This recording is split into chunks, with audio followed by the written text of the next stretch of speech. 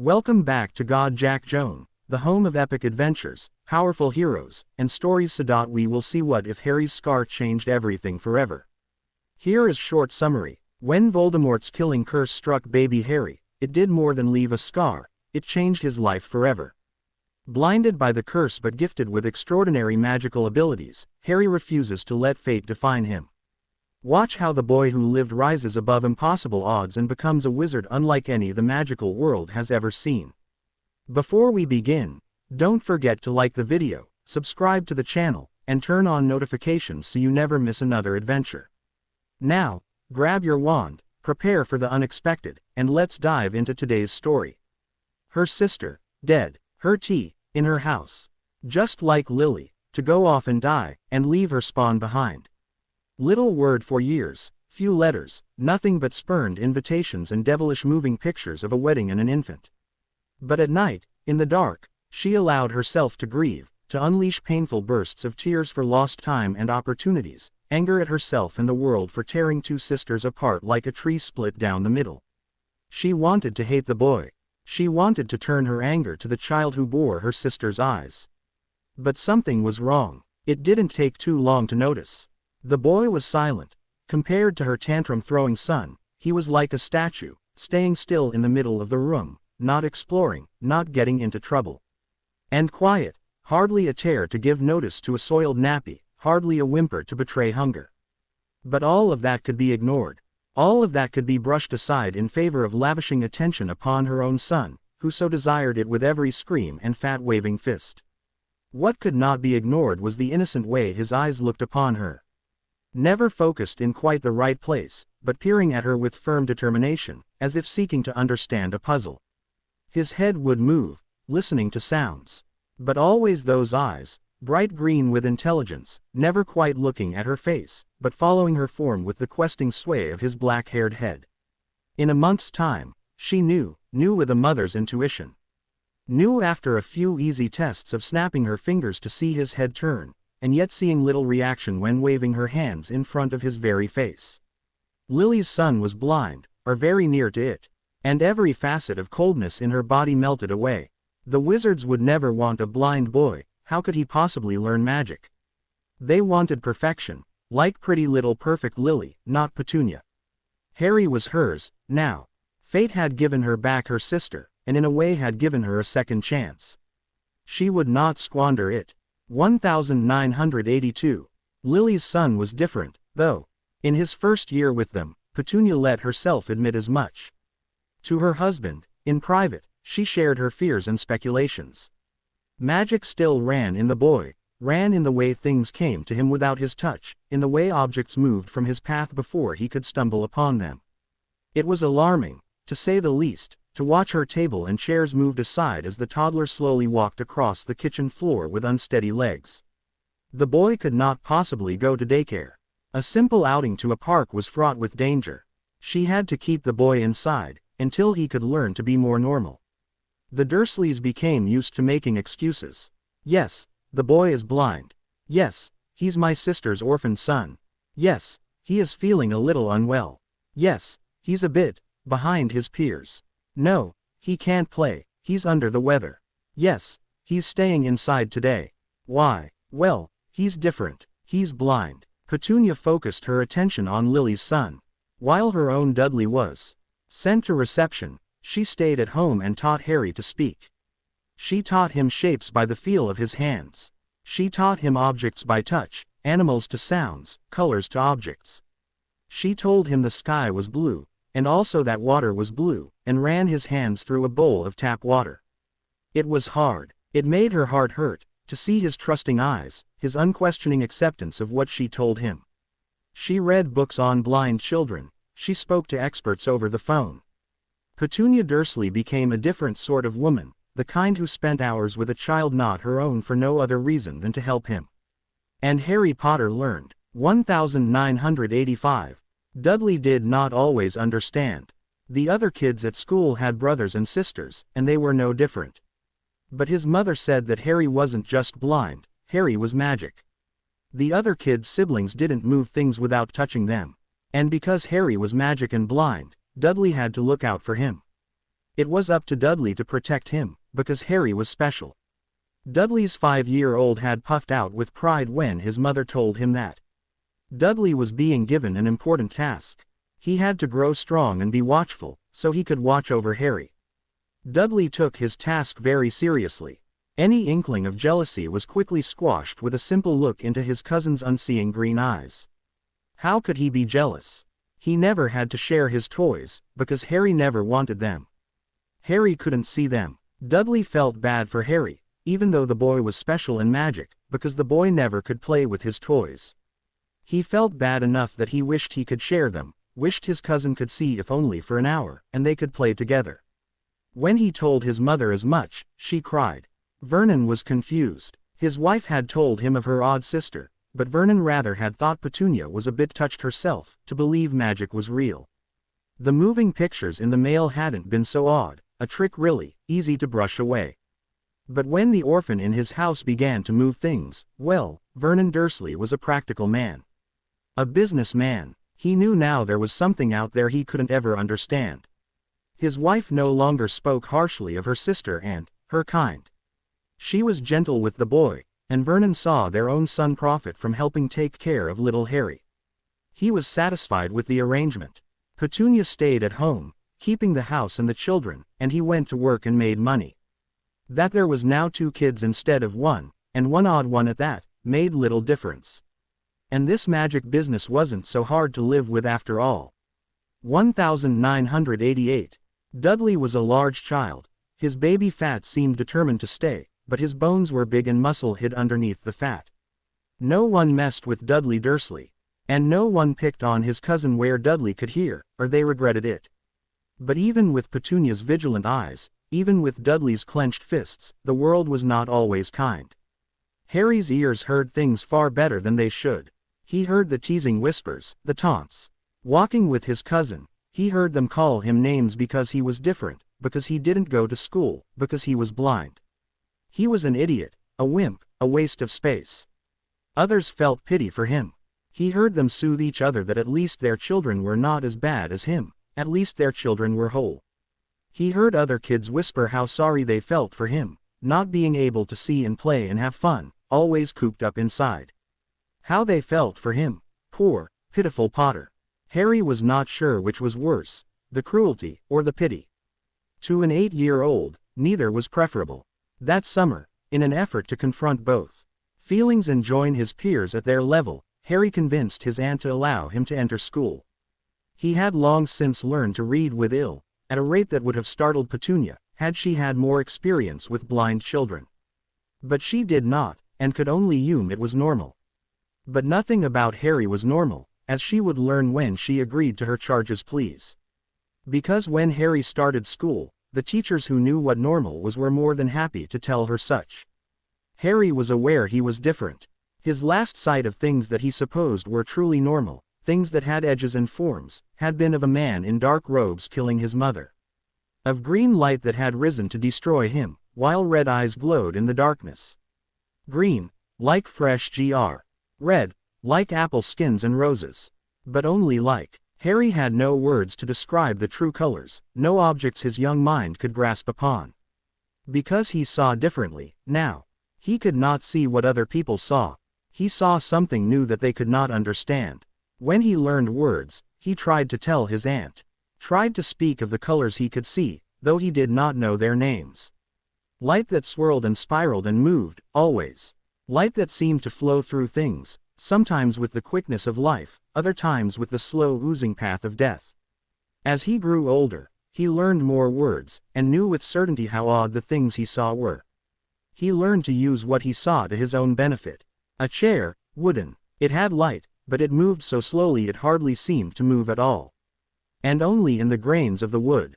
The nails that held it together did not move at all, but gleamed like a spark, like the point of a sharp pencil.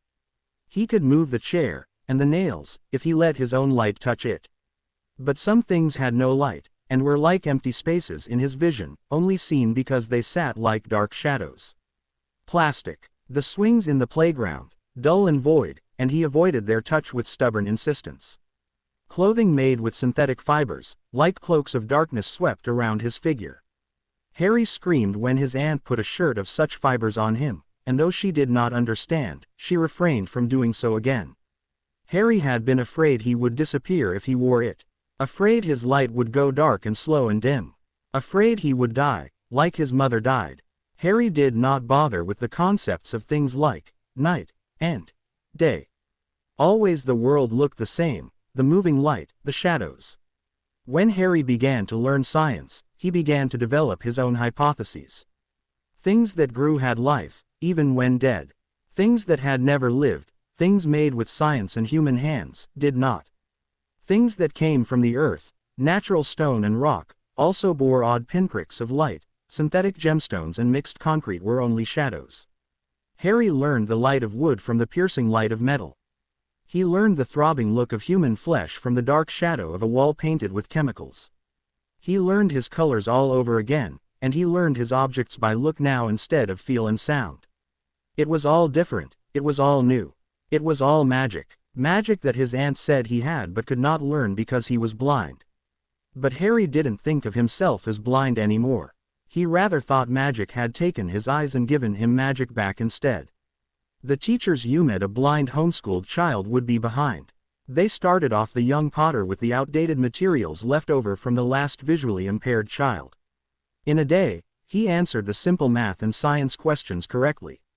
The next day they moved up a year, telling themselves the boy had had good tutoring from his aunt. It would be good to put him with his age group, after all. They were wrong, and in a week, it was confirmed. Harry Potter was a genius. The Dursleys, at the news, only exchanged glances. It was not so odd, after all, for a special child with magic to be special in one more way. And with the long practice of reacting to the unexpected, the Dursleys began to look for a new school. Harry was taken to more doctors. They looked at his eyes and ran tests with cold metal and stinging light. They noticed his pupils did not dilate as they should, that his eyes were oddly focused but certainly unseeing. A new kind of blindness, some doctors whispered. Never seen anything quite like it, others said of the boy who walked and talked like a normal child, whose eyes were so vividly green and intelligent. He could not read numbers on paper. He could not describe pictures, or depict objects. He could not draw or write himself. He could not tell you a color of anything he saw, unless it was a guess or an unction. Harry Potter was medically blind. But physically, something odd was at work, on that all could agree. No blind child could avoid objects so well, could know a silent, unmoving person was present, could recognize an object's physical type if not their color or shape. Only the Dursleys knew what it was, and they did not allow the curious doctors to run more tests, though they were avid to the point of offering money for the chance to study the phenomenon of the blind child who could see. Magic. 1990. For 2 years Harry Potter attended a special school in London, dropped off by his uncle on the man's way to work. He excelled with fresh material and new ideas. He made his own experiments, testing the light he saw and cataloging it in his mind. He could make no notes at first, so he learned to compartmentalize his thoughts. His memory was unparalleled, he found, and Harry knew that the magic that ran inside his own skin was at work. He learned higher math and found a great skill with languages. He learned to use and type in and thus solve equations and eventually write notes that could be printed off with a printer to be read later. He met other blind children and adults, and knew for a certainty that they did not see the lights he saw. He learned, because learning was all he knew to do. The only thing he did for the simple joy of doing it was music. He would sit for long hours and listen to it, magic to his ears, a violin play or a piano sing. A woman's voice raised in triumph or agony, a man's in harmony. Music was the only art he knew, and he loved it. But every other moment was part of his quest to know what he was. And at every turn, he knew the answers lay somewhere he would not be allowed to go. Magic. What made him different? What made him special? What let him, away from curious gazes, move objects and change them? He could make the light of wood into the light of metal. He could make the slow oozing wood of a dead twig quicken to life again and bloom, taking root. He could make the crystalline tones of water change to harsh red sparking fire. Nothing was so full of light as fire, he found. And the light of fire burned his skin painfully. And that was how he learned to use his light to heal, to soothe pain and mend a tear that let his light leave his body in rivulets of liquid blood. He now knew that some of the light he saw in people was blood, though he had guessed it before. And so on and on it went, the discoveries, the guesses, the learning. A child stepping into a dark world, one questing foot at a time, unknowing what lay beyond. But that world would soon come looking for him. 1991. Petunia watched it happen, time slowly gliding by. Her sister's son growing up. Lean, a black-haired boy, who spent most of his time at school or in his room, reading with his fingers or working magic in displays too marvelous to comprehend. No friends nor a desire to have them, only focused on study and the projects that caught his fancy. She watched from the doorway one afternoon that summer as he made a stack of wood shavings into beautiful flowers, one by one, each a different color, purple and blue and red. Then he gave them to her with a sweet smile, and Petunia smiled back though she knew he couldn't see it. "Did you mean to make them these colors?"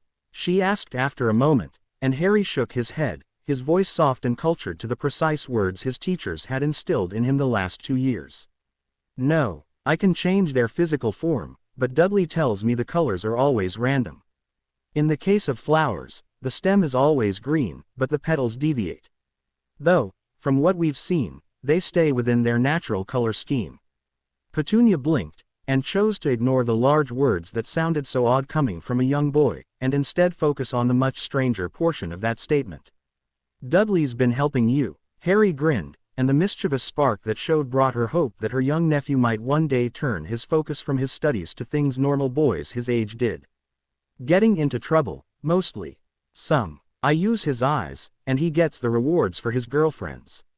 They quite enjoy the flowers, I am told." Petunia sighed, and with a last word of awe for the creations he had given her, left him alone. In 3 days, the flowers in their elegant vase began to wilt. And by then, her world, as special and beautiful as it had begun to be, would be tainted with fear. Harry Potter had cost them very little in the last 9 years. The nice private school he attended on scholarship, and before that Petunia had only spent time with him and little money. He was an easy child, never asking for things, only certain oddities setting him apart. Finding shoes made only of leather had been one of the difficulties, but that had paled compared to some of the trouble Dudley had gotten into over the years. Perhaps one could squabble over the cost of food and clothing, of the materials Petunia had gotten for him when he was young, or the doctor visits when they hoped glees or surgery might solve his eyesight. But Petunia did not count those things, for Harry had brought light into their household with his presence, his bright outlook, his happy innocent delight in the things she had always taken for granted. So when the letter came, her heart broke. For a day, she carried it in her pocket, and that night she cried, to her husband's confusion. When another letter arrived the next day, she could no longer hide from the truth. Nor could she deny the boy she had learned to love the chance to be part of a world that might be able to help him, though she feared the opposite. And, perhaps there was the hope that the wizards did not know that Harry Potter was as he is, and when learning, would let him come back to her.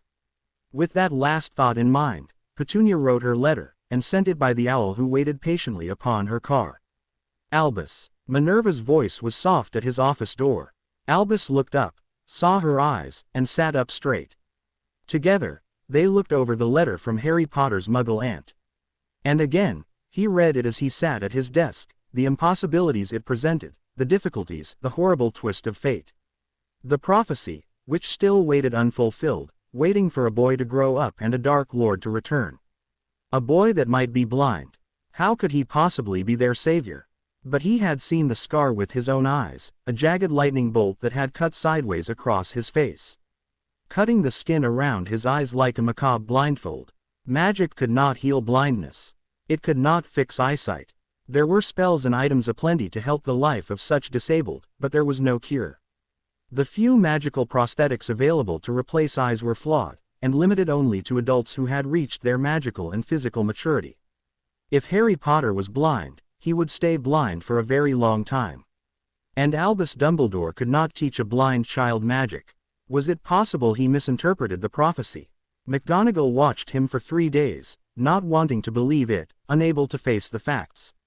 She watched Lily and James's precious son walk carefully down a street, cane stretched out in front of him, always escorted by his uncle or cousin to and from the Muggle vehicles.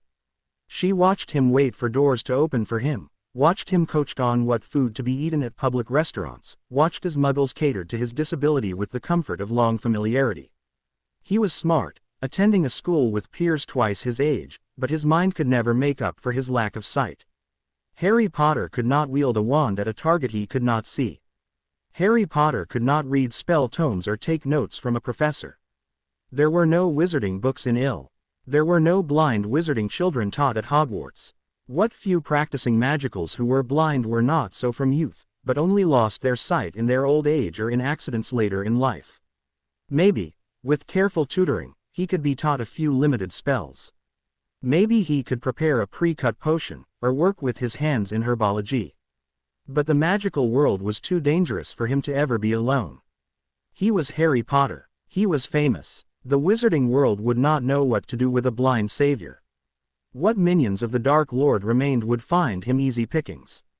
It's for his own good, Albus Dumbledore said softly, when she relayed her findings. He cannot come to Hogwarts. Perhaps it is best that he simply disappear into the Muggle world. There will be questions, Minerva said softly, and the venerable headmaster sighed. Let it be known he is receiving private tutoring. And in his mind, the headmaster considered that the young Longbottom boy also fit the parameters of the prophecy. He could have been mistaken all along. And as easily as that, the problem of Harry Potter was pushed aside. Petunia felt her heart break when she read the letter. As much as she would have wished to keep her nephew with her, she had also known how much being denied would crush him. But she told Harry anyway, that his world would not take him as she had always warned, and he only smiled. He knew something they did not. Magic had him in its grasp whether he was blind or not, and he would learn to use it one way or another. Time passed. Days, weeks, months. Harry Potter became a name known in Muggle scholarly circles in Britain, a rising star, a genius child, the pride of the Her Majesty's Gifted Children program. And in the magical world, fate worked its delicate plans. How could you let this happen to my daughter? The Muggle man roared in distraught pain, standing over his child's hospital bed. Mr. Granger, this accident. Professor McGonagall began. You told me the school was safe. The man interrupted her, waving a fist. Calm down, sir, you might wake her. Madame Pomfrey gently broke in, and with a grimace the man lowered his voice and continued to rant in harsh whispers to his daughter's head of house. We were told this was the best institute for magic. I had my doubts, but you professor, convinced us. Now, we get a letter saying our daughter is in your kind's hospital. This, street, Mungo's, because a troll, bashed in her head, broke her bones. And she might never recover fully. My daughter, where were you, when this troll was roaming your school? Ms. Granger left the Halloween feast of her own accord, to go to the bathroom. Mr. Granger burst in, shaking his head. Can one of your students not visit the facilities without danger? I'm sorry, no, he said firmly, and looked down at his pale little girl, her mother's curly brown hair limp around her face. No more of your apologies. When, my daughter wakes up, she won't be returning to your school. She had scholarship opportunities to the best schools in Britain. She can learn magic if she still wants to by tutor, safe at home with her mother and me. Professor McGonagall stuttered and pleaded, but all of her words fell on deaf ears. Mr. Granger would not let his child out of his sight again for a very long time. 1992. In January, while her peers at Hogwarts returned for a term that would be fraught with drama, Hermione Granger entered Muggle school once more. It had taken a month for her to wake from the magical coma meant to heal her mind. Magic could easily mend broken bones and skin. The spirit was another matter, and the mind a mystery never solved. She could not speak well, and when she did it was slow and slurred, as well as in broken syllables. For another month her parents doted on her at home as she was visited by a speech therapist, coaching her how to speak again, though written words came as easily to her gifted mind as ever. And when Hermione grew tired of the constant pandering, tired of her parents' worried eyes and pitying gestures, she insisted she was ready to return to school. And in London, on her first day of school, she heard a name mentioned with longing, a name very familiar to her from her magical studies. What were the chances that the blind darling of her new London school was also the wizarding celebrity? It wasn't possible, of course. Not at all. The boy who lived wasn't blind, he was being trained in secret by Aurors and the Ministry. But Hermione watched him in fascination anyway, too shy to speak in her new halting way to a boy who seemed to know more than even she did, too nervous to offer help to him when he navigated the hallways with careful steps. And when she sat close to him in the cafeteria, watching his focused face on some paper or another, fingers caressing a page of ill, she found herself becoming fascinated with the boy. From a distance, of course, because the Hermione Granger she was now was not the same girl of 4 months ago. She did not offer help to her peers, though they would be more receptive to it than the students at Hogwarts ever were. She couldn't speak well enough to give answers in CL when a teacher asked. Crowds made her nervous. Bathrooms, even of the Muggle variety, were nightmarish rooms of pain and darkness. Harry saw something different in January. Blue-violet light, like spiraling electric lightning across a stormy sky. A form, shorter than himself, darting in and out of the corners of his vision. Watching him, burning brighter than any other person in the London school. Burning with something no one other than himself had. Magic. The bearer of the blue-violet light was magic, somehow. She or he, Harry could not tell, shadowed his movements. In his mind, he fondly began to call the vision violacis for the unique vint hue of its magic and life. He found the Latin for the blue shade of purple described it aptly, and imagined it was a girl who was much like himself, damaged in some way, kicked out of the magical world for some fault that made her less than perfect. Viola shared no clues with him. She ped him in the halls with quick steps, the tread of a nervous personality. She sat within sight of him during the lunch meal, her light questing from her with timid jerks, like a cat testing a puddle of water to see that it was, in fact, wet. He was not fast enough to catch her. The blind, even those who saw light, found it hard to run. So he began to think of ways to draw her to him, when he could ask no one her name, could not point her out from a crowd. A blind boy searching through endless color for one single, fascinating hue. At Hogwarts, Neville Longbottom and Ron Weasley became friends of an awkward sort. Seeing the aftermath of what happened to Hermione Granger changed them, changed all the Gryffindors, but none more than the two boys who reluctantly went searching too late for the girl who had been so hurt by their callous words. Neville had wanted to go earlier, Ron had not. One felt guilty for not being stronger, the other, for being so weak. The two knew why the know-it-all had been in the bathroom. Their shame bound them tighter than friendship. After winter break, they began to find reasons to study together, reasons to help their peers. Following signals nearly too vague to understand, they began to search for some way to find forgiveness in themselves. Some way to make up for what they had done. And from the clues they were given they found out about the Philosopher's Stone and where it was hidden. They saved a dragon together. They followed Snape under an invisibility cloak Neville had been given from a mysterious benefactor. Seamus and Dean were brought into the fold, tagging along with their suspicions, the four Gryffindor boys thinking of themselves as the saviors of Hogwarts. And when Dumbledore left, when Professor Snape disappeared, when their head of house wouldn't listen, they did what they had to do. They followed the clues left so carefully for them, and went to save the stone themselves. Neville defeated the Devil's Snare. Ron caught a key and solved a chess board. Dean and Seamus both worked through the riddle with laborious effort. And Neville, the only one uninjured from the chess match, marched through the fire with the first explosion of courage he had ever felt in his life.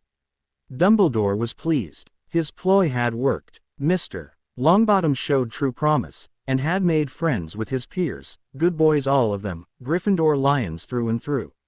The stone was destroyed, and Neville Longbottom thought that he and his friends had saved it from falling into darkness, and that maybe Neville himself was somehow important enough to defeat a Dark Lord.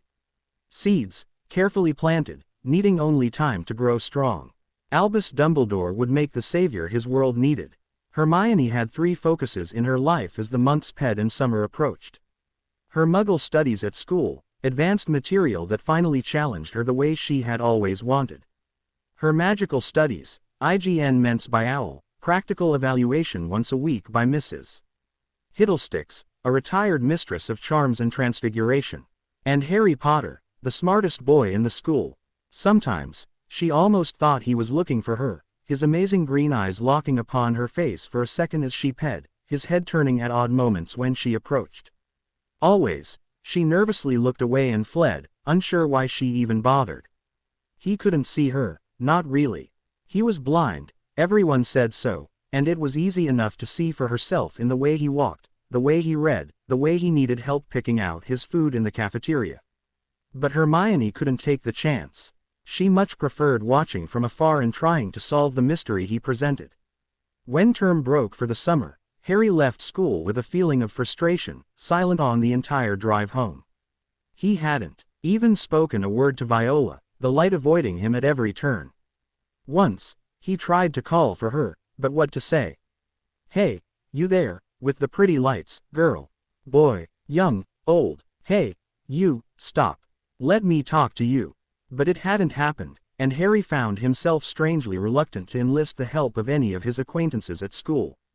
What would they think? How could he possibly explain? He could only hope the light would still be at school when term resumed. He hated a puzzle left unsolved. Harry did not stop practicing his magic, though its limits frustrated him. He could manipulate his own light only in specific ways, all related to touch or a range of around 10 feet. Farther than that, and he felt like he was stretching out an arm, unable to reach. His aunt spoke of wands. She also spoke of an alley for his kind, diagonal or something, reached from a pub she could not see from a certain Muggle street. His aunt had waited in the car with her mother, afraid to enter, when she was young.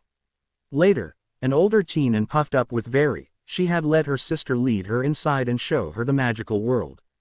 Harry saw his aunt's light pulse with emotion when speaking of it, and its agitation only increased when Harry insisted he must go there. He had to get a wand, for experimental purposes of course. And why shouldn't he? Surely just because the school had rebuffed him did not mean he was not allowed a wand.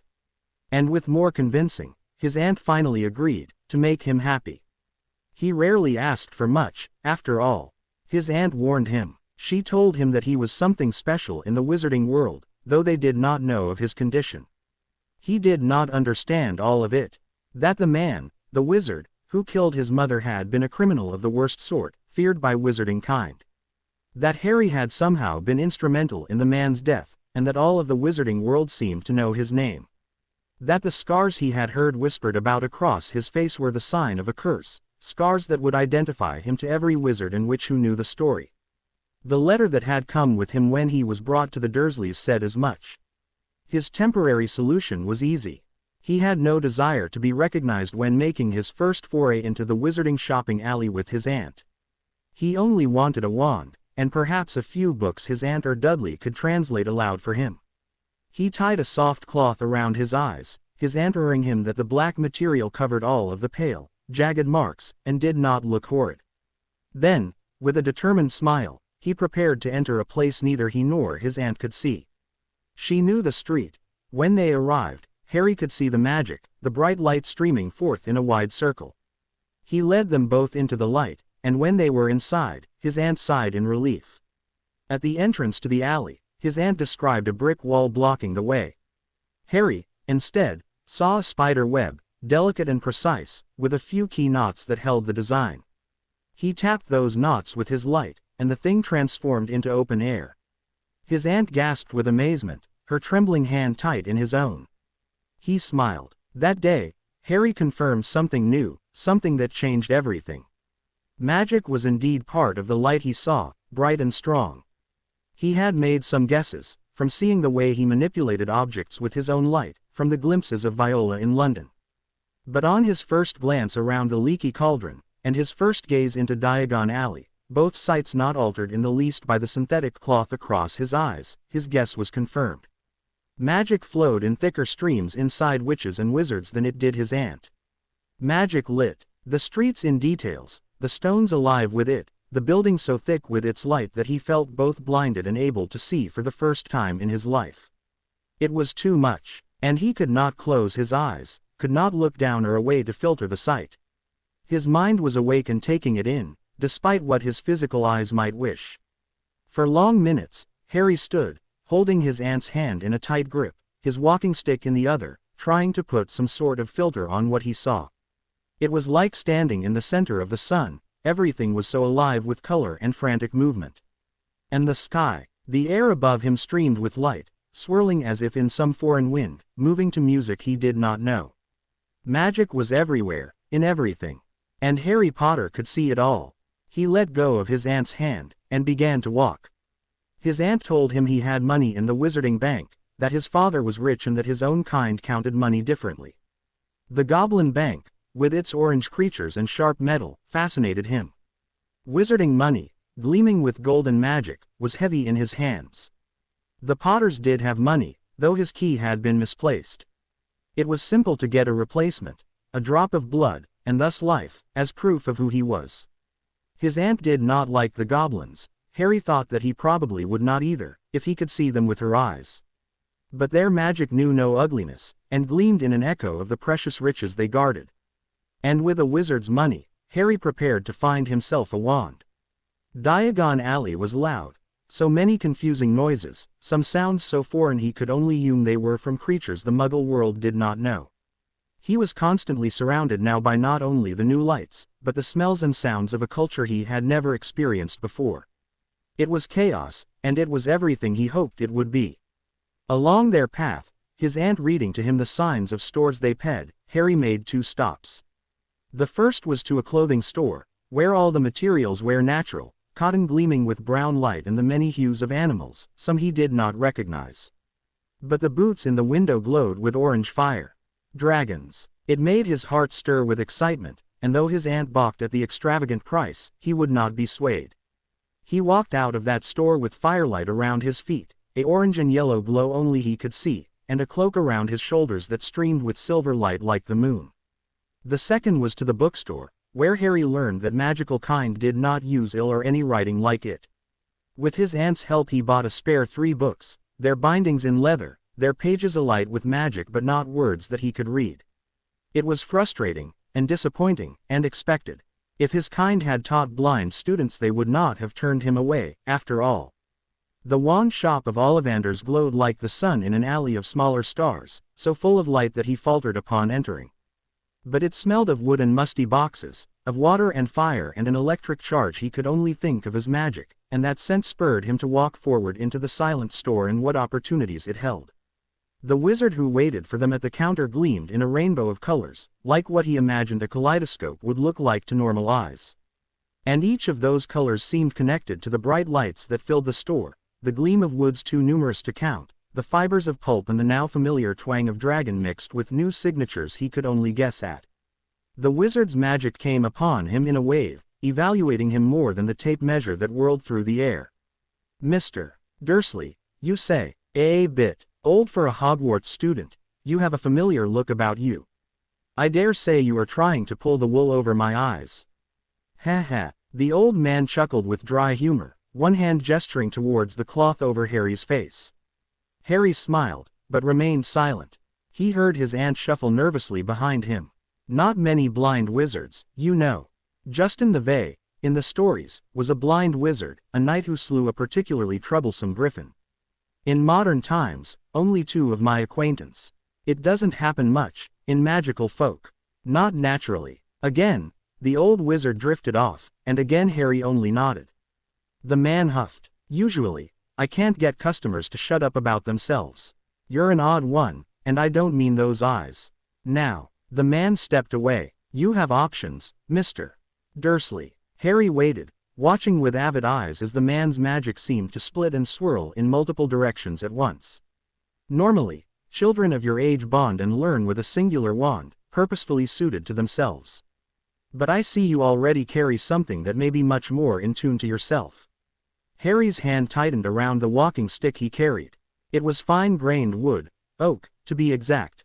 He had liked the way its steady green light held still in his vision, wood from a tree that had lived 100 years in peace, then died and been reshaped into solid support.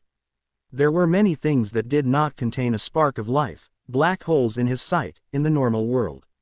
Concrete in particular was like walking upon darkness, and curbs had caused him to stumble more than once. The more processed the object, the less life it continued. And when others had tried to press plastic and carbon fiber, lighter weight sticks for his use, he had turned the dark shadows of them away with a grimace. He preferred to see the thing that guided him, and hold the echo of its life in his hand. Harry shrugged. It's just a wooden walking stick. Ah, that it is. Ollivander drawled. But every wand I own was also once just a slice of wood. I give it shape, I give it its core, and I make it something new and unique. Length is important, and type, and even the day in which it was made. And every creature who gives a piece of themselves to make a wand magical also gives it personality all its own.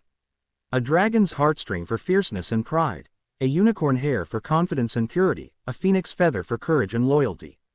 My specialties, each and every one, and yet possessing infinite possibilities. The wizard paused, and his magic was bringing something to him, something long and streaming with the oozing green life of wood newly hewn. A wand bonds with its master, and will work better for its bonded than anyone else.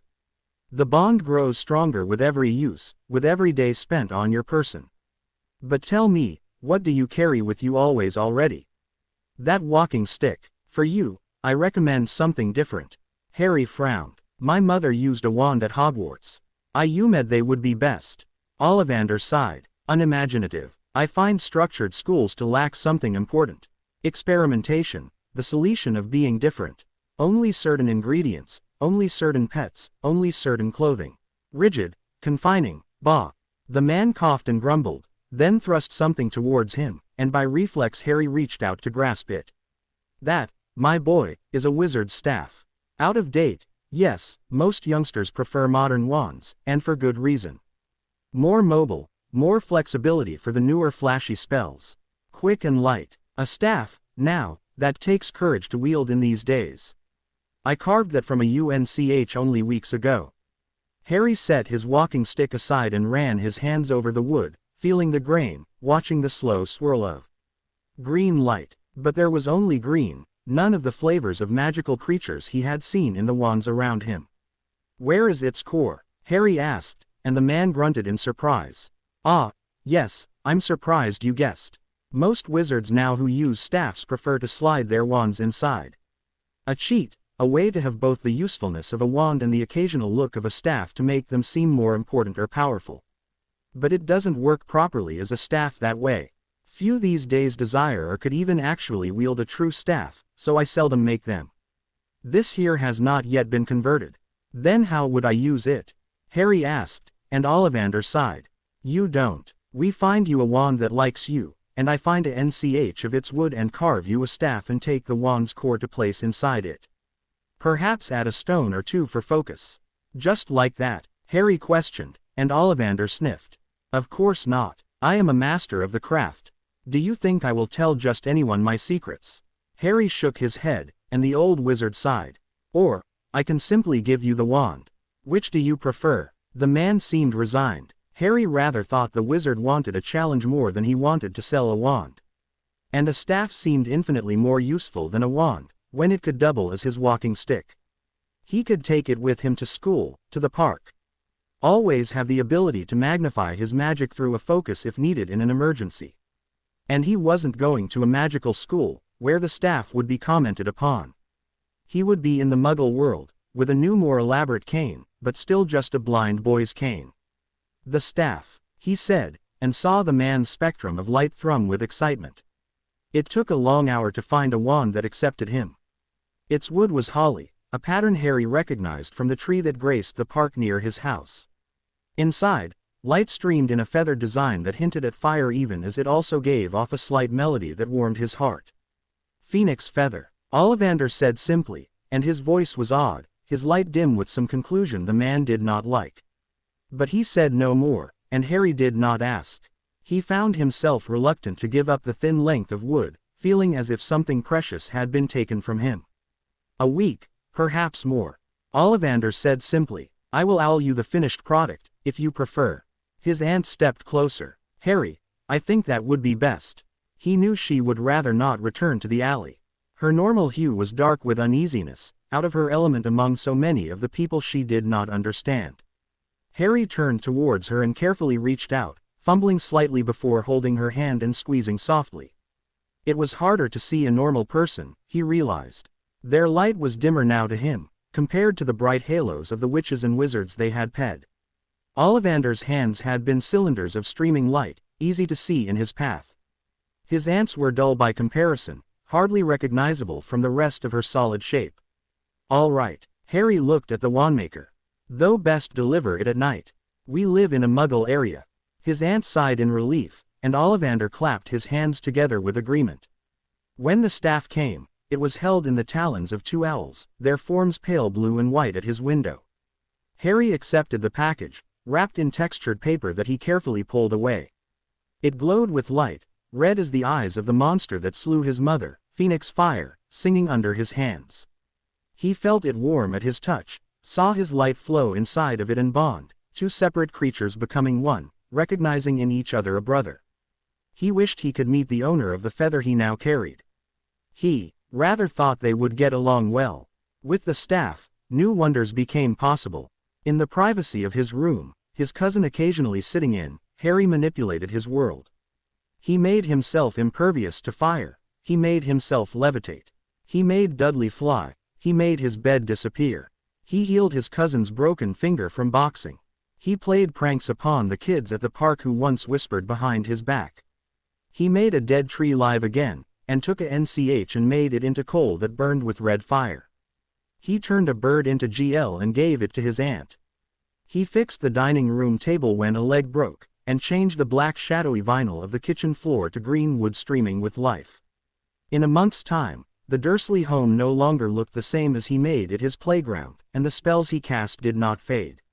They stayed strong and bright, and Harry's desire to learn more only grew stronger along with them. When term resumed, Harry searched for Viola with new determination. A witch or wizard was in his school, another outcast, and their presence now meant more than ever. Because together with another magical person, one with eyes that could see, the magical world would no longer be out of his grasp, limited to the readings of his aunt from magical tomes she did not understand. And when he finally saw the blue-violet light, he made his move.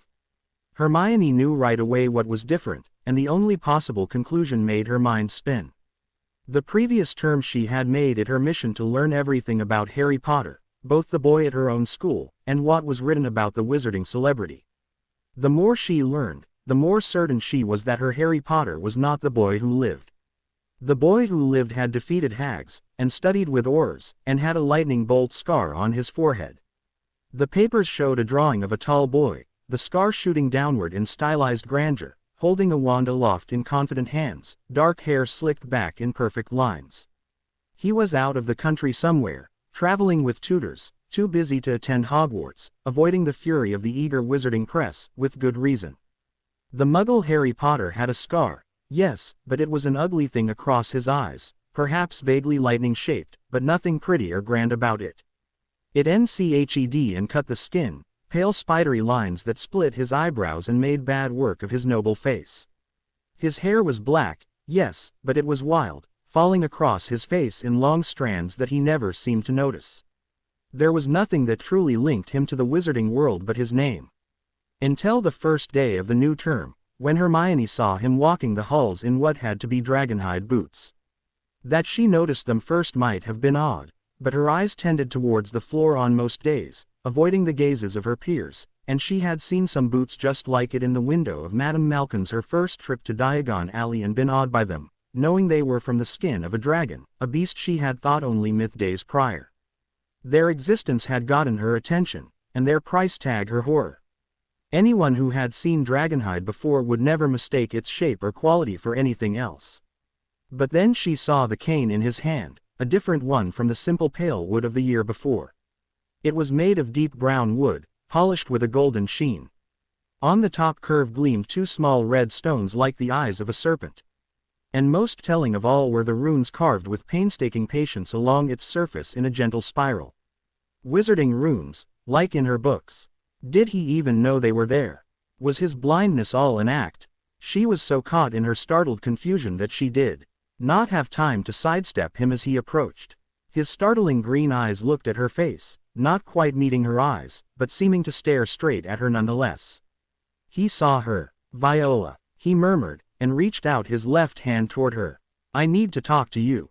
Hermione shifted, uncertain, glancing from his hand to his face. I'm not who you think I am. Her stutter embered her to no end, red rushing over her cheeks in a flood. Harry Potter smiled. You're a witch, aren't you? And Hermione Granger felt the last of her doubts disappear. How did you know? She whispered, and he took another step forward, his hand questing until it brushed her shoulder gently and squeezed. That's what I want to talk to you about. Please. And there was no way she could possibly say no to that. It was hard for her to believe the story he told, and yet its sheer unbelievability made it plausible. Had she even read of any blind wizards? She had seen a few with glees, proof that there was no simple magical cure for less than perfect eyesight. But no one truly blind. And Harry Potter was blind in the normal sense of the word.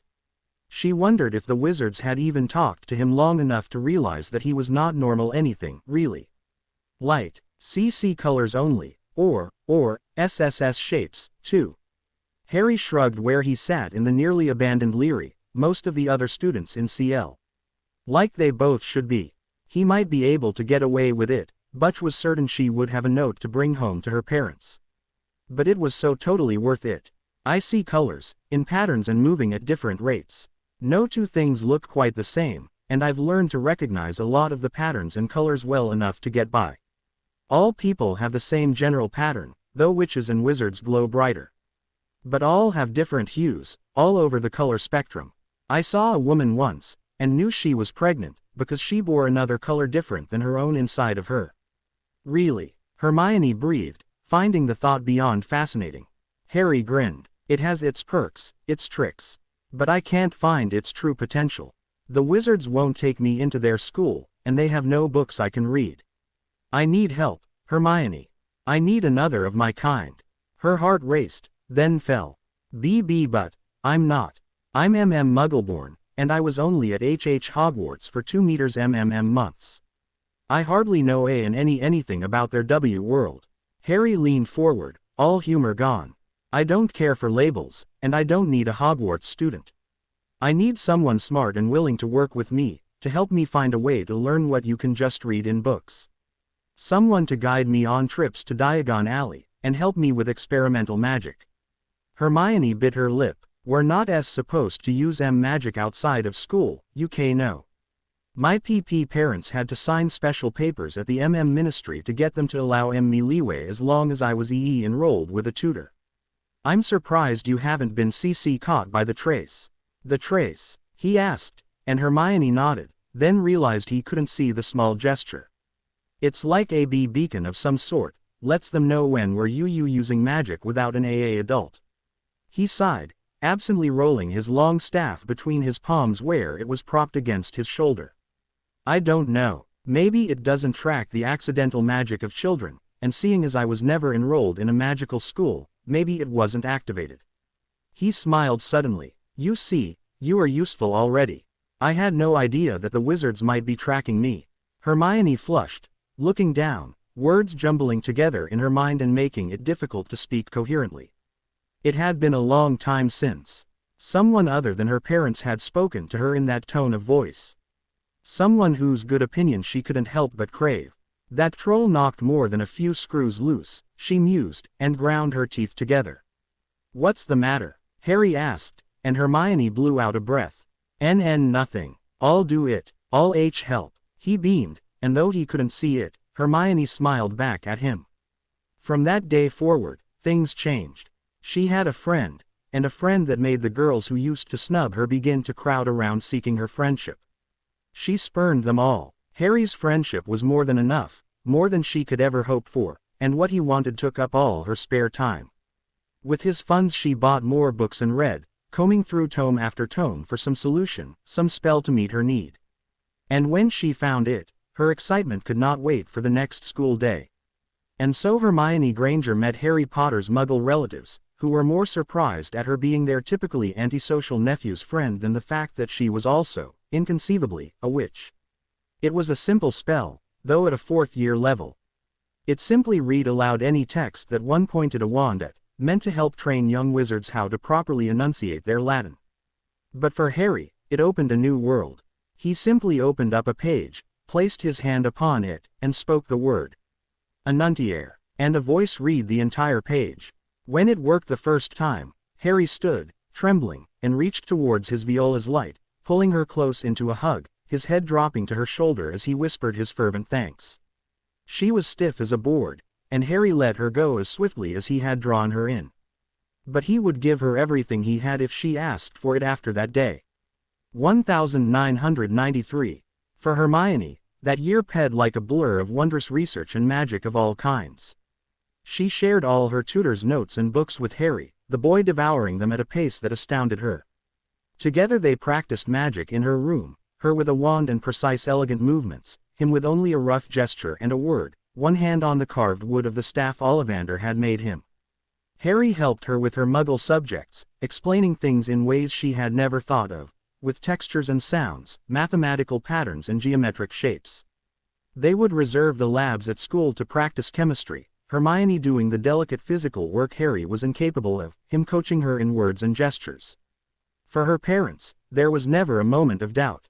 The boy who their daughter brought home was the first friend she had ever had, and he was courteous to a fault. And they didn't need to fear that as a wizard he might draw their girl back into a dangerous world. He was blind, after all, and Hermione had told them that he was not wanted in their world. They didn't understand the wizard's thinking, when it was obvious to them the boy could perform magic well enough. But wizards thought in odd ways, and it was none of their business. They were only glad to see their Hermione so very happy again. But at a school of magic in the mountains of Scotland, there was little peace or happiness to be had. The school was terrorized by a monster. Ghosts and Muggleborns petrified, blood writing on the walls, halls flooded and fear dripped like poison in the hearts of the students. Ron Weasley's sister disappeared, and later that day, the headmaster of Hogwarts and his phoenix fought off a basilisk in the Great Hall before the terrorized eyes of 100 fleeing students. Neville Longbottom, bearing Gryffindor's sword, helped distract and slay Slytherin's monster before it could wreak more havoc, 3 friends at his side. Dodging and weaving, the heroes of Hogwarts. Then the headmaster struck it down with enveloping fire and a well-timed severing curse to its neck. But 5 students died from looking into the basilisk's eyes before the phoenix could claw them out. And 1 boy was killed in the aftermath, when the great beast fell dead upon him, and later students would say they did not recognize the boy, and in fact, no more mention was made of him. Only the headmaster and the heroes knew the real truth, of the boy Tom Riddle who had boasted so strongly of killing Ginny Weasley to make himself whole again. Lord Voldemort had returned, for a brief time, and once more left spilt blood in his wake. Ginny Weasley's body and the mythical Chamber of Secrets were never found. Harry grew to like Hermione's mind more than even the color of her life. She had ideas, brilliant ones, making leaps of logic that he enjoyed. She read as much as he, getting references to ancient authors and theories that his family could not appreciate. She wasn't awed by his own knowledge anymore, nor did she treat his blindness like an inconvenience. She was patient, and she was kind. When she was excited and enthralled in study, her stutter disappeared like the shadows of plastic in his vision, becoming nothing. And when she finally told him the story of what happened to her, of Halloween and the troll, of the cruelties of young boys, he knew he would never forget the name of Ronald Weasley, who took away the magic and gave only tears instead. Hermione was brilliant, a shining light that drew him like a moth to open flame, and Harry did not care in the least if he got burned. It was counted as good luck for the grieving Weasleys to have such well-timed fortune. They used their prize to travel to Egypt, one of the top magical tourist destinations, what with so much of the wonder hidden from Muggle eyes and thus away from Muggle crowds.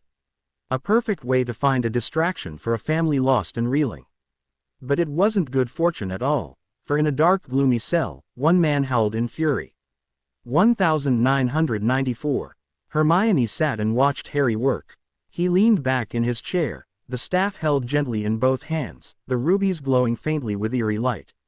And on the floor, fire bloomed in random shapes and patterns, twisting across the thin wood laid out for the purpose, carving out symbols faster than any metal in human hands could hope to match.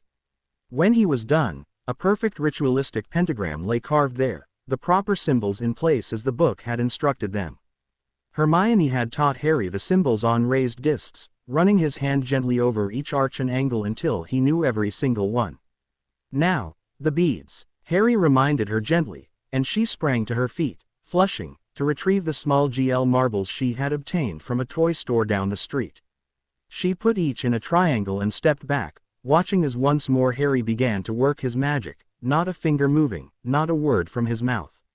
The GL became stones of different colors and shapes: ruby, emerald, diamond, opal, citrine, quartz, and jasper.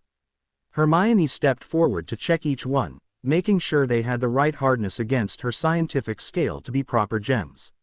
"They're correct," she said softly, feeling a flare of pride at the lack of a stutter. She was getting better. "Now, to see if it works." Harry stood, his staff hitting the ground with a solid thunk, the rubies atop it flaring in response, and Hermione saw the object in the center of the pentagram begin to form from empty air. The stones began to burn, the symbols illuminating to gleaming light. The object began to solidify into a shape, a moving, lithe shape, a feline whose form flickered with shadows as it paced. Harry sighed, and the cat became solid, the gems disappeared, and the symbols on the wood collapsed back into nothingness. The pentagram and any sign of it was gone. All that was left was the overly large cat, its fur bushy, its eyes alight with agitation, its tail whipping to and fro. Hermione bit her lip. "What do we do with it now?" Harry laughed. "You see him too. How does he look?" "Normal." She eyed the creature. "Normal enough. Black fur, white markings on his paws, kind of like a manicure, when girls paint their nails. His tail has 3 rings of white on it, a bit odd but not abnormal." The cat hissed at her as she stepped towards him. His eyes are green, normal scale, his teeth, look normal. He's not happy to be here." Harry grinned towards where she stood. "He appears just like a normal cat to me too, brownish red light, slight alteration on his pattern with an extra spiral over his, but that could be typical. We will see if the pentagram conjuration helps him remain solid past the customary 24 hours. And, if he does?" Hermione asked warily, suddenly unsure of the outcome if their experiment on prolonging semi-sentient life forms past the typical expiration period of a day and night worked. Harry turned toward her, eyes looking somewhere in the vicinity of her nose. "Then one of us has a new pet. I say we try increasing sentience on him next, with the reverse double triangle model and Lipscomb's principle of mental stimulation. Need more marbles. GL works best, I think, for the transfiguration into gemstones. Or crystal, if that wasn't so expensive. The purer the GL the better, if you can find more that are not colored with chemicals." Hermione nodded, absently gathering her notepad to jot down her observations of the cat in the process, as well as Harry's notes. She never would have thought of using a 7-sided septagram on the transfiguration circle instead of the typical 5, nor adding citrine and jasper for their properties of stabilizing magic's desire to revert matter back to its natural form. If this worked, Harry should write a paper on it. They could get published, maybe create a false name and submit their research to the Transfiguration Board. But Harry didn't care about any of that. He wanted to create life, for some reason, probably because the magical world said it was not possible. Anything their books claimed was not possible had become their next problem to solve. A challenge, not an impossibility, he would declare, and Hermione would know to purchase yet another notebook for yet another project. Already they had defeated several key principles of charm theory, discovered wand movements were basically unnecessary if visualization was done properly, and created several new theories regarding transfiguration, 2 of which had been tested that very afternoon. Hermione knelt and called softly to the black and white cat. "Here, kitty kitty kitty, I'm not going to hurt you, come here." It spat and backed up, spine arched, fur raised. Harry followed its movements with roving eyes, following some pattern she could not see. "You could just leave it here until it's settled." "In my room?" Hermione asked, folding her arms as she stood. "What if it needs to use the litter box?" "I don't have one." "Vanish it." Harry shrugged. "Though, I doubt it will. It's never eaten. In fact, that's another curiosity. Will a transfigured cat know how to be a cat? Know what eating is? Or, do my own preconceived ideas of what makes a cat make it know? And, if I was wrong about what a cat should be, would it be wrong as well?" Harry's eyes grew slightly unfocused, head tilting in thought. "Or, perhaps the pattern I see is preset with the biological information a cat needs to be a cat. A cat's pattern is like its genetic code, a preset base for cause and effect regarding its environment. With preconceived ideas of danger, hunger, procreation. We trigger danger, because we are larger than itself. Harry blinked, then turned to her with a smile. Let's test the theory. Get food, and see if we trigger hunger instead, and make ourselves allies. Hermione stared at him a moment, then smiled and shook her head. All right, looks like I'm buying some kibble then. The cat, newly dubbed Hiss and Spit, or Hiss for short, did not disappear. Nor did it become particularly friendly with anyone other than Mr. Granger, whose lap he would frequent every night as the man relaxed from a long day of dentistry in his easy chair. Harry eventually became bored with Hiss, whose sentience they were not able to increase despite multiple attempts and recalculations of their reverse triangle diagram theory. It was a cat, and just a cat. But it acted like a cat, which was what it was meant to be, and Harry wrote the experiment off as a success, while Hermione made laborious notes and submitted them to the research committee at the Ministry of Magic under the name Ms. Viola James. Harry hadn't minded, nor seemed to care at all. His mind turned always to his next experiment, his eyes focused on things she couldn't fathom. But when she received a letter of acknowledgement, with scheduled trials to test her notes, she beamed with pride. And when a month later she received congratulations on prolonging a transfiguration and a request for an interview in Transfiguration Monthly, Britain's primary journal on cutting-edge transfiguration theory, she was so excited she jumped on a startled Harry with a hug that sent them both sprawling to the floor. And laughing, she didn't notice how she talked at all, but only made plans to answer questions by owl.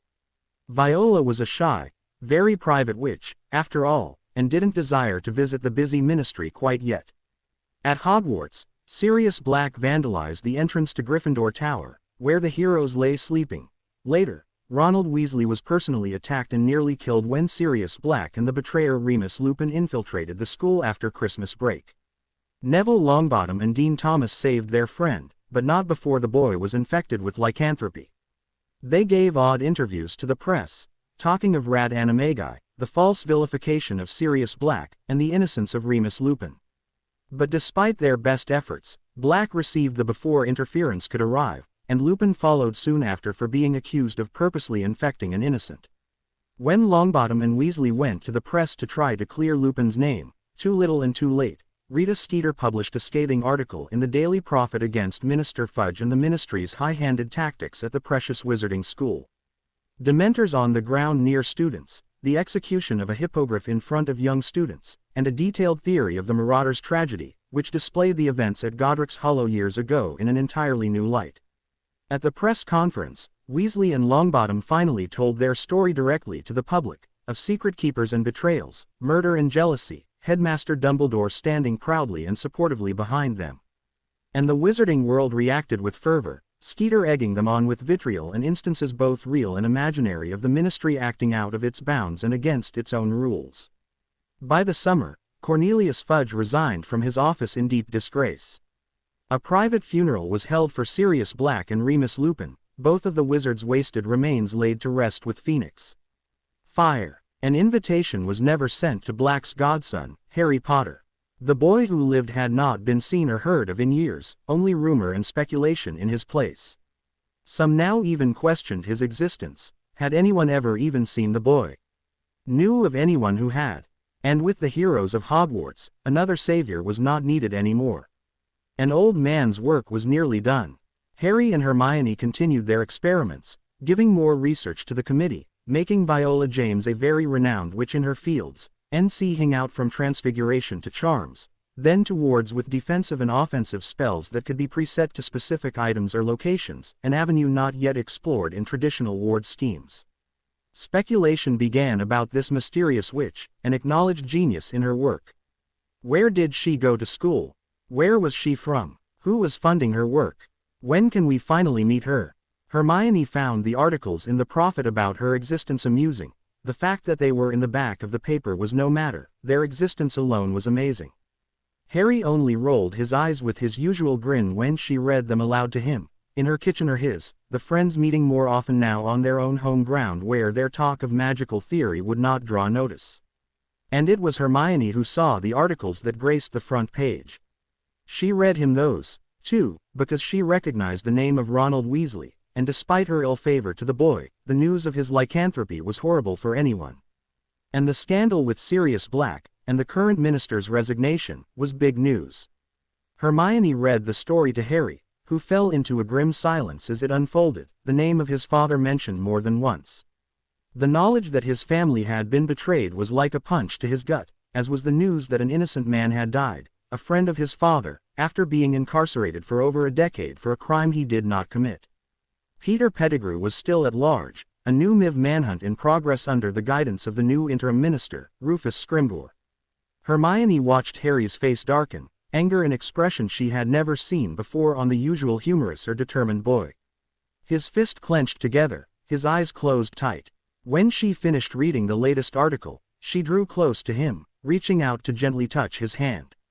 "Harry," she asked, and his eyes opened, startlingly green, running over her worried face, looking at her pattern. She had asked him long ago why he called her Viola, and he told her of the hue of her own light, its startling contrasts, its fascinating pattern. How he had searched for her, unable to find her with his disability, frustrated to know another which was nearby, so close and yet so far. How he had called her Blue Violet, Violacis in Latin, shortening it to a nickname said with fondness. Sometimes, she caught him staring at her, unaware he too was being watched, saw his eyes following what she knew was her magic with simple pleasure, like a critic observing a brilliant painting.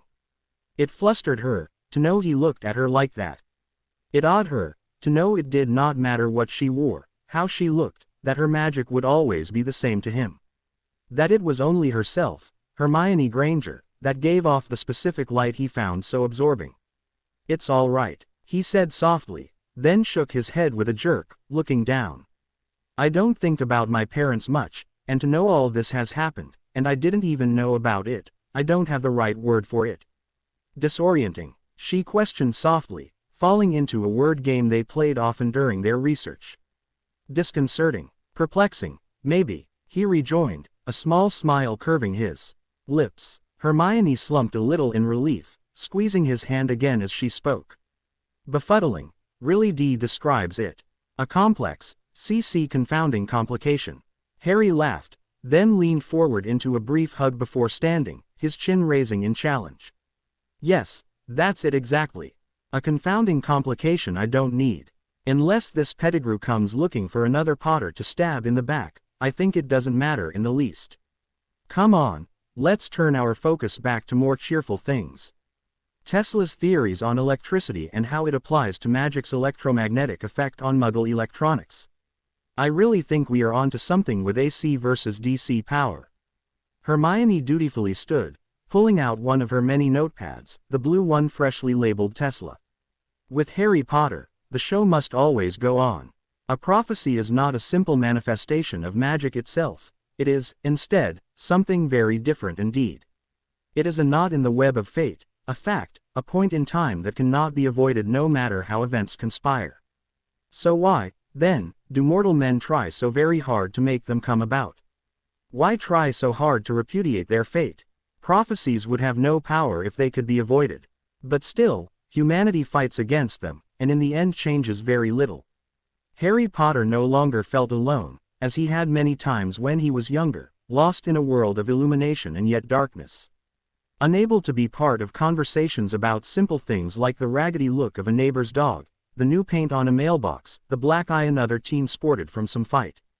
He could not say whether a girl others fancied was pretty, he could not give an opinion on a peer's new car or fashionable clothes. But with Hermione, magic became their little secret, their studies a game played only between the two of them, one with words and movements only they could understand and no one else.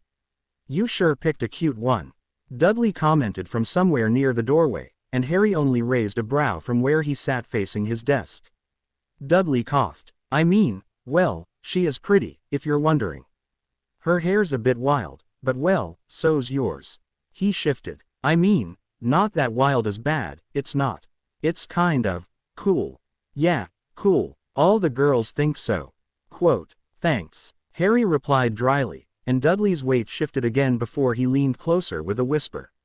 "You want me to describe her, man? I mean, I guess you know the logistics, but there's some things only us guys can understand, you know. She's growing up, if you get my meaning. In her, area. Okay, alright. Harry broke into the awkward commentary, shaking his head. I don't want you looking at her, thank you very much. Please. Dudley cleared his throat. Oh, yeah, well, right. Wouldn't want you checking out my girl either. Don't worry though, I got your back. I'll let you know if I catch any guys eyeing her. His cousin trundled away from his doorway with an off-key whistle, his heavy tread emphasizing that his cousin was still very much large for his age. Indeed, the Dursley boy's deep brown hue spoke of a physical strength that would surely keep growing. Probably why the boy was now the star of the Smeltings Academy's boxing team. Harry sighed, leaning back in his chair. He had completely lost his train of thought. Harry was 14, and as a 14-year-old boy, thinking about girls was not only normal, but expected. The only problem was Harry couldn't really remember how people were supposed to look. To him, a person was a pattern and a color, some brighter and some duller, some beautiful hues and others frankly nauseous. There was a professor of science whose yellowish-brown tint made his stomach roll, and another biology teacher whose nearly pearlescent pale blue pattern he could stare at for hours in devotion. And it was hard for him to remember that others could see him staring, and that looking at people's patterns often made his eyes roam to places not proper to look at in public. He took to wearing sungles, and spent more time than he ever had before comparing the female lights around him to one another. But none did he study as often or know as well as Hermione Granger's. Hermione thought it a tad odd that Harry began to wear sungles, and worried some that he was trying to hide the scars across his face. Had someone said something to him? Made fun of him perhaps? The thought boiled her blood. She tried to delicately bring it up, but Harry only frowned at her mention of his scars. I forget they're there, honestly. Why, has someone mentioned them? Oops. Her conclusion was false. Oh, no, I was just thinking, maybe with all the news about that Pettigrew person, you thought maybe, someone might recognize you. She finished lamely with a physical wince. Harry's frown grew. You know as well as I that the papers published my scar having an entirely different orientation, no doubt a rumor started to protect my identity. Do my scars bother you? No, Hermione burst out, horrified. Not at all. I was just curious, that's all. Harry shrugged, a mite uncomfortably to her eyes. All right, Hermione sighed, looking down at her precise notes. Her speech impediment was nearly entirely gone. Only in rare moments did it show itself, and each and every time it made her self-conscious. Had Harry caught the stutter? Oh, God, she hoped not. Hermione tucked a stubborn strand of hair behind her ear and glared down at her writing. Mr. Potter, there really is little more we can teach you here. Have you considered the scholarships available to you? Many fine colleges would be glad to have you. Harry looked away from the gray spiraling color of his advisor, the office filled with the familiar smell of subtle cigar smoke and vanilla. I've looked at them. He had studied each and every college. Physics, sciences, languages, mathematics. Programs by the dozens, all paid for. All smooth voices over the phone speaking of the glorious campuses he would never see and the many amenities he could not use. None of them had what he really wanted, and that was seeing Hermione every day, learning magic and discovering new wonders. And she wouldn't qualify for a transfer for another 2 years at least. Well, Imperial College London has many online classes, if you want to stay at home where you are comfortable. Harry shrugged, frowning down towards his feet. His own deep emerald light a unique signature apart from the lighter shades of the verdant wooden floor. I suppose, I rather thought I might continue my progress in the biology of the human form. It's a difficult subject for me. It was difficult because he couldn't see muscle and bone apart from flesh. What he could see was blood, the many strands and streams of it, the life of a person, pumping from their heart out of their and through their skin, a rough sketch of a man. And in a cadaver, he saw a dim, still reflection, like an echo left in an empty room. It made him question life after death, how ghosts formed, and the difference between poltergeists and ghosts and if it dwelt in the human pattern he saw. It was fascinating, but also uncomfortable for those who did not understand his sight. Why would a blind boy wish to observe medical students he could not see, and personally learn the human body the only way he knew how, by smell and sound and touch? His advisor shifted in his chair, gray light flickering with a disjointed rhythm. The man had a slight heart defect, a skip. Harry wondered if he knew, and wondered if he should tell him, and how. I see. Harry, let me be frank. You are a brilliant boy, by far the best we have seen in many years in most subjects. But you are at a point where you must begin to think what you want to do with your life, where you want to place your focus. A few months ago I thought you might be settling on computer hardware and electrical work, but you moved on from it abruptly. Now, this interest in anatomy, well, it doesn't seem practical long-term. He had lost interest because he could not figure out the link between magic and electrical energy without more books from Diagon Alley, and he did not have access to Muggle transformers big enough to test his latest theory. He had put that project aside for the moment until Hermione could find more information on limiting the effect of magic using wardstones and ritual circles. She hadn't gotten far with the endeavor, partly because of his sudden interest in spirits and what made them. He really needed to find a ghost or two to interview. Mr. Potter. Harry's head jerked. He had nearly forgotten the man's presence. Yes, sir. Son, I've known you for nearly 6 years now. I know you're dilly-dallying, and I suspect it has something to do with your young lady friend. To his surprise, Harry felt heat gathering up his neck. His advisor chuckled, and the gray light moved closer as Harry felt the man pat his knee. The light flickered again, an offbeat. I know how it feels, we've all been there. Young love, first crushes. But you can't let it hold you back. If Ms. Granger is a true friend, she wouldn't want it to either. You can still be friends and not attend the same school. Harry felt his cheeks heat, and clenched his fists in reaction, one leg jumping in anxiety. I know. I'm thinking about it, really. Maybe after this term. The man sighed. The gray light reclined in the green outline of a chair, the blank space of a plastic composite desk beside them. He knew it was there because his staff inevitably hit it each time he entered for a visit. Let me know if you need help. The man sounded defeated. His light flickered again. When Harry stood at the door, about to exit, he turned back with a jerk. Mr. Adams, you might want to have an electrocardiogram. Your heart displays symptoms of arrhythmia. And before the speechless man could form a reply, he quickly strode from the room with sharp raps of his staff upon the stone hallway. You can't be serious, Dumbledore. Scrimgeour's voice was low and scoffing. Albus smiled with gentle determination. This may be just the thing to enhance our reputation, Minister. Minister Scrimgeour broke in with a snide twist of his lips. I thought you would be quite tired of students dying under your watch. The headmaster could not contain the flash of anger, or the wince, that marred his face. But he covered it with a long-suffering sigh. The Triwizard Tournament has a noble history. With a few tweaks, an age limit and monitored challenges, it should be quite safe. Scrimgeour laughed with dark humor. This is just the kind of scheme my predecessor allowed himself to get talked into. Our country has enough problems without adding an international scandal if your tournament fails. The headmaster straightened in the office chair. What goes on at Hogwarts should not be linked to the ministry in any way. And yet, Cornelius was run out of office for actions that took place there. I am not such a fool. The former Auror straightened papers on his desk with brisk movements. I have yet to see a good reason for the ministry to back such an effort. So it's to be politics, then. Albus's voice was cold when he spoke.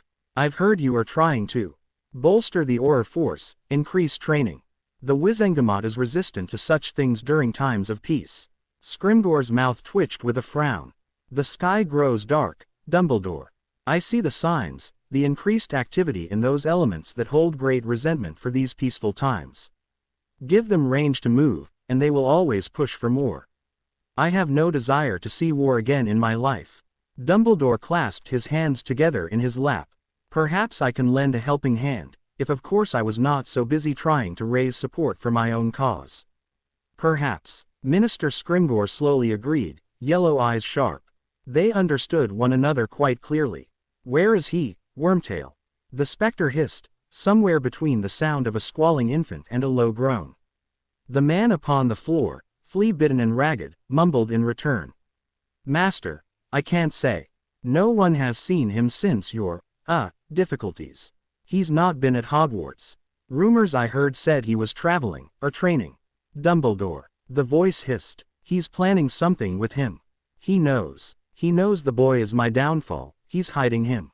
We must draw him out. I want him for my return more than any other. You will get him for me, Wormtail. Promise me this. IPP promise, Master. The terrified words came. Do not fail me. At the World Cup, under the increased security of more than 24 Aurors fresh from the academy, only one incident was reported, though it made all the major papers in Britain. Bartemius Crouch Sr. was found dead with the body of his house elf, both murdered with the killing curse, within the very grounds of the Cup's wards.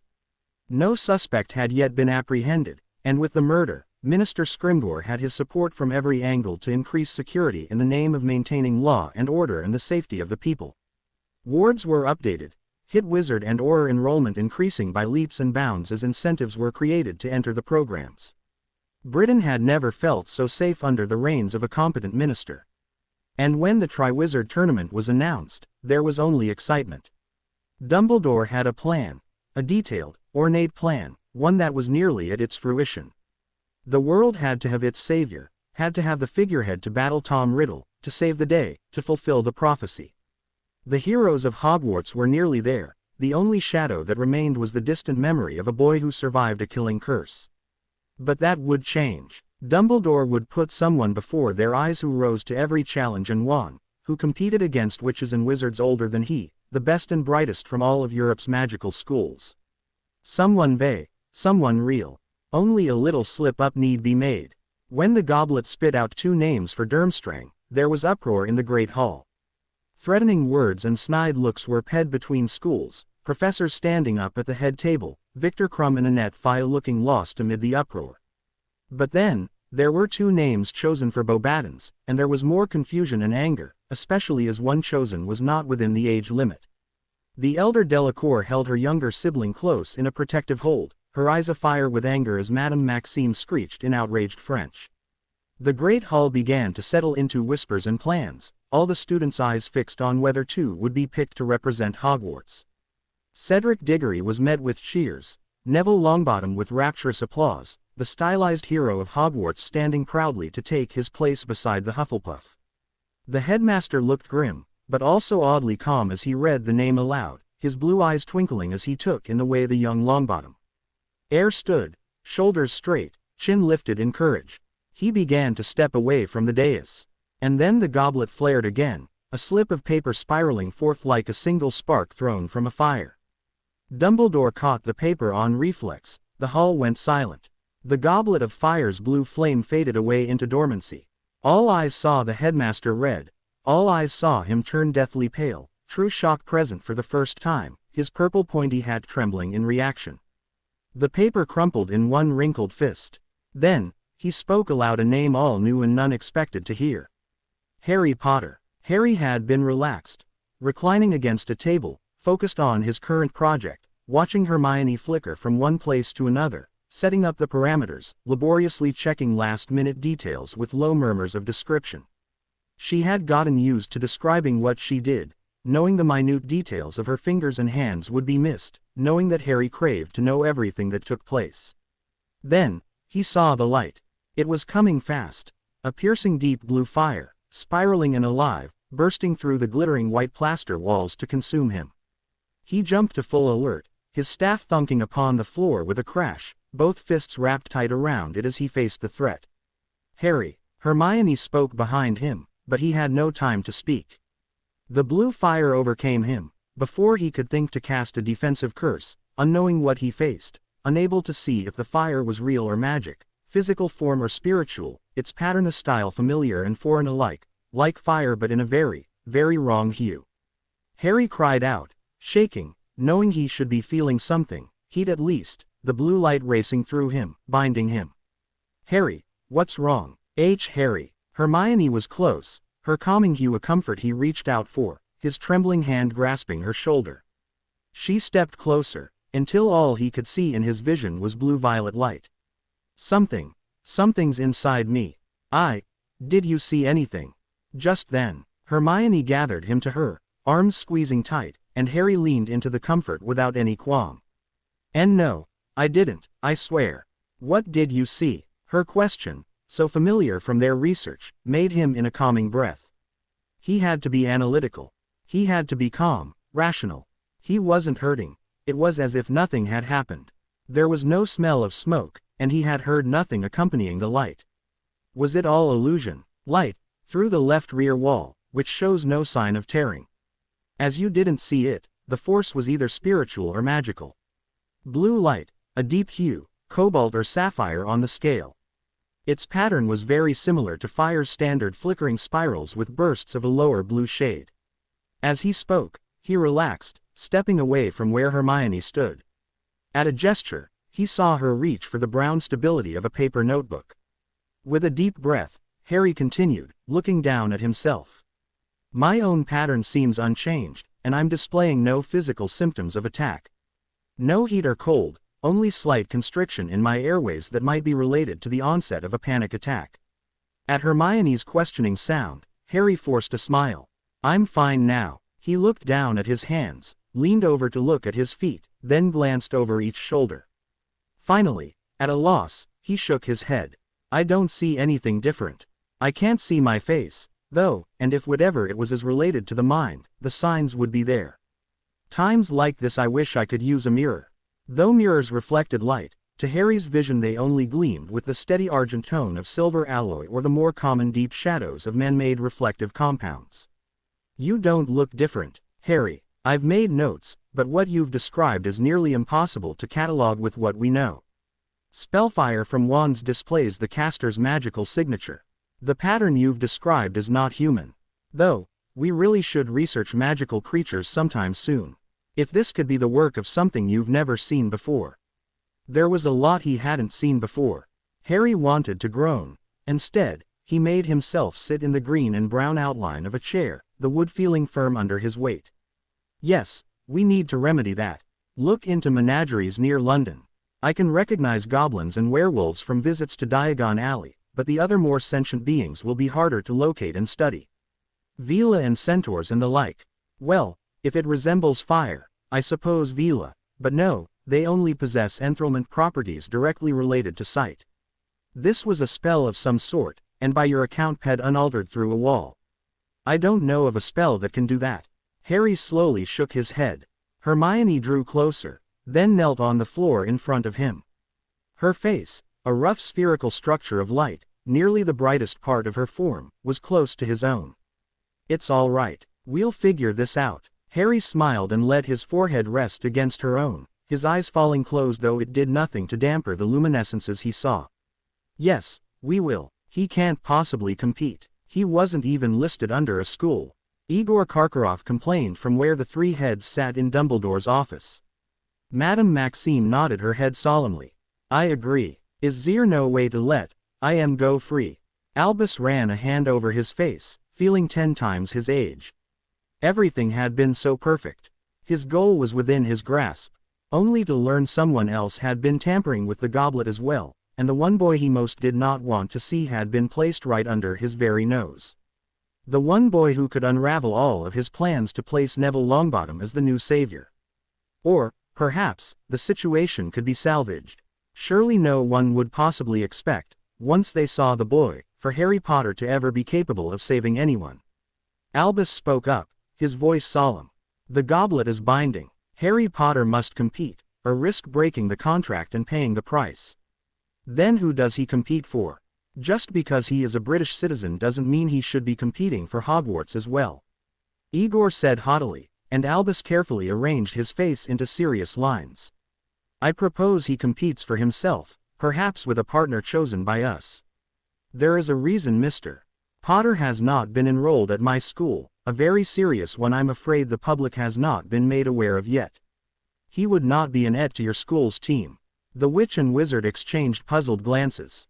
Then, Albus Dumbledore explained the ramifications of the killing curse, and their confusion turned to dismay. Then, pity. The sound of the doorbell ringing woke Harry from a deep sleep. Immediately, light dawned around him like an explosion of the sun, his consciousness filtering through the information with long practice. His gray walls, his green wooden floors, the bed he lay upon, the brown cotton linens. Streams of light, of life both present and faded. He rolled over with a sigh, burrowing into his blankets and the smell of clean linens. It was Saturday. Hermione wasn't to come over until after lunch, and his aunt hadn't even called up for breakfast yet. Had Dudley gotten caught with illegals again? The last time the police had come to their very door with the allegations and Dudley had been grounded for the rest of the year. Harry rather thought the boy had given up such things in favor of his newest girlfriend, a posh girl from rich parents who wouldn't take kindly to even a whiff of illegal activity around their daughter. Not to mention his place as star of the Smeltings boxing team. Harry, his aunt's voice at the door jolted him awake again from where he had begun to drift asleep. You have visitors. Her voice trembled. Harry was instantly alert. The incident from the night before still bothered him. Had it been magic after all? Had the ministry noticed? But why, then, come to his house and not Hermione's where the blue fire had caught him? Had they been there already? Frowning, Harry quickly dressed, brown natural fibers combined with the fiery orange dragonhide boots. With his staff in hand, he descended the steps more by memory than sight. He saw them from the hallway, through the flickering shadows of the living room's plaster. Two magical people, one a virtual sunburst of pale blue magic with flickers of fire within its pattern, an odd mix he hadn't yet seen. It didn't resemble pregnancy, but definitely signaled a foreign influence of some sort. The other's magic was a light brown, a human pattern with odd markings across it that looked feline. An animagus. The thought was intriguing enough that Harry rounded the corner, coming face to face with the visitors. His aunt called to him with a nervous lilt. Harry, this is Headmaster Dumbledore, from Hogwarts. And his, I stand, Professor McGonagall. Deputy. A woman's voice corrected calmly, the owner of the mixed pattern. Hogwarts. Harry questioned softly, stepped closer and then sitting in his own chair, a leather construction that he had learned years ago was the most visible to his sight. He smelled the faint hint of old books, parchment and animal hide, mixed with the distinct scent of the outdoors, old GR and evergreens. These people had been outside very recently, and not anywhere near Surrey. Yes, Mr. Potter, the pale blue light said. I am Albus Dumbledore. I, and Professor McGonagall, taught your parents in school. Harry nodded, uncertain why they were there. They were years too late for Harry to enroll. The headmaster cleared his throat. My boy, there has been a misunderstanding at the school. We are having a tournament, you see, between the magical schools of Europe. Your aunt has told you of your heritage, surely. Harry heard restless movement from the doorway. His aunt was uncomfortable. Yes, of course. The older man sighed in relief. Yes, we rather hoped she had. We were greatly pained when we learned of your difficulties, by owl. And what that meant for your education. Why were they apologizing now? It was years too late, and the sting of rejection had long since faded in his easy ability to learn on his own terms. He didn't need a school to learn magic, and based on the level of Hermione's tutored material, he was already quite proficient in many subjects. I understand, Harry said simply, and he did. It was hard for people to face others with disabilities, and the wizards in particular were lacking. Still, it might have felt better if they had at least tried, or even spoke to him about the problems he might face. Instead they had written him off without even a personal visit. Perhaps he did still bear some bad feelings after all. McGonagall spoke, her voice gentle. This is very hard for us to admit, but there has been a mistake. The Goblet of Fire, the artifact meant to choose the champions of the tournament, failed spectacularly. Not only did it pick 2 champions per school, but it also picked a champion not of any school. We suspect deliberate tampering. Harry lost the sound of her voice in sudden revelation. The Goblet of Fire. Fire. A magical artifact. An artifact that makes choices. Blue fire. Harry questioned, cutting off the witch in her rehearsed spiel. He heard her startled breath. Excuse me, this goblet, was its fire blue? Harry asked simply. Yes, it was. As I was saying, the goblet picked me. Harry finished, leaning his staff against his legs as his grip tightened upon it. It explained everything he had seen, at least. If only he did not have a million more questions with that answer. That's right, Headmaster Dumbledore said, and the goblet's contract is binding. This means you will need to be present at each task, though we have determined it will not be necessary for you to actually compete. If you forfeit each challenge, that should still fulfill the requirements. We are more than happy to provide rooms for you to stay in during each challenge, and open invitations to the planned festivities. Harry felt excitement begin to thrum in his blood. The complication of the tournament seemed nil if he could merely forfeit. What made his heart race was the chance to enter the magical school Hermione had described in detail, perhaps to peruse the Grand Leary itself. And ghosts. Hermione said there were ghosts. Perhaps he could finally make a correlation in his theory of spiritual life forces and the method of death.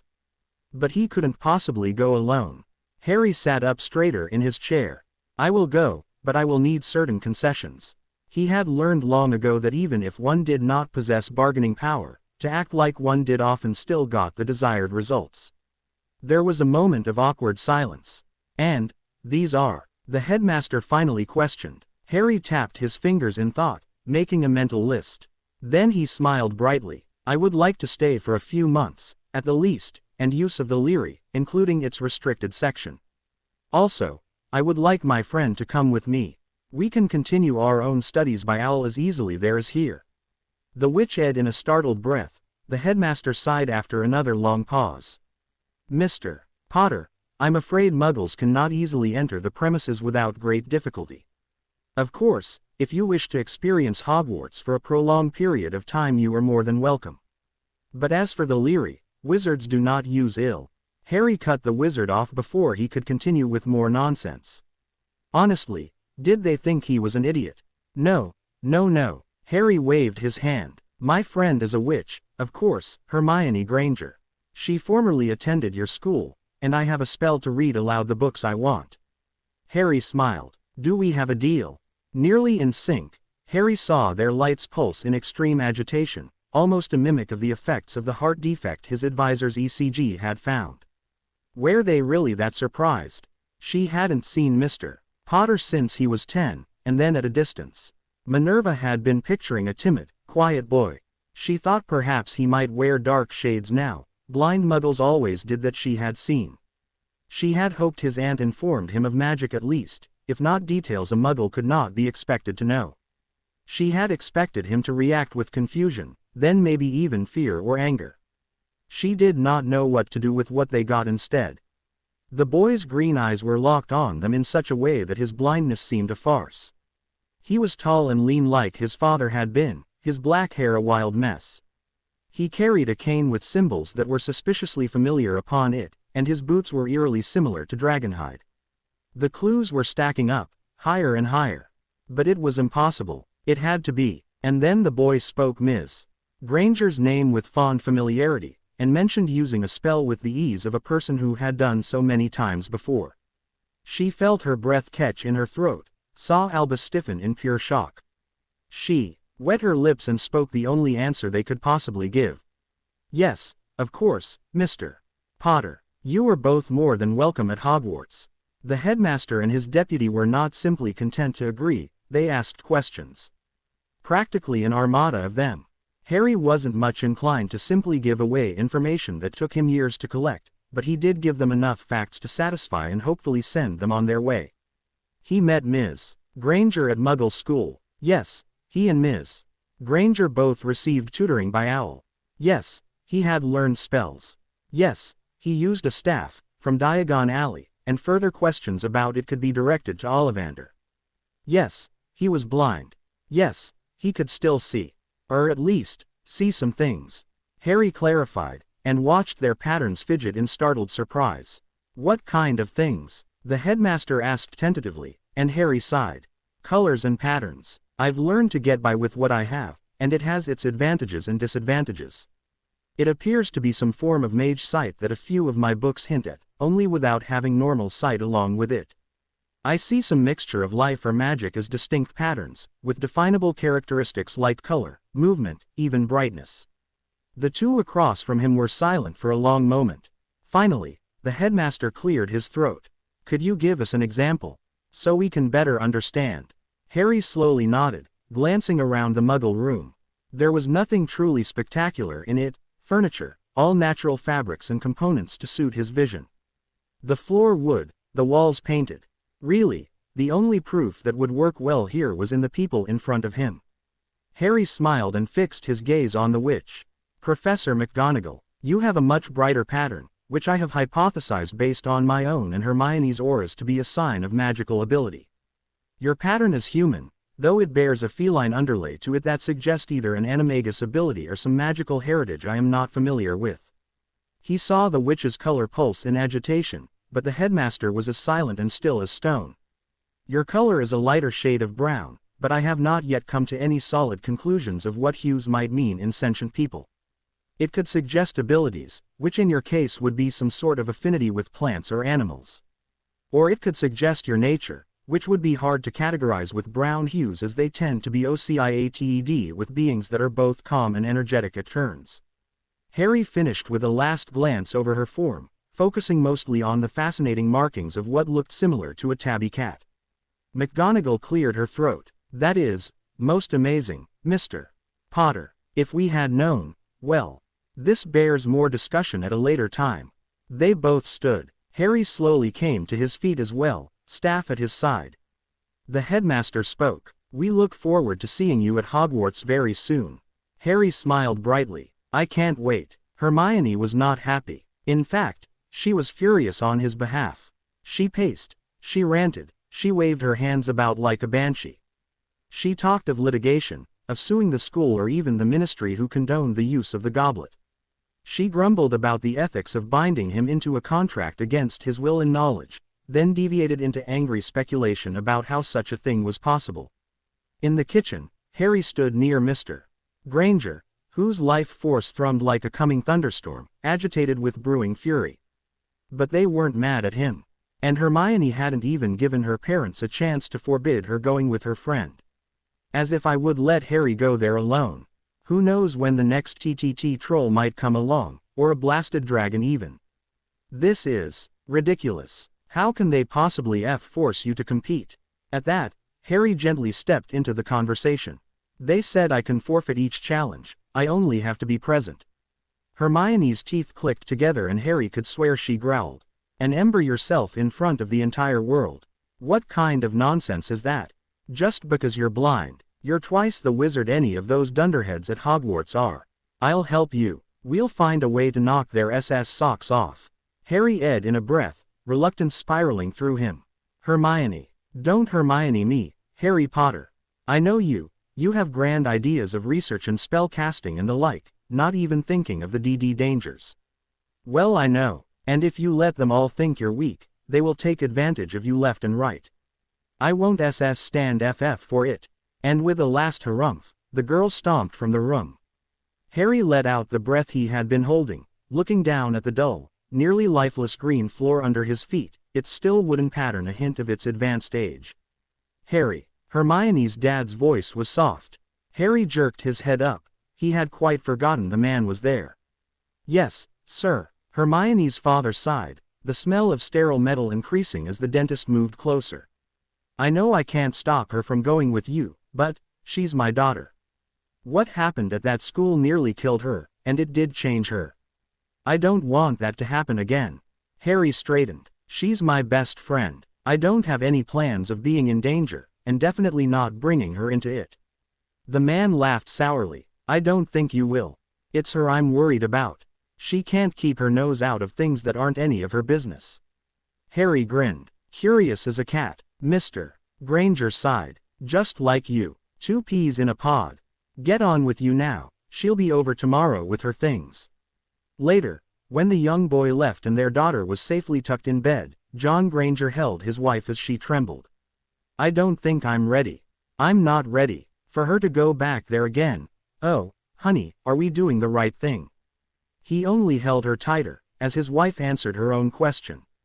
But of course, we have to let her. So much stronger, now, than knows fancy spells and is prepared.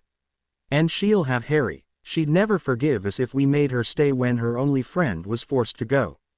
I'm not even sure we could force her if we tried. He tucked his face into her shoulder, and sighed. I'm worried, too. He said the words softly, and felt her tears fall on his skin. The news that Harry Potter was coming to Hogwarts ran like fire through the school. The champions were nearly forgotten in the fervor of finally seeing the mysterious boy who lived. I bet he's tall. I bet he's loads better at spells than us. I bet he's ugly. That's why he's been hiding so long. I heard he's been training with Aurors. I heard he's got red hair like his mudblood mum. I can't wait to see his scar." The comments went on and on, not only by the Hogwarts students but among the foreign guests as well. Headmaster Dumbledore had been prepared to make a statement to end the speculation. Announce Potter's blindness and request caution around him. But now, after seeing the boy, everything had changed. He had planned to set Neville up as a strong wizard, one to draw out the Dark Lord and be marked as the prophecy stated. But Harry Potter was marked already, the scar he had borne as a child still slashed across his face in spidery white lines like jagged horizontal lightning bolts. And the power that the prophecy spoke of could so easily be the unique sight that Harry possessed. The way his eyes had looked at them, as if he could see them. And yet, not making eye contact even once. Seeing something underneath their skin, like he was peering into the very soul of who they were. He had hoped for a boy who would be obviously less disabled and weak. Not a threat to either Longbottom's rising stardom or the Dark Lord who might be actively trying to kill him. Instead, he was beginning to think he had been wrong all along.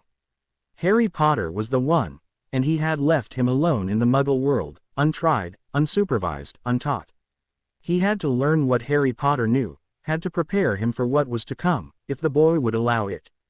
And if the worst was true, Neville would still be there, waiting to take his place as savior and do what had to be done. As reluctant as Hermione was, Harry was excited for his first sight of Hogwarts School of Witchcraft and Wizardry. They arrived via Portkey, the wizarding teleportation device that seemed designed to cause as much discomfort as possible. For Harry, who saw the spinning, revolting magic involved, the effect was greatly magnified. When they landed, only the sight of the school kept him on his feet. Overhead, a wide dome of light spread across the sky, MIV wards like those at Diagon Alley, only older, ancient even, so deeply entrenched that they seemed carved into the very air. And the castle was a living, breathing thing. Its still stone light gleaming in dark shades of purple, a color Hermione called eminence when Harry described it to her in a soft whisper unheard by their escort. Around them, green and brown trees and plants sprouted, the darker shades of black and violet denoting bare earth and rocks. The same smell of wild hills and forest he had recognized on the headmaster was a blanket to his senses, filled out now with the sounds that accompanied such a place. Wild birds, a lone dog's bark, the far-off din of hundreds of students. As Harry drew closer to the castle, he felt like he was watching some giant creature, sleeping a deep slumber, afraid if he stepped too loudly he might wake it. Hogwarts. Pattern moved, sluggish perhaps, but it was alive. Every eminent light that made up its stones spoke of life, of magic. Harry had not known wizards were capable of such feats, making a building of rocks live. Perhaps it had not been intended at all.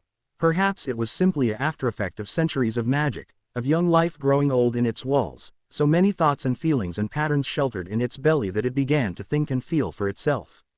But like a giant, it moved slowly, and its thoughts were things that Harry doubted he could ever understand. Suddenly, Harry wasn't interested in ghosts anymore. He only wanted to sit and stare at the walls of Hogwarts and try to understand her. Hermione took his hand, a gesture meant to comfort her as much as him, where he had stopped outside the walls, looking up at the rising towers in awe. Professor McGonagall flickered and fidgeted, but said nothing. Harry squeezed Hermione's hand, and smiled, bathing in the light of Hogwarts Castle, feeling like a small, insignificant child next to her size and power. Professor McGonagall took the two children to their rooms, unsettled. Ms. Granger had not guided Mr. Potter through the winding pathways. The boy had not even appeared to use his walking stick, his staff, as a means of sight. He had strode behind her, face turning about, eyes eager as they locked upon things he should not be able to see, whispering to Ms. Granger of things she could not fathom. He had stepped around suits of armor before she could warn him, navigated the stairways, and at the portrait to their rooms had reached out a hand and ran it reverently along the canvas. The woman inside, oddly enough, had not seemed to mind the touch. Portraits normally took offense at such treatment, and when McGonagall left the two, in rooms she had balked at, placing two children of the opposite in the same quarters, even if the rooms were separated, was just asking for trouble, she had went straight to the headmaster. It's true. After we left the other day, I had my doubts, thinking maybe he had heard of me somehow. That it was all an elaborate prank like the kind his father would get up to. But, Albus, Minerva paused, and looked to the side, lost in thought. He can see, maybe not as well as us, but the way he walks, he's not helpless. And that staff of his, the way he carries it is just like in my great-grandfather's portrait. Like a wizard trained to its use. He's not telling us everything. I can guarantee he knows far more than simple, basic spells. The headmaster steepled his hands together, blue eyes tired. Then we must earn his trust if we ever want to know what he is capable of. Harry met his first house elves that very night, creatures of fluorescent yellows that bowed and flickered and never seemed to stand still. Meals were to be delivered directly to their rooms, a courtesy that Hermione took as an insult. They don't even think you can eat with them, she demanded hotly, flinging herself into dark brown leather and its lighter cloth pillows. You don't have AD disease. They think they are helping, Harry said gently, and began his walk about the living room of their quarters, carefully inspecting each inch for obstacles he might not be able to see. But to his delight, there was little point. Everything seemed brimming with magic, no dark shadows to be seen, all natural materials and spells that nearly made him feel normal, able to move without the hesitation of encountering some moved table or cluttered floor. Well, I say we should eat breakfast in the Great Hall. Hermione sniffed, and Harry continued his walk, eyes roving. As long as we tour the school after. I've already began to think of a world of possibilities. Hogwarts, you never told me how alive she is. Like some great beast whose heart is thumping around us. The stone's pulse, perhaps a quarter the speed of a normal heartbeat, and to a rhythm I haven't figured out yet. The house elves are tied to it, the statues, the portraits, they all bear her mark. I hope you brought extra notebooks. Hermione didn't grumble or sigh. She was a researcher at heart, and at the prospect of some new knowledge did exactly what he hoped. She sat up, all insult forgotten. Alive, connected, and Harry settled down into a chair to explain what he had seen. No one was expecting to see Harry Potter in the Great Hall. There was no big announcement. Indeed, many did not even know the boy was yet in the castle at all. And, of course, breakfast at Hogwarts was a casual affair that not all preferred to attend, instead settling for the extra hour of sleep. And those that did had bleary eyes and saw only what they expected to see. Hermione did not take them to her former house's table. She wasn't there as a student, and she had absolutely no desire to encounter her former housemates. Instead, she thought it much more prudent to settle for the Hufflepuff table at the far side of the hall, where less notice would come to them. Harry followed her, black muggle sungles over his eyes, head swinging side to side as he took in the magic that flowed through the very air. He did not need Hermione to tell him where the tables were. The stamp of yellow house elf was upon them like paint. The green chairs glowed with repairing and cleaning spells too numerous to count. When they sat, the students next to them only spared curious looks for the boy and girl dressed in plain black robes, the quality few would recognize at a glance. They did not recognize them, but it was not unheard of for students of another house to visit each other's tables at breakfast. Those younger thought perhaps they were older students, those older UMed they were from a younger year in some other house they had not met before. Subsequently, it was not until Harry had finished eating that their presence was noted. Professor McGonagall, glancing across the hall, caught her gaze on the very familiar forms rising to their feet at the Hufflepuff table. The headmaster caught her stare and followed it. Professor Flitwick, who had been talking to the headmaster, frowned and turned. And all the professors at the head table suddenly were looking in one single direction, most with curiosity at seeing the famous boy who they had only just learned was, in some sort of odd way, visually impaired. And as fate would have it, it was then that the pranksters at the Gryffindor table worked their mischief. With one champion in Gryffindor and the other in Hufflepuff, a spirit of camaraderie had bloomed between the two houses. But also a friendly rivalry, with mostly well-meant jinxes cast back and forth. Ones to change hair color, others to switch house badges on robes, or scramble one's spoken words. Things that looked dramatic and faded fast, the best kind of prank. The Weasley twins had planned their event for the end of the meal time. The two boys, though more quiet after the death of their sister, had not lost their desire to cause trouble, though it now held a darker edge. That morning, their victims were Hufflepuff table, a charm to turn black robes golden. They had recruited several other Gryffindors for the task, the spell easy to cast, a child's trick. It was supposed to cause laughter, a goal the boys sought far more fervently than any other. The first volley would target the right side of the table, the second, the left, and the third all who remained. It was expected that the professors would only punish them with a simple detention, and it would be worth it to cause some havoc and see a fourth of the school walk about with golden robes for the rest of the day. In fact, the Gryffindors were planning to change their own robes immediately after to join in. To Harry, who had been studying the ceiling as Hermione gathered her bag, the spells rose like a rosy haze to fall upon the other side of the table. He did not understand. He only saw the magic cast and find its target, then the brown fibers of the students' clothing suffused with magical hues, the pattern remaining unchanged. Hermione gasped, surprised, her wand rising to her palm.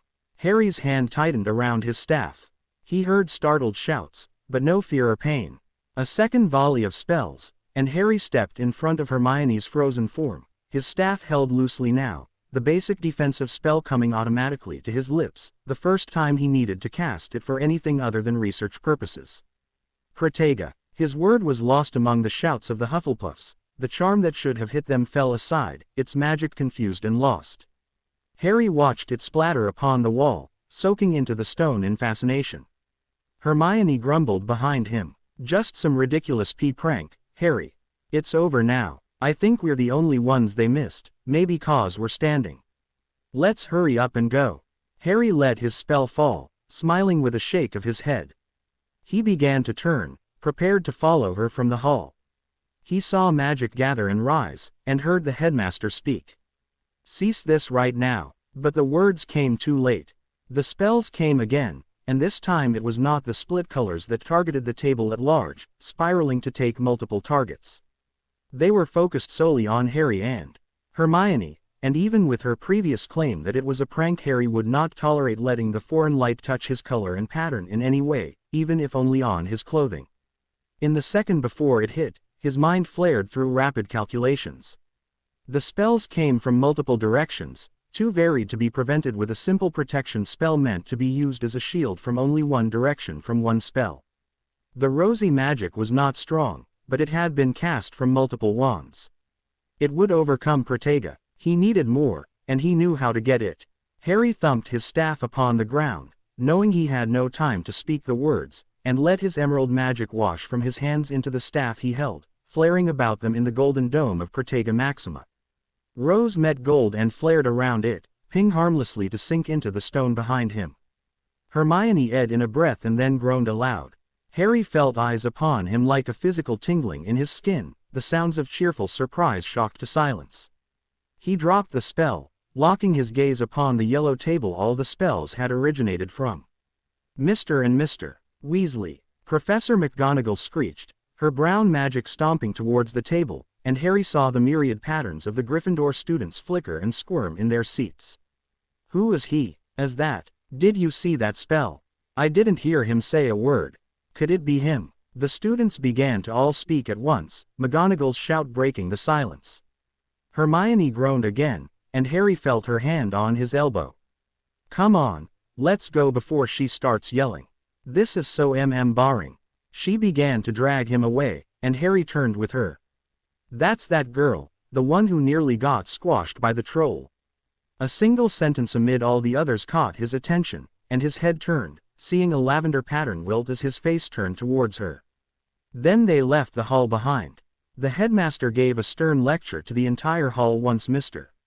Potter left it, and that included a very disappointed word about the kind of introduction they had given to their new guests. At the news that Mr.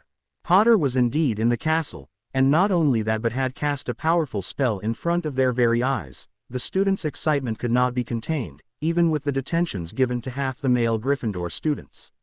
And immediately upon their release, students left in droves to seek out Harry Potter with new, informed eyes, while the headmaster and his professors reconsidered again just how helpless Harry Potter was.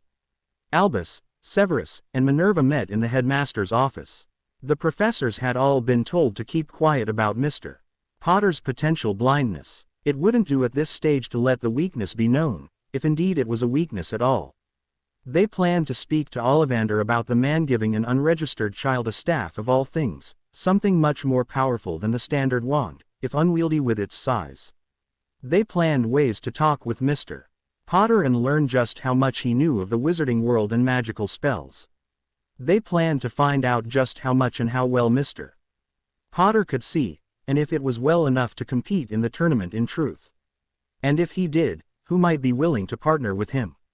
Professor Snape preferred someone from his own house. Professor McGonagall thought Ravenclaw should be given a chance. Albus told them either decision would have to be agreed upon with the other headmaster and headmistress, as well as Mr. Potter himself. And when Severus and Minerva finally left on their errands and to teach their Cleese, Albus Dumbledore sat in his chair and contemplated past mistakes and how to fix them. Harry and Hermione managed to avoid the students that first day, mostly because they were in places they were not expected to be, but also with a great deal of luck. Once they saw the students' responses to Harry's presence, the questions both rude or simply awestruck, any future meals in the Great Hall were discontinued, and visits to the Leary were undertaken only late at night or early in the morning. Harry hardly noticed the students. He saw their colors and patterns, but both were easily ignored with the grandeur that was Hogwarts surrounding them. He heard their questions, but he ignored them as ignorant and uninformed. Hermione found it much harder to do both. She saw the eyes and heard every piece of speculation. She interpreted the looks given to them, some fervent with hero worship, others dark, and very many just curious. They wanted to know everything about Harry, from if he remembered the night his parents died, to what his favorite color was. And as for her, they cared little other than to wonder how someone like her became friends with the boy who lived. One by one, the professors came to Harry Potter and tested his sight and abilities, some casually, others with more purpose. He didn't mind. He understood professional curiosity. At their prompting, he described some of what he saw. The portraits, the stones, the people, their pets. For Flitwick, he performed charms both basic and advanced, sending the miniature man whose pattern betrayed a goblin relationship into excited jumps. For McGonagall, he described what he saw when the woman confirmed her animagus form and transformed in front of him. He was delighted to know that while in feline form her pattern did not change, remaining mostly human with the stamp of a cat. At length he discussed with the professor what it might mean to change the soul of an object, its pattern, instead of merely its skin or color, and how that might affect the length of the transfiguration. When Hermione took notes on his new hypothesis, Professor McGonagall was surprised. Hermione didn't explain, other than to say she might make a reference to it in one of her homework IGN-ments that was due by Owl. They had agreed before coming to Hogwarts that the works of Viola would remain secret. When Professor Snape approached hours later, Harry saw the man's deep purple shade contained odd flecks of the deepest red. When he said as much, the potions professor went oddly silent, then, without explanation, left, the acrid smell of potion ingredients lingering in the hallway. When the defense professor came upon him after a long day of exploring the castle, Harry saw the same stamp of red. This time, Moody gave him an explanation. "That's dark magic, most likely. I have no small amount of it on me from the war." Hermione whispered to him later that Alistair Moody was a retired Auror, and pretty scarred up himself, missing an eye and a good chunk of nose. Harry was uncertain. Alistair Moody had nearly the exact same fragment of red, precisely located on what should be his right arm. It looked less like magic and more like another person's pattern and hue. Combined with the defense professor's odd hue of gray tones dappled with black, as if pieces of him were strangely missing, and Harry grew concerned. Was it some magical malady? A disease he had never seen before? Would it be rude to ask? Hermione thought as much, when he finally asked her, and he put it aside. At least until he grew bored. It was Albus who gently told Neville Longbottom to make friends with Harry Potter, hoping to bring together the two boys who might save the world, and it was his kind words that informed the young Gryffindor of the killing curse Scar's blinding consequences, with the best of intentions. Neville told his closest friends when prompted of his sudden desire to track down Harry Potter. Dean told the rest of Gryffindor, who told their friends in other houses. None had seen the scar behind the boy who lived's ever-present Sungles. Some did not believe the rumors. Others did, and confusion reigned. Was Harry Potter supposed to be weak, now? Useless. He was a champion. He had cast a spell in the Great Hall. He had defeated the Dark Lord and lost his sight. The girls sighed in pity and planned to soothe a broken heart. The boys spoke aloud of helping him, while others silently lost the respect they had based on stories in the Daily Prophet that all knew now were false. Potter hadn't killed hags and flown brooms.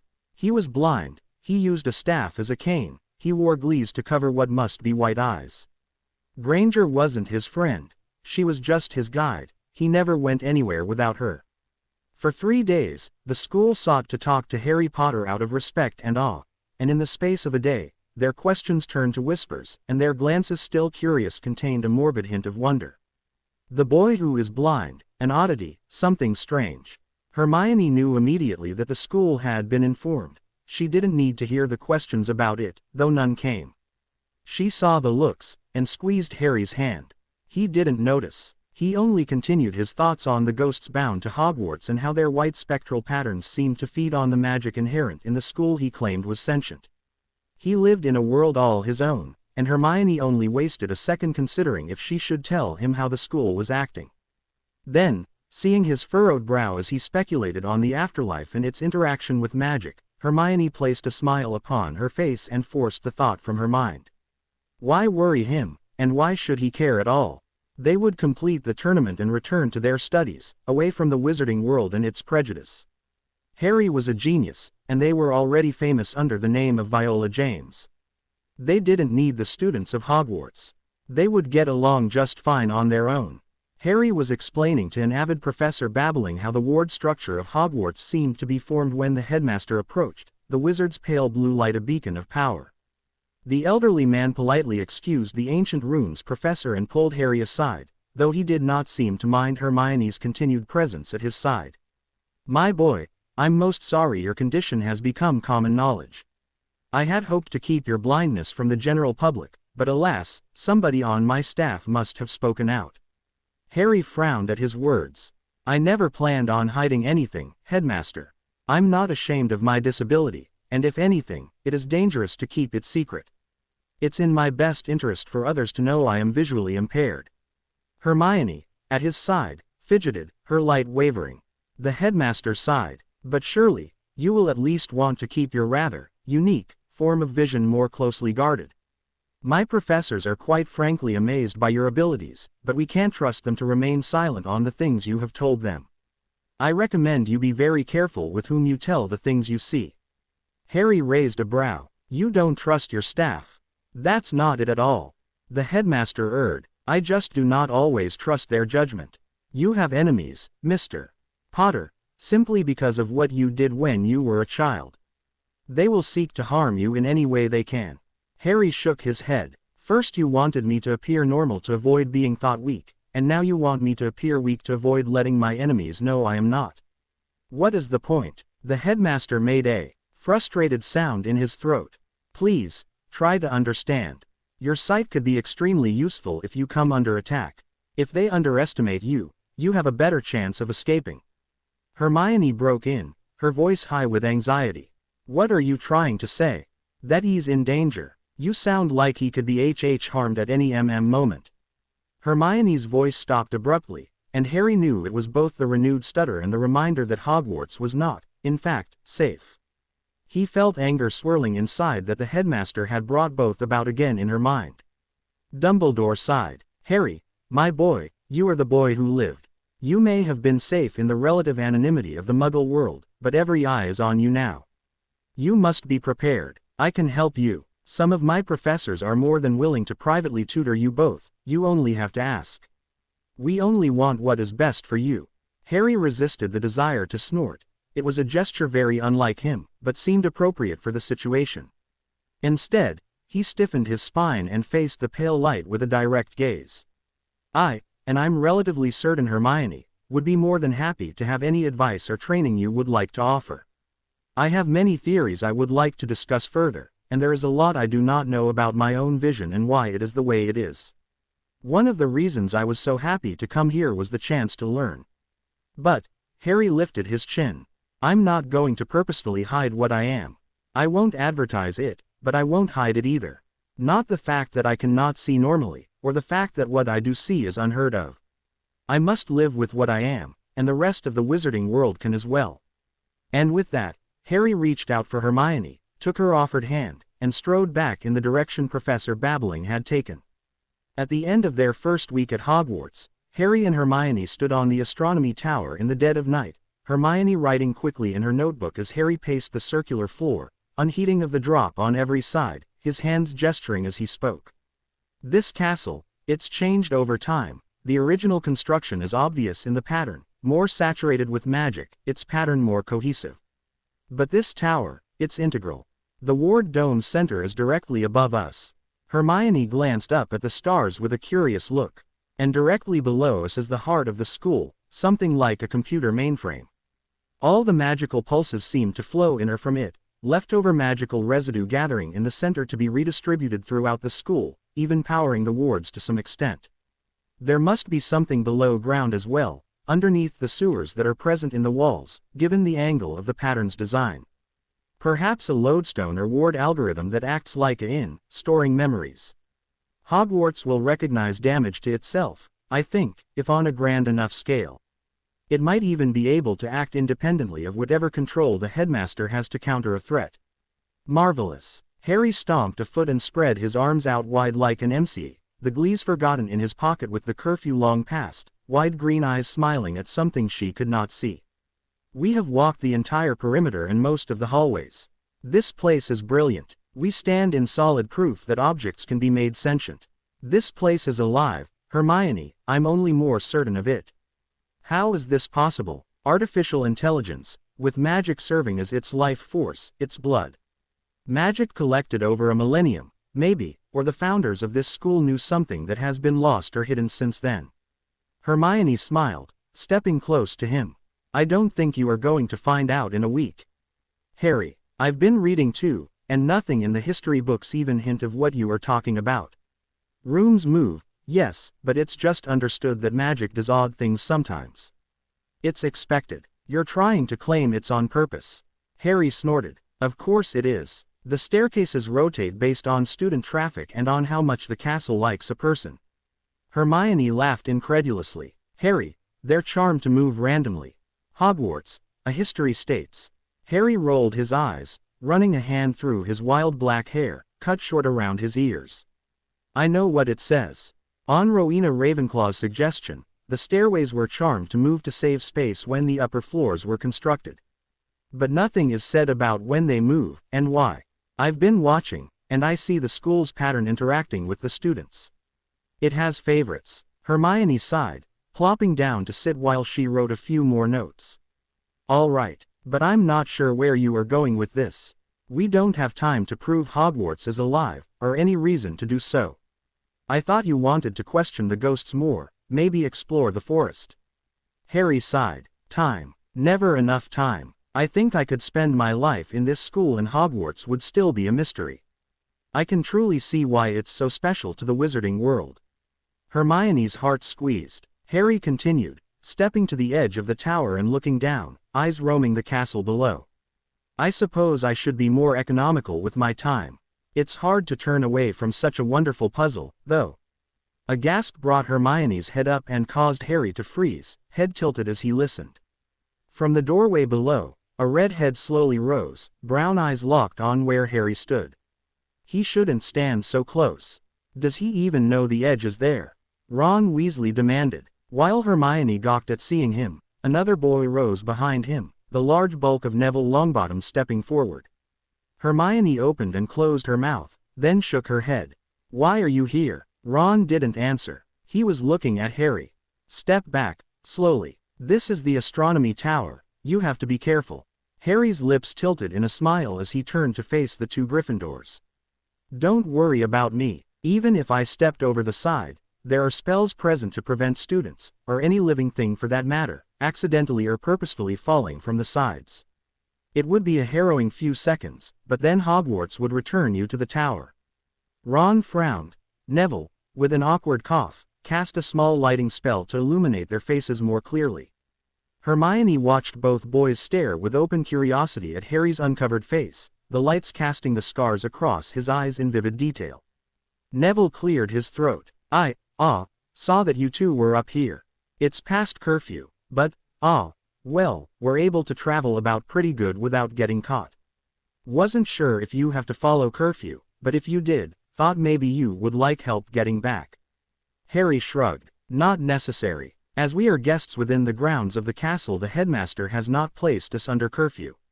Hermione folded her arms across her. What do you really want? While Harry frowned at her tone, Ron flushed. Hermione, I meant to talk to you the first day you were here, but, well, it was hard to find you at all, and, I'm sorry. I wanted to say I'm sorry. I was the one who said all those things, the others were just there listening to me. I was stupid, I didn't mean it. Hermione began to speak, but Harry beat her to it. Ron Weasley. His voice seemed stilted, an odd tone Hermione had never heard. The hero of Hogwarts. Ron flushed further, and Neville stepped forward. And I'm Neville, I guess. You know the story. The brown-haired boy looked at Hermione earnestly. I might not have said anything, but I laughed. I wanted to fit in, but it was still wrong. We went looking for you, Hermione. We were too late. His voice broke at the end. Hermione simply stood there, having no idea what to say. It had happened 3 years ago, but the memory of the troll had overridden everything before it. She remembered the laughter, remembered crying, but more than anything it was the troll, its smell, its roar, the pain. She looked down, silent. Harry spoke again from beside her. Everything has consequences. You hurt her, which led her to a position that nearly killed her. I'm not sure an apology years later is enough. Ron flinched. I'm sorry, but this is none of your business, Potter. You weren't there. Just why Harry hadn't been there was made clear in the boy's tone. Hermione's head whipped up and she glared. He's my best friend, so it is his business. You never even sent a letter when I was in the hospital. Why are you so sorry now all of a sudden? Ron paled. It's not like that. We just wanted. Harry stepped closer to her, his hand seeking for hers, clasping it tight. His green eyes were focused on where Ron and Neville stood, glancing between the two with eyes she knew were memorizing patterns and colors. Hermione stiffened her spine. I know what you wanted. You thought you could use me to get closer to Harry, even though you already treat him like he's an invalid. You don't even know him. Is this about the tournament? Or do you just want to try to make him part of your posse of HH heroes? Harry's hand tightened on hers. He looked down at her, eyes running over her forehead then down her neck before he sighed and shook his head. He turned to face the Gryffindors. You don't know me, and I doubt you ever will, but I think you are sincere in apologizing to Hermione. I don't like you very much, and I don't have to. If Hermione wants to forgive you, she'll come to you. Until then, leave her alone. Neville nodded. Ron scowled. But both left without another word, and Hermione stood and let Harry draw her into a tentative emcee. The days before the first task sped quickly for Harry. There was always more books to listen to, more parts of the castle to explore, more things to learn. A few professors in particular quickly became close to friends in their shared love of learning and exploring new ideas. Phileas Flitwick, whose expertise in both charms and dueling made him a valuable teacher in converting wand-based spells to use in a staff, was visited on nearly a daily basis. With him Harry began to experiment with moving his staff in ways other than simply down or out from himself. Flitwick, in turn, was interested to learn Harry's experiments on using the light and patterns he saw to cast spells instead of wand movements and in some cases, words. Septima Vector, a stern woman who taught arithmancy, was hardly interested in his sight at all besides the potential benefits in seeing the mathematical correlation between the patterns he saw and the basic algorithms she taught. Instead, she was more than willing to spend hours with Harry and Hermione talking of numbers, geometry and calculus, some of the few Muggle subjects that had a common language in magical society, even if few studied them. Harry was fascinated by the idea of using magical numerical equations to predict the future, and compared it at length to Muggle game theory, which Muggle economists had been perfecting for years. Though, they call it decision science, or interactive decision theory, not predicting the future. Harry finished, while Hermione quickly continued to explain further upon seeing Professor Vector's stunned gaze. It's relatively basic and short-term, of course. They set it up as a zero-sum game, with each person having a set positive or negative number for each possible decision. The third was, surprisingly, the professor of ancient runes, Bathsheba babbling.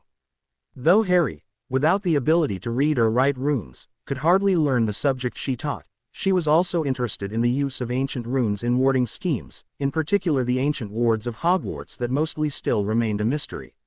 As soon as she confirmed that Harry could, in fact, see magic as light and patterns, she practically overtook the task of escorting them around various portions of Hogwarts herself, as avid as Hermione on his hypothesis of an underground warding chamber, and his descriptions of the wards and how they were shaped led to her confirming several of her own theories on the scripts used to ward the ancient castle. He also made friends with the gamekeeper and entered the Forbidden Forest, spoke to centaurs about the stars he had never been able to see and the connection with the forest's magic and their own, watched thestrals graze and fly, observed the multitude of magical flora and fauna, always entering new colors and patterns into his internal directory and Hermione's written notes. And on the day before the first task, Neville Longbottom paid Hermione a note with an apologetic glance, and within the paper was written a single word. Dragons. And Hermione abruptly decided that the headmaster's plan for Harry to simply forfeit was indeed a good one. But Harry, in an abrupt change of heart at the thought of encountering live dragons, fervently disagreed. So that night was spent reading about dragons and how to survive encountering them. The task was to obtain a golden egg from a clutch guarded over by an angry mother. Durmstrang conquered the challenge with expert use of transfiguration to distract the angry dragon. Beauxbaton's work was choppy, the elder Delacour spending more time guarding her younger sister than searching out the egg. Hogwarts champions obtained their egg with flawless teamwork, the Hufflepuff and Gryffindor working together to duplicate the eggs and draw the dragon away from its original nest. Harry, alone, walked out to see the Hebridean black dragon. He could have chosen a partner, but the only person he truly trusted was Hermione, and he wouldn't willingly put her in danger. When he had chosen the Hebridean, he had immediately thought of all he knew on the species native to the British Isles. It was a smaller breed as dragons went, but also the most aggressive dragon in Britain, a creature that could carry off an entire cow or deer in a feeding. It was supposed to be a dark ebony, and have eyes so vividly purple they glowed with inner light. But to Harry, the female dragon that towered above him by at least 30 feet, its wings stretching even higher into the sky as it postured and hissed, was a living breathing sun in streams of bright orange and deep yellow, its reptile pattern a thing of terrifying beauty. He gasped. Nothing could possibly describe the vision. The eggs underneath her gleamed with pinpricks of glowing light, little stars under their mother sun. Except one, which seemed dull in comparison with only its surface wizarding magic. He couldn't summon it, the charms to prevent it were ingrained deep. He could copy the other champions, using tricks of transfiguration and illusion. Or, he could show the dragon that something did not belong. He didn't know what a dragon saw, he didn't even really remember what wizards saw, all his memories of true sight were vague and indistinct. He knew it was golden colored, or else the other champions could not pick it out, but to his sight, that color did not register. Did dragons see in color? Were they more like mundane reptiles, registering scent and temperature? Harry stepped closer. The thing stiffened and snorted, its heat reaching to him, its fire burning in its gullet, a steaming cauldron. Harry placed his staff in front of him and reached for his own pattern, bringing it up and out of his skin, his magic a gleaming green light around him. He saw the dragon watching him, its large orange head lowered over the eggs, waiting, judging. Harry filtered his magic through the staff, the green growing red with a phoenix's essence, the gentle song ringing in his ears, calming his heart. He could have used a million spells, Hermione had droned on and on about them. But Harry didn't see the use. Spells were fickle things that did not always follow common sense. And he had no spell for what he wanted to do. He only had his own will and the light he could see, the simple truth of it. Something does not belong, Harry whispered, softly enough that those in the stands could not hear. He heard them speculating, the announcer questioning his sense, wondering if he would forfeit and what he could possibly do against a dragon. There were dragon handlers nearby, waiting for him to fail, waiting to save him. Many of the students were watching to see a disaster, the stands full of people catching their first glimpses of the blind boy who lived. The headmaster, as the old wizard had intended to do, had suppressed as much as he could any talk that Harry could actually see. Harry hadn't tried to prove him right or wrong, he ignored the speculations entirely. They weren't worth his time. The orange beast leaned closer, the spectators around him gasped. He felt its breath heat his face. Something does not belong, Harry whispered to it, and let the phoenix amplified magic spill from him and ripple across the ground to touch the dull-colored egg. It rang like a bell, empty and hollow, and the dragon reared back in distress. Again, Harry made it ring, and the orange dragon pattern, scales across spines and ridges, leaned down to take a deep sniff. It hissed, and lunged, and the golden egg was pushed from its nest with disdain and a wild flutter of wings. It didn't belong with the stars it had nestled within. The Hebrida in black crouched over its eggs, wary, wings impossibly wide furled around them, an orange-yellow sun. Harry smiled at it, and walked toward the fallen egg, seeing the still pinpricks of metal as he walked closer underneath the magical spells. And as his hands picked up the smooth egg, the crowd roared its approval. Hermione didn't give Harry a choice. "I'm going with you to the ball," she declared, after hearing the announcement as they sat in the great hall at the thinly veiled command of the headmaster. She saw the hawk-like gazes of the girls in the hall on the boy beside her and found herself smirking back at them. Harry waved a hand in dismissal. "If you'd like. I'm not required to dance though." Hermione laughed at that. "For the good of everyone else. You would bowl us all over and stomp on our feet." Harry joined in on the laughter. He knew dancing would be something he could never do well. Though, he found himself grateful that Hermione had wanted to attend the ball with him. He rather liked the thought of it. "They want to know if you're really blind." The soft voice came from the side where Harry and Hermione walked from Vector's CL room, ignoring the stares and whispers that had only increased since the first task. They turned, and Harry looked at the oddly fractured pattern, its soft pink light in a warm tone. "Who are you, and why are you barefoot?" Hermione asked curiously. The girl sighed. "Luna, I'm afraid my shoes went missing again." They tend to do that this time of day. Harry knew Hermione would be frowning though he couldn't see it. She always pulled a face when confronted with something puzzling. Harry had felt it a time or two, the skin on her face moving, the blue-tinted purple light flickering with disturbance. "What do you think?" Harry asked suddenly, curious about this girl with the odd broken pattern. One pink arm waved through the air, glittering. "Oh, of course you are. It's very obvious to anyone who can see. My father thinks you've been possessed by you-know-who's ghost and that's why it seems like you can see." "That's preposterous," Hermione broke in, but the girl continued unheeding of the interruption. "But I rather think a fairy is sitting on your shoulder, leading your way. Or maybe a ghost only you can see, someone kind and wise, and it taught you magic too." Hermione huffed. Harry smiled, and looped an arm around the aggravated girl. "Well, you're more right than anyone else's theories have heard so far in the hallways." Luna's magic expanded and glowed with emotion, though he wasn't sure which. When she spoke, her voice remained calm and serene. "I'm very glad." And then her light began to move away, without a word of goodbye. Harry listened to Hermione's grumbling commentary of the Ravenclaw, and only shook his head. Something's different with her pattern. Its design is skewed, like it's broken once and healed badly. At that, Hermione went silent. Later, she told him what she learned from another student, that Luna Lovegood had lost her mother at a young age, and commonly was called Loony Lovegood for the strange things she said and did. It made Harry wonder how much trauma it would take to break a pattern. And only then did he realize what he had been seeing in the ghosts at Hogwarts, distracted as he had been by their white coloring and the purple sparks of Hogwarts' magical signature that made them quicken and live. They were all, each and every one, broken. He hadn't expected the ball itself to be very spectacular, but the night of the event he found himself just as dazzled by the myriad spell constructions made by professional hands as Hermione was by the ice and crystal. They spent most of the ball at a table, watching colors and patterns whirl by, content to simply speak to one another, their own bubble in a sea of people. Halfway through, Harry reached for her hand and held it. Hermione did not pull away. At the end of the night, hand in hand, they walked back to their shared room, and Harry then wrapped an arm about her shoulders and pulled her close, taking in the blue-violet light that was so very beautiful against the purple walls of Hogwarts, the perfect velvet backdrop to Hermione's pattern. He told her as much, speaking for the first time of how beautiful her light was to him, how it fascinated his gaze more than once, of the true reason he had begun to wear the black shades. And when he was finished, Hermione pressed a quick brush of her lips to his cheek, and retreated to her room.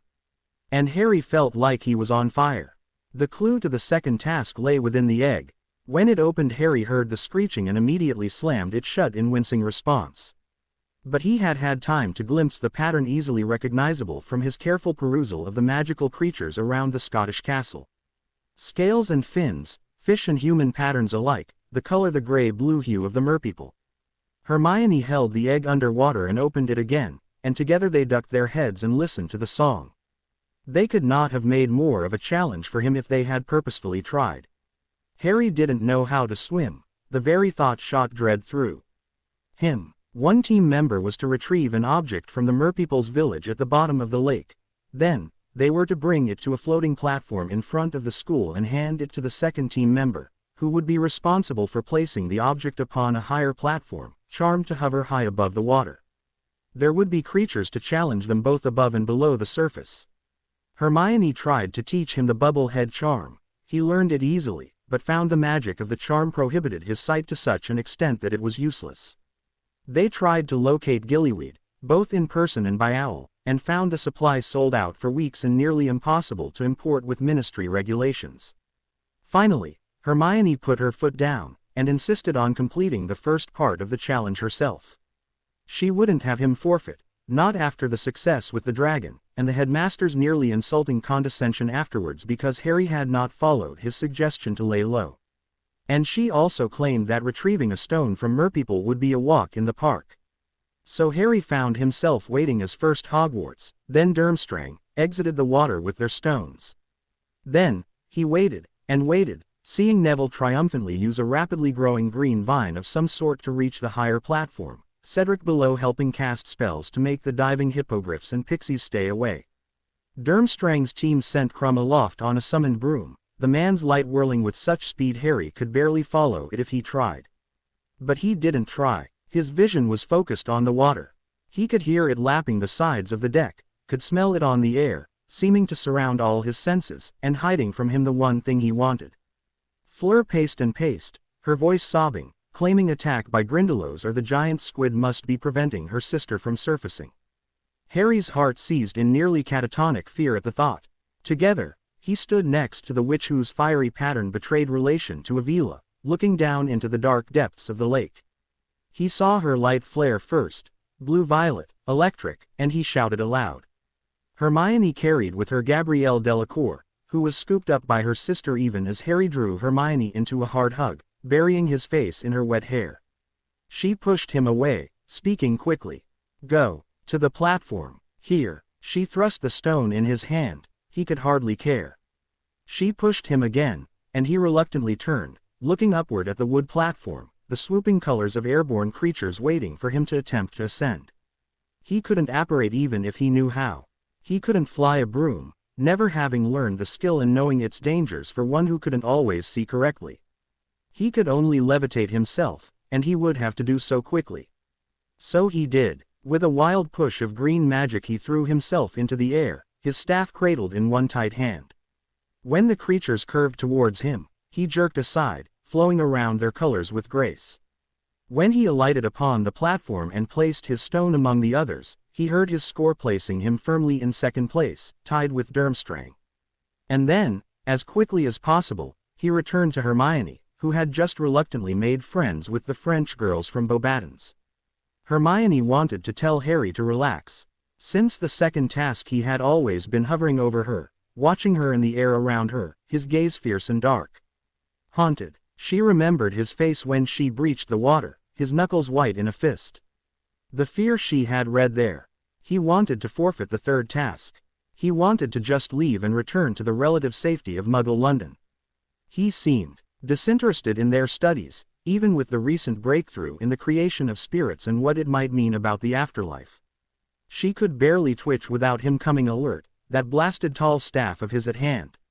"Stop it," she finally burst out, turning on Harry as he paced the room. "We're not leaving yet. I'm fine. I only took so long because little Gabrielle was too afraid to even move for fear of running into more merpeople.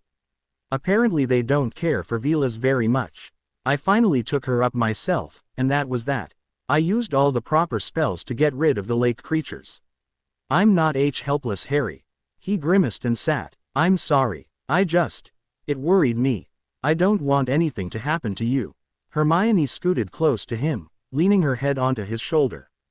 That's silly. You've already happened to me, so I don't expect life to get dull.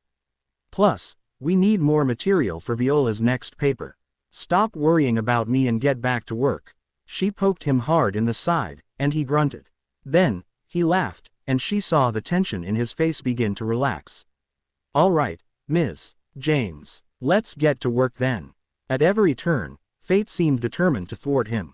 Albus had designed the tournament to showcase Neville Longbottom as the new savior, a hero worthy to be followed, able to destroy a Dark Lord. He had thought Harry Potter unable to be that hero.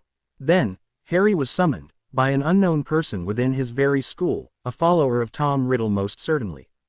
And Harry was shown to not only be able enough to learn magic, but possessing what could possibly be the power spoken of in the prophecy. And the prophecy clearly stated that the Dark Lord would not know of that power, though the boy himself seemed determined not to hide it. Now, he no longer knew the right thing to do. Teach the boy. His professors all claimed Harry Potter to be an amazingly bright student, unparalleled within the school. Warn him of the prophecy. He risked the child fleeing from his destiny, or worse, seeking to make it come about before he was ready. Wait, he risked his enemies making their own moves. And yet, he had very little other choice. Harry practiced magic when he was not listening to books, studying with professors, or tracking down spirits and creatures to add to his list of patterns. He experimented with his power, using it with and without the Phoenix staff, both intoned spells and wordless ones. The staff made up for its lack of finesse with raw magical power, the stones atop it nearly bursting with amplified light.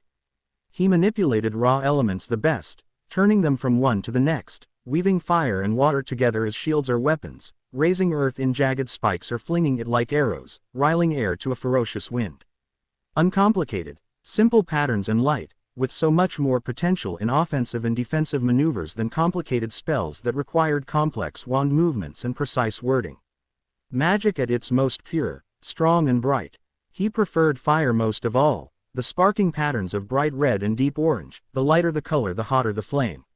Once, in the dead of night, he left Hermione alone to slip from the castle onto bare ground, and there finally cast the spell he had most longed to cast. Fiendfire. It bloomed so pale it was white like a ghost, hot death, the forms of animals of all kinds, magical and muggle alike, nearly sentient as it craved to consume life. Uncontrollable in its urges until he was forced to let it go, cutting off his magic from feeding it further. And in the wake of its destruction, he felt humbled. There would always be something he could not master in mere moments, if he ever could at all. But he would greatly enjoy the challenge. The students at Hogwarts seemed of a mixed mind toward the blind boy who lived.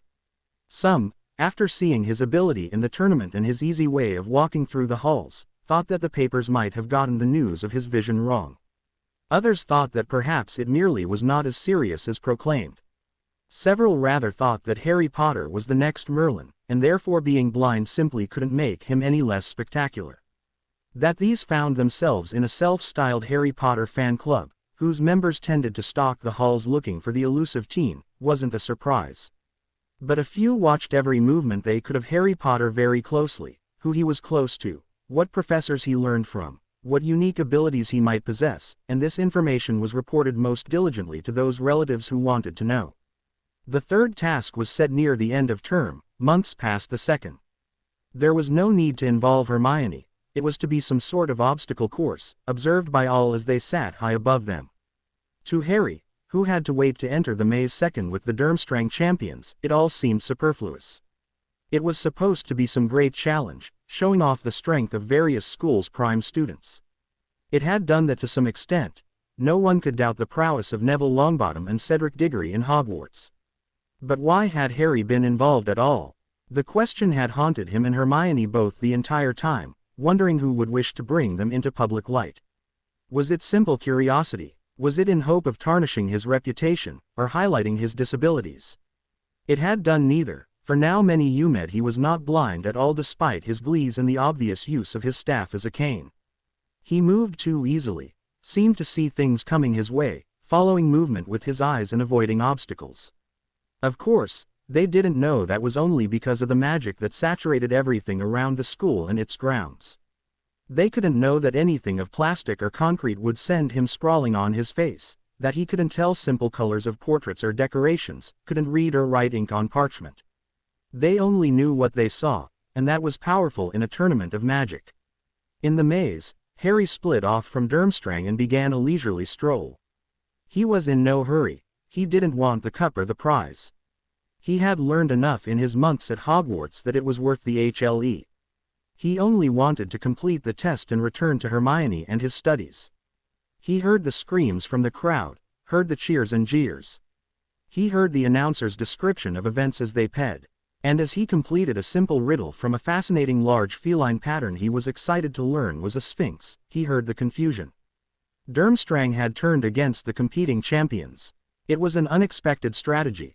The challenge was supposed to be from within the maze, not from the other competitors. Hogwarts. Cedric Diggory was down. Beauxbatons had fled in retreat, Neville Longbottom valiantly covering their escape. Then, Krum was defeated, the second Durmstrang champion also falling to the Gryffindor's wand as she simply stood there in apparent forfeit. And in front of Harry, unnoticed by the eyes riveted on the combat, the maze moved out of his way, tearing itself apart and restructuring at the hand of some other's wand. Harry saw the pale magic tearing apart the green plant life. He knew that someone was leading his way. He could have turned aside, but what was the point? The answer to the mystery lay ahead, waiting to be solved. Someone wanted him to walk on, so he walked, staff swinging from side to side, eyes wide open. For tricks of magic, the announcer cried out his name. Longbottom was rushing for the center of the maze. But Harry was already there. He looked at the cup, a crystalline pattern of deep purple light. And like a spiderweb on its surface another spell lay, the stamp of a portkey. The trap set to spring. He saw Neville's unique brownish-green hue, rushing towards the cup, the red wand in his hand sparkling with light against the deep green backdrop of the hedge maze. No, Harry called, walking as quickly as he dared towards the large boy, feeling slow and useless, not used to moving fast. Neville, on edge from Durmstrang's vicious tactics, attacked first, spells flung wide in his haste. Harry dodged some and dispelled others, slowing to raise his staff in protection. The boy was close to that magic that would send him away to someplace else, either the start of the maze or somewhere far, far worse. Harry, the suspicious thoughts at the forefront of his mind, was betting on worse. So when he knew he would not beat the boy to the cup, he did what he had to do for the one who laughed at Hermione's expense years ago but had apologized for it since and was sincere, who had given them the hint about the dragons though it gave them an edge in the first task. Accio Cup, Harry called with a lash of emerald magic, and let the trap spring upon him. In a graveyard of violet stones and shadows, the sickly red and brown hues of a rat animagus was waiting for him. He was bound before he could fight, his staff fallen at his feet. It was the disorientation that made him pause, the portkey's spinning colors still making his mind reel. Then he saw a different pattern being brought closer by the brown shade of rat, a giant coiled serpent at the feet of what had to be Peter Pettigrew and one other person. Its pattern was red, like heart's thick blood, the deepest shade he had ever seen, and it was the pattern he had seen stamped upon the colors of Professor Severus Snape and Alistair Moody. If dark magic was what caused such a taint, then the being in front of him had nothing of the light left in him. And it was broken, a mere fragment, that spoke in a high nasal voice and called itself Wormtail's master. The confusion left him, the final pieces of the puzzle found, the picture now laid out complete before him. Lord Voldemort had been scheming all along behind the tournament, not dead at all as he had been led to believe. Lord Voldemort had been waiting, this broken remnant pattern of a wizard, waiting to trap him. Wanting him at his mercy. It appeared he might owe the headmaster a small apology. He was about to profit greatly from being underestimated by his enemy. Harry did not wait when he saw the still gleam of metal in Pettigrew's hand. He called to the light in the staff at his feet, sang the phoenix song in his heart. He felt the bindings on him rip and tear and fall away, and he slumped down to fall upon the fire and green wood that made him so much more powerful. The rat pattern of Pettigrew scrambled away, calling to his master in high-pitched tones. Harry spared him no attention, unsure if Lord Voldemort was weak even when broken. He flung out the green ropes of an incarcerous spell at the Dark Lord, feeling both rewarded and relieved when the bloody pattern was bound in emerald light. Harry Potter! Voldemort roared, a wand of familiar phoenix tones in his hold, like a brother to the staff he held. But the wizard did not cast a spell, his magic apparently as broken as his pattern. Harry saw the rat begin to change, shrinking in size, the brown deeper in hue, fur tones stronger than human. Perhaps he thought he was hidden in the GR, able to escape, but Harry saw Pettigrew clearly as a spot of brown among the sea of green plants and purple stones around him. Petrificus totalis. Harry enchanted, and was pleased to see the pattern freeze. Kill him. Voldemort raged and struggled and hissed, and from the GR the large serpent came, lightning fast, brown and red scales with the yellow shade of poison upon it. Perhaps a magical breed of constrictor, Harry thought absently, and raised his staff in a silent shield. The brown and red light jerked and slid away, words hissing from its form. It sees me, master. For a second, Harry paused in shock. Was there a breed of magical S that spoke? But then the familiar tried to strike again, slamming against his shield with an audible thunk, angry hisses spilling from its mouth that he heard as spoken curses.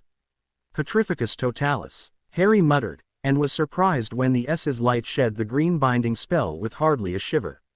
He quickly raised his shield again with wordless intent, eyeing the large serpent as it hissed curses, circling him rapidly. Incarcerous. He tried again, and again the S shed the light. Natural resistance, maybe, or else the thing had multiple layers of protection charms. Time for some creativity. Harry dropped his shield, and with a wave of power and intent transfigured the pale air into bright pinpricks of metal, quickly threading them together around the thrashing S as it curled and struck the new bars. And as the cage closed around it, holding it still for the moment, Harry realized he must be mistaken, for the brown S pattern was distinctly different from the red pattern that seemed etched over it, a very familiar, human, red pattern. Unlike the smaller taint upon what he now knew to be the arms of Death Eaters, the S's entire being was overlaid like a murky film, collapsing in on each other in places, human and S, red and brown, two souls in one body, unlike anything he had ever seen before. Something he had not known was even possible, and the human soul that crouched upon the brown light was as fractured and broken as the bloody monster that howled in anger under his spell. For a long moment he stood still, appalled, in a graveyard surrounded by enemies he had overcome perhaps through sheer luck, or perhaps just their own incompetence, and considered yet another puzzle that had arisen. Two broken fragments of one soul, each controlling a separate body. Perhaps he had indeed killed Voldemort after all when he was a child and gained his scar. Perhaps what he saw before him was only the remnants of a wizard who had not properly died or become a spirit as normally broken patterns tended to do. Perhaps Voldemort's pattern was tethered to the world in the slivers before him. What a fascinating thought! An entire realm of new questions and possibilities opened before him, and he really did not have any more time to think on them. The S thrashed again, and to his surprise he saw the metal pattern caging it crack and begin to break under the serpent's strength. He frowned sternly at it as the thing fell free, brown and red light fixing on him with vicious intent. Well, he had tried to take the specimen alive. Kill, the S hissed, coiling to spring, and Harry banged the butt of his staff hard against the ground, his green magic bonded with the phoenix song of the staff as he struck in a much more powerful, and deadly, spell. Confringo. Unlike the inferior binding spells, this one did its intended job. The brown light of the S shattered into pieces, its pulsing life beginning to slow with death even as the remains fell to the ground. And the red sliver of broken soul that had covered the S wrenched free and began to perish with an unholy howl, fading to nothing as all human souls did when the body they inhabited no longer had life. Harry spared a moment watching the still pieces of the brown S, Voldemort quiet now behind him. He wondered if one part of a soul knew when the other part died, if they felt the loss. Then, with a grimace, he reached out for the portkey at his side, its web still alive and functioning, levitating the Dark Lord and Pettigrew close enough to touch, though his skin crawled at having their lights so close to his own. I will have your heart for this, Potter. I will destroy you and everything you hold dear. Voldemort hissed in a sudden high, whiny voice, the small, almost child-sized light gleaming with furious rage. Harry didn't answer. He didn't quite know what to say. He only wrapped a hand around the cup and let it take them all away. There were no words for the shock that came over the stadium when Harry Potter appeared with a wanted criminal and something other in tow. The world dissolved into pandemonium. Reporters clicked wild pictures. Horrors swarmed like bees around a hive. The minister yelled for order. The headmaster of Hogwarts rushed to cage a squealing bundled monstrosity from attempting to escape into another host. The horrible name of Lord Voldemort was said aloud, and in the quiet that followed, the headmaster of Hogwarts confronted the bundle and it responded in a hiss that too many wizards and witches heard. "You cannot kill me, Albus Dumbledore. I will never die." No one was watching Harry Potter except a single witch with tears of relief in her eyes at seeing him unharmed, and only she saw Professor Moody reach to lead him back away from the possible danger in front of him. And she was the only one who understood when Harry let the black glaze upon his face fall away and turned his gaze up to find where she sat among the crowd. His piercing green eyes met hers, and she saw the anxious warning there. She jumped to her feet. "Get down!" Her scream rang out over the crowd, the only words of warning she could think to say in that instant, words she had heard more than once in Muggle movies. The crowd, already on edge, startled and scrambled at her words, but it was the loud explosion from behind that sent them to the ground when Alastor Moody turned his wand upon Harry Potter and tried his best to kill him. Harry had been watching Voldemort when the steadying hand at his elbow tightened. He looked down to see the damning stamp of bloody red on Moody's forearm. "Come with me, boy. It's not safe here," the gruff man murmured. Harry knew better. One never went with the enemy where they wished to take you, no matter how one was threatened or coerced. The only advantage you had was to strike when it was unexpected, on your own terms. And Alastor Moody was a trained and deadly wizard. If the man meant him harm, Harry would need every advantage he had. "I'm fine here, thanks," Harry replied softly, but the man's grip did not waver. Harry felt him lean closer, his light burning bright with gray swirling into black. "I must insist." Harry closed his eyes. Then he nodded and took a step back, reaching up to pull the glaze from his eyes and let them fall to the ground by his feet. He raised his head to face the stands, finding the gleam of blue-violet, the beloved pattern, assuring himself that she was far away from any damage that might occur. He heard her shout something even as he whirled, bringing his staff up between himself and the professor, breaking the older man's grip. He heard Moody curse in dark tones, saw the bright green-orange gleam of a wand that bore a dragon's heartstring. Then Harry raised the golden light of the shield Protega as the professor's gray magic swarmed towards him with the deep crimson stain of dark magic.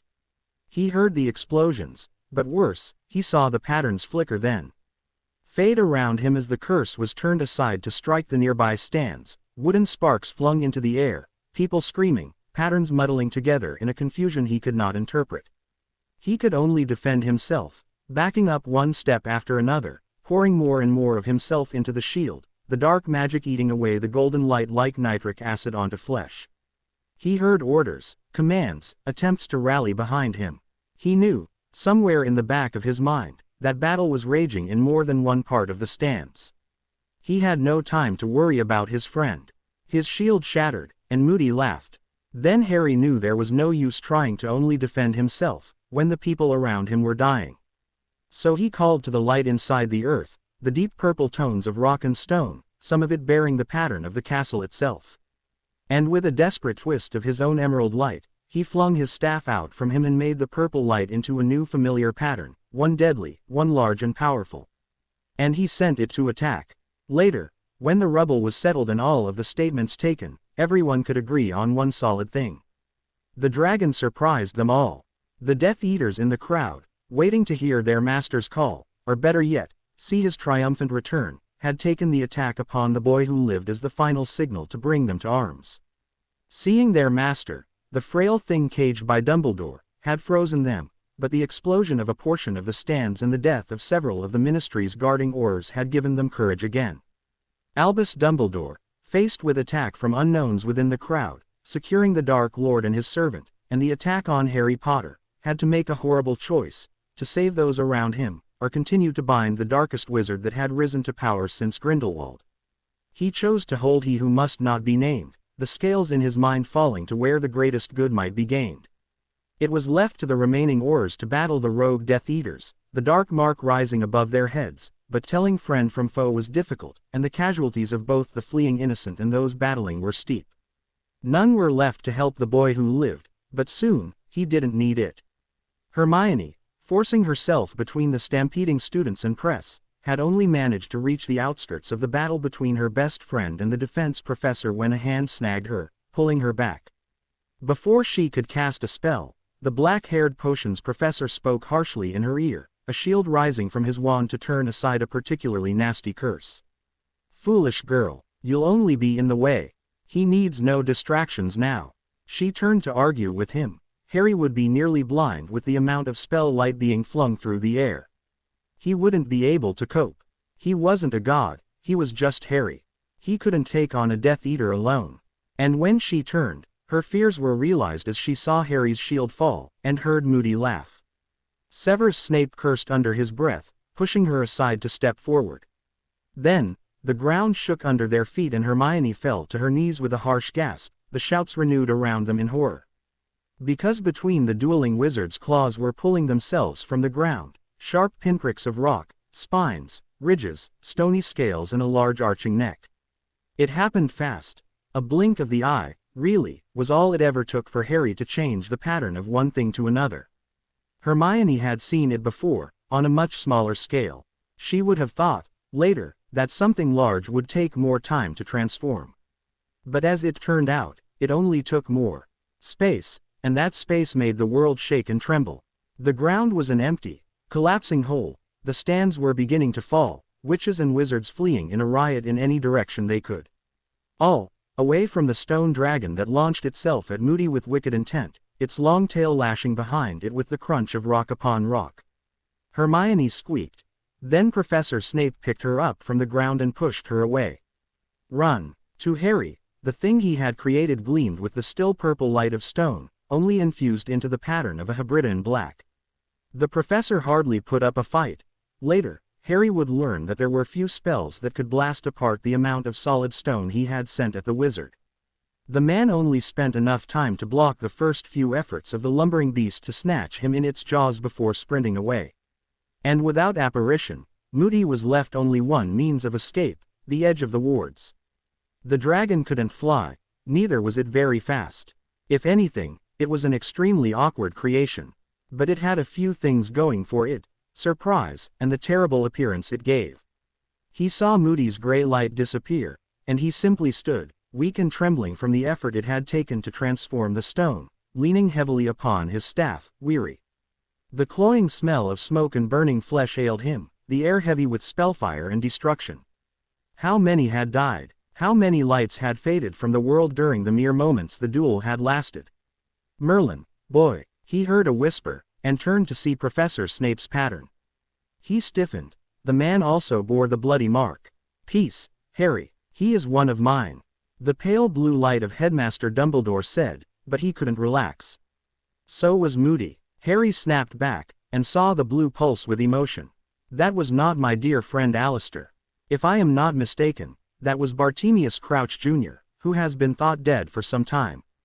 The world was spinning, his eyes burning, burning, burning. Harry groaned at the sensation, and heard a growl from the distance, hissing words reaching his ears. "This isn't over, old man." Dumbledore only sighed in response. "I very much fear it is not." With the appearance of the dragon and the flight of Crouch, the opposition ended.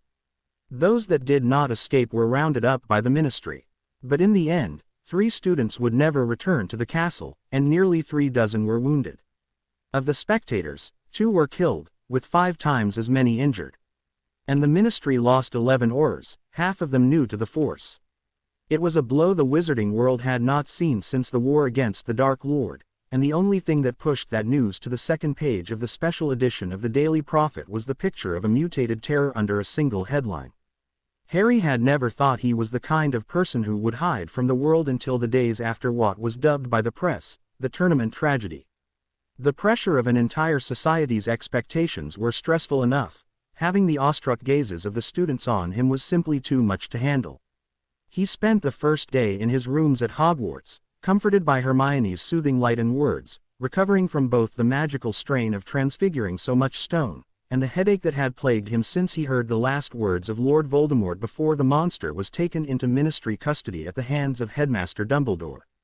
What he saw in the graveyard with the S and its portion of broken soul he shared only with Hermione, and his new thoughts on soul patterns and the ramifications they might have she wrote carefully in with his previous notes. On the second day, news came in. The form of a visit from the headmaster, and the story the older man told was only overshadowed by the plans the Ministry had made. Alistair Moody had been held captive by Crouch, who had stolen the X-Auror's hair for Polyjuice Potion, a magical concoction that copied one genetic pattern onto another person for a short time. It had worn off during the duel with Harry, and Alistair had been found locked in an expanded trunk. Harry made a mental note to look into space-expanding charms and the concept of something being bigger on the inside. Interior dimensions, worlds inside of worlds, wormholes. Meanwhile, interrogating Voldemort had proved useless. The man only spouted out answers in angry, sibilant hisses, a language none knew but the serpents the wizard liked to surround himself with. But Pettigrew had revealed under Veritaserum that Crouch had been part of a plot to restore the Dark Lord's normal human body, as the wizard's soul had somehow managed to survive while his original body had not the night Harry's parents died. A broken soul, Harry thought, identical to the one inside the S as well. Everything he had learned so far had led him to the conclusion that broken patterns would become spirits, if they died in a place with sufficient magic to act as fuel for the incorpo reality. And while some spirits were capable of possession, none fit the description of what the two slivers of Voldemort were. But he wouldn't get a chance to study the phenomenon closer. The Ministry had made its pronouncement in the morning paper. There would be no waiting. The Wizengamot had met in an emergency session. The trials had already taken place for both Pettigrew and Voldemort, though Dumbledore implied there was no one willing to represent either of them in court. Those that might have had already been exposed in a ministry-wide sweep for those bearing the renewed dark mark, as new regulations for mandatory showing of the right forearm had also been implemented the very day after the tournament. No arrests had been made yet, but several dozen workers were missing, never showing up for work. The Aurors were working day and night to track them down for questioning. The minister would no longer tolerate terrorists in his country, and to show his, and his ministry's, willingness to do whatever must be done to find and punish those who sought to overthrow the government, Peter Pettigrew and Voldemort, also known as Tom Riddle, were both to be and executed in succession inside the very atrium of the ministry, to be viewed by all who wished to see the infamous Dark Lord put down like the dog he was. Hermione told him that Dumbledore had looked grave when telling them the news. Harry couldn't understand why. It seemed a triumph to him, to finally kill what was left of Voldemort once and for all. And with Pettigrew's statements, Sirius Black was now fully exonerated, if posthumously. Every loose end had been wound up, except for Crouch and the Death Eaters who had fled. But without Voldemort as a figurehead, Harry was uncertain how they could raise another force to truly challenge the irate ministry. But then again, students Harry hadn't known had died. The victory had come at a cost. Hermione could have been one of those students. Harry wouldn't forget that fact, either. Dementors made his stomach roll nauseously. Their tall forms seemed to be brown from far away, but closer, he could see the hundreds of shades and patterns that mixed together to form that dirty brown color, yellow and orange and blue and green and purple, an ugly kaleidoscope of souls. He had read about them specifically once he learned they would be used to execute Voldemort and Pettigrew. Hermione gripped his hand tightly. She had not wanted to be here. The ministry atrium was crowded with people, Aurors, reporters, the Wizengamot, the angry, the curious. For his murder of 12 Muggles and his part in the plot to resurrect Tom Riddle, Peter Pettigrew had been sentenced to in a public trial. Voldemort's trial had not been public, but none were surprised that the verdict was the same. The Dark Lord's crimes were too many to number, and the trial itself was mostly just for show, so the ministry could look effective after the past debacle with Black. And Harry had not been given much choice in attending the spectacle that was to follow. He was now touted as the blind sorcerer in the papers, the tales of his spectacular wordless magic at the tournament spreading far and wide and only growing in the telling. The dragon had been a bit much, he had acknowledged to Hermione afterwards. But it had been the very first thing to occur to him, and if nothing else it had been effective in ending the battle. The Dementors hovered closer, the crumpled pattern of Pettigrew on the ground. The wizard was on a raised dais, along with the minister, Dumbledore, and select Aurors. Harry himself stood with Hermione and even more Aurors who acted as guards near the stairs. Too close for comfort to those creatures. The minister finished intoning his list of the crimes of Peter Pettigrew, though Harry was hardly listening. He was watching the Dementor instead, as it leaned over the wizard and began to draw the color out of him. Hermione gasped and trembled. Later, he would need to ask what it was she saw that was so frightening. Because what he saw was horrifying enough. When it was over, Harry saw an empty human pattern, the white light sluggishly alive. Its heart still beat, blood still ran through its veins. But what remained was not a person any longer. If there was an afterlife, Pettigrew's soul would never make it there. Harry saw it filtering and digesting inside the magic of the Dementor, and fought not to be sick.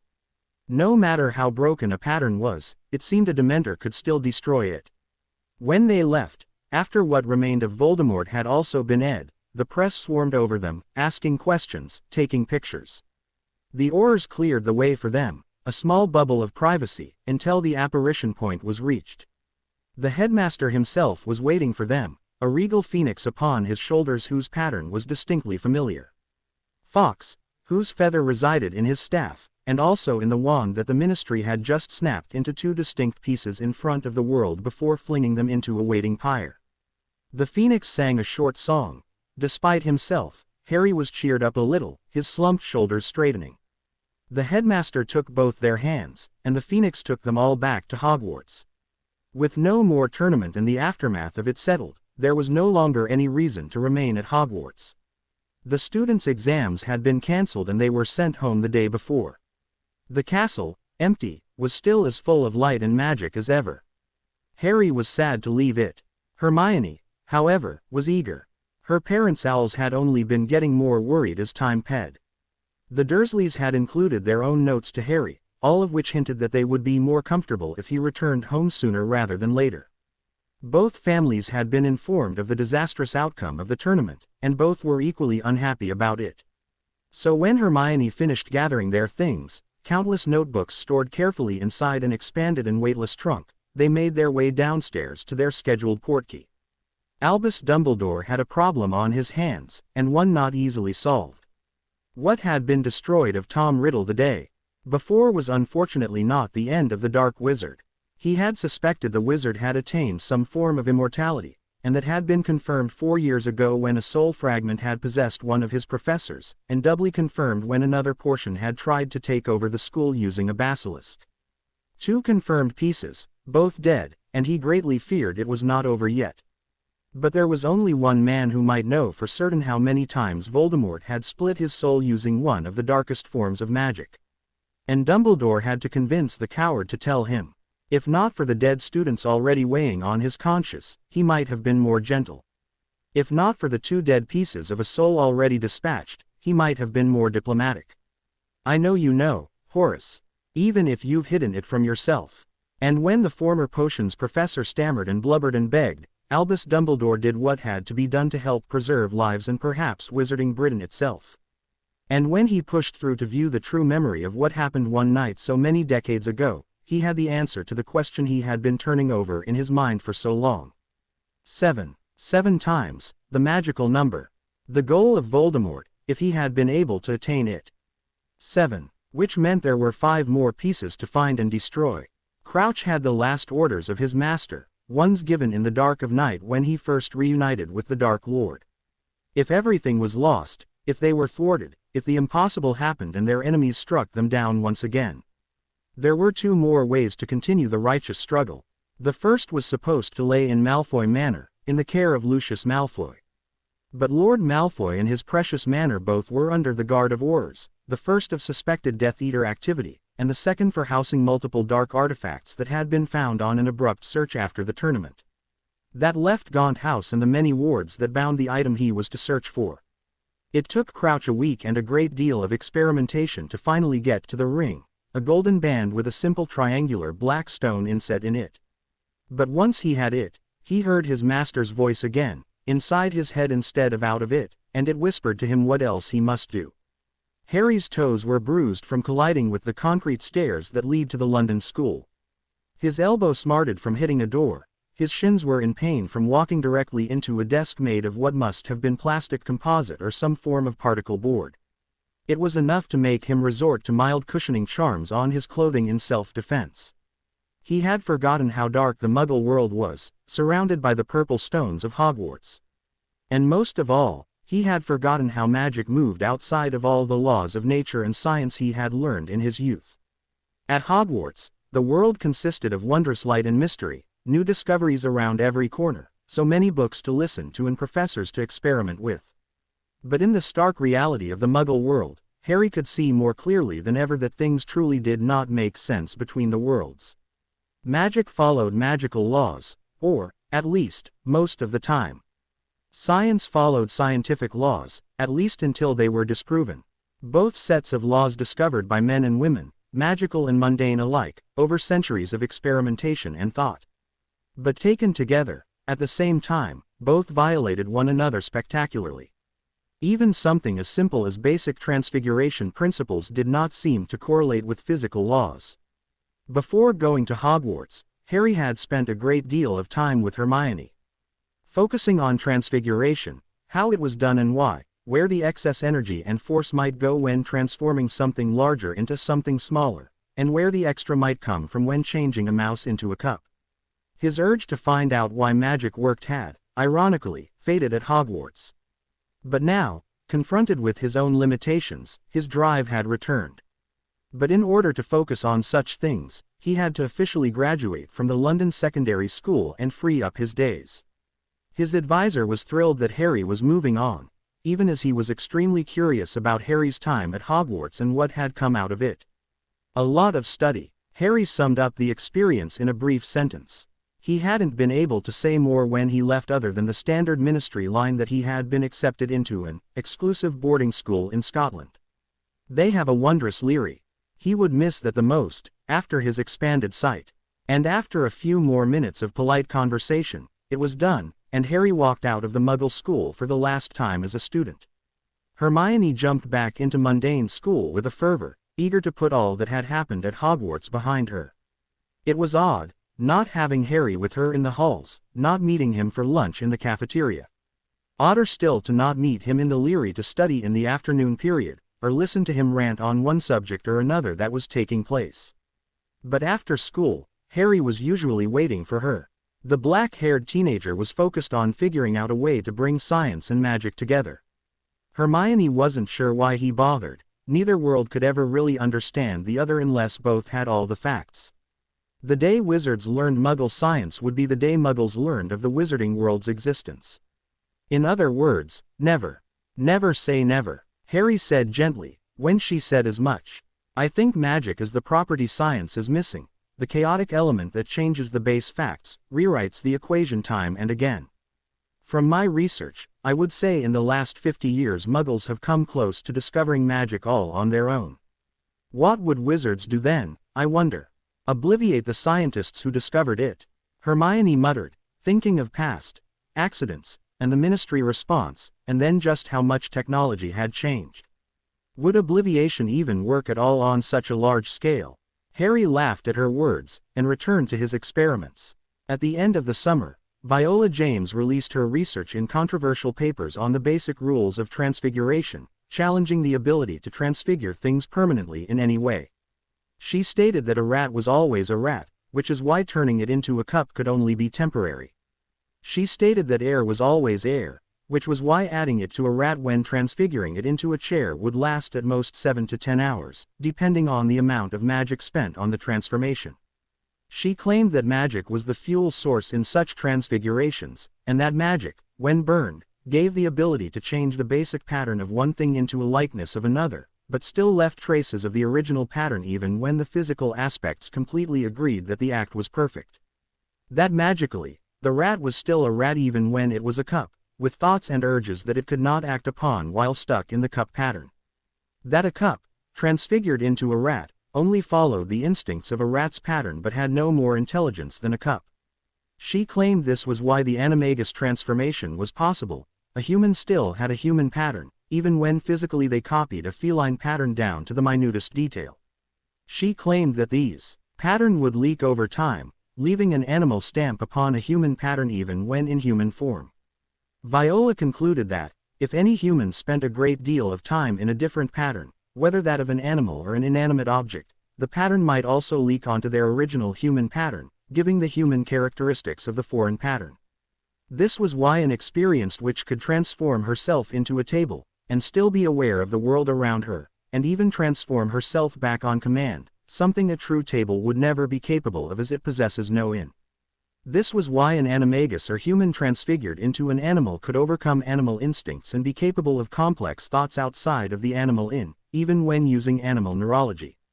She added in the existence of intelligent spirits and poltergeists, how they were all remnants of human or magical patterns that survived the death of the original body, fueled by the magic of the places they haunt. Souls, Viola James claimed, were only patterns unique to every living thing, human and animal and plant. Patterns that existed outside of a physical body, which was why changing the physical did not alter the base pattern's thoughts and feelings. It was why changing the physical was temporary. It was why sustenance of any kind did not transfigure well or at all but could be duplicated with ease. This explained why Gamp's law of elemental transfiguration worked, and yet had exceptions. Finally, Viola James concluded that none of her hypotheses could be truly proven unless one had the ability to see or otherwise detect such patterns. And in response to the paper, both the Board of Transfiguration and the Board of Transmigration Studies insisted on meeting Viola James in person to congratulate her on her superior research and flawless experimentation. And like every time before, they were denied. Harry sat back in Hermione's chair, looking over Hiss as the feline reclined on his girlfriend's bed. Girlfriend. Though Hermione held his hand, hugged him, ed him, labeling her a girlfriend simply did not compute well. It seemed too juvenile, too temporary, too easy. Simply not good enough. She was, of course, a girl and his friend.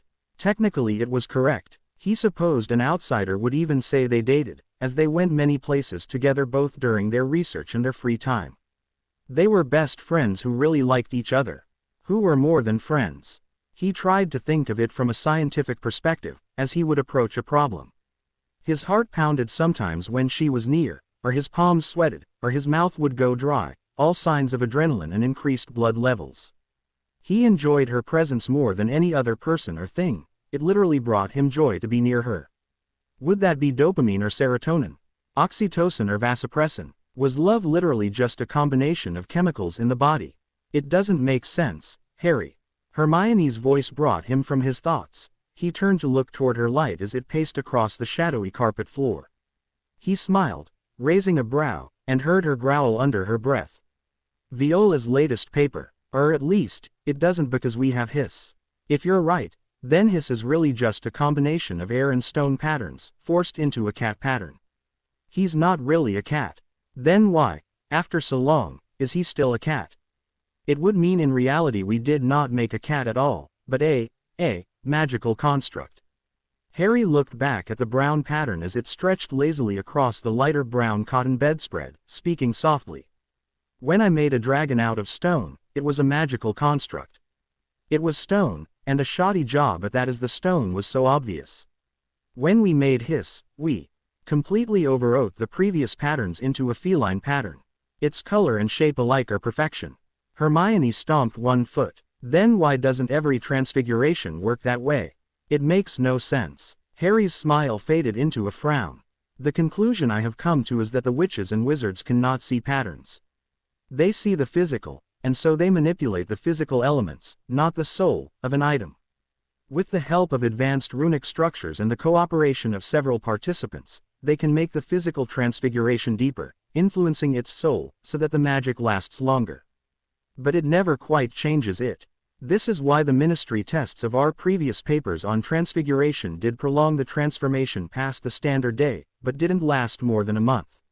Hiss here has ped his year mark.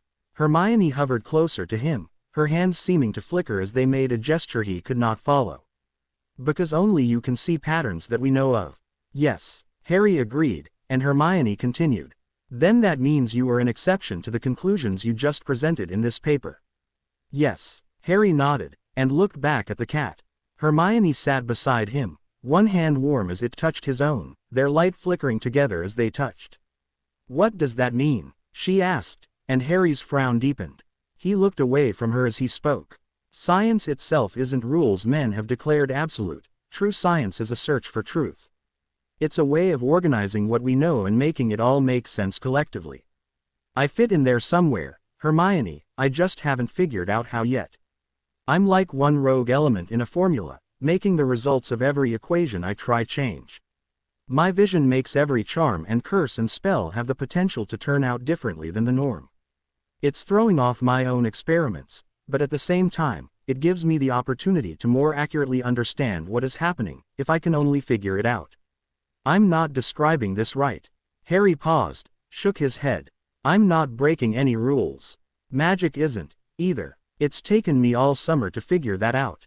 There is reason and rationality and rules to all magic can do, just like there is with everything the Muggles have figured out so far in nature. What we call magic is simply another force to consider mathematically, one whose limiting factors have not all been discovered. More complicated than most, of course, because I am almost positive that if there is some sort of math to it, it is capable of changing based on the user and how it is used, or, better put, its environmental factors. Harry turned to face her, holding both her hands in his. But that's speculation. For me, it means that I am capable of changing one type of soul into another. I can change a rat into a cup and make it a cup in every way that matters. I can make a dog into a cat, a tree into a stone, water into fire. He took a deep breath. I can make a dead tree live again. Quickening, I've decided to call it. Putting natural movement back into a still pattern.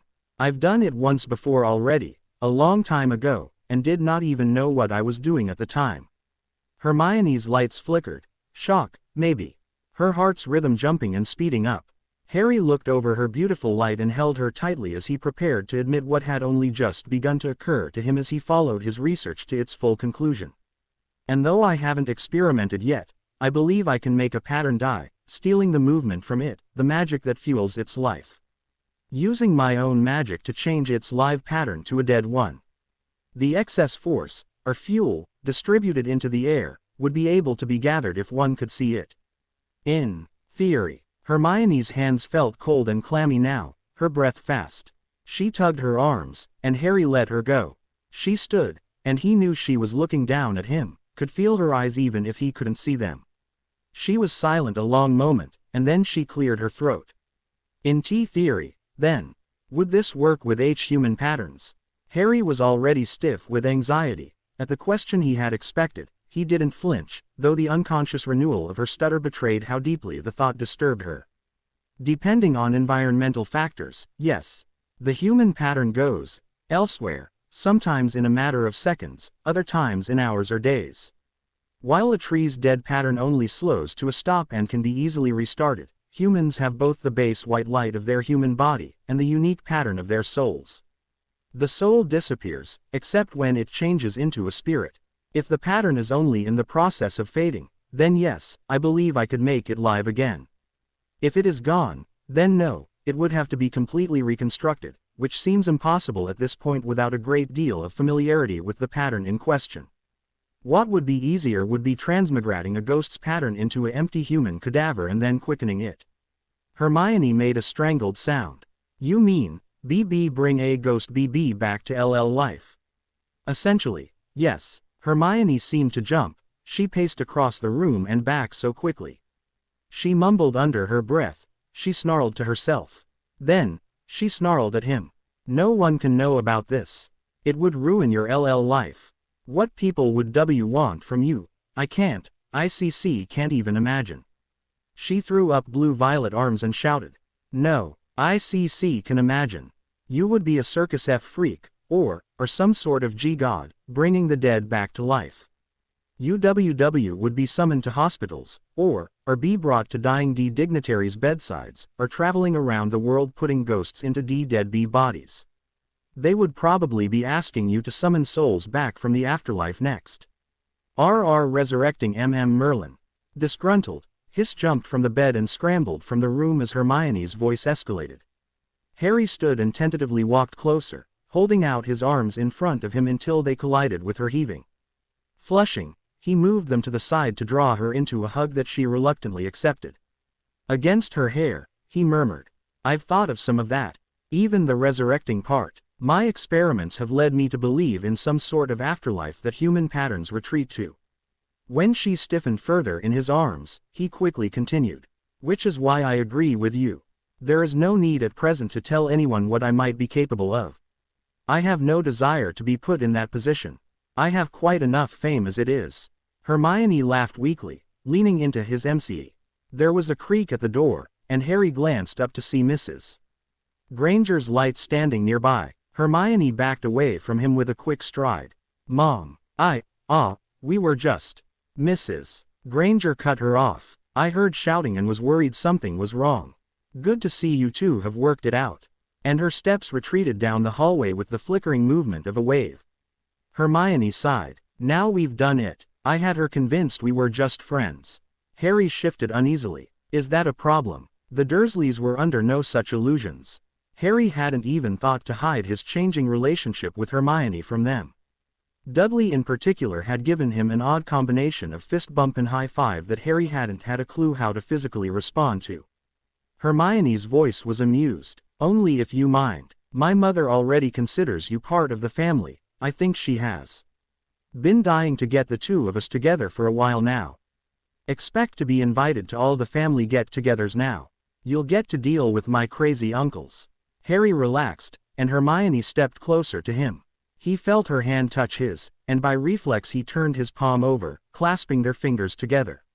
She leaned into him again with a sigh. I'm sorry for shouting. I'm just worried. Harry drew her closer, wrapping his arms around her warm light with a small smile. He supposed it might be odd, to be glad that she was worried. But it meant she cared, just as he did, enough to value another's well-being more than one's own peace of mind. It's all right. I've got several experiments planned to explore the phenomenon. When we know more, we can more accurately prepare for what we are dealing with.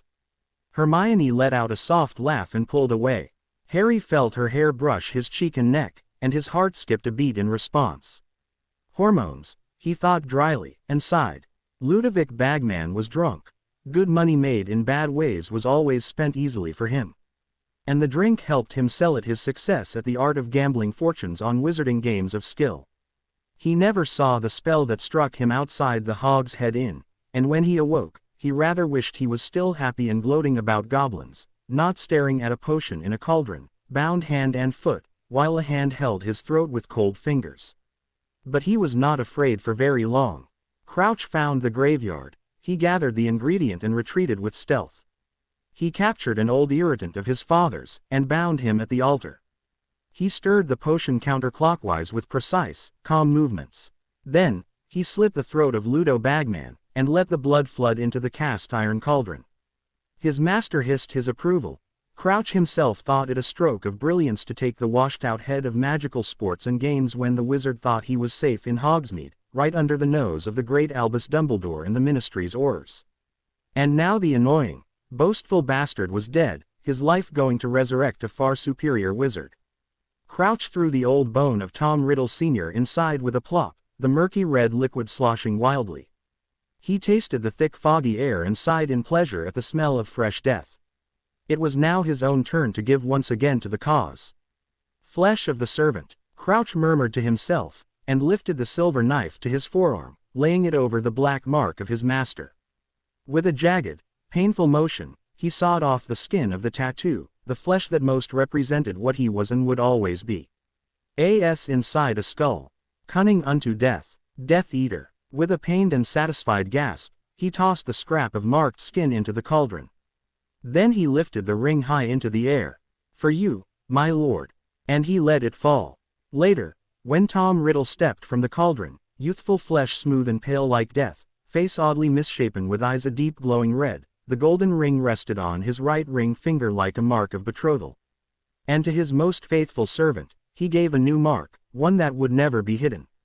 Across Bartemius Crouch Jr.'s face, a black tattooed skull grinned in macabre humor, as protruding from his lips to curve across one cheek. At times, it almost seemed to move. The diary had been his first true, savored kill, his first time fracturing his soul and shattering it. The ring had been second, less than a year later, and Riddle had gained a taste for it, the exquisite pain, the flood of power and strength that came with such dark magic. The strength had faded, but Riddle knew how to gain more of that feeling. Looking into a mirror for the first time, he beheld the true malevolence of what he had become. Though Crouch had expected his twisted appearance, Riddle had not been prepared to see red eyes instead of hazel, split nostrils and gaunt cheeks instead of round, human softness. Though he was younger by decades than his older self had been, the dark magic of the resurrection ritual had twisted his form just as severely. He was no longer a handsome boy, he was a deformed monster. But he couldn't mourn his lost looks when he had to deal with a lost empire. He understood something of what was going on, memories gleaned from the mind of the older wizard who had found him, inevitable conclusions falling into place.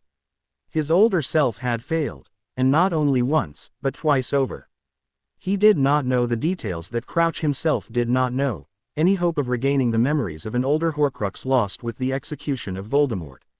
Had he made more, would he ever be able to find out? He had to regain his past glory, or was it his future glory? He had to grow in strength and take his revenge. He had to become Lord Voldemort once again, not the 17-year-old Tom Riddle who did not even remember graduating from Hogwarts. He needed his followers, and they were locked away in Azkaban prison. A prison guarded by darkness, cold deep darkness, beings that knew the sweet succor of taking a life and making it shred and tear and die. He had always thought wizarding kind should have thought harder about bargaining with such creatures. No given meal was as sweet as one taken. The letter came in the pale blue claws of a large owl. Harry, of course, couldn't read it. But before he even tried his usual spell to read it aloud, so familiar he could cast it in his sleep, the tan light of the parchment unfurled on its own and began to read itself aloud. The goblins had always been courteous to him. What they had to say, however, surprised him greatly. Sirius Black's heir, Hermione said doubtfully, when he came to her house the next day. It seems, Harry replied with a frown. He left a will, though his estate was frozen while he was considered a criminal. Most of the ETS were seized by the Ministry a long time ago, though they couldn't touch the family vault or properties. I've been granted a sizable sum in reparations to cover what was taken, though Dripsnout, the Potter manager who looked over the documents for me, says it does not amount to the total value lost. Nearly all the properties were sold to pay fines to the families who claim Black killed someone of theirs. That hasn't been repaid, and won't be. So you've basically inherited a title? Hermione asked, and he could read the disapproval in her tone. She never had approved of the aristocracy in any of its forms. Harry laughed. Well, no, there's one house, somewhere in London, and probably a fortune in magical artifacts that couldn't be touched by the Ministry, not to mention the reparations. It's only poor compared to the Potter estate. Hermione's light flickered as she appeared to shake her head. Or was she nodding it? It was sometimes hard to tell. Her hair, a wild halo of blue around her head, bounced regardless. Harry smiled. What are you smiling about? Happy to be a little richer than all of us poor normal people. Hermione snapped, and a new voice suddenly entered the conversation. Hermione Jane Granger. Mrs. Granger's voice came to them down the hallway. We are most certainly not poor. Why, your father and I own the dentistry, and this house. When I think of all the people out on the streets. Hermione groaned, her light dimming. Harry only wrapped one arm around her and led her towards the kitchen, where Mrs. Granger was still preaching on the woes of the true poor. Albus Dumbledore had thought long and hard over the summer about the possible location and form of the 5 Horcruxes whose existence thwarted him. Based on his own knowledge and memories of the young Tom Riddle and the boy's fascination with the founders of Hogwarts, he could assume some, if not all, of the items were related to the founders. But there were very few items that could truly be considered owned by an actual founder. One was the sword he held in his own office, basilisk venom coating its goblin-forged blade. But Albus doubted Riddle would have wanted to use anything of Godric Gryffindor's. Of Rowena Ravenclaw, only a long-lost diadem was said to exist, an artifact sought after for its ability to increase the intelligence of the wearer. A talk with several ghosts, most notably Helena Ravenclaw herself, led him on a search of a forest in Albania, only to find that someone had beat him to the hollow tree where the diadem had rested for centuries. He didn't have to guess who, only where the diadem had been hidden when Tom Riddle was done with it.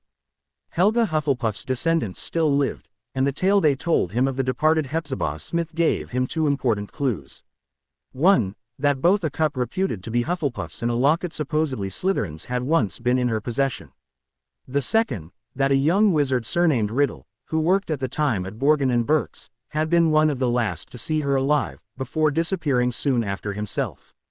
3 items, all belonging to Founders, all hidden in places he could only guess. The diary had been with a Death Eater, perhaps these 3 were as well. Albus began to make more lists, of known followers and their houses, both living and dead.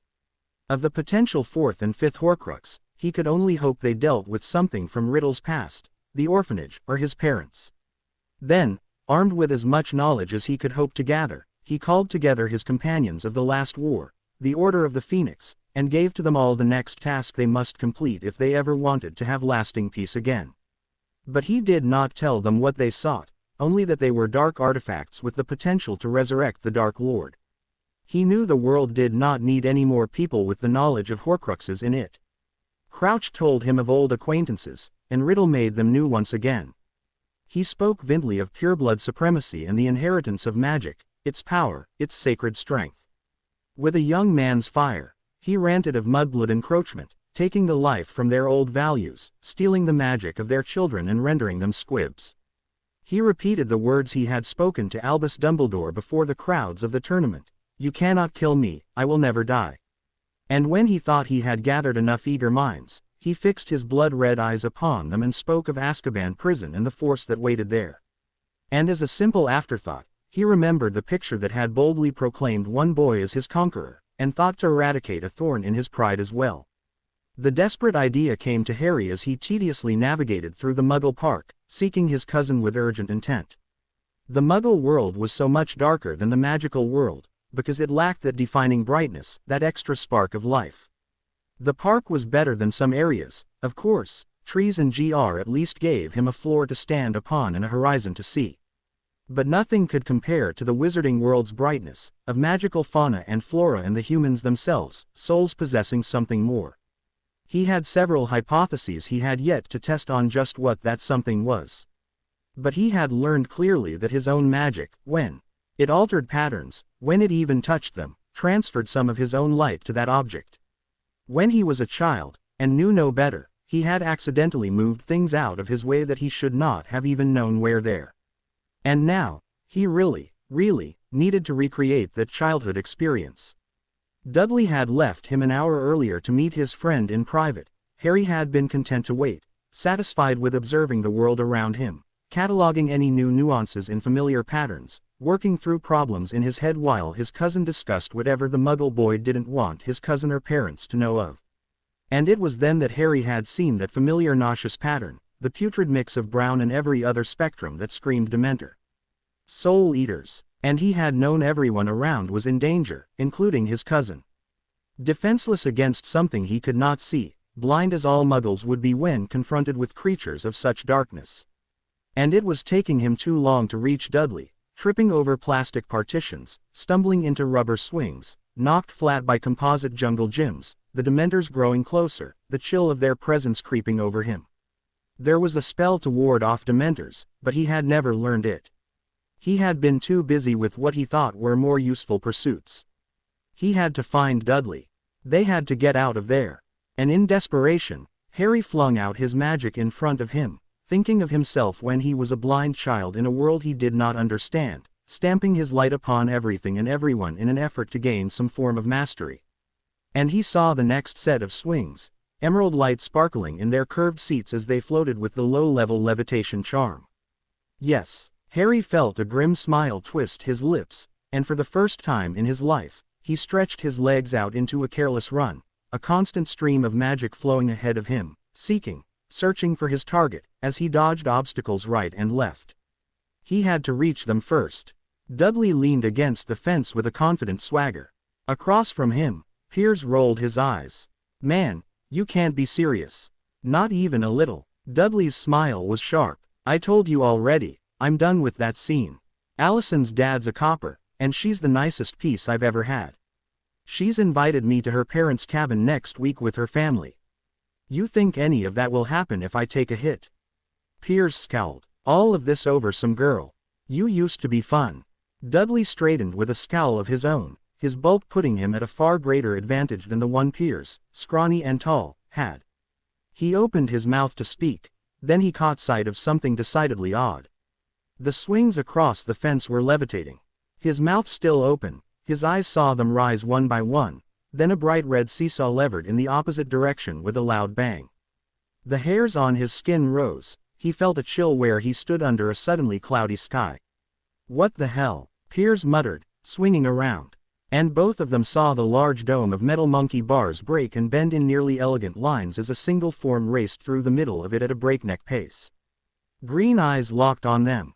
Dudley, run. He didn't have to be told twice. If it made his cousin run like that, using magic in broad daylight outside, he didn't see the point in asking why. He needed help, and he needed it fast. His lungs burned, his magic was weakening from the constant stream of levitation around him. Ahead, Dudley and Piers, patterns jerked and flickered, blind panic in the second boy's voice as he shouted questions at his friend. Dudley didn't answer, save to repeat Harry's command to run. But the Dementors were drawing closer. Harry felt them at his back, cold fingers at his nape. And they were simply too far from the main streets. Only mere minutes had passed, and the Dementors showed no sign of slackening their pace. He had to face the facts as they were lining up. The Dementors were after him specifically, and worse still, the Aurors whose patterns he had seen following him ever since the tournament, silent unofficial guards, were nowhere to be found. And Harry was positive the trace was still not active on his magical signature. He had performed too much magic with no repercussions. Help wouldn't be coming. Dudley. Harry panted, and saw Dudley's pattern slow. Keep going. Call Hermione. Tell her, Dementors. Ministry. Harry felt a slight pain at his side. A flick of magic soothed the ache. Hurry. But, his cousin began, but Harry was slowing. Go, now. Harry barked, and turned, facing the poison in the air. The patterns, two of them, twisted and brown, in the light from everything around them, even some of his own green from where it lay in levitation charms. They can eat magic, too, then. The useless scientist in him made note. Or perhaps it is the emotion used when casting the magic. Fear, anxiety, frustration. I suppose it's time to test another of my hypotheses. Harry said aloud, looking over the Dementors. He stood tall, his staff in front of him, searching for calm, searching for peace. But the brown patterns seemed determined to draw out every negative emotion and memory he had ever had. Distantly, he heard a woman scream his name, loud, agonized, terrified. His heart skipped a beat. They made a sound, a pleased hiss. Harry saw deeper emerald creeping into the muddy mix of colors, his own strength becoming theirs, and a core of anger rose inside him. No, Harry snarled, and he gathered his light and latched onto their pattern. Then, he made the movement of the brown light stop, and it was not a woman whose scream tore the air in two. There was a very good reason no Aurors had been watching Harry Potter that day at the end of summer. Only an hour before the Dementors appeared in Surrey, Death Eaters attacked Azkaban prison in force, seeking to free their incarcerated sympathizers. For Rufus Scrimgeour, that hour passed like the blink of eye. Orders given and followed, constant updates, all available personnel being called in, sending reinforcements to certain apparition points, beefing up security in various alleys in case the prison was a decoy attack for some other more devious plan. But his preparations of the last year had not been done in vain. Britain was ready to face the threat, and though they sustained casualties, it was the Death Eater forces who lost the battle and died in droves. The convicted Death Eaters that had not died in the revolt were being rounded up for execution. The time for half measures was long past. Another statement would be made, and the Dementors, which had turned traitorous, were even now being rounded up for banishment. He had never really liked the beasts anyway. Sir, his aide piped up, nervous voice quivering. Weasley. Rufus turned slightly, one eyebrow raising in question. The freckled man quickly spoke. One more incoming alert. Disturbance reported in Surrey. Harry Potter. One name, no more, and it was enough to galvanize Rufus into action again. One target, the most important one of all. He should have thought of that first. Of course, it was so obvious. With Potter defenseless, the Death Eaters would take their opportunity to attack. Tell me on the way, Rufus ordered, and began to stride towards the lifts. Hermione hadn't wasted time when she listened to Dudley's frantic call. She went immediately to the emergency portkey, provided for her by her tutor, in case of any magical emergency, to take her directly to St. Mungo's. There, she told the front desk clerk her urgent message, and had it delivered to the ministry. It would be hours before they remembered her, and an Auror was sent to pick her up to return her home. Harry tore out the yellow first, a girl's soul, bright like a flower, dead in its youth and innocence. Then he took the orange and the reds, magical creatures that might have been goblins or perhaps only wizards with such ancestors. The pattern, its sickly brown light frozen in some semblance of death, revolted him. And because he would not leave it alone, where it might possibly reanimate, he had decided to destroy it utterly instead. He reached for the brown and shredded it, pulling out the loose colors like unraveling a tapestry piece by piece. A blue one, a green, pale and dark, so many, hundreds, thousands of souls, all trapped and spun together and lost. He ripped into it with all the emerald light he had, angry at something that had stolen the beauty from the world and made it ugly. Also, a little curious, and a little bored, and the adrenaline from his wild search for Dudley still pumped through his veins, so he had to do something. He chose to destroy, so destroy he did, but in a very scientifically thorough manner. He had confirmed 2 theories already, after all. He had proved that he could use basic spells in order to see obstacles in his way, and he had proved that he could make something die by freezing the natural movement within a pattern. That made it a productive day. With a small smile on his lips, Harry grabbed a long thread of deep purple and pulled it free, watching it shimmer and glisten as it floated into the air, shimmering into a white hue before fading away to some other place, where all the colors go when they die. Then, the Aurors arrived, the minister himself with them, and Harry had to answer some very difficult questions. Dementors could not just be killed with a spell, Rufus knew this for a fact. They could be banished to the sea, they could be repelled and forced to flee. They could be end or bargained with. They were rumored to fade away if advanced age was attained, which was why the world was not overrun with them. But they couldn't be killed, which was why none made a move when they arrived in Surrey and saw Harry Potter, tall staff held in hands that glowed with green light, in the process of tearing apart what could only be a Dementor's cark. It was an ugly, twisted thing, the black tattered cloak fallen away, gray skin stretched tight over bones that were not entirely human nor animal, jagged things with sharp angles. There were 2 carcasses, one of which looked flayed open, long strips of skin gone, some bones vanished, pieces of its cloak ripped loose and cast aside.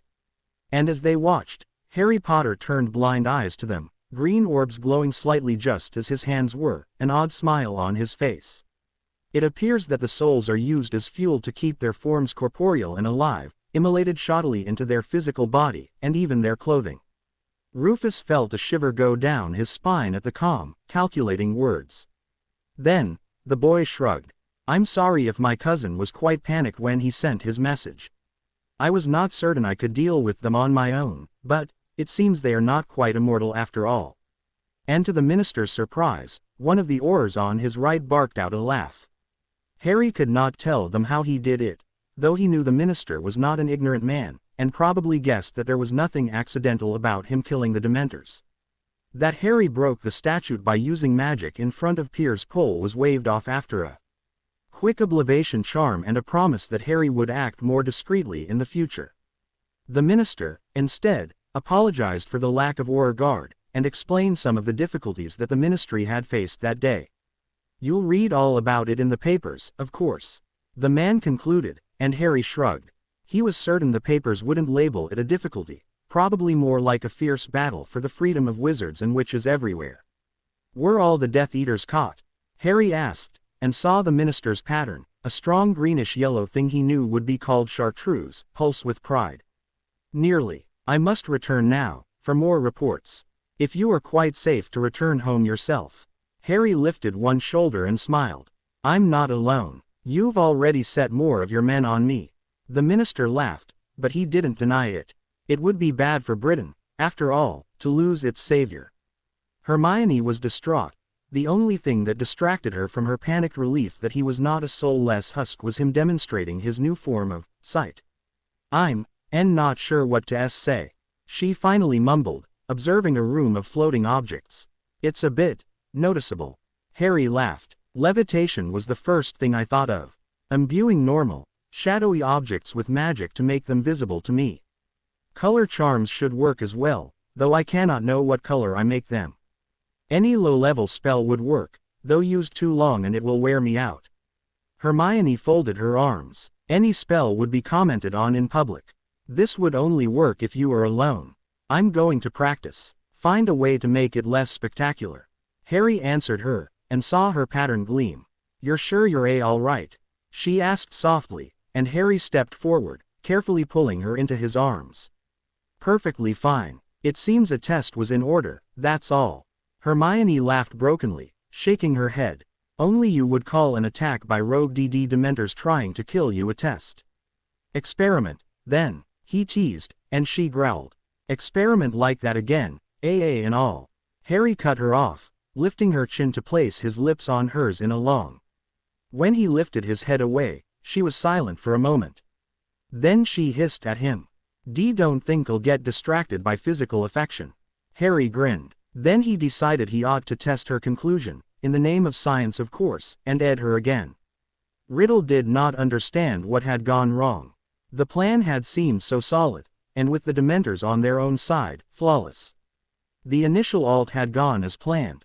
Wizards on brooms, the Dementors turning upon the Auror guards among them at the signal. But there had been far more guards than Crouch remembered his father speak of, and the Aurors that had been called from the interior flows had been prepared and ready in formation to defend with vicious measures.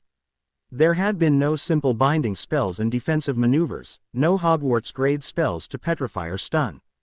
The Ministry Aurors had aimed to debilitate and kill, and their fire had been burning bright to get their own revenge for their brethren lost during the tournament. His Death Eaters had not stood a chance. Riddle had watched them die in droves from his broom, and then saw the Auror wands turn upon the prisoners with riotous intent of their own, the bloodlust upon them as dark as any he had seen in his own followers. Almost, it seemed the Aurors were the true Death Eaters, and the witches and wizards who followed himself heedless victims in the face of their fury. Crouch had quietly read him the list of known casualties, the wizard's voice thick with disbelief. Of the 30 who had attacked, only 7 returned. Of the nearly 46 imprisoned Death Eaters, only 10 had actually been freed from their cells, and they had all been struck down before they could flee the Black Stone Castle. Tom Riddle was now lord of only 5 men and 2 women. Anyone else who might have joined him if he had succeeded had changed their mind the moment Rufus Scrimgeour had boldly announced the Ministry's overwhelming victory, and the subsequent Daily Prophet articles that had compared all of Riddle's efforts of the last months to the mere yapping of a dying crook, the last baying sounds of a creature nearly dead, a movement nearly vanquished to the annals of history. How had he done it in his future? How had Lord Voldemort risen to such heights? What had he learned that had made him so feared, so respected, so powerful? And how could he possibly recreate his own self? We have had no news about the Dementors set on Potter. Crouch finished finally, the black mark on his face moving with each word. But as nothing was said regarding an attack, we can only assume the Ministry prevented it, as well.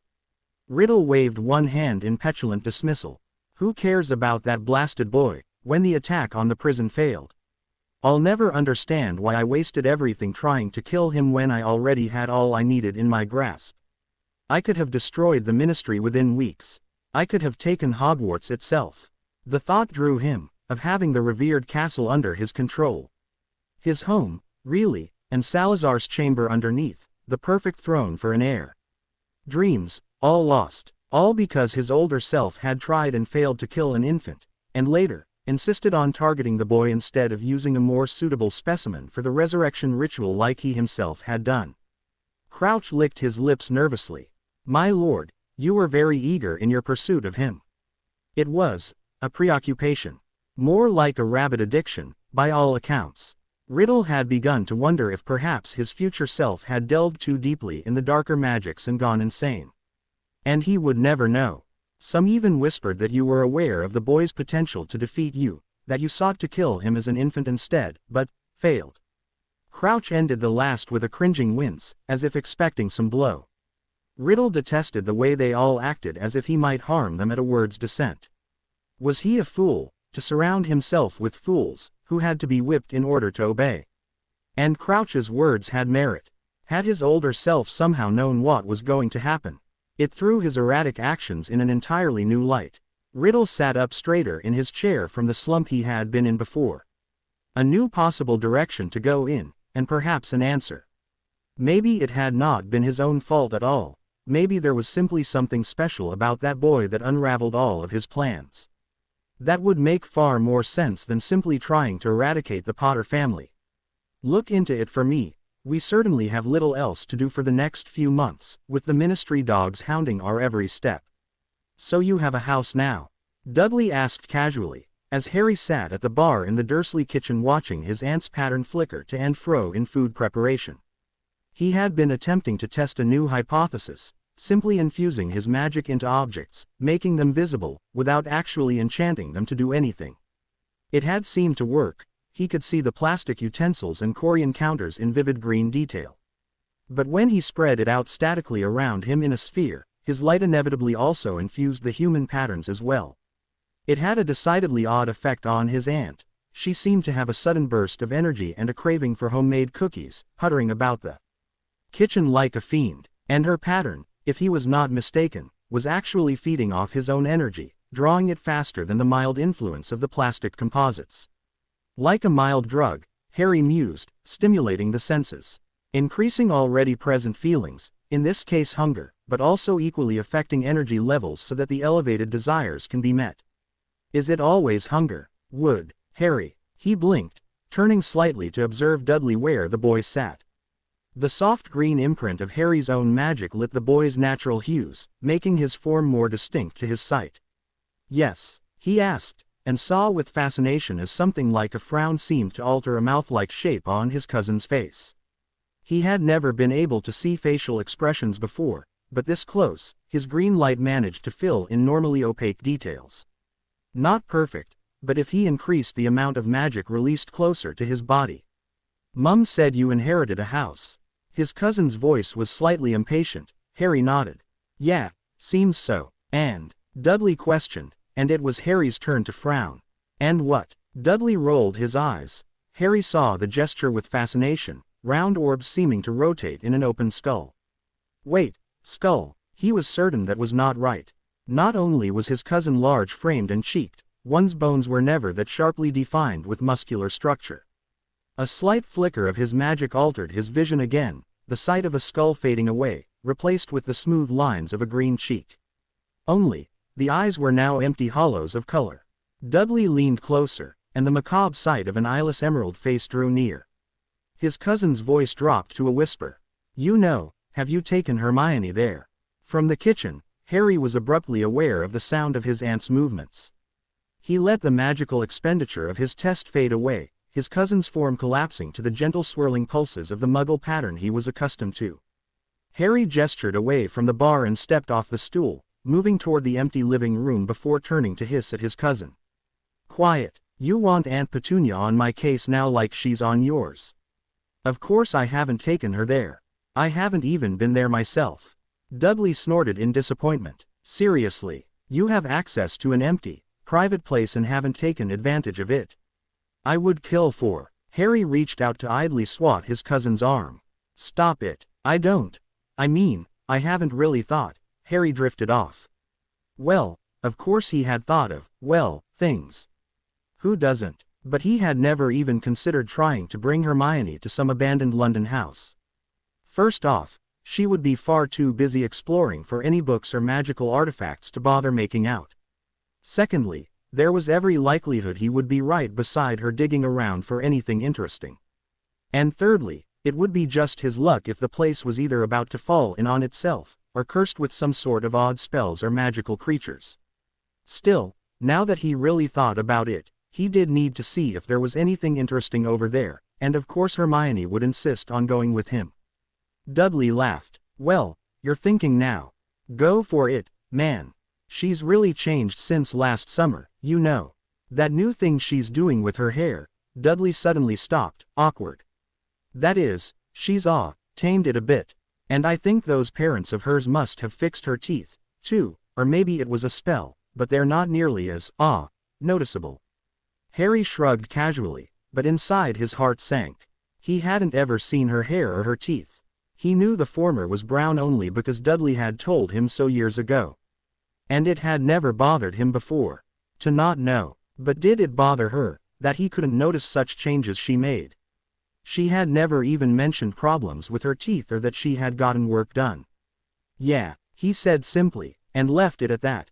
Hermione frowned at where Harry stood, leaning against one wall, his staff propped against his shoulder while his hands absently twisted the fabric of his green shirt. His aunt always dressed him in green, black, or gray button-down shirts, with black trousers. Hermione wondered if Harry had ever even bothered to state a preference, or if he was content to simply let Petunia buy all his clothing. Then again, according to Harry, all clothing was usually brown, green, or shadowy black, with the exception of magical clothing which might bear the stamp of a spell pattern or innate magical characteristics. "Why did you change your hair?" The question startled her. She looked up from her study of his dragonhide boots and her thoughts of what it would be like to see fire patterns on one's feet. What? Harry's mouth turned down in what was nearly a frown, only his eyes seemed to smile. She had long gotten used to the fact that Harry's expressions did not always show his true feelings. He couldn't observe the minute details other people's body language, so often his own did not match.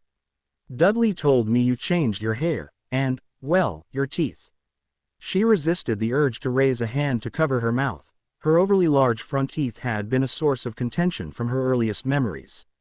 Too many mean nicknames, and too many laughing gestures. In a moment of vanity before the Yule Ball, she had fixed them herself, then had to deal with her parents' extreme disapproval at the tactic. As dentists, they did not like to see how easy it was for magic to put them out of business. But she never even thought Harry would notice. It hadn't been done for him. Rather, for the girls who glared at her because she had him on her arm. "I did." Now, Harry's eyes frowned too. "Why?" he insisted, with the same expression he would have worn when questioning the legitimacy of a difficult puzzle. Hermione wrinkled her nose. "Why not?" "Because I could." Harry blinked at her. "But why does the size of your teeth or your hair matter?" Hermione reminded herself that she was talking to a boy who did not even care what color clothing he wore. Also, he was a boy, and according to her mother, they would never understand the fine arts of beautification. "I wanted to look different." She wouldn't say pretty, because that sounded silly. "It's not like I had surgery." Harry folded his arms, moving the staff to his opposite shoulders with liquid grace. "Why would you want to look different?" Hermione took a deep breath. "What's gotten into you today? I thought we were going to practice new means of sight." Harry's eyes remained fixed somewhere on her right cheek, not looking to the side or wavering in the slightest. "I just want to understand why you would change your physical appearance," he finally said, and Hermione sighed. "People do it all the time. For convenience, to blend in, to be popular, all kinds of reasons. I've never liked my front teeth, and my hair is frankly impossible to deal with at times. Magic allows me to change both far easier than any Muggle means I've ever used." "Why the sudden questions? You've never cared before." At that, Harry finally looked away, down at his boots, his wild black hair mostly covering the scars that ran across his face. "I don't know. I don't understand. I never would have known you changed anything if Dudley hadn't mentioned it." Hermione stood and crossed to him, a frown of her own on her face. "What is this really about?" Harry was silent a long moment.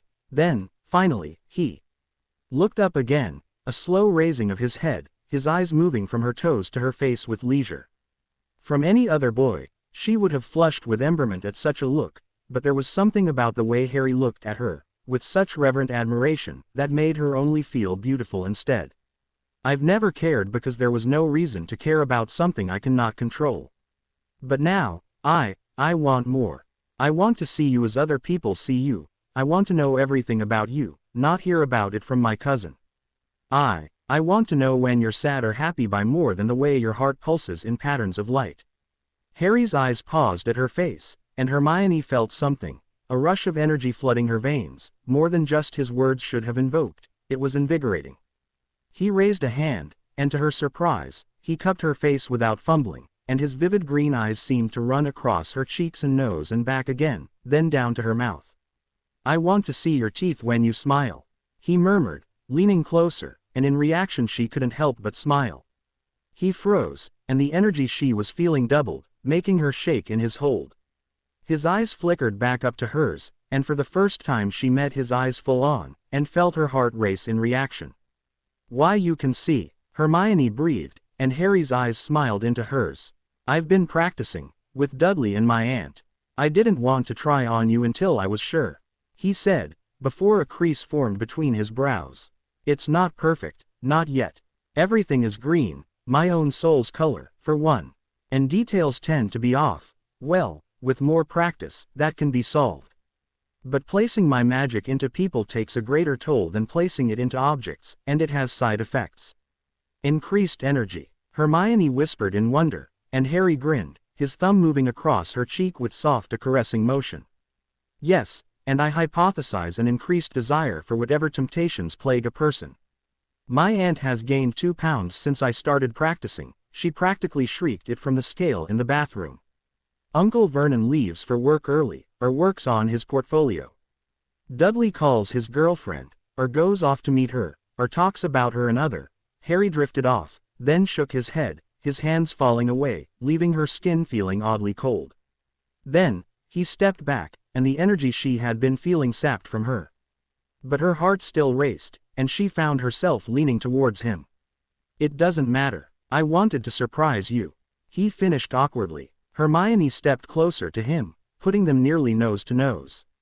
"It's brilliant, Harry, just what you've been wanting for so long," she insisted, confused when he did not look as happy as she was. "Aren't you glad you've been able to make it work? And without using levitation charms or noticeable spells?" Harry nodded his head, but he still hadn't smiled. His eyes flickered up to her face again, focusing between her eyes. "But I won't be able to use it all the time. It makes me feel drained to use it too often, or too long. Does it matter to you that I sometimes won't be able to see you?" Hermione huffed in dismissal. "Honestly, Harry, you can see me. You can pick me from a crowd of hundreds in hardly a second. You said I'm unique. What does it matter if you can't see the color of my blasted clothes, or the shape of my nose? You can see human souls. You can study magic on a level one can only dream of. I would give up my own sight in a second to have a glimpse of what you can see of the world." Harry gaped at her. Hermione poked a stiff finger into his for emphasis, gratified when he winced. "And don't go looking like a kicked puppy again because you're lady chasing. Cousin tells you I cut my hair or pierced my ears or some sort. If I want you to know about it, I'll tell you myself." Harry rubbed his, and with a spike of energy, his eyes roved over her face, lingering on her stern expression. He slowly smiled, and the sight of it tried to take her breath away. "I would know if you pierced your ears anyway," he said softly, grinning. "And I would never let you try to trade normal sight for what I have. It's very inconvenient at times." Hermione snorted at that. She doubted anyone but Harry would call his disability simply inconvenient. Harry took her hand in his and leaned even closer, voice dropping to a whisper. "Now, with that cleared up, do you want to explore an abandoned wizarding manor with me?" Hermione blinked at the quick change in subject, then, she smiled with eagerness. "You don't even have to ask." Grimmauld Place was very dark and gloomy to Hermione. She muttered as much to him more than once, while groaning about cobwebs and endishing her wand to fight off the layers of dust that flew into the air as soon as the old wooden entrance was opened. To Harry, the place sparkled with centuries' worth of magic, every color of the rainbow that he could see, nearly as vivid as Hogwarts. The green wooden floors were old enough that any movement to their patterns had long since stilled, and the old plaster upon the walls gleamed with pinpricks of purple earth mixed with the many brown threads of animal components. Ahead, a large portrait dominated the hallway, the unique deep brown signature of expensive silk curtains beside it hinting at the wealth the Blacks once possessed. The portrait held within its painted hues the faint echo of a human pattern, the mimicry of a soul's personality and no doubt appearance. He had found wizarding portraits both fascinating and disturbing. That a spell could copy a soul's pattern onto canvas so accurately was one thing, that it might instead be stealing part of one's essence entirely another. He never had been able to find out which was the case. The secrets of the spells that made portraits live were passed down through generations of master painters and apprentices. He only knew he would never be getting one made of himself. "Who's there?" A strident voice demanded. Who's come into my house? Hermione startled. Then walked forward, Harry following at a slower pace. He found it odd to converse with something that was not alive. It really seemed pointless. Hermione Granger, and Harry Potter. He's inherited this house, Hermione answered, and the portrait let out a shriek. Potter. A Potter, inheriting the Black House. No, I refuse. The portrait said in an audible breath. Creature. Creature. Come, at once.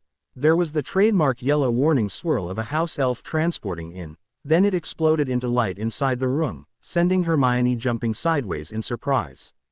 The portrait commenced its screaming. Creature. Remove these intruders from the grounds at once. Harry saw the house elf's light growing stronger, and he stepped between it and Hermione, his staff held in front of him with a loose grip, prepared to defend if needed. Be still, he said, and saw the yellow freeze, and heard a horrible, low groan.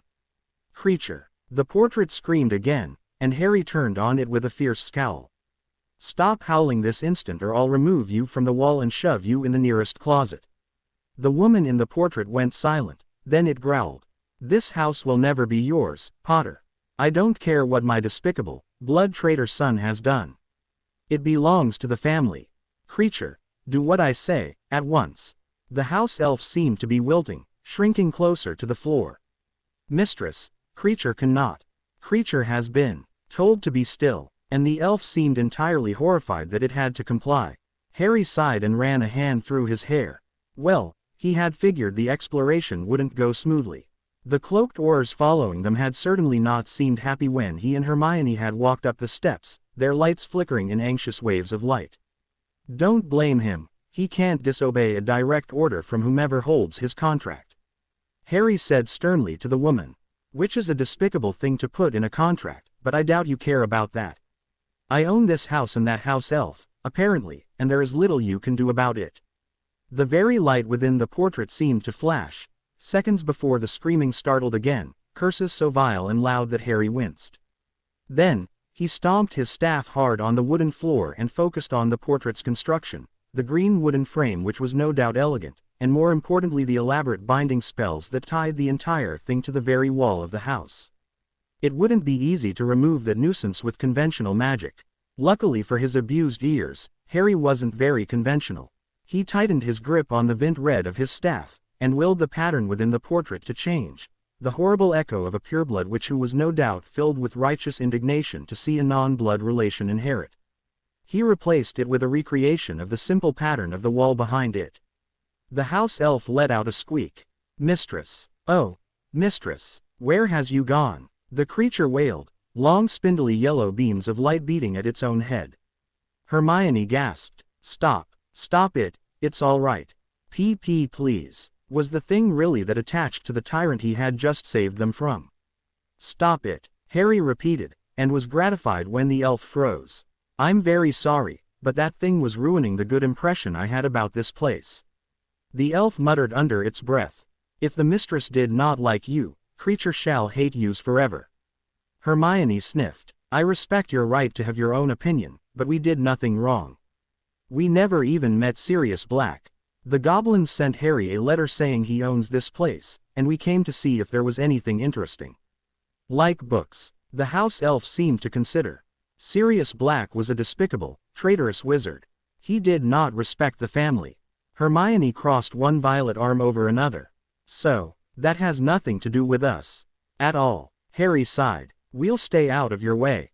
Or if you wish, I can let you out of your contract with the customary clothes and you can find new work at the House Elf Registry in Diagon Alley. Before Harry could continue, the yellow elf began to wail. No, Creature has always served the noble and most ancient blacks. Creature was born in this house, Creature would never leave it. Hermione scoffed. Well, Harry's not a black, and if you find us so unbearable as to hate us. Oh, the elf wailed, and seemed to fall even lower if it was possible. Kneeling, with a flex of energy, Harry confirmed that the house elf was, indeed, on its knees. Creature has just remembered. On the Black family tree, a Potter is there. Creature will serve Master Potter, because Master must certainly have black blood as well. Only, do not send Creature away, Creature will do anything. Like clean. Hermione muttered, which led Harry to gather that the place was reasonably filthy, as befitted a house abandoned for at least a decade. "All right," he said with a sigh. "Whatever you want. I just want to check the place out, I promise. Is there anything I need to know? Like, perhaps, if there were more portraits that might bloody his ears?" "Oh no, Master Potter, nothing at all. Creature shall clean and make the house suitable right away for the new master." And the yellow collapsed into itself with an audible pop. Hermione echoed his sigh. "What next?" Harry cast her a grin. "We proceed from the hallway into the great unknown." Hermione's wand came into her hand, its dragon heartstring burning with flickers of orange dragon fire. "Let's find the Leary then." In a day, they found a Leary full of cursed books, a living room with no furniture, and 2 bedrooms that had all manner of annoying magical and muggle pests within. In a week's time, the house elf had cleared out the pests, though one closet housed a boggart and a great number of cursed objects had been painstakingly marked with elf magic as a warning. Creature, it seemed, loved his house more than he might dislike his new master, and would indeed do nearly anything to remain. Harry and Hermione both were polite to the overwrought creature, in the hopes he might stop wavering between muttered curses and overly eager inquiries. Harry, for one, would be scared to spend one night in the house for fear the elf might lose his mind and murder him in his sleep. With several weekends spent exploring, one bedroom converted to a bear testing room, another a laboratory, removing the spells from dozens of cursed books, and one ornery boggart pattern taken care of, Hermione commented that Grimmauld Place wasn't half bad. Harry remembered Dudley's frequent insinuations, and looked away with a flush. Despite all the time they had spent alone, nothing more than a brush of hands had passed between them. Harry had found himself spending far too much time thinking about the pieces of her form that he couldn't really see the details of, even with his increased sight. Even when he tried to turn his thoughts to science and the study of hormones, he couldn't succeed in distracting himself.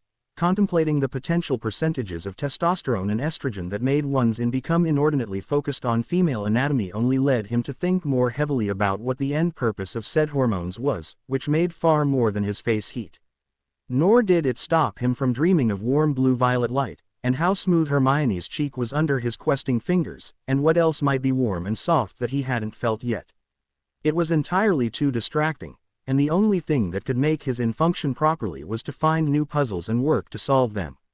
With the summer nearly gone, his aunt insisted he finish his enrollment in Imperial College London. Harry, with his thoughts on magical fuel and its potential uses, settled on an engineering path that would place him in the perfect spot to continue his research into the relation between electricity and magic.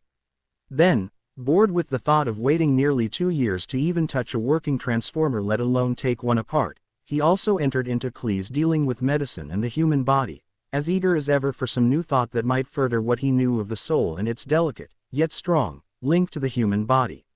Yet without Hermione, the Clees seemed to move too slowly, dull and dry compared to his study of magic and the bright structure of Grimmauld Place. He ignored his peers, all older than him and curious about the 15-year-old in their midst. As soon as Clees ended on Fridays, he took the bus directly to Grimmauld Place, which lay only a short ride from the college. There, he continued his studies into science and magic and waited impatiently for Hermione to arrive, her soothing light like a balm. His uncle didn't seem to mind picking him up later and later on the weekends. His aunt, on the other hand, didn't think it proper that he spent so much time alone with his girlfriend. Dudley only winked, one large elbow nudging him a bit too forcefully. Harry jumped from project to project, and as the air grew colder and the months sped, he found himself moving things of his own into the magical rooms of Grimmauld Place. Books in ill that he used in study, binders of printed notes, occasional extra pairs of clothing for when a test went wrong. What he couldn't move, he created: a desk, chairs, tables, shelves, GL beakers and metal cabinets. The first floor nearly became dedicated to the exploration of knowledge, the extensive Black Leary next to his own collection of Muggle and magical works, his lab and testing rooms directly across the hall. Only the kitchen was safe. Creature insisted upon no wizarding magic in his own domain, though Harry was sorely tempted to test the ever-flowing curse on the kitchen sink and the preservation spells in the pantry. The upper floors were used to begin sorting through the magical artifacts he had bought himself or found in the building or his vaults, all to be studied or experimented upon when he had the time or inclination.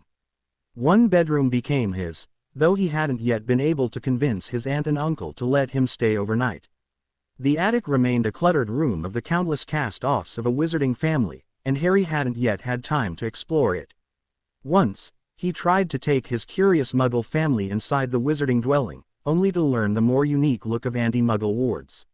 When he finally convinced them to walk through the wards holding his hands, his aunt gawked over the antique furnishings while Dudley gaped at Creature and his uncle marveled at the proof that, once again, magic is real and does magical things. Life seemed to settle easily into familiar patterns: study, test, learn, confirm, retest, study, all done with precise steps and the ever-present search for something new. It didn't matter if the subject was for his Muggle college or for his own magical studies, always, he had his mind on future projects, trying to make sense of the two parallels and how they might come together. With Hermione, he basked in simply sitting in the light of her presence as she rambled on about her current studies and questioned him on his own, speaking of Viola's next paper or the new reading she had been ignored by her tutor in magic. And every Sunday, she read him aloud anything interesting from the Prophet, which was how he knew the fine details of the failed prison break in Azkaban led by Crouch, and of the escape of only 3 or perhaps 5 Death Eaters with him, who were being hunted down. She told him about the new ministry laws targeting potential Death Eaters, of the relaxation on the laws governing the use of Veritaserum on government employees under suspicion of terrorist activities, and the increased scrutiny into supposed dark magics. Of the very notable arrest of Lord Malfoy, a member of the Wizengamot itself, and his subsequent sentence to Azkaban for multiple violations of ministry law, an example that even the most powerful were no longer safe behind bribes and political clout. He should have known that the wizarding world wouldn't be content to let him simply fall away from it so easily.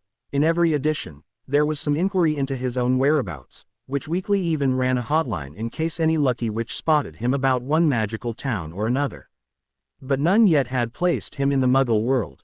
To the students of Imperial College London, Harry Potter was an oddity, often speculated about. He was not the youngest to ever attend the college, but he was the first blind one at that age.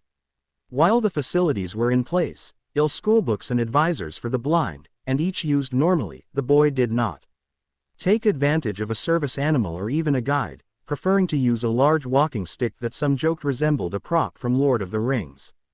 And yet, Potter got himself around without help, spurning offers, seemingly lost in his own world. He went from CL to CL with single-minded purpose, sitting in the front of each CL room, uncanny eyes fixed on the chosen professor as if memorizing every word. He took no notes, not even on a computer, where ill words could be printed later and read. But he always knew the answer, and could be counted on to turn any problem around and show it in a new light. Several of the professors began to rely on questioning the boy to advance discussion on the chosen topic, and more than once found themselves excited by his scope of knowledge. But Potter would not join the many study groups that offered and even begged. The blind boy was always busy, and though he carried no notebooks and few school books at all, claimed to be working on advanced physics and his own theory of relativity. The only ones who doubted him were those who had not yet attended CL beside him. Crouch couldn't find the boy himself, though he spent weeks combing through magical alleys and towns in search. He followed rumors and hints, speculations and absent comments. When it all proved fruitless, he turned instead to the old news, the many things he missed when captive by his father. The first suggestions that Harry Potter was the boy who lived, a savior, destined to defeat a Dark Lord. All threads led back to Albus Dumbledore and his order, threads of a spider's intricate web. And following those threads, Crouch listened late one night as an unspeakable ed into his cups about his job and the things he had seen.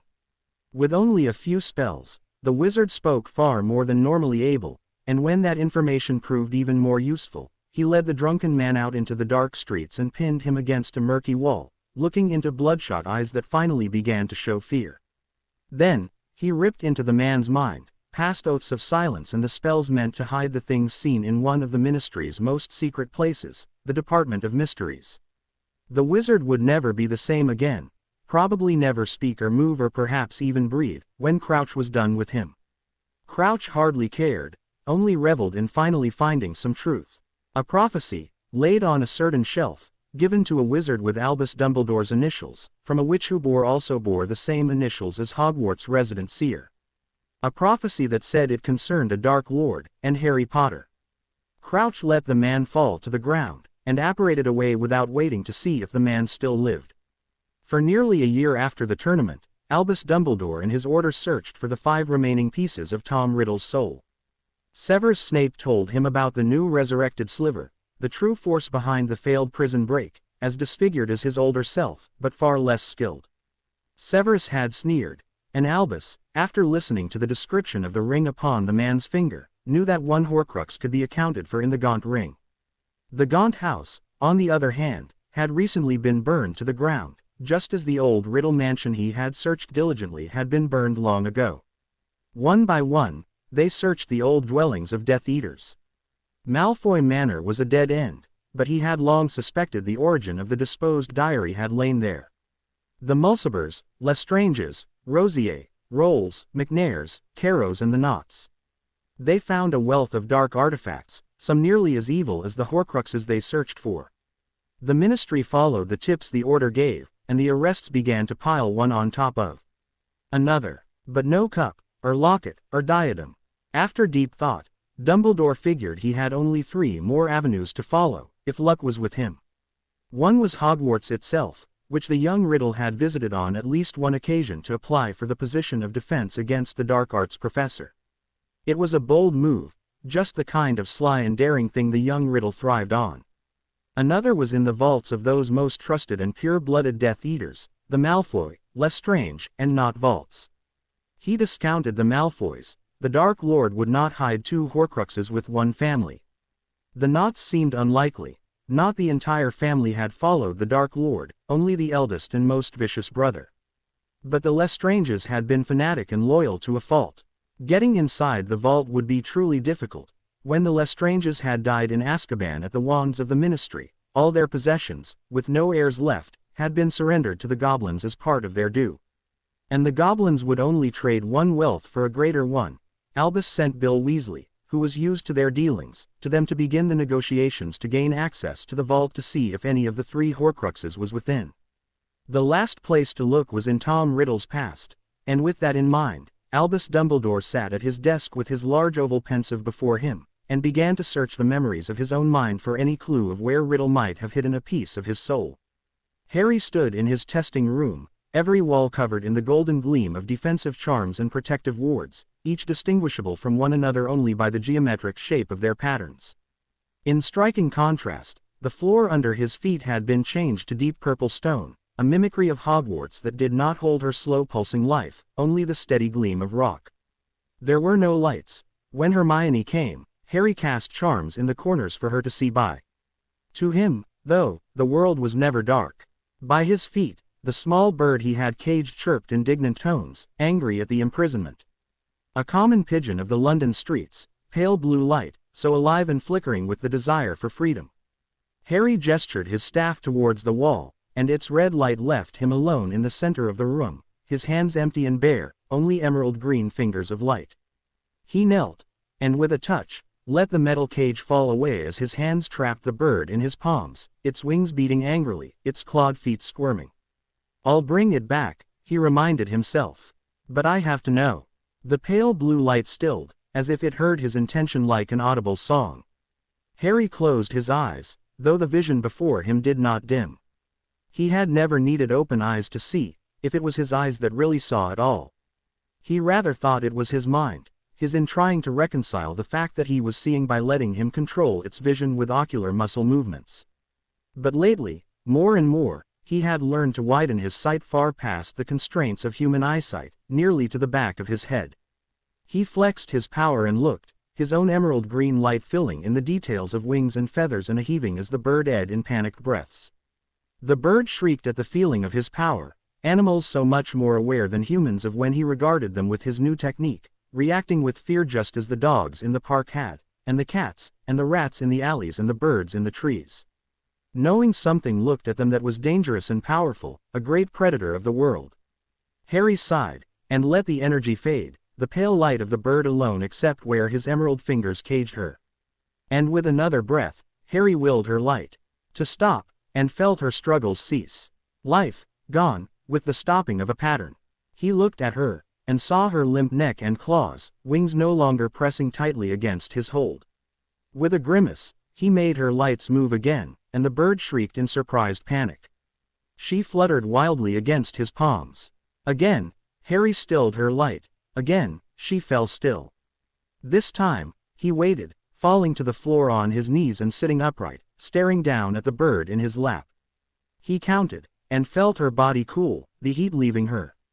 He fleetingly wished Hermione was there. She could take temperatures and readings that could only be read, not listened to audibly. But he hadn't wanted her here for this, hadn't wanted to know himself just how far he could go. When the bird was stiff with death, he made her light quicken again, and warmth burst from the cold cark like it was infused with the sun, the light that had grown paler with aging, death deepening to its normal blue hues, pulsing, racing with life. The bird leapt into the air, free, only to flutter wildly at the nearest wall, unable to see in the darkness. Harry stood, and with a spell caged her again. Next time, he would try a larger, smarter animal, and he would wait longer before he quickened them again.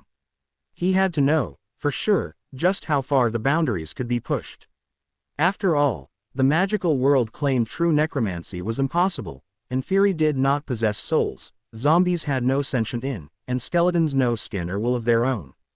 All only did the bidding of the Dark Witch or wizard who created them. The dead could not come back to life, not as they once were. Resurrection was not possible by any law of magic.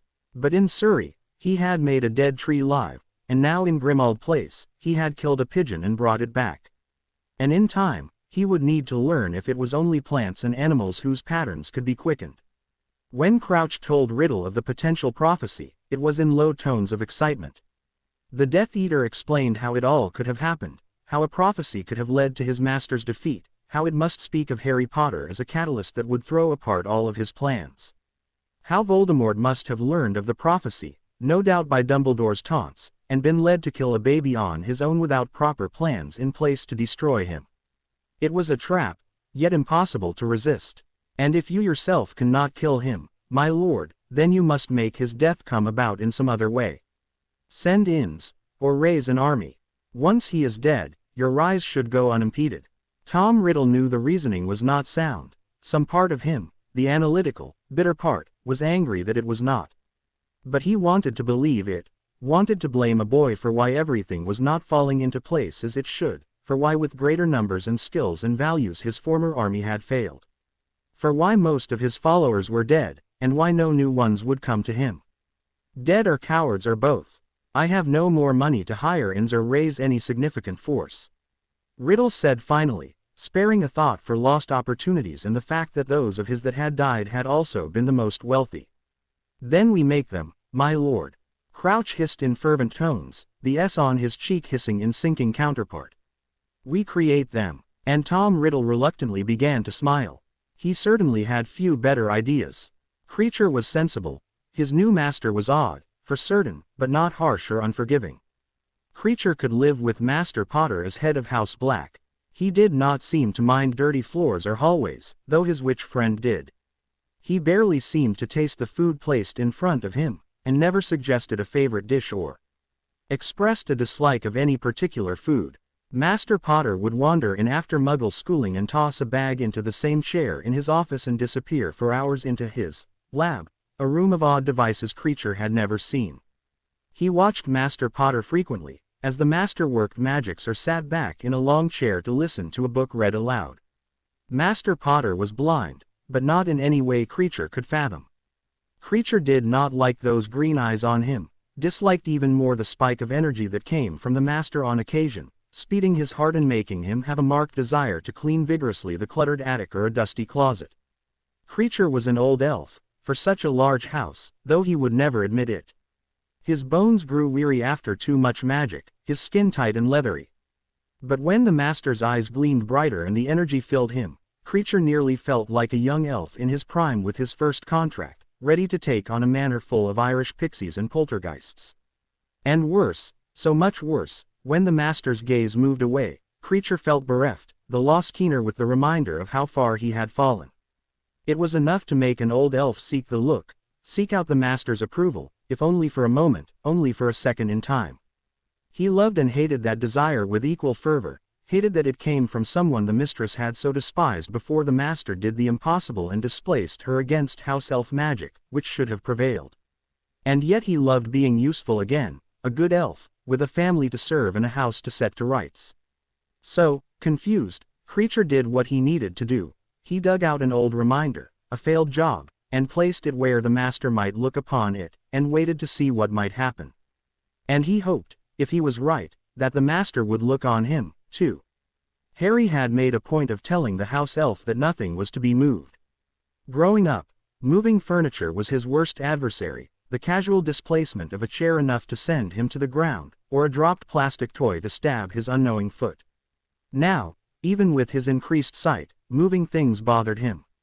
He couldn't maintain looking for more than minutes at a time without growing increasingly tired, so he liked his home ground to be stable and organized, everything in its own place.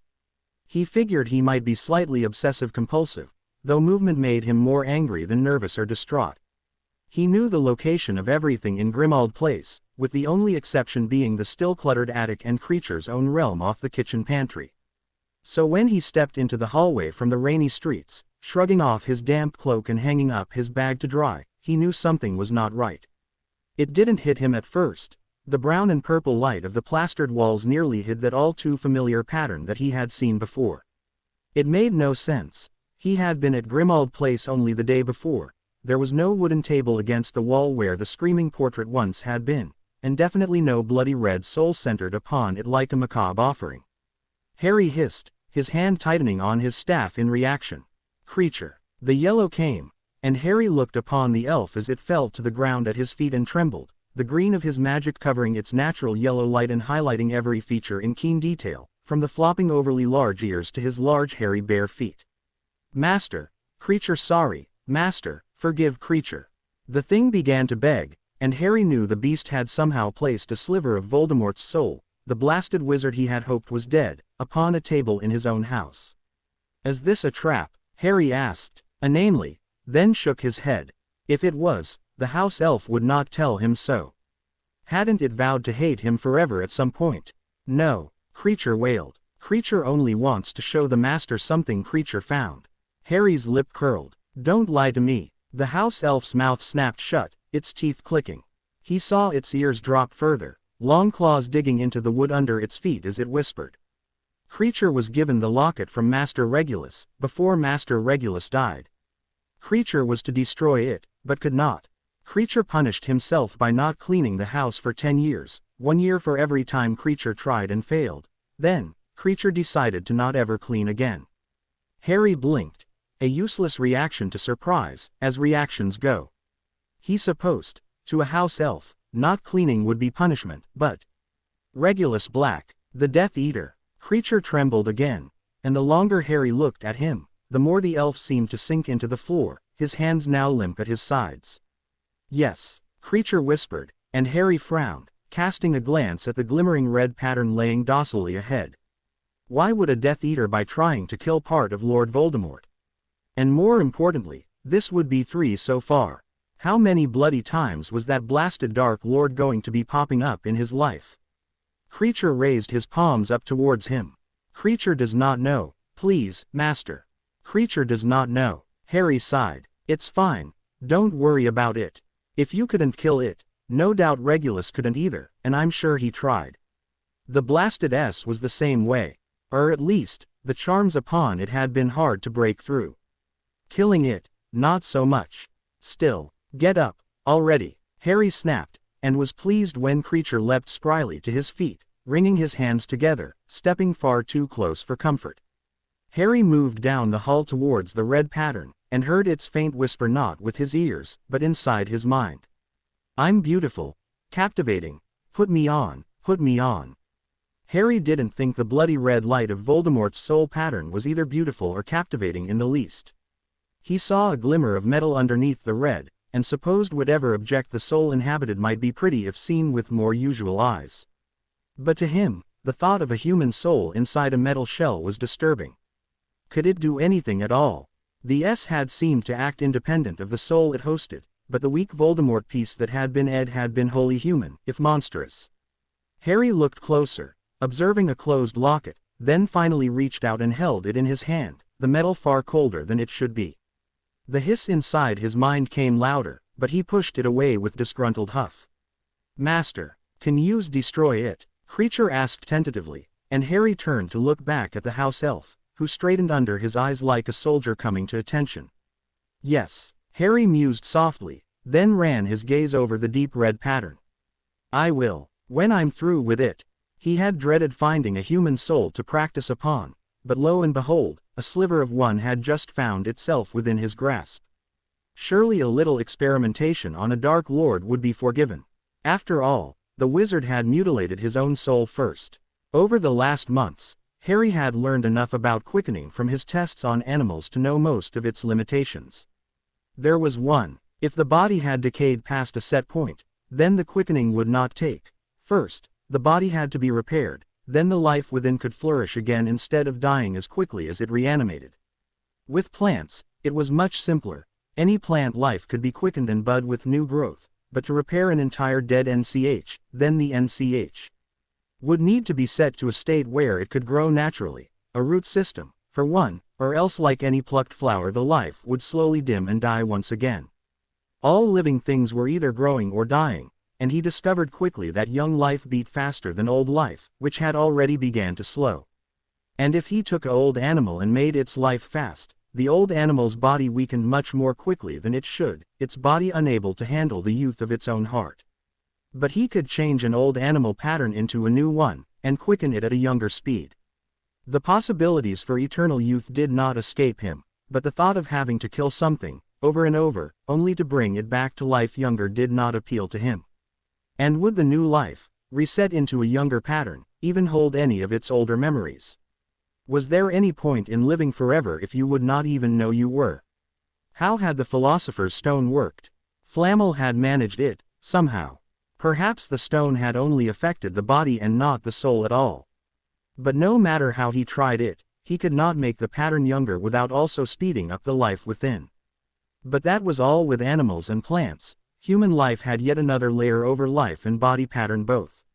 A soul. Every single person Harry had met had their own unique colors and shades and patterns, not like the generic brown of all cats and blues of all birds. And without that soul, every human body was a white shell, empty of color. The body pattern and the soul pattern, and within the life that made them live. Voldemort's soul sliver was dark red infused with black, a bloody speck of humanity tainted with dark magic. Within the locket that it inhabited, Harry knew it was aware of him. It tried to speak to him again and again, different tactics each time, cajoling and threatening in turn. That, at least, made sense with his other theories, that souls were aware of where they were, even when outside of a human body's pattern. Their soul remained the same and aware of itself, and this locket Voldemort was no different. Harry killed it, and quickened it, and killed it again. He found that he had to quicken it quickly, or just like the S it began to fade and go away nearly immediately to wherever human souls went, and he wasn't sure he could bring it back again. Calling it the afterlife seemed overly romantic. A higher state of consciousness sounded more scientific, though he had no proof souls were conscious there. Death. What was death, for the human soul? Where did the blasted things go? The mystery nagged at him like a splinter under his skin, worse than the constant failures to make a computer or TV work in Grimmauld Place. So when he got tired of killing Voldemort, he decided instead to try something a bit different. The wizard was pretty much dead anyway, and he doubted the bodiless thing could feel pain. It had no nerves, after all, or skin or even in.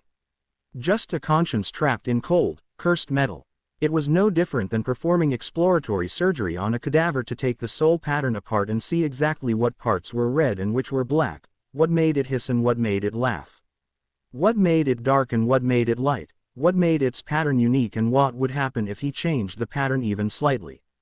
He was pretty sure Hermione still wouldn't approve of his logic, though. Hermione did not know what secret Harry was keeping, but she knew he had one. She had expected him to more busy once Cleese started, but during the winter break, he had remained distant, more often than not spending long hours at Grimmauld Place without inviting her along as he normally did.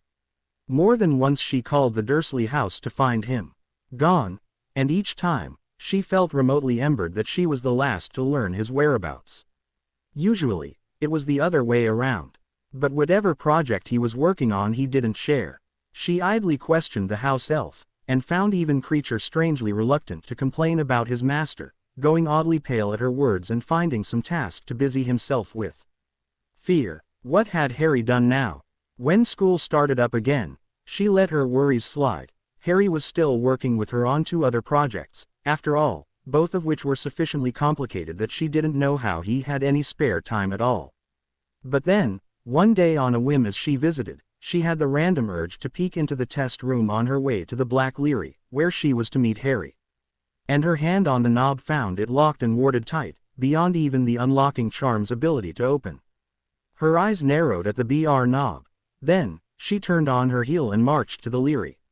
Enough was enough. What are you hiding? Hermione's angry voice brought his head up around from the magical diagram he was observing, its complicated spell weaving a design to elegantly hide the books behind its curtain by tricking the eyes into thinking the curtains hid a dusty window.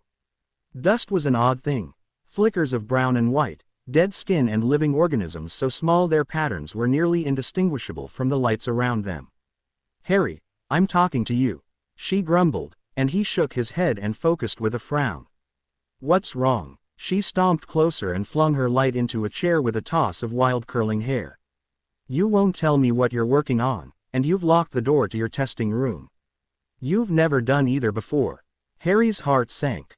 He much doubted she would care to know that he had learned, painfully, that when a core thread of personality in a pattern was taken out, the entire construct collapsed with shrieks that told him the soul in question was entirely too aware of what he had just done to it.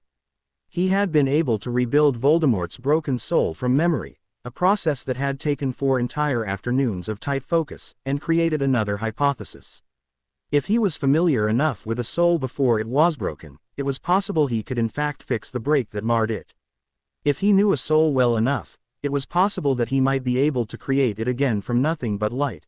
And most intriguing of all, if he could just figure out exactly what made a soul, he might be able to create an entirely new soul pattern.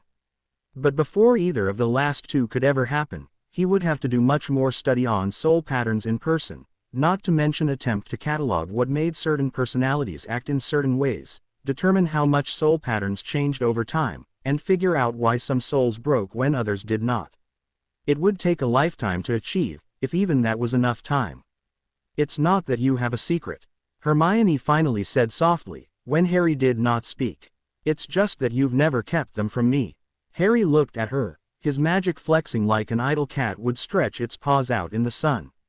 He saw the way her face creased with concern, anger fading to worry, green eyes and skin like a mask over her own inner light as his magic strove to show him the details he had failed to see before. She blinked and shivered, and he saw goosebumps rise on her arms. From his one trip to Diagon Alley since he perfected his new technique, he had learned that magical people and creatures knew when he looked at them as their muggle relatives did not, something magical inside them recognizing the influx of foreign magic like one would feel the touch of strange hands at the nape of one's neck. And mostly, they either loved or hated the sensation. Harry let the sight fall away, and sighed. I have another portion of Voldemort's soul. I've been using it to test my hypotheses about my abilities that we discussed previously after Viola's paper on the laws of transfiguration. Hermione edged in a breath and held it, her blue-violet light pulsing with agitation. Then she let it out and spoke swiftly. I can't believe you didn't tell me. How long have you had it? Harry lifted his chin. Since just before winter break. I didn't think you would want to be part of the tests.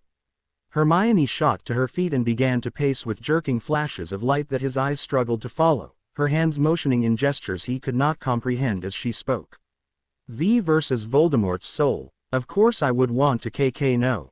And if the tests were too much for me to handle, I would leave. I'm not some fainting versus Violet you have to protect, or worse, hide yourself from. I can handle it if you can manipulate soul matter. I can handle it if you can kill people with a flick of your wrist. Because guess what, Harry B.B. Blind Potter, I can too. Maybe not in the same way, but magic makes it entirely too easy. And if you can bring things back to life, well, I want to KNN now. We've already violated enough magical laws already, You think this one would bother me forever? I can get over the existence of dragons and space expansion charms and love potions and barbaric house elf registries, but not your abilities. She whirled and spun like a top, angry light pulsing with streaks he hadn't seen since his entrance into the Triwizard tournament. This time, it was definitely himself she was angry at, and her voice dropped to deadly whisper. I've been your FF friend for years. I've never been scared or intimidated by your abilities. They might worry me at times. I might be scared for you if you were able to pull off some of these stunts and it becomes known. She stopped and seemed to turn away. Harry didn't risk looking to see what her expression was. He still wasn't sure if she cared for his energy running through her, and now was definitely not the time to ask or test it if she didn't. Are you going to destroy it? She asked softly, and Harry answered her quickly. Yes, I've about gotten what I can from it anyway. She made some sound in her throat. Well, good. I'd like to see your notes. Harry grimaced. She had learned ill since their friendship began, finding it useful. But that wouldn't help this time. I haven't typed any of them. With the subject matter, I didn't think it prudent. Right, she murmured. You're right. She stepped closer to him. I'd like you to tell me what you've learned. It wasn't a demand, but there was some note in her voice he couldn't decipher. Harry nodded immediately. He had already made one mistake, and now was the time to recover. All right, I can tell you now. No, she said, and began to move towards the door.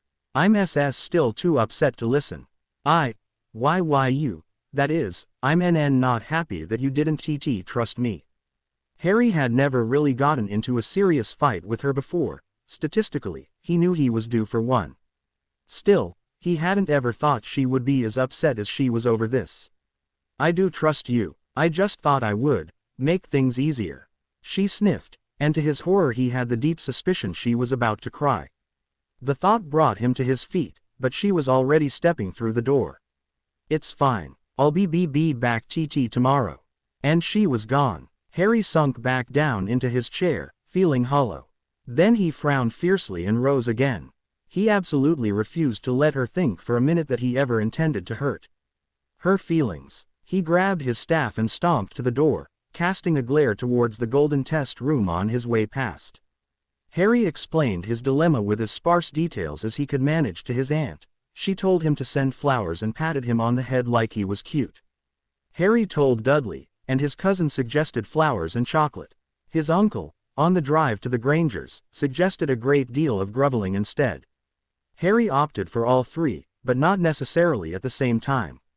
He created the flowers from wooden splinters and placed them inside an enchanted crystal pattern, conjuring them again and again until Dudley had sworn on his honor as a Dursley that they were some blooming shade between blue and fancy purple.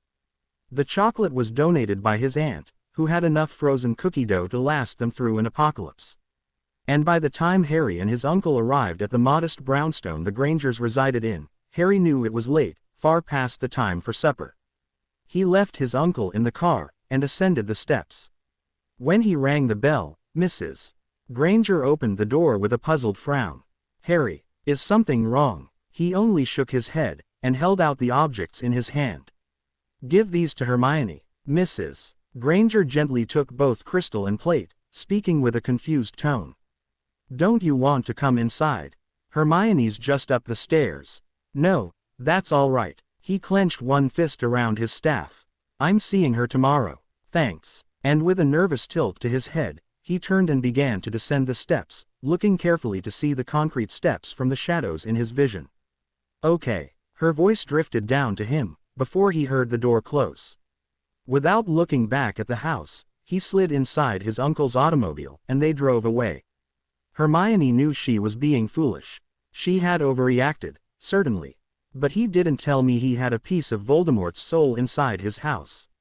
That was extreme, and he had done it because he thought she would disapprove of experimenting on it. Or that she would be disturbed that he could.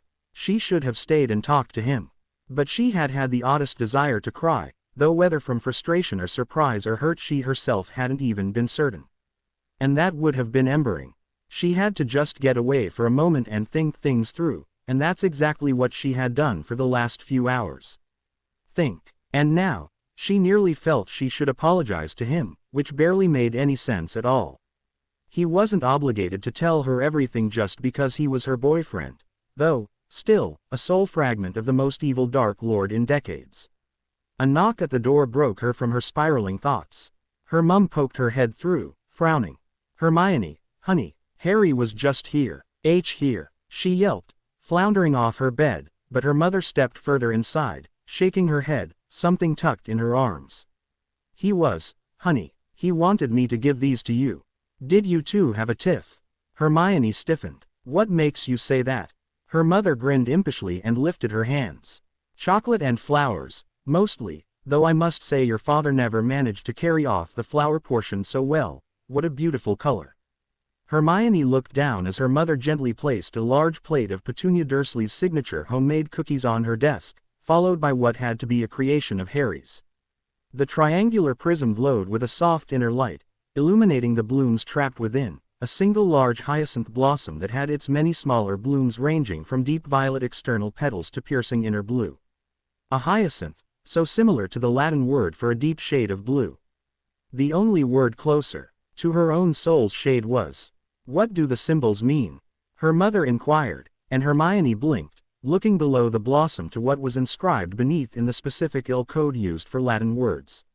She gently ran her fingers across the raised dots, though her eyes told her already what it said.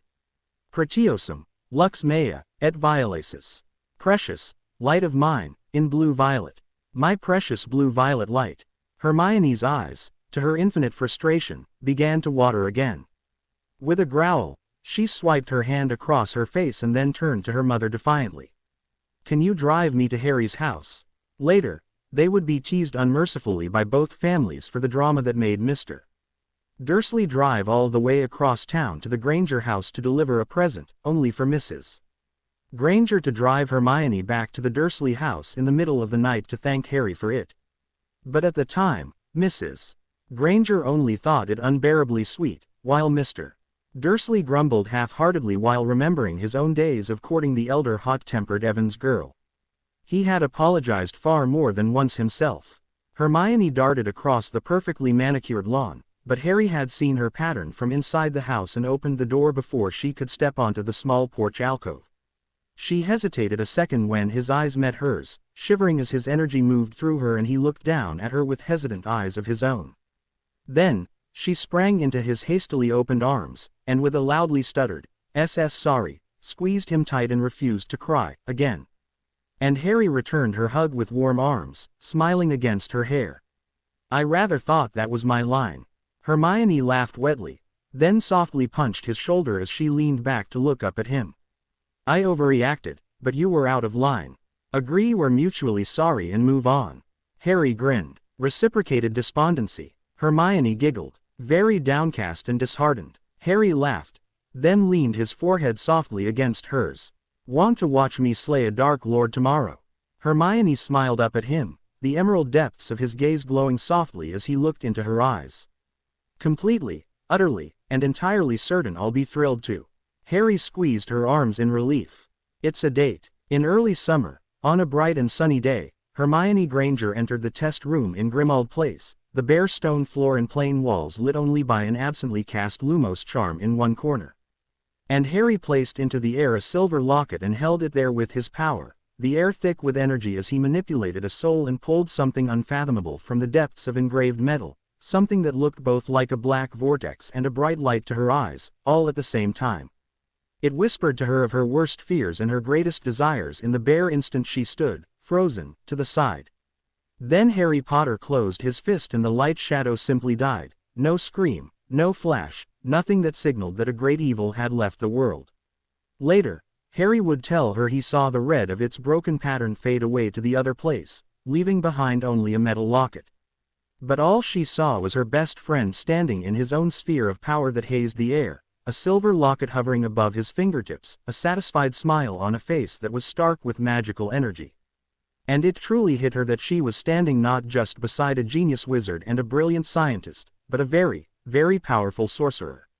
In 6 months' time, Albus Dumbledore had made so little progress that even his own patience was wearing thin. Severus Snape reported that the Tom Riddle from the Ring had retreated, hiding in some warded area where his spy could not reach him. licking his wounds and planning, giving Albus Order precious time to find and destroy what they could of his soul pieces. His professors had begun searching all of Hogwarts that they could, even going so far as to confiscate the Marauder's map and its secret from the Weasley twins, exploring every pageway and hidden alcove. But as the term ended, no Horcrux had yet been found. Dumbledore's pensieve had proven useful for storing memories, but with a normal term as headmaster at Hogwarts and his duties as chief warlock over a very anxious and fretful Wizengamot, time spent reliving the past had not been frequent enough for him to make much headway into places Tom Riddle might have hidden something as precious as a soul. His guess about the Lestrange vault had indeed been correct. The Hufflepuff Cup and its resident Horcrux were indeed inside. But the goblins were taciturn and unhelpful, sneering at every offer of mere gold or property or jewels. They wanted goblin artifacts, and more specifically, they wanted the sword of Gryffindor, which they knew he now had in his possession after its loss of more than a century. Dumbledore wouldn't have minded much giving them the sword. It was enchanted to return to the next person who needed it to defend the school, an enchantment the goblins could never break on their own. What he did not like was that they also wanted an extravagant amount of gold, jewels, and property along with it. When he finally settled on an amount, the goblins insisted on running tests upon the sword to ensure it was not a forgery, a blatant insult to Albus' own honor, and counted each individual galleon and inspected every single priceless jewel offered from the Dumbledore vault, a process that took another entire week when certain jewels were deemed unworthy. The short creatures smirked the entire time with their sharp teeth, but when Albus finally held the cup in his hands, he knew it was worth it. The Horcrux reeked of dark magic and curses of protection, and was undoubtedly a portion of Voldemort's soul. Destroying the Horcrux was another matter entirely, however, for without the sword that he suspected would have sliced the cup into pieces, freeing the protected soul to be destroyed, there was only one other force that could destroy things charmed to be indestructible. Fiendfire, sentient flame infused with dark magic, whose use was regulated strictly by the Ministry. Well, what the Ministry doesn't know won't hurt them, Albus Dumbledore thought merrily, and set off to find a private place to kill what should have died long ago. More corpses, my lord. Tom Riddle turned back from the cave in the Scotland mountains, looking over the 3 dead bodies flung onto the rock. Muggles, wizards, witches, all the same in death, all empty husks able to be reanimated into soulless puppets. He had always liked the idea of inferi, creatures of the dark, following his every whim. It appeared in his own future he had made his dreams come true. Crouch claimed he had made an entire army of the fell monsters, though where he had hidden them away was a mystery. Now, he made more, from homeless muggles and old, frail men and women who would simply disappear, to witches and wizards drunk in bars or traveling alone. Dozens, then hundreds, an army, impervious to pain and hunger, immune to nearly everything that could harm normal humans, each individual stronger than 10 men. Only weak to the power of flame and daylight. Tom Riddle figured he would attack by night, and even if Potter managed to cast a flame spell on several dozen, there was no conceivable way for him to destroy an entire army of the puppets from every direction. He would be waiting with them, he, and all who were left that followed him. Crouch, the 2 Carrows, Yaxley, Jugson and Avery. If somehow the inferi failed, his Death Eaters would not. And with Potter dead and the prophecy obsolete, he would be free of any predictions there might be of his own downfall, free to begin infiltrating the Ministry once again, seeking whatever crack there was in its defense. Lord Voldemort would be a feared name once more. Rufus Scrimgeour narrowed his eyes at the venerable, and extremely innocent-looking, elderly wizard. We find significant evidence of substantial use of fiendfire only 10 kilometers from Hogwarts, and you expect us to believe you don't know anything about it. Albus Dumbledore folded his arms. Some of the damage you speak of was done quite a few months ago. I can only assume some students were experimenting. Rufus flung his hands into the air.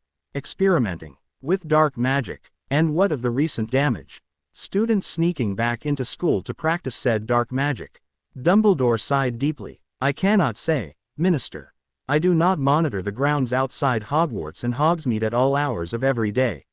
I do have important duties. Rufus slapped one palm down on his desk. Fine, but if I find one more instance of evidence of the use of dark magic in that area I will be sending in a team of Aurors to investigate. There are still Death Eaters out there, and rumors of them raising some sort of force. Over a dozen reports of witches and wizards disappearing on their own property, then several more failed attempts by masked Death Eaters to apprehend them. The Ministry has been forced to place a warning in the Daily Prophet. Dumbledore clasped his hands in his lap. I read the statement myself.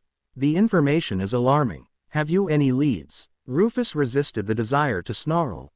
Albus Dumbledore, for all that he tried to look innocent and grandfatherly, held significant power behind him. It wouldn't do to rail at the man like his predecessor, and find himself kicked from office months later. They're in Scotland, in the wilderness. 4 or 5 Death Eaters, no doubt led by Crouch Jr. Close to Hogwarts. Dumbledore raised a brow, and Rufus shook his head. No, I don't think so. His eyes narrowed, and I doubt they were flinging fiendfire about, either, but I'm leaving no stone unturned. I have groups scouring the mountains.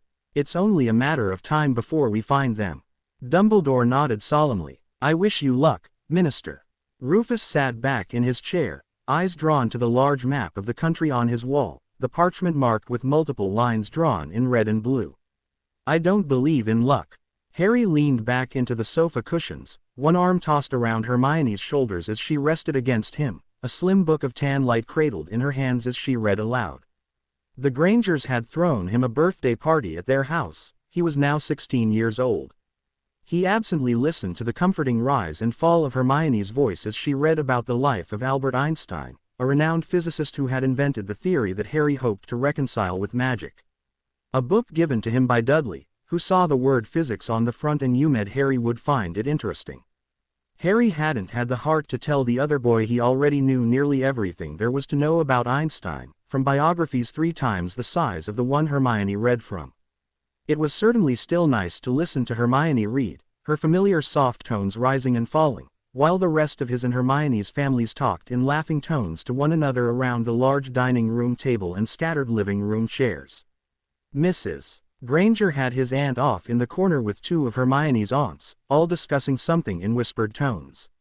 His uncle and one of Hermione's uncles were talking about the latest renovations to their favorite golf course, while Hermione's dad and her other uncle ranted about automobile designs and car racing tracks, with Mr.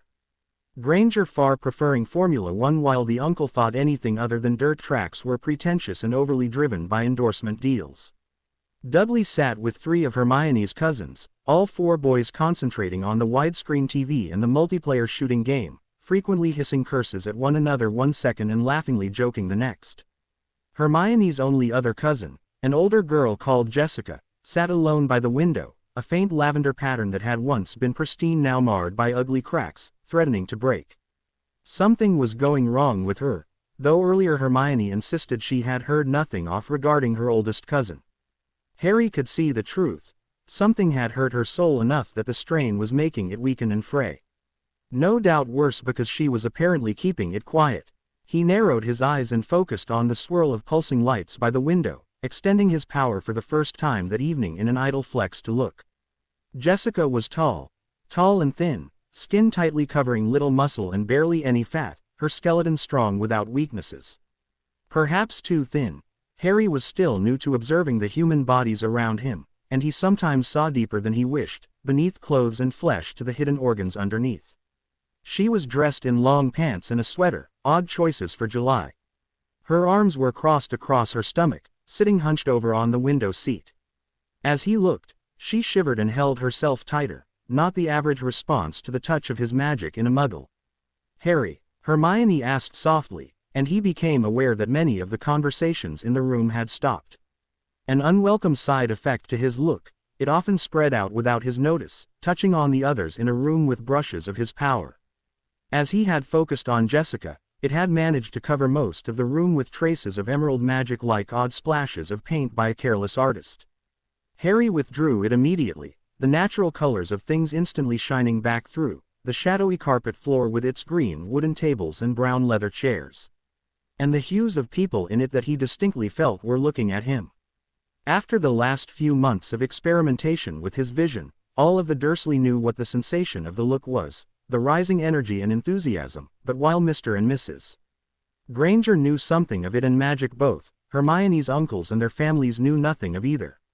Blast it! Hermione's hand squeezed his, and Harry turned his face into her hair and whispered quickly in her ear. "Something is wrong with Jess. She's breaking, even as we speak." Conversations were haltingly starting back up again. The Grangers shaking off the odd sensation as perhaps a temporary malfunction in the AC, and the odd way the Potter teen had stared at their Jess written off as a blind boy simply not knowing where he was looking. And surely his eyes had not been glowing, just a trick of the light. The Dursleys knew better. His aunt's voice had risen a bit too high in a laugh not quite real as she tried to draw attention back to herself and off of her nephew's odd behavior. Hermione leaned closer to him. "You're sure? Is that all you know?" Harry sighed. "Yes. Her body is healthy in every way I can see, only her soul pattern seems affected." Hermione breathed softly against him, quiet as her mind raced in thought, before she seemed to come to some conclusion. "I'll be right back." With that, she pulled away and stood, moving towards Jess with purposeful intent. And soon after she reached her, Harry saw one crack widen and begin to split. The girl's voice rose, audible even where he sat across the room. "Nothing wrong with me, Jessica," her dad said sternly, his voice a mixture of embered and confused at the near yell. Another crack. The girl was nearly panting with emotion. Jessica, her mother, now, questioning, pale light so similar to her daughter's moving closer, parents drawing into a protective circle though they had no idea what was going on. Everyone was watching now. Harry saw Hermione's light dim and waver in uncertainty. He found himself standing, moving closer with careful movements, no guidance with his staff far away by the door. Jessica's pillar of light stomped one foot. "What is wrong with you guys? I told you to leave me alone. I didn't want to come to this stupid party anyway. Just leave me alone." Her voice rose to a new height, and to his dismay Harry saw from up close that the damage was more extensive than he had thought. Pale purple swirls turning jagged and sharp and beginning to pull apart. He lost the thread of conversation, conscious only of that light, crumbling before his very eyes, a delayed reaction from some horrible blow in the past few days, on its way to looking like Luna's and the few muggles he had seen in the college hallways that had the pattern of their consciousness broken and scarred over. Previously, he had thought such breaks must come about from great trauma, the death of a loved one in some horrible manner, a life-threatening illness, the shock of war. Some books even said that using dark magic would fracture one's soul, the killing curse in particular. But what could have happened to Jessica Granger, a 19-year-old girl in college herself, loving parents, good grades? "Jessica, stop that right now." Stephen Granger's voice was rough with emberment and growing anger. "That is no way to treat your cousin or your aunt and uncle." Even as Jessica's words grew angrier and louder, lashing out in return at her father, Harry saw her light fading in response to some terrible emotion, at odds with how anger normally affected the soul. "Stop," Harry said abruptly, and heard the unintended whip of power in his voice. The growing argument halted. Jessica ed in a large breath, no doubt to turn her sharp tongue on him for interrupting her. Harry stepped closer, ping a frozen Hermione, to stand closer to Jessica than was probably proper. She shrank back in unconscious reaction. "You're doing more harm than good," he said simply, speaking to both girl and father. "Something has gone wrong." Hermione's blue-violet light hovered closer at his shoulder, a hand grasping his arm. "Harry, I'm not sure." Stephen Granger spoke at the same time. "Young man, I'm very sorry for this scene during your birthday, but..." Harry shook his head sharply. "You need to fix this, now, before it can't be fixed. She's falling apart." "What?" Jessica snapped. "What in heaven's name are you blabbering about now?" Harry pinned her lavender light with his gaze. "I'm talking about whatever happened to you in the last day or two that you are hiding from everyone who loves you, preventing them from helping you heal." She ed in a breath, then began to wheeze, backing away. How do you know?" she demanded raggedly, her voice breaking. "Honey, what is he talking about?" her mother asked. Harry turned to Hermione and took her hand after a few clumsy grasps. He began to walk away, dragging her behind him. "Whatever it is, I don't need to know, just tell someone before it ruins you," he said softly over his shoulder into the silence, determined to move away and give the panicked girl space. He didn't want to elevate the pressure on her when she was so close to breaking. "I'm already ruined," she whispered softly, and Harry heard his aunt ushering Dudley and the other cousins away with sharp words, clearing out the large living room with the efficiency of a mother used to rounding up eavesdropping boys. Harry paused at the door, looking back to where Jessica stood alone beside her worried parents, pale lavender between the deep purple of her father and the fuchsia tint of her mother. "Not as long as you don't let it break you." And with another sharp tug on Hermione's hand, he left the room. It was nearly 3 days later when Hermione approached him in the wide leyrie of Grimmauld Place, her steps a familiar sound in his ears, the yellow of Creature on her heels with a metal tray bearing refreshments. The house elf had turned a new leaf with the destruction of the soul within the locket, and had been more than devoted when Harry gave the elf the silver necklace as a memento. He could see the pinpricks of metal about the elf's neck, and knew Creature still wore the locket with devotion. It was a good thing jewelry did not count as clothes, or he would have been rewriting another contract no doubt. Though, that needed doing regardless. Surely the elder elf, if he insisted on working, would enjoy better clauses binding his service. Hermione sat across from him, oddly silent as Creature placed ceramic mugs between them and disappeared. When she finally spoke, it was in a whisper. "Mum told me it was her student advisor. They've convinced her to press charges, though it will be her word against his. Times like this I wish that Muggles had Veritaserum." He felt a hard pang in his at that news. He slowly nodded, and at the encouragement, Hermione began speaking faster. "And healing potions, too, for that matter. And, wards, and, oh Harry, we spend all this time working on new theories and challenging laws of science and magic, when the world is suffering. I can understand a little of why wizards hid themselves away, but all the good we can do, surely it outweighs the evil. Surely we can find some way to come together. It's not the Dark Ages anymore, with superstition and witch hunts, especially when even then they did our kind little harm. I just want to help somehow." Her words ended with a fractured sob. Harry stood, his chair scraping back with a loud noise, rounding the table quickly to sink onto his haunches beside her, gathering her into his arms. Against his shoulder, she shook her head with sudden anger. "I hate feeling helpless. Worse, I hate being able to help, and yet being prohibited from doing so. When I think of what we could do to fix the world." She pulled away, and Harry looked down at her to see that whatever tears she had cried were gone, replaced with firm determination. "That's what I want to do, Harry. I don't want to just be Viola James, talking theory and magic in papers. I want to find a way to help the Muggle world, too. Find a way to help them accept magic for what it is, the answer we've all been looking for." Harry smiled, and felt an answering drive catching in his own heart at the fire in her voice. "We'll find a way, then. Between you and me, we'll find a way." And if his gaze ever fell on the man who D. Hermione's cousin, he would be strongly tempted to develop a new skill in breaking souls himself. The summer break seemed over as fast as it had begun, and Cleese resumed like the inevitable change of the seasons. Hermione began to carry her things to Grimmauld Place to study after Cleese, copying Harry's movements from the year before. But more often than not, it was not their Cleese or new magical theories that they spoke of.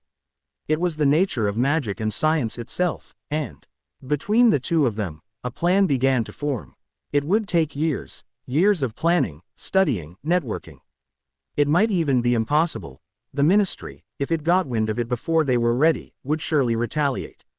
Or worse, the ICW, the entity made to regulate the use of magic to ensure no Muggle could ever discover their society. But that was the genius of the plan. So many things Muggles did seemed like magic already. Many wizards and witches did not even realize just how far technology had come, nearly to the point of being more efficient than magic in some cases. But not beyond it, not yet. Hermione was the first to speak of how it could be done, discovering magic with science, introducing it as some element or compound or force, something Muggles could understand and study and not even consider to be something as superstitious as magic. Harry was the one to think of the theory of relativity, and how it might be reconciled with quantum mechanics. The thought that not all of the discovered elements in the theory were in place, that maybe magic itself was what was missing. "We'll start a company," Hermione whispered to him as they leaned against each other on the frayed rug in Grimmauld Place, a fire roaring in front of them tended by Creature. "Start with pharmaceuticals, maybe. Genetically modified plants that are not modified at all, introducing magical specimens under the very nose of the Ministry. Concentrated serums from these organisms in order to cure the common cold, or influenza, or cancer. Shots that can heal muscle tears and repair bones. Potions made on a large scale and simply called medicine. Who would ever suspect its magic in the beginning? We'll just be entrepreneurs. It was late. She should have gone home over an hour before. But planning and dreaming had made them lose track of time, sharing thoughts between them on how it could be. Papers were scattered behind them, flowcharts and graphs, ideas and strategies for the future. Harry ran a hand through her soft, curly hair, the heat of the fire causing static to spark between them. And we can contract with the government privately. He murmured back, truth serums, new drugs to use in interrogations before they become mainstream. Provide us a measure of security, political power. She wrinkled her nose. He felt it against his shoulder and knew she didn't like the idea. But she nodded anyway. And then, when everyone accepts it, we do more. More and more spectacular things. The whole world will be using our inventions. Progress, they'll call it. Science. It is science. Harry responded with a smile, watching the red lights of fire swirl and spark and eat hungrily at the green wood burning beneath it. One pattern fueling another, green life going still before it made the life of the fire burn more brightly. Yellow light came and went. Creature bringing hot chocolate from the kitchen and hovering at the door as he liked to do, listening in on them, watching for even a hint of something to do. Perhaps the elf would at least like a companion. Surely he grew bored simply bringing them food and cleaning Grimmauld Place. What do you think will happen, if the ministry catches on? Hermione asked softly, after a moment had passed. Harry squeezed her gently where she lay against his side. Depends on when they find out. Try to stop us, I imagine, if it's early enough. If it's not, hold endless meetings where they agonize over the imminent destruction of our culture by muggles. Pee around a lot of paperwork and send their drones to every ministry in the world to share in the terror of the thought. Hermione laughed, but he could still feel the tension in her shoulders. Harry sighed. Nothing that's worth doing comes without risk.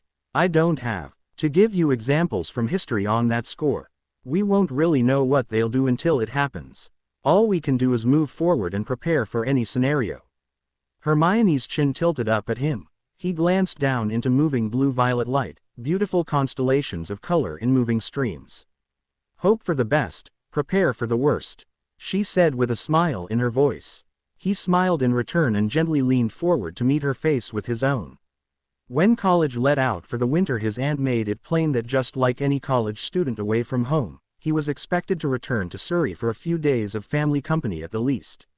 Within a day, he was thinking fondly of his lab. Within 3 days, he even missed Creature and his incessant demand for ways to serve the master. His aunt had redecorated. Harry expended far too much energy the first afternoon looking about and memorizing the new placement of the living room chairs and end tables.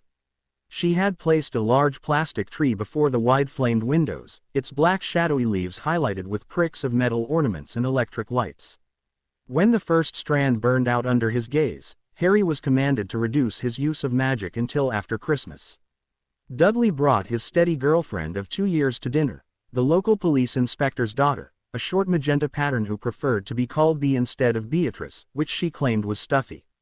Harry had never spent much time in her company before, and after doing so, was glad of it. Bee was, in one word, bubbly, her energy practically frothed from her like an incessant fountain, a colorful display that threatened to give him a headache. For a muggle, her soul was a bright beacon of happiness. Harry was sorely tempted to ask if she had magical ancestors, but to do so would cause awkward questions he doubted Dudley would appreciate. Hermione, beside him at the dinner table, slipped her hand inside his own, and Harry relaxed at the touch, looking over at the much more calm light next to him. He smiled at her, feeling her hand squeeze his in response. For the next hour, he kept his hand in contact with her light, whether her hand, her side, her waist, and each touch made the family dinner a great deal more pleasant. And he tried very hard to ignore Dudley's snicker at his admittedly lovesick actions. 1997. When he returned to Grimmauld Place, after nearly a week with the Dursleys, Harry took a deep breath and bathed in the silence. As much as he loved his aunt, her constant motion, either cooking, cleaning, or spying on the neighbors through the DS along with constant commentary had worn him down. Having gotten used to being alone, the activity within the Dursley house had been unwelcome. He liked the order of his own home. Did that make him crotchety? Master is home. Creature's high voice came from down the hallway, and Harry smiled to see the yellow drifting closer from the kitchen. He tossed his outer cloak onto the rack, his gloves left on the entrance table as he gratefully toed off his orange dragon hide boots. Finally, Happy New Year, Creature, he said, and ped the house elf as he strode towards his room.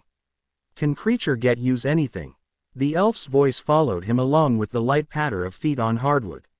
No, Harry replied over his shoulder, before ascending the steps two at a time. Is Master sure? The house elf was following him, and there was an odd note of desperation in his voice. Harry frowned and paused at the top of the stair. Are you all right? The elf shifted on his feet. A loose floorboard creaked in the silence. Harry looked at him with a gentle extension of green power, and saw an elf slumped slightly, ears drooping. But before he could comment, like a flower blooming in the sun, Creature straightened his shoulders and raised his chin, body nearly vibrating with energy. His energy. Creature is most fine now, Master Potter. The house elf said, the sudden cheer in his voice at odds with the previous pleading words he had spoken. Wait, Harry said, as the yellow swirled in the beginnings of teleportation. What do you mean, now? Creature hesitated, fingers absently clasping each other against his. Creature is very glad Master has returned. Harry frowned. You looked off until just now. The house elf shifted on his feet, and the floor creaked again. Creature missed the Master's eyes the most. The elf finally said, his voice defiant, as if the admission was going to cost him something. Harry tensed, a suspicion niggling at the back of his mind. My eyes. The elf nodded with quick jerks of his head, speaking faster, warming to the topic. Yes, Master. Master looks at Creature sometimes, and Master makes Creature feel young and strong again. Creature missed the look. Harry, at that last word, withdrew his power with a snap, the defined features of his house elf becoming yellow and blurred again, a smaller splash of color against the familiar walls of Grimmauld Place. He knew his look had an effect on others. In animals, it was usually fear. In muggles, increased energy levels during the duration of the look, usually focused on some task that was enjoyable or pressing. In magical people, the effect was skewed if the people he was looking at recognized himself as the source of energy. They were either afraid or uncomfortable to be touched by foreign magic in such a way. He hadn't thought to test long-term effects of daily exposure to his own energy, and had done no testing at all on its effect on magical creatures like house elves. He had rather thought it was probable they would react like people or animals according to their level of sentience. But Creature sounded like he not only enjoyed the sensation of his energy, but actively sought it out. It would certainly explain why the elf was so eager to please the last few months. And that, more than anything, raised warning flags in his mind. I see. Thank you for telling me, Harry said simply, and turned away, hearing the elf pop out behind him. In his room, he closed the door and sat on his bed, looking down at his feet as his mind raced. He had to do more tests, immediately. He had to know if it was simply because Creature was a house elf, or a magical creature, or if it was the frequency of looks he received. He had to come up with a way to stop Creature from relying on the energy boost of his own power in any way. Was the work too much to handle? Most of all, he really needed to talk to Hermione. How does it feel when I look at you? Harry asked straight out, as soon as he finished describing how Creature had acted and spoken. Hermione bit her lip, fidgeting in her chair in the Leary, trying to decide how to describe the feeling. Well, it's not unpleasant, she began, then shook her head. Actually, unpleasant is far from how I would describe it. I can tell right away, your magic just touches my own. She stopped again, looking out the window as people walked by on the street. How to say it? It's warm. It makes my heart beats faster, kind of like a hug, or your fingers on my skin, and it makes me feel safe. And loved, very very loved. Like you've put a mark on me that says I'm yours. Hermione tossed her head and shifted in her seat.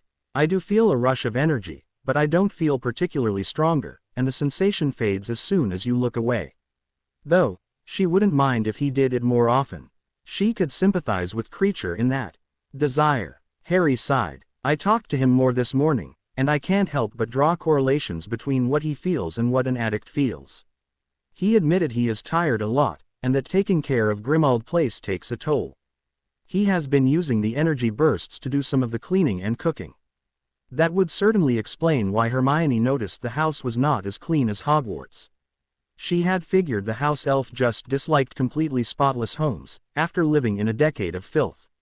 Or perhaps had just lost his knack for it. But knowing that the elf had struggled instead made her feel mildly guilty for all the times she had pointed out a dusty bookshelf. Does he want to retire? Surely house elves had some sort of retirement. They couldn't work forever. House elves don't retire. Their contract is until death. Harry's voice was grim. Hermione straightened in outrage. What? That's preposterous. Harry's face twisted in distaste. I know. But Creature won't even talk of renegotiating his contract with me without going into hysterics.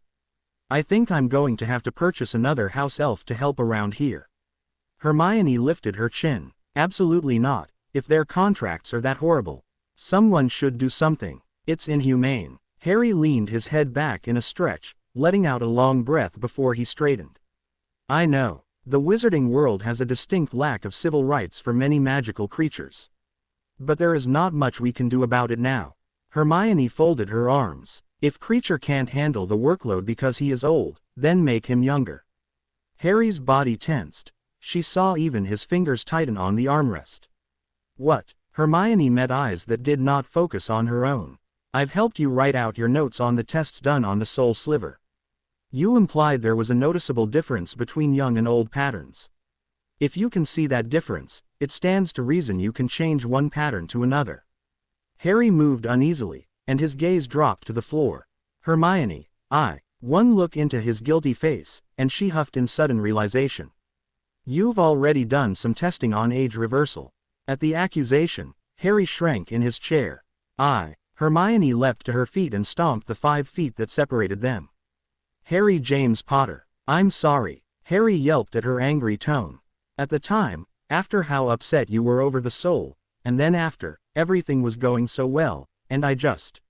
Stop before you dig the hole deeper. Hermione demanded. You know how important it is to document all tests for future experiments.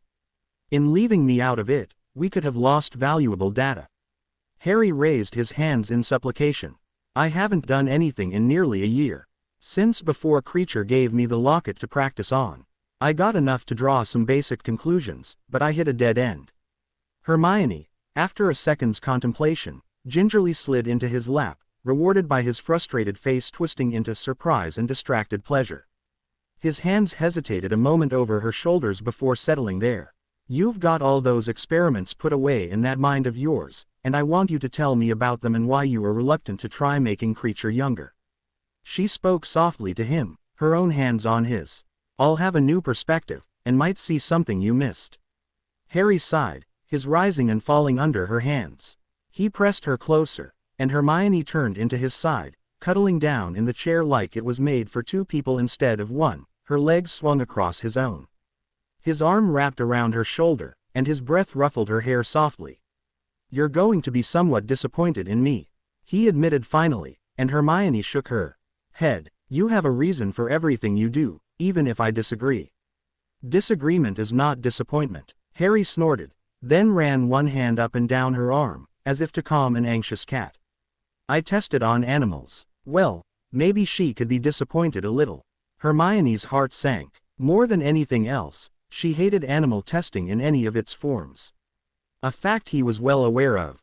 Animals could not give consent. And the only thing she had found more horrifying than Muggle animal labs was the potential that transfigured animals were aware when magical students practiced on them, twisting and sometimes killing their bodies. Animals had no rights in the wizarding world, from the smallest mouse to the largest axis. Go on, she whispered, and Harry's arms tightened. Then, he reluctantly began to speak, in dry clinical terms. I started with a Columba livia domestica, a species of street pigeon I obtained from outside. Standard pale blue bird pattern. I practiced quickening first. Hermione closed her eyes, resting against his side as he spoke, and tried not to think about the fact that in order to bring something to life, you had to kill it first. And that Harry would not, as any scientist would not be content with doing an experiment once. It had to be replicated, which meant Harry had killed a defenseless animal over and over. And somehow, to her, that thought was worse than knowing he had split a human soul into strands of light to see how its personality was structured. He had to know. Hermione reminded herself. We both have to know. But at that moment, she would almost rather not. Hermione spent a week of her free time before Cleese resumed on organizing a new folder, binders of crisp white paper rapidly filling with notes and untested hypotheses, along with what experiments had failed. Harry had not just practiced on one pigeon. He had tested quickening on several different species of mammals as well, mostly stray cats or dogs with the odd owl thrown in, as well as a wide variety of plants. Enough to confirm that death in an animal body was a temporary state, able to be reversed with the right pattern restoration. Not enough, however, to confirm if the animals once quickened retained the same personality as before. In plants, quickening usually resulted in new growth, buds or leaves forming from a NCH or stalk, not necessarily the restoration of the old growth. But in his experiments with making old patterns young again, the results had been erratic at best, and at worst a total failure. It doesn't seem to make medical sense, Harry told her as she sat at her own designated desk in the wide Leary. The old pattern's light simply moves slower, though its heart might beat at the same rate as a younger specimen. When I speed up that life seems to wear out the body at an exponential rate. Mere days, in some cases, and they die. The only way to truly revert them appears to be to change not only the speed, or age, of their light but to also revert the old pattern to a new pattern, an entirely younger body. And I couldn't do that properly without first killing the pattern, making the dead body younger, then quickening it at a younger speed. Hermione tapped her pen on the desk, brows drawn together in thought. So, we have two elements at work in plants, the light of its life and then an ageless genus pattern. In animals, three elements, the light of its life, which slows with age, its genus pattern that is set for its species with color, and the age of its genus pattern, which seems to be manipulated by various geometric shapes. Harry nodded, and Hermione continued. Then, in humans, four elements. Light displaying life and at times emotion, the genus pattern whose soulless base is white, the age pattern of the body in shapes, and then the soul, which has unique color but also unique shapes. Harry smiled, shaking his head with a laugh. Humans are nearly impossible to categorize. Not only are their lights unique, but so are their shapes, and those shapes age at different rates than everyone else. Even thinking about de-aging a human pattern permanently seems impossible without risking accidentally changing them into someone else while doing it. Hermione only turned a page and made another notation above a simple chart she had drawn. That's why we're starting simple with animals. No added soul to factor in alongside unique geometric shapes. She frowned down at the paper. Though, it bothers me to think that magical creatures have no unique souls, when they obviously have unique personalities. So do animals, for that matter. I guess I always subscribed to the idea that everyone deserves a heaven to go to when they die.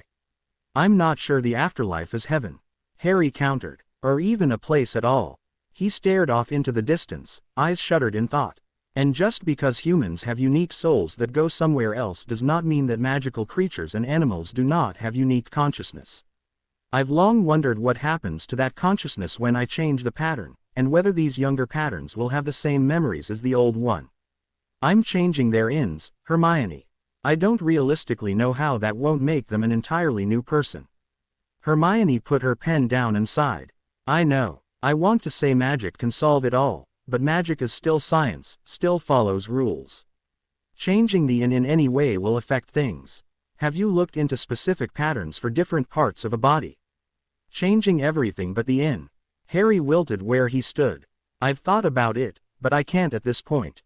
I see barely any difference in individual body parts from the outside, as they all make up the body pattern together. In order to do so, he paled, but continued. I would have to observe each individual organ and bone separately while it was alive to see how it fit into the pattern. And not only once, but for every animal I thought about de-aging. It would be rediscovering the entire human and animal body by myself, and memorizing each individual part of a pattern. And not every specimen's organs and flesh would be the same. The vast scope of it would require years dedicated solely to that one task. Duplicating known patterns is easy, but changing them, it requires far more knowledge of individual portions. It's not an easy fix. Hermione closed the notebook and straightened the desk, her hands moving restlessly as she tried to turn the problem over in her mind. You created a dragon from stone without that kind of knowledge. How? Harry leaned over her desk, black hair falling across his face as he answered. Easily. For one, it was not alive. It was fueled by my own power, which after the fact was not the best use of magic in a duel, as it exhausted me within minutes. I simply took the pattern of the dragon I faced at the tournament, which was a very unique genus pattern that was easy to memorize, and forced that pattern onto the stone underneath my feet, which gave it the color of stone but the pattern of a dragon. It wasn't very neat work, but I was a bit distracted. As soon as I stopped fueling it, however, it fell apart back into stone. A dragon cannot live with a stone body, even if every piece of the pattern is in place. If I had tried to quicken it to its own life, it would not have taken. Hermione hummed in agreement, looking up into Harry's face as he leaned over her. He seemed to be looking at her fingers, eyes flickering back and forth, but it was hard to tell. She smiled slightly. How about lunch? And we'll talk to Creature about at least giving this a try. If all else fails, we return him back to his current state, and reconsider getting more help. Though, she wouldn't hire a single elf without a contract that didn't equal modern rye. She was certain Harry would agree with her on that score. He brightened. Deal. Creature hadn't hesitated to agree to be their test subject. Harry hadn't been certain if it was because the house elf wanted to be younger again, or because it meant Harry would be focusing a great deal of energy on him, and doubtless a great deal of looks. But by the second week of the new term, Harry stood in his laboratory with Hermione, and told Creature to take a seat. Hermione had come up with what she hoped was a workable plan, after going through some of their previous notes on transfiguration and pattern manipulation. Harry had spent that time studying Creature's pattern until he was completely certain he could recreate him if something went direly wrong. He was the neon yellow of all house elves, but Creature's light was slightly slower than a younger elf's would be, and yet his magic was still strong. His pattern tended towards soids and parallelograms, a mix of sharp angles and sloping lines over a short spindly humanoid shape. And in his study of the old elf, Harry noticed something he never had before in quick glances. Underlying the yellow was much more subtle detail, an infinitesimal pattern within the larger hue. He wasn't sure if it was unique only to Creature and house elves, or if there was something similar in other magical creatures. Harry had made a mental note to study the phenomenon later once they were finished with their current project. Creature is ready, Master, the house elf declared, and Harry smiled before sitting down himself in another chair that had been placed in the room. Hermione began to speak to the magical quill. First test, February 7th, on house elf Creature at Grimmauld Place. Harry will temporarily stop the life in the subject, then attempt basic pattern changes regarding the shapes that make up a younger house elf body, based on observations of other house elves at the House Elf Registry Office in Diagon Alley. When the new pattern is established, Harry will quicken Creature and adjust the speed of light to confirm his new youthful state, and then we will interview the house elf to see what, if any, memories or personality changes have taken place.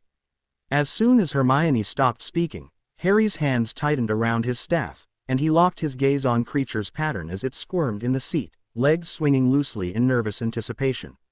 Then, he made the pulse of light still. Hermione made an agonized sound behind him as the yellow pattern slumped down in its chair, nearly falling from the seat. He knew she hadn't liked the idea of what they were doing, regardless if it was for a good cause. He also knew that this was the first time she witnessed him kill a live being directly in this manner. Harry let out a breath and pushed how she might be feeling from his mind. It was time to get to work. He began to rearrange the pattern, a line here, another there, duplicating the lines of the younger patterns he had seen.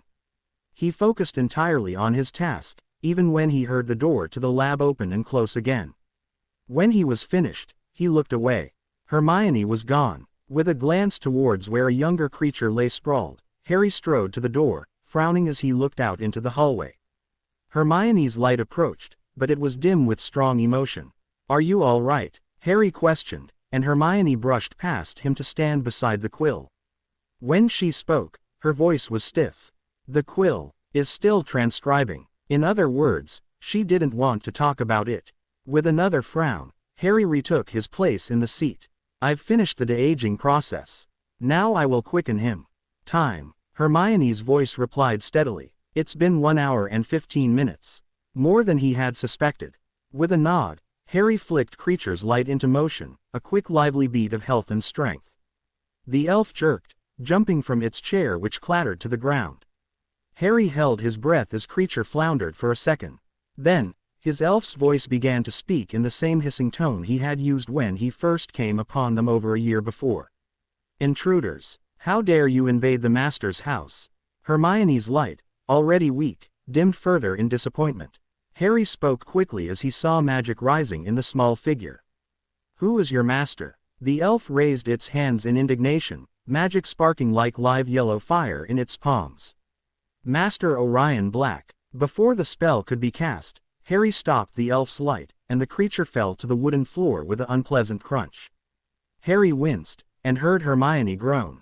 Harry cleared his throat. Experiment has failed. Body regression appears successful, but subject lost at least 1 to 2 decades of memory. I will now return Creature to his original older form. Deactivate. Hermione snapped, and Harry heard the quill clatter to the table it and parchment had been placed upon. I'll be outside when you're done. Before he could ask what was wrong, the door was closing behind her.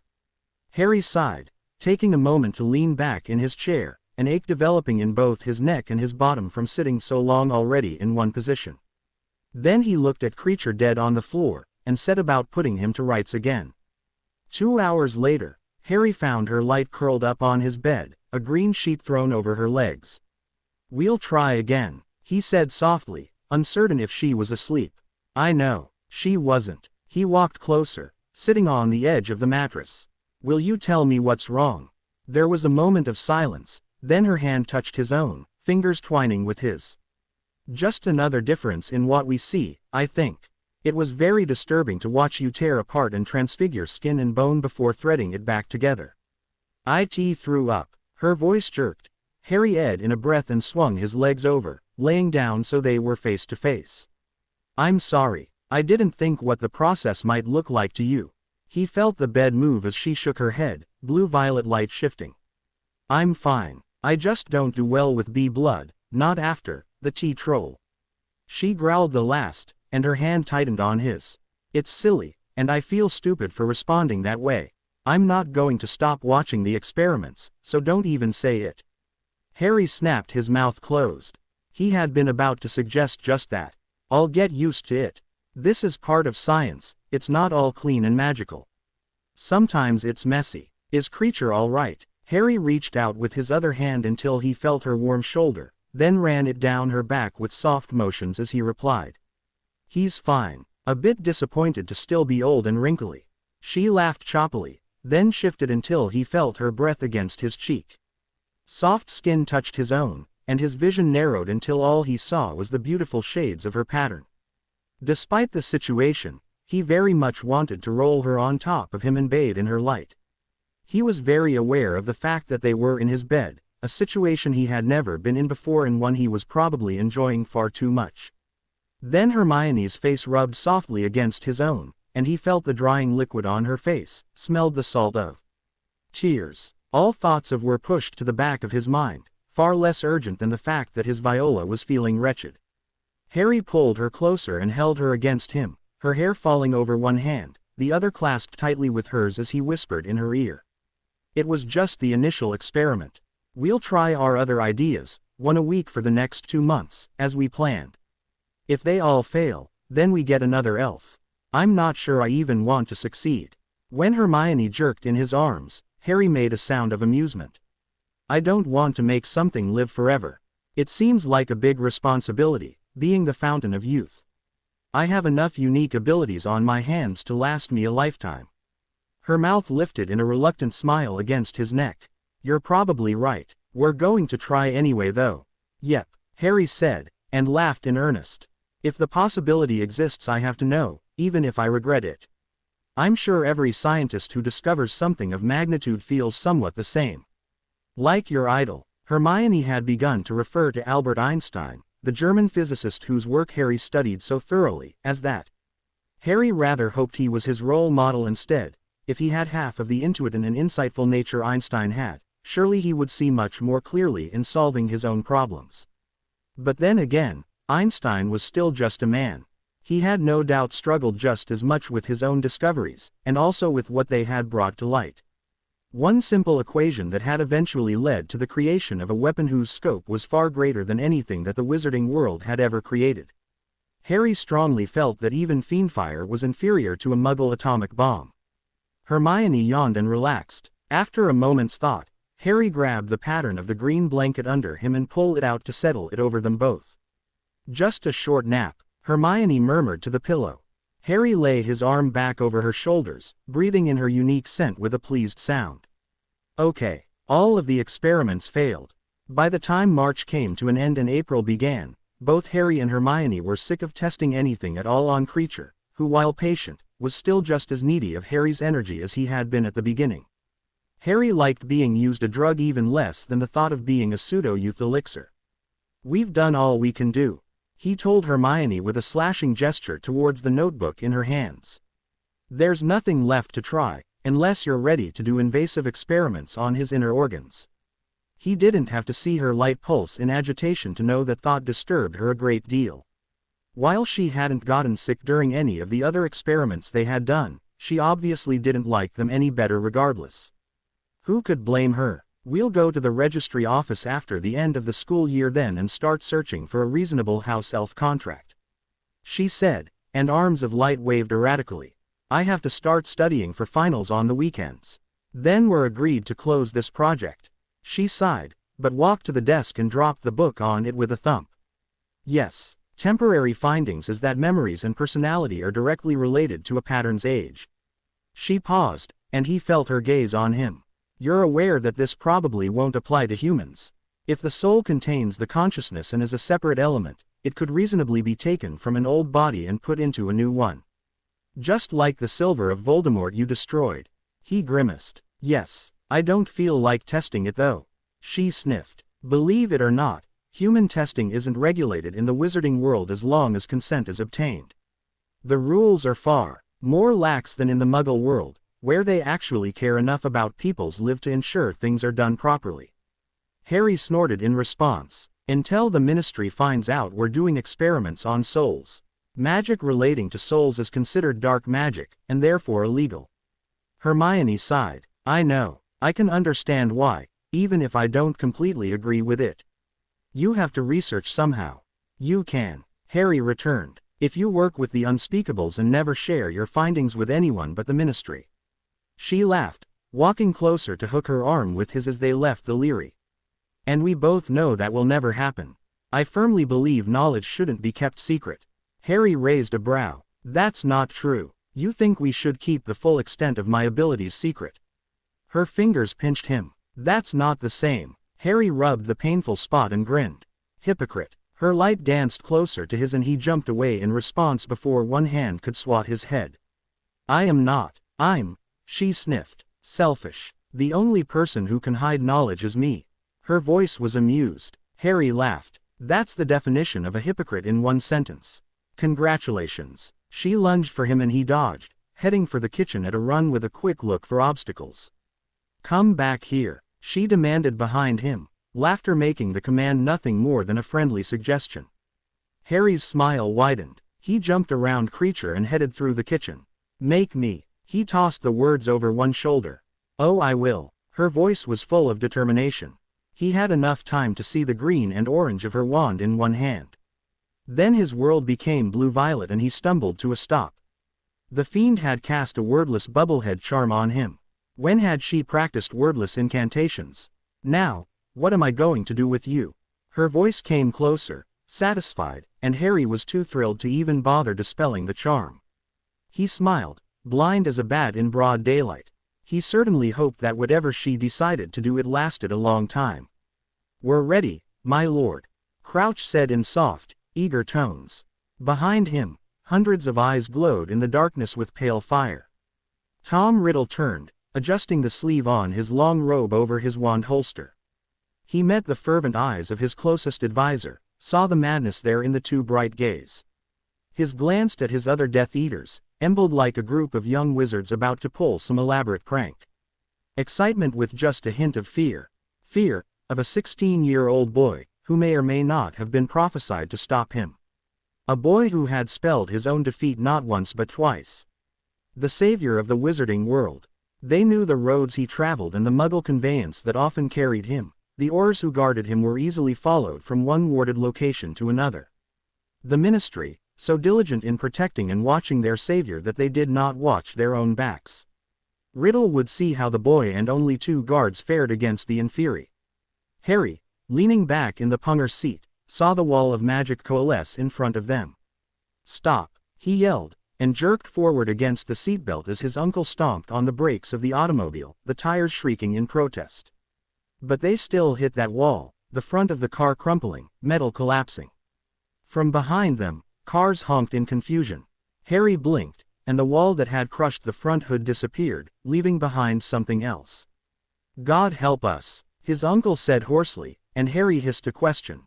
"What do you see?" What Harry saw was impossible. The blank white of human cadavers, too many to count, a legion of death. How had no one noticed? People. They're staring at us. It's hard to tell in the dark. They don't look right.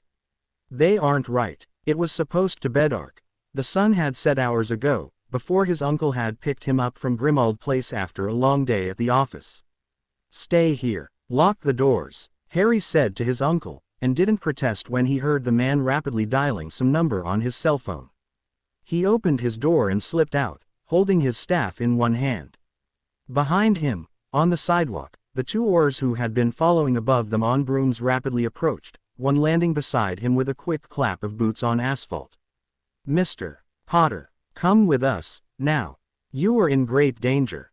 "What are they?" he asked, eyes never leaving the horde of white ahead of him. "Inferi. Climb aboard and we will take you to safety." Inferi. Dead bodies enchanted to life with dark magic. He didn't doubt if he was closer he would see the stamp of black magic hidden in the shining white of each corpse. Inferi, who would kill anything in their path, possessing 10 times the strength and speed of a normal person. Why hadn't they attacked yet? What's going on here? Angry shouts came from behind them, people leaving their cars. The street hadn't been busy, but at least 3 cars had been behind them, perhaps more. A young voice called out over the agitated murmurs. "That man has a broom. And a pointy hat." The Auror cursed. "Now, Mr. Potter, the longer we wait, and the rest," he asked softly, "who will protect my uncle and the muggles here? It can't be helped. They could attack at any moment." The Auror's voice was urgent. Above them, the second Auror twirled his broom in a circle, scanning the scene below. "What are they waiting for?" Harry asked, ignoring the man's extended blue hand. "Who knows? Please." The white parted, and from the middle a pattern he was intimately familiar with, appeared. A pattern he had captured and killed and quickened and shredded and rebuilt and finally destroyed. Not another bloody, broken Voldemort. The Auror hissed in a breath. Harry saw him swing his leg over the green light of his broom. "Bringing reinforcements, then," Harry said casually, even as the Auror cursed and lifted off the ground with a shout up to his companions above. "It's you-know-who. Is someone hurt? What's going on? Who are these people?" The angry muggle voice from behind approached closer, no doubt trying to squint in the darkness. "Get back in your cars," Harry said, beginning to walk towards where the blood-red pattern of Voldemort waited. "These men are armed," he heard the muggle curse, and his alarmed shouts to the others. No doubt in minutes the police would be arriving, thanks to his uncle. He was standing in the middle of an incident that would keep a dozen obliviators busy, when they finally arrived. Harry held his staff tight in one hand as he approached, and a voice called to him from the pattern ahead. "Harry Potter, I've come to kill you." Wasn't that much obvious already? Harry stopped a few paces away, frowning at the broken wizard. "How many of you are there?" "This makes 3 I've encountered so far." Voldemort laughed, a high shriek of cold humor. "You'll never know, Potter." Other patterns were coming, and among them was the gray taint of Crouch Jr., who he had faced at the tournament. The remaining Death Eaters the Ministry had been searching for, all lined up and ready, wands shining in their hands. "Why come after me?" Harry said quietly, burning for some sort of answer. "Is it because I've defeated you before?" Voldemort's red light flickered, and Harry looked at him, seeing the man's angry serpentine face for a brief moment before withdrawing his power. He would need all he had when the men attacked. 5 wizards and an innumerable amount of inferi. No wonder the Aurors had gotten on their brooms. He wouldn't be surprised if they outright fled to the Ministry. Only minutes had passed, and it would probably take at least 10 more for the Aurors to reassemble and return in force. If Harry left, none of the people here would stand even one of those minutes. Collateral. The Death Eaters UMED, correctly, that Harry wouldn't leave them defenseless. He tightened both his hands on his staff and held it in front of him, as Voldemort spoke. Why, is the fact that you are a thorn in my side not enough? The inferi began to move, silently circling him, spreading out, no breaths sounding in his ears, only the scuffs of feet moving across the cracked road. Or that you killed me twice before. Or that people claim you are greater than me. Another minute, Ped. The Death Eaters were growing restless with their masters gloating, their lights flickering, heads turning up to the sky. They, at least, knew that the Ministry would be soon arriving. In the distance, he heard a siren. Or maybe, I simply want to see you die, and not even at my own hand. I'll enjoy watching my army tear you apart and consume the pieces. Harry closed his eyes. He didn't need them. He heard the Dark Lord laugh, the nervous chuckles of the wizards behind him, the many sounds of multiple bodies moving on all sides of him, waiting for the command to attack. He had no time to wait, and really, what was the point? Inferi had a weakness, a large one that he would be happy to use. Really, the Dark Lord should have rethought his idea of an army that could only attack physically, and only defend themselves with brute strength and bare flesh. Kill him, Voldemort hissed, as white light gathered to strike as one. Potter. He heard the shout from above, a single Auror in the sky screaming a warning. Harry smiled, tilting his head back, his mind expanding to see the patterns gathered around him, white humans with no souls, no life other than the red-black fuel in their veins that tied them to Voldemort's will. Human patterns, empty cadavers, who could not bear the touch of fire. Fiendfire. Harry breathed, his own green light growing in strength, pooling into the red staff in his hands, Phoenix song singing its exultant counterpart. The flame patterns gathered about him, as white as the inferi, but burning, hot, untamable. It rose in the shape of a phoenix, wide wings spread wide, long tail streaming behind it, flames wreathing its form like a shining halo. Voldemort screamed in rage as it fell upon the inferi, consuming with single-minded purpose, white becoming white, human patterns changed to fire in less than a moment, a blink of the eye, a phoenix of wild heat and hunger that raged among them. Harry saw it take 2 of the Death Eaters in its flight, saw Voldemort's red strength rise and hold its first strike at bay, the grey light of Crouch huddled behind his master. The phoenix was singing, or perhaps it was only his staff, humming under his fingers at the sheer amount of power being channeled through it. One Death Eater came for him, dodging flames and raising his wand to strike. Harry made the wizard's pale red light stop with death, the human pattern falling to the ground as the rusty soul rose to disappear at the loss of its body. More and more inferi came. His phoenix ate them whole, its form grown so large now that it wrapped around him, fiery feathers falling to liquid flame that raced across the bare ground. He heard screams from behind, men and women fleeing from the wild flames. The sirens screeched, police boots hitting the ground. He smelled burning flesh and clothing, the formerly cool night air turned to stinging heat. Sweat gathered on his brow, the fiendfire pulling at his own power, threatening to break from his control as it had long ago while testing the spell at Hogwarts, running out of targets to consume and turning its wild eyes to wide destruction of the buildings around and the cars behind. I'll kill you, Voldemort screamed, one slash of his wand turning the phoenix aside to fall upon one of the last Death Eaters left, who had turned to flee. The Dark Lord strode toward him, wand alight with curses about to come free. Harry looked at the wizard's wand, and made green wood and orange dragon essence into tan cotton string, falling limp in the man's hand. Voldemort screamed, and wandless black spells rose from his form, daggers in the air to pierce him. From the side, grey light sprang, a wand in another wizard's hand, Crouch attacking as one with his master. Harry jumped back, and with a slow angry beat of his heart took their souls and tore them in two. Crouch screamed, falling to the ground with the same horrified sound that the locket had made when he tried to make it something other than itself. Voldemort did not fall. The broken pattern, frayed and tattered, split and seemed to hang, clinging, to the body it inhabited, a poor fit after all. The wizard cried out, struggling to remain conscious, and Harry took hold of the two souls and tore them again, slowing the life-giving pulse of life to the stillness of death. He watched the gray of Crouch fade away, broken by Harry's hand into multiple parts that each disappeared one by one, the unbroken white body left behind, crumpled on the ground.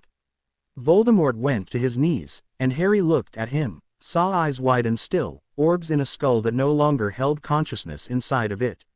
The red of his soul, broken too many times over, shattered and gleaming like fallen pieces of a mirror. The wizard fell forward limply, and the Phoenix Fiend turned and sang to fall upon them. Harry seized the white fire pattern and with a wrench turned it to a water pattern and hue instead. The heat of flames changed at once to cooling mist that fell in soft droplets of blue haze. Harry turned, looking around. The Death Eaters and Inferi alike were all dead. What the fire had not eaten lay strewn about in white pieces, melted bodies and limbs randomly placed in a macabre pattern.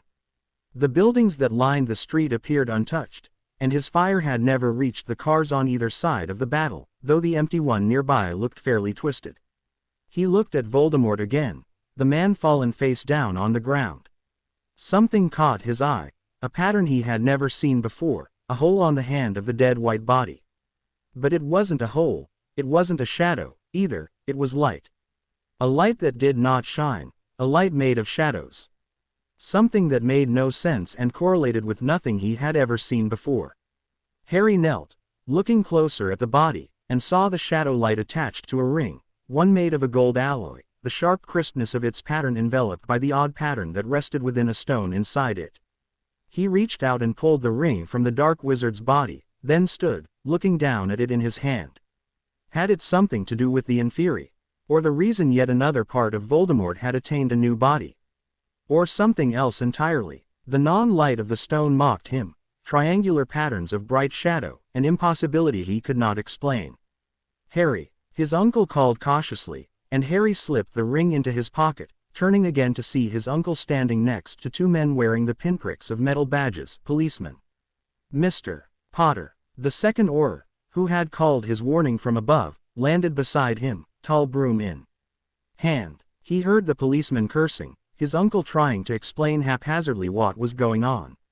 More Aurors will be here in moments. We'll handle the muggles. Harry only looked at him, his hair growing wet and sticking to his damp skin in the mist. How will you explain this? The Auror wouldn't look at his face. The man's head was turned down and away. Oh, standard obliviation spells mostly, not much explanation necessary. Perhaps a car explosion or something of the sort. A wreck, even. His voice was nervous. Harry withdrew his power and leaned against his staff with a long sigh, the exhaustion of changing so many patterns finally beginning to take its toll. He was getting stronger. A year ago he would not have been able to handle so much magic as easily. Harry saw light explode around them, multiple Aurors apparating in, the light of their souls bringing a multitude of colors into the shadowy street, wands held in front of them at the ready as the core held their formation and the exterior ranks rolled to the side to avoid any potential enemy fire. The Muggle police cursed again, but were soon silenced by a spell as the Aurors took in the situation. Not my uncle, Harry called out hastily, moving towards the large Dursley. He's with me, of course, Mr. Potter, one of the closest Aurors quickly said, backing away at his approach as if he had been confronted with a dragon. Harry realized abruptly that all the Aurors were keeping their distance, talking in low tones as they moved around the street. When he reached his uncle, the older man hesitantly asked if he was all right. Yeah, Harry said simply, and looked over the Aurors. When each one's form that his light made whole glanced over at him in turn, he saw the way they quickly looked away, hunching their shoulders at the touch of his energy like whipped dogs. Harry sighed again, shaking his head as he stared blankly at his uncle's smashed car. With a squeeze of the wooden staff in his hand, he made the car's unique pattern whole again, the automobile's metal screeching as it unbent and reformed, the complicated engine snapping into proper place. Any electronics would be fried, and even on the older car that would mean the starter was no good. The thing would need to be towed. Good show back there, his uncle finally said, once he stopped staring at his repaired vehicle. With those, criminals. And the fire. The man's booming voice trembled a bit. Harry supposed knowing you housed someone capable of destruction was one thing, witnessing it personally quite another. Perhaps his uncle might be a tad more lenient when he requested to move permanently to Grimmauld Place at the end of the school year. Or Hill had opted to stay. He knew it was foolish. Surely the boy who lived, as powerful as he had proven to be, could not survive the odds against him. The Death Eaters would target him, next. He flew above them in the cloudless sky, his red robes gray in the darkness but all too visible from below. He should have fled like Oliver, ran back to the Ministry for reinforcements and safety in numbers. But he had followed Harry Potter for over a year now, on one shift or another, and he felt some obligation for the preoccupied boy who at times seemed so powerful and knowing, looking over his shoulder directly at where they hid guarding him with a slight smile.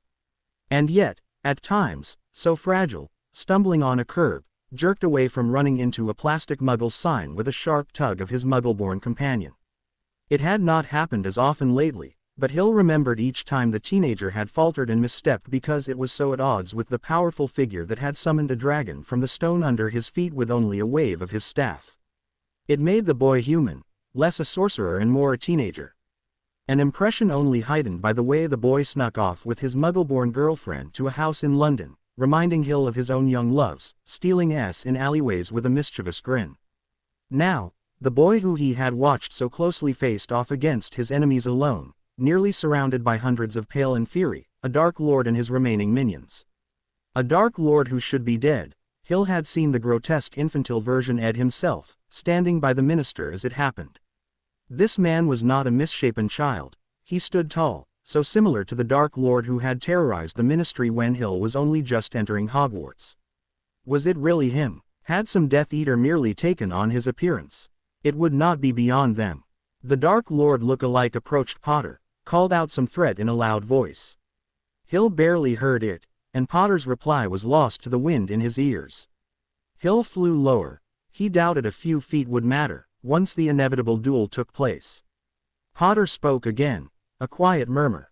Hill tightened his fist around his wand, holding the broom steady with his knees. If they could only keep talking, stalling until the Ministry arrived.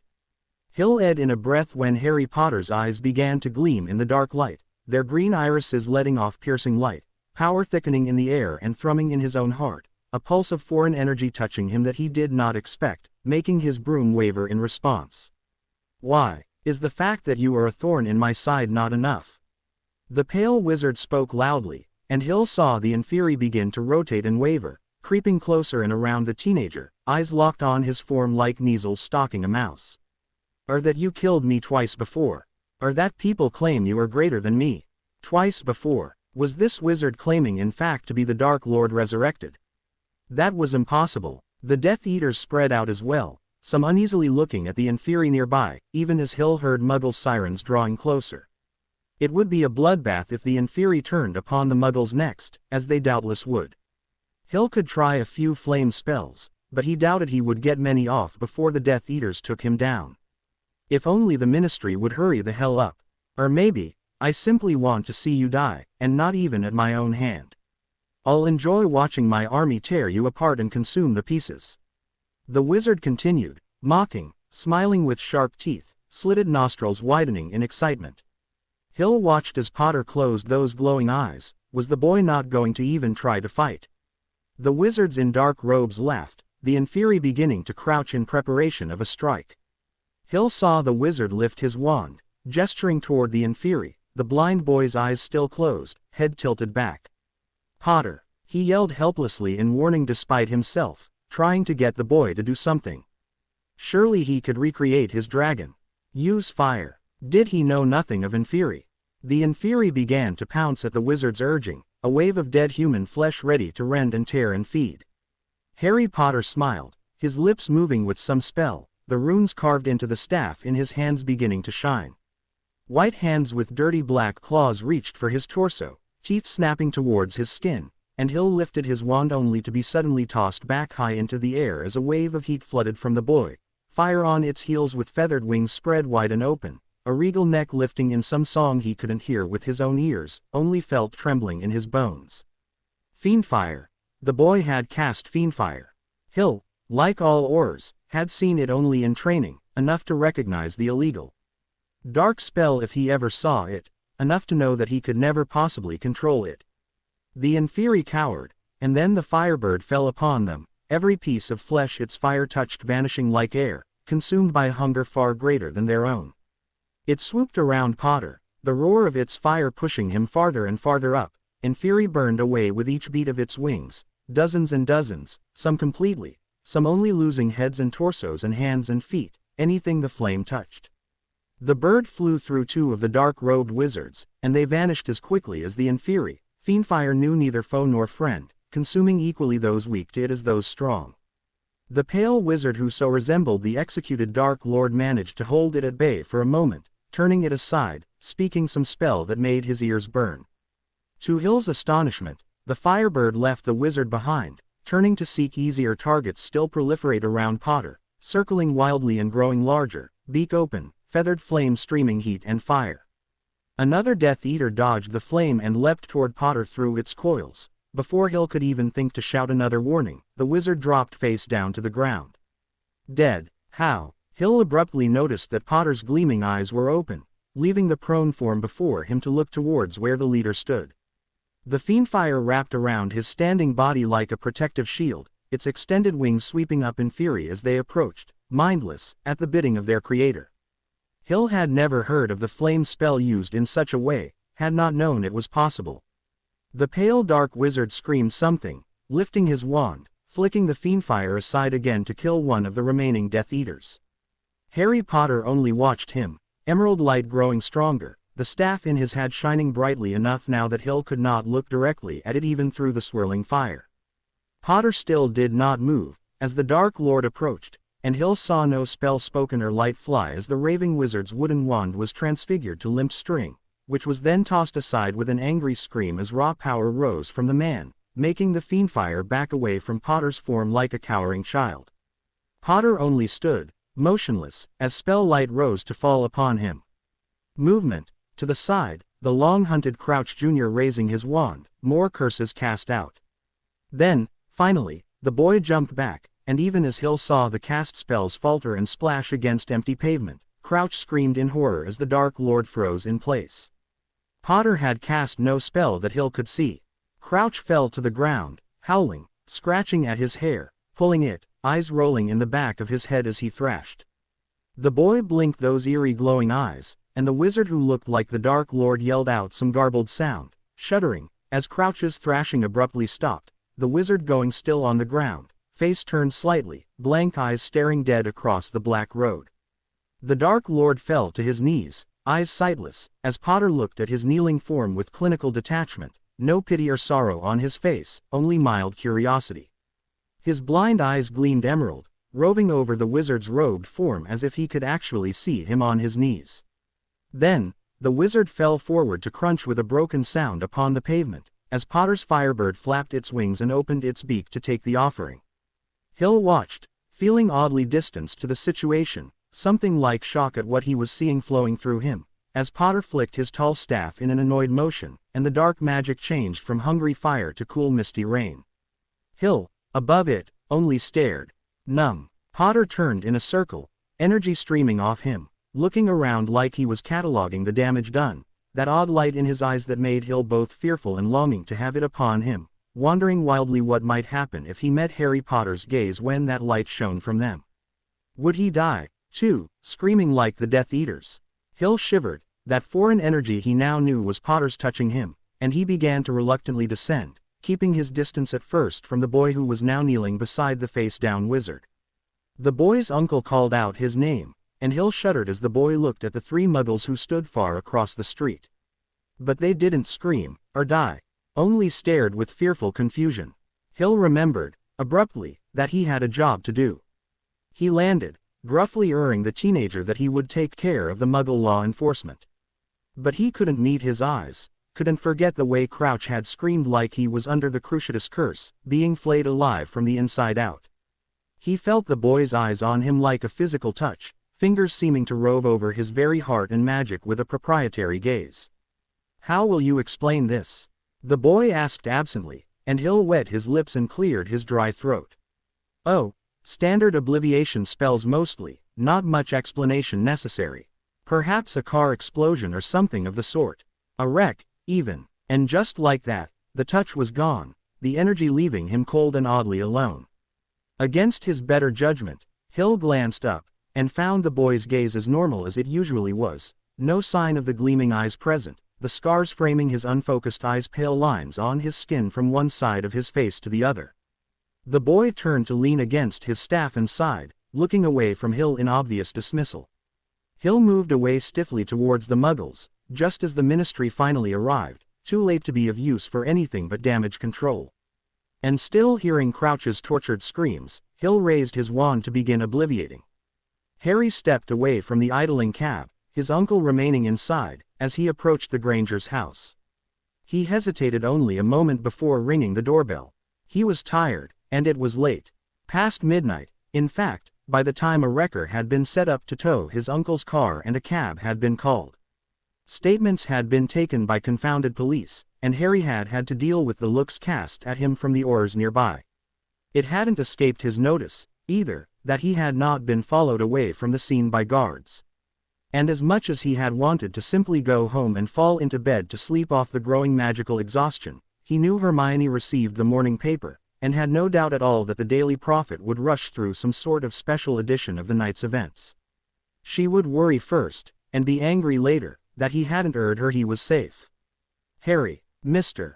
Granger's confused voice came from the doorway, the man's dark hue a slow, tired swirl of color. "I need to speak to Hermione," Harry said quietly. "It's late, son. She's in bed." "John." Mrs. Granger's color peaked around her husband. "Harry, what's going on? Something smells horrid." Harry was well aware that the scent of burned and fury clung to him like macabre perfume. He grimaced. "I just need to talk to Hermione for a minute before I go home. There was an incident tonight. It will be in the papers, and I didn't want her to worry. I'd have called, but your house was on the way." And he really could use a hug at that moment, and Hermione's unique scent to cover up the stink of dark magic and fire.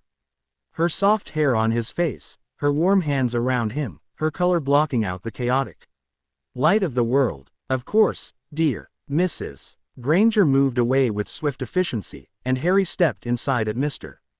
Granger's beckoning motion. He sat on the wide couch, resting his head against his staff where he propped it beside him. He had cast a cleaning charm on himself, removing the soot, but scents were much more difficult to get rid of. He dearly hoped he wasn't going to set Mrs. Granger into a cleaning frenzy. "Harry," Hermione's voice was worried, her steps clattering down the stairs from her bedroom in a rushed fury. He looked at her and her hue became detailed and green, her riotous hair tumbling over her shoulders, a robe hastily tied around her, bare legs swiftly approaching. And despite everything that had happened that night, he no longer just wanted a hug. He wanted to run his hands over those legs and...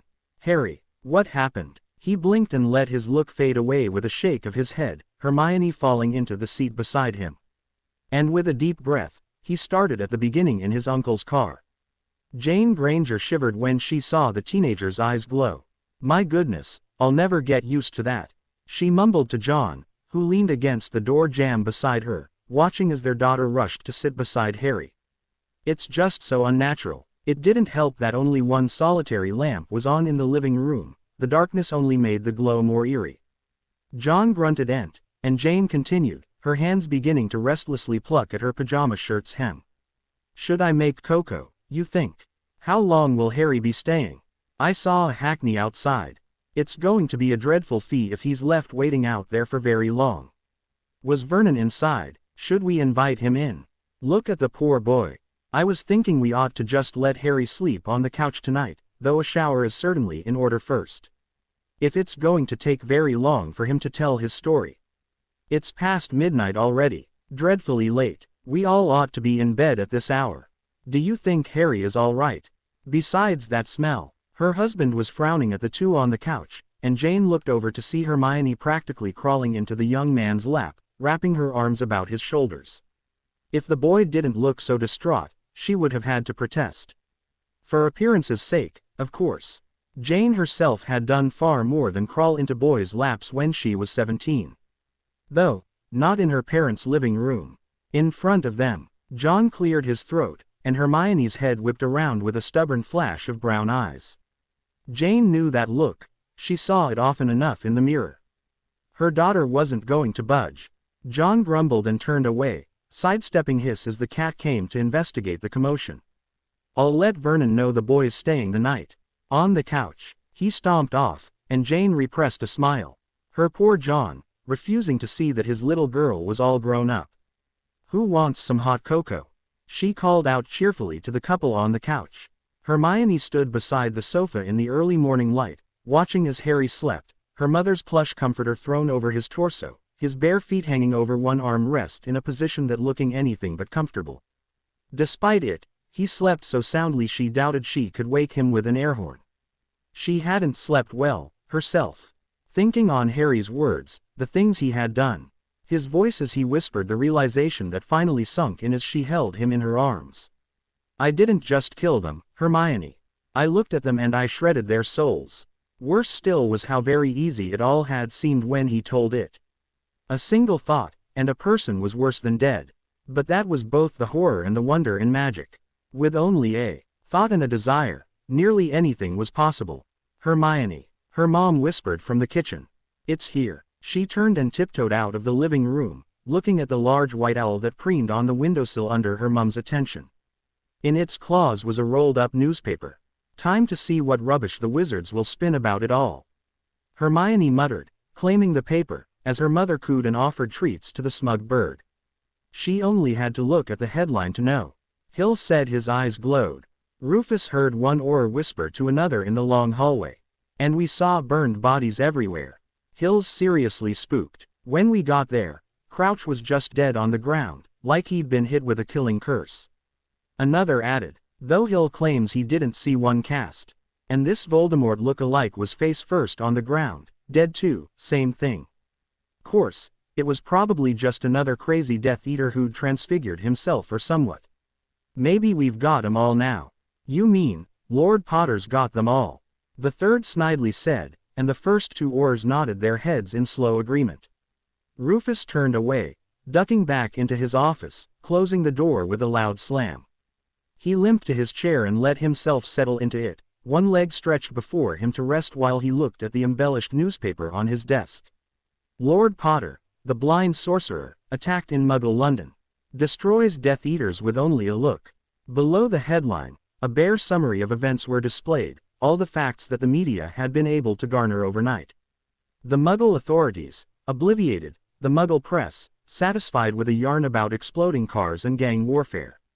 Aurors, responding to an attack on Potter, arriving at a scene of burned Inferian dead wizards, all of which bore the dark mark except for the leader, whose body was nearly identical to the Lord Voldemort who had reigned before he was temporarily defeated by an infant Harry Potter.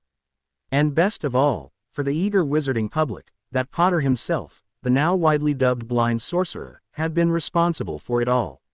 Someone, somehow, had gotten a picture of the teenager as he stood beside his uncle in Muggle clothes, black trousers and a gray long-sleeved shirt, the tall staff held in one hand as he looked out over at the Aurors with visible power in his gaze.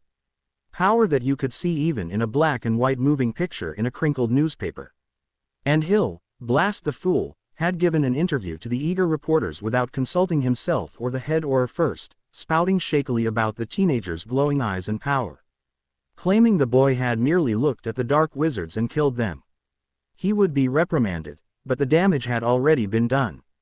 Not only was the public aware that their elected savior had used dark magic in the form of fiendfire, which the reporters had loved to report took the form of a phoenix, perhaps the greatest symbol of light magic that there was, but they now all probably believed that the boy could kill with only a glance. The public would either be awed to the point of worship, or fearful to the point of hiding their children if he approached. Rufus figured if there was one thing good that came out of it all, it was that no longer was the public afraid of saying Lord Voldemort's name. After all, the infamous Dark Wizard had apparently been killed 3 times over now, and any remaining Death Eaters who were not slain or executed now rested in the renovated Azkaban prison. There was nothing left to fear of dark wizards for an irrational public that now trusted with all their hearts in a teenager that would save them. A blind teenager, one with powers Rufus was not sure he believed in, and even if it was true, as the wizarding sheep doubtless would think, would mean Harry Potter was a risk far greater than any self-proclaimed Dark Lord. He would have to talk to him, have to decide for himself what to believe, what measures to take. His own job within the ministry was nearly complete, after all, an Auror force that had never looked as good, never been trained as well. A Wizengamot no longer bound by pureblood agendas, nearly half of their ranks made up of Muggleborns and half-bloods. All ready to find peace and guard it fiercely. The tide was beginning to turn, and Rufus Scrimgeour knew soon he too would be a relic of the past.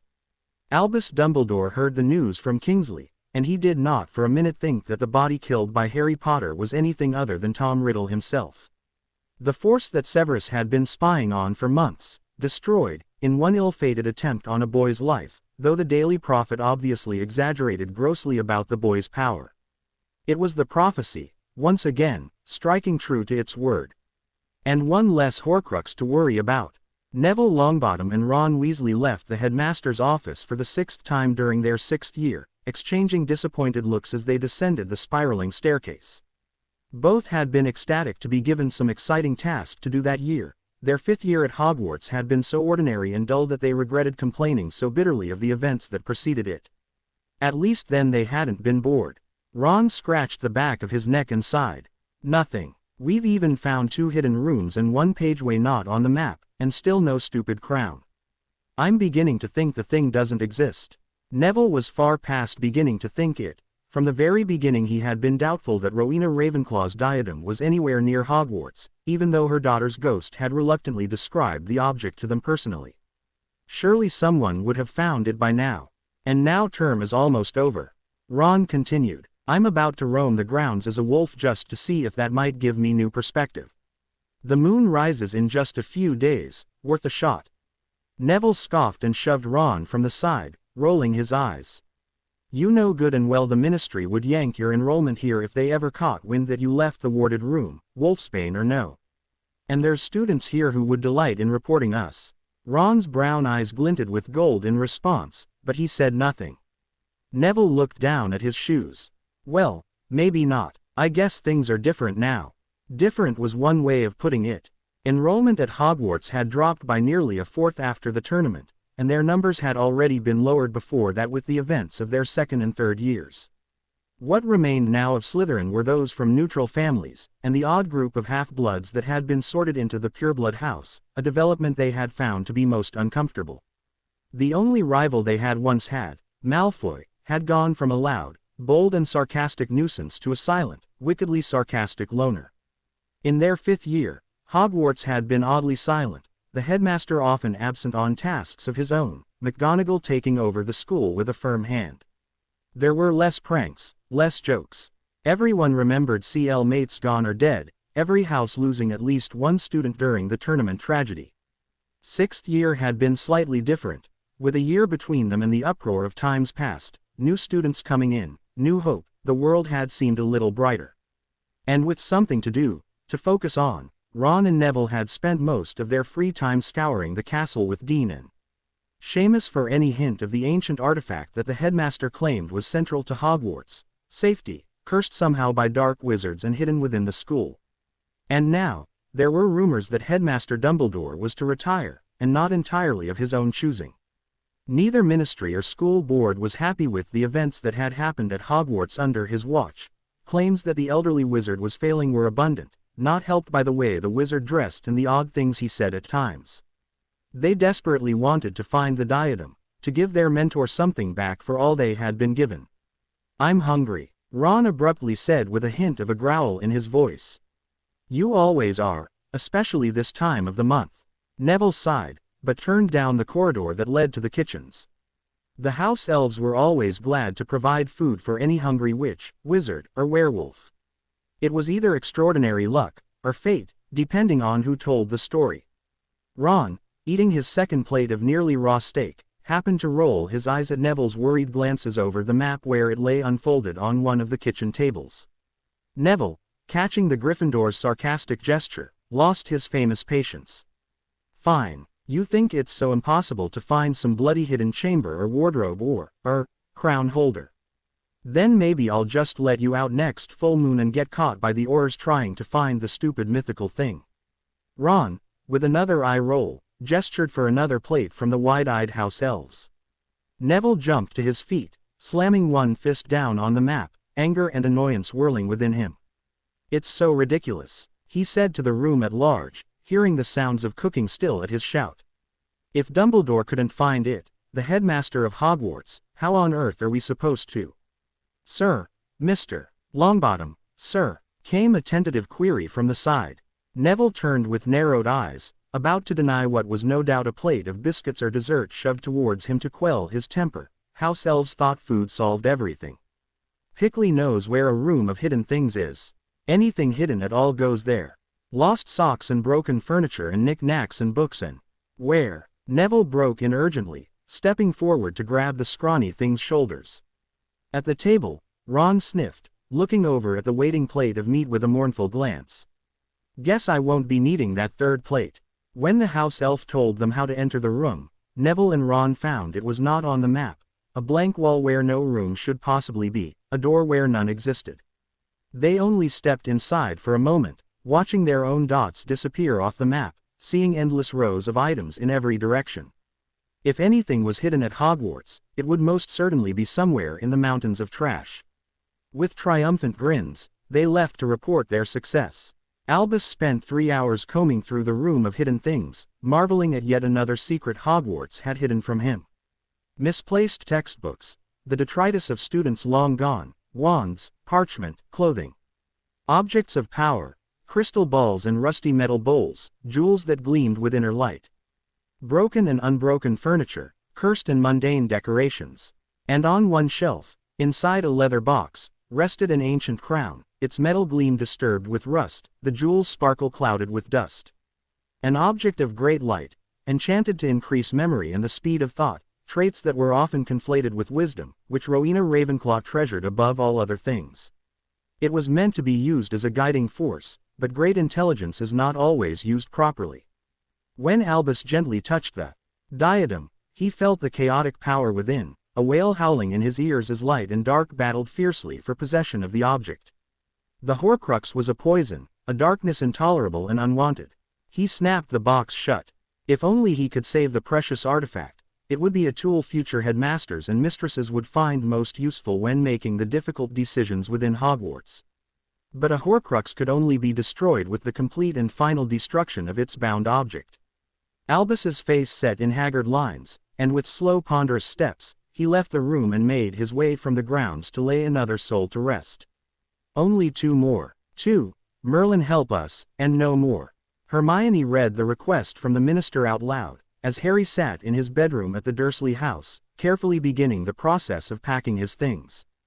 The letter had come by owl, while Hermione was lecturing him on moving out of his aunt and uncle's house to go live with a crotchety overworked house elf. His uncle, as Harry had predicted, thought it a swell idea.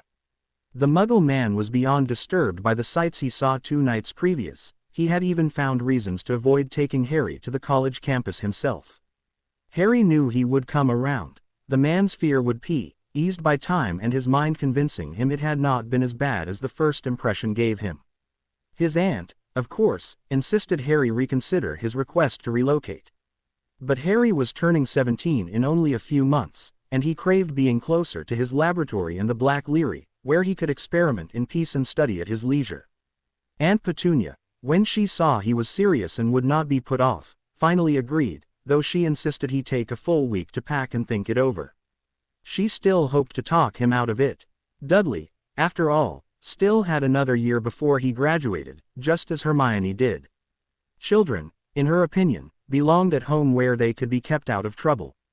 Especially children like Harry, who she still saw as slightly disabled, powerful magic or not. Request your presence at your earliest convenience, as soon as possible. Hermione's light pulsed in agitation. Why do they bother saying at your earliest convenience, when this is pretty much a demand that you come be interrogated by the Aurors? She spat in his direction. After 2 days, I hoped they were letting it go, illegal magic or not. It's a clear case of self-defense, and there is no one to challenge you on it. One Auror was there the whole time, after all. His report was good enough. Too good, rather, Harry thought. I'm sure they just want to close the case with due diligence, that's all. I can go tomorrow morning. Hermione sighed. I'll be in CL.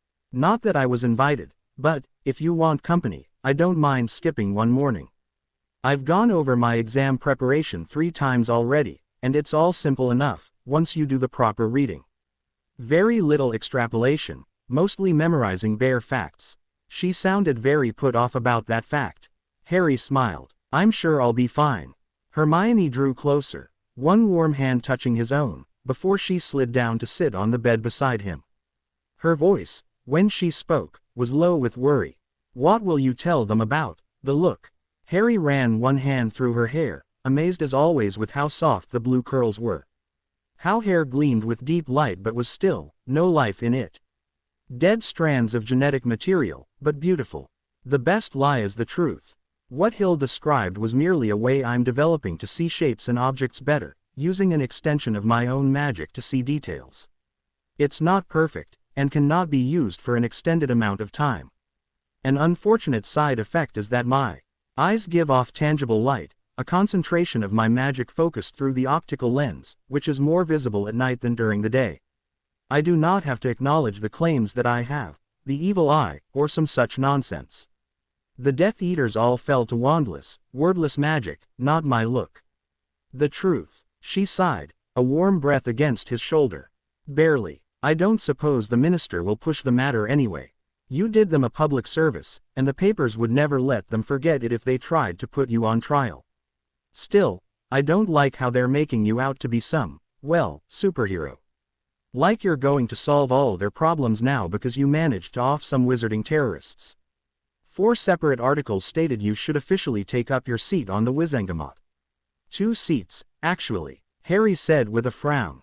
And though I suppose I qualify at 17, I doubt anyone would seriously want a teenager helping to run the government, no matter how qualified. It's madness. Hermione huffed. It's the wizarding world, and it is mad. A lot of the time anyway. And daft. At least the minister seems sensible, but he's the one summoning you to his office like a recalcitrant schoolboy. No, politely summoning me, and more like I was responsible for the deaths of 6 men, 3 of which I intentionally killed, and I'm too politically powerful for more than a slap on the wrist. Harry returned. Hermione leaned into him. I'm trying to feel better about this, and you're not helping. Harry wrapped his arm around her and squeezed softly. I'm sorry. Everything will be fine, and for all the reasons you stated. This is just a formality. She lay there a moment, just breathing, and he saw her light pulse with every breath she took, a nexus of light swarming from head to toe, so familiar and steady. Then, Hermione pulled away with a toss of her head, strands of light flying as she stood. Well, that's that. Does this one stay or go? She held up a green M of light. Harry looked at it, ignoring the slight shiver that he saw flow through her in response. It stays. The girl noticed him first. She had seen his face in the papers more than once, the iconic scars that tarnished the natural symmetry of his face. She rather thought it made him more handsome. She was sure she would marry him one day. He was a hero, just like the knights in her fairy tales, fighting evil men from the back of a dragon. As she stood in the atrium, she tugged sharply on her mum's hand, and was ignored, as usual. With wide eyes, she watched the cloaked man pee her by, and smiled brightly up at his face. When he did not so much as blink in response, she reminded herself that he was blind. But that didn't mean he wasn't still perfect. In the lift, the 2 wizards noticed whom they shared space with, and quickly got off on the next level, both amazed and afraid of the blind sorcerer. On level 4, the witch about to step inside paused, her breath stalling in her throat as she looked into green eyes. She froze, and the doors slid closed before she thought to enter, her legs trembling in fear. On level 2, an Auror stomped inside, casting only one quick glance into Harry Potter's face. In a low tone, he whispered a quick congratulations on the teenager's swift and final action days before. When the lift reached level 1, the black-haired boy smiled at the Auror in thanks, and ignored the way the man's light pulsed with adrenaline, as ready for battle as any wizard faced with a charging griffin. Harry stepped on the tangled pale green light of plush carpet that covered the entire floor of Level 1 of the Ministry of Magic, home to the minister and his staff's offices. He approached the desk of a bright lime green secretary, their color bubbling with emotion. "Can I help?" The witch's excited tone halted awkwardly. She cleared her throat, and he heard the distinct scratch of a quill on wood. The minister asked to speak with me," Harry said, and heard her aggressively rearranging papers on her desk, lines of brown light fluttering. Oh, of course. I was told, that is, I thought you'd owl. Oh, but of course, that doesn't matter. You are welcome, always welcome. I'll just check." Her light sprang from a chair, her voice fading away as she moved down the hallway, decidedly less bubbly than before. Perhaps he had underestimated the power of the Daily Prophet. He had been skeptical when Hermione insisted people would believe anything it said. He hadn't been expecting quite the level of avoidance and downright fear he was encountering. But, maybe with time. "Right this way, Lord Potter." The lime green witch spoke from beside her desk as she returned, and Harry blinked. Lord, he owed Hermione an apology. It seemed even the ministry employees were ready to fling a title upon him before he was old enough to take up his seats in the Wizengamot. Though, admittedly, it was only a matter of months until he was officially Lord Potter, whether he wanted the bloody seats or not. The lime witch held open a wooden door, and closed it behind him with a soft, nearly inaudible snick, leaving him alone in the minister's office. It was green wooden floors, green paneled walls, ancient green furniture. And seated behind the desk was the minister, whose green-yellow hue contrasted perfectly with the golden layer of protective wards he sat within. "Take a seat, Mr. Potter," Rufus Scrimgeour said in a gravely voice, deep and strong. Harry took one of the green chairs, settling on it, eyeing the golden wards speculatively. Were they there just for him? Or were they a standard practice for political figures in the wizarding world? "I'm glad you came so promptly. My aide was under the impression you might be reluctant to come here, considering the press and its exaggeration."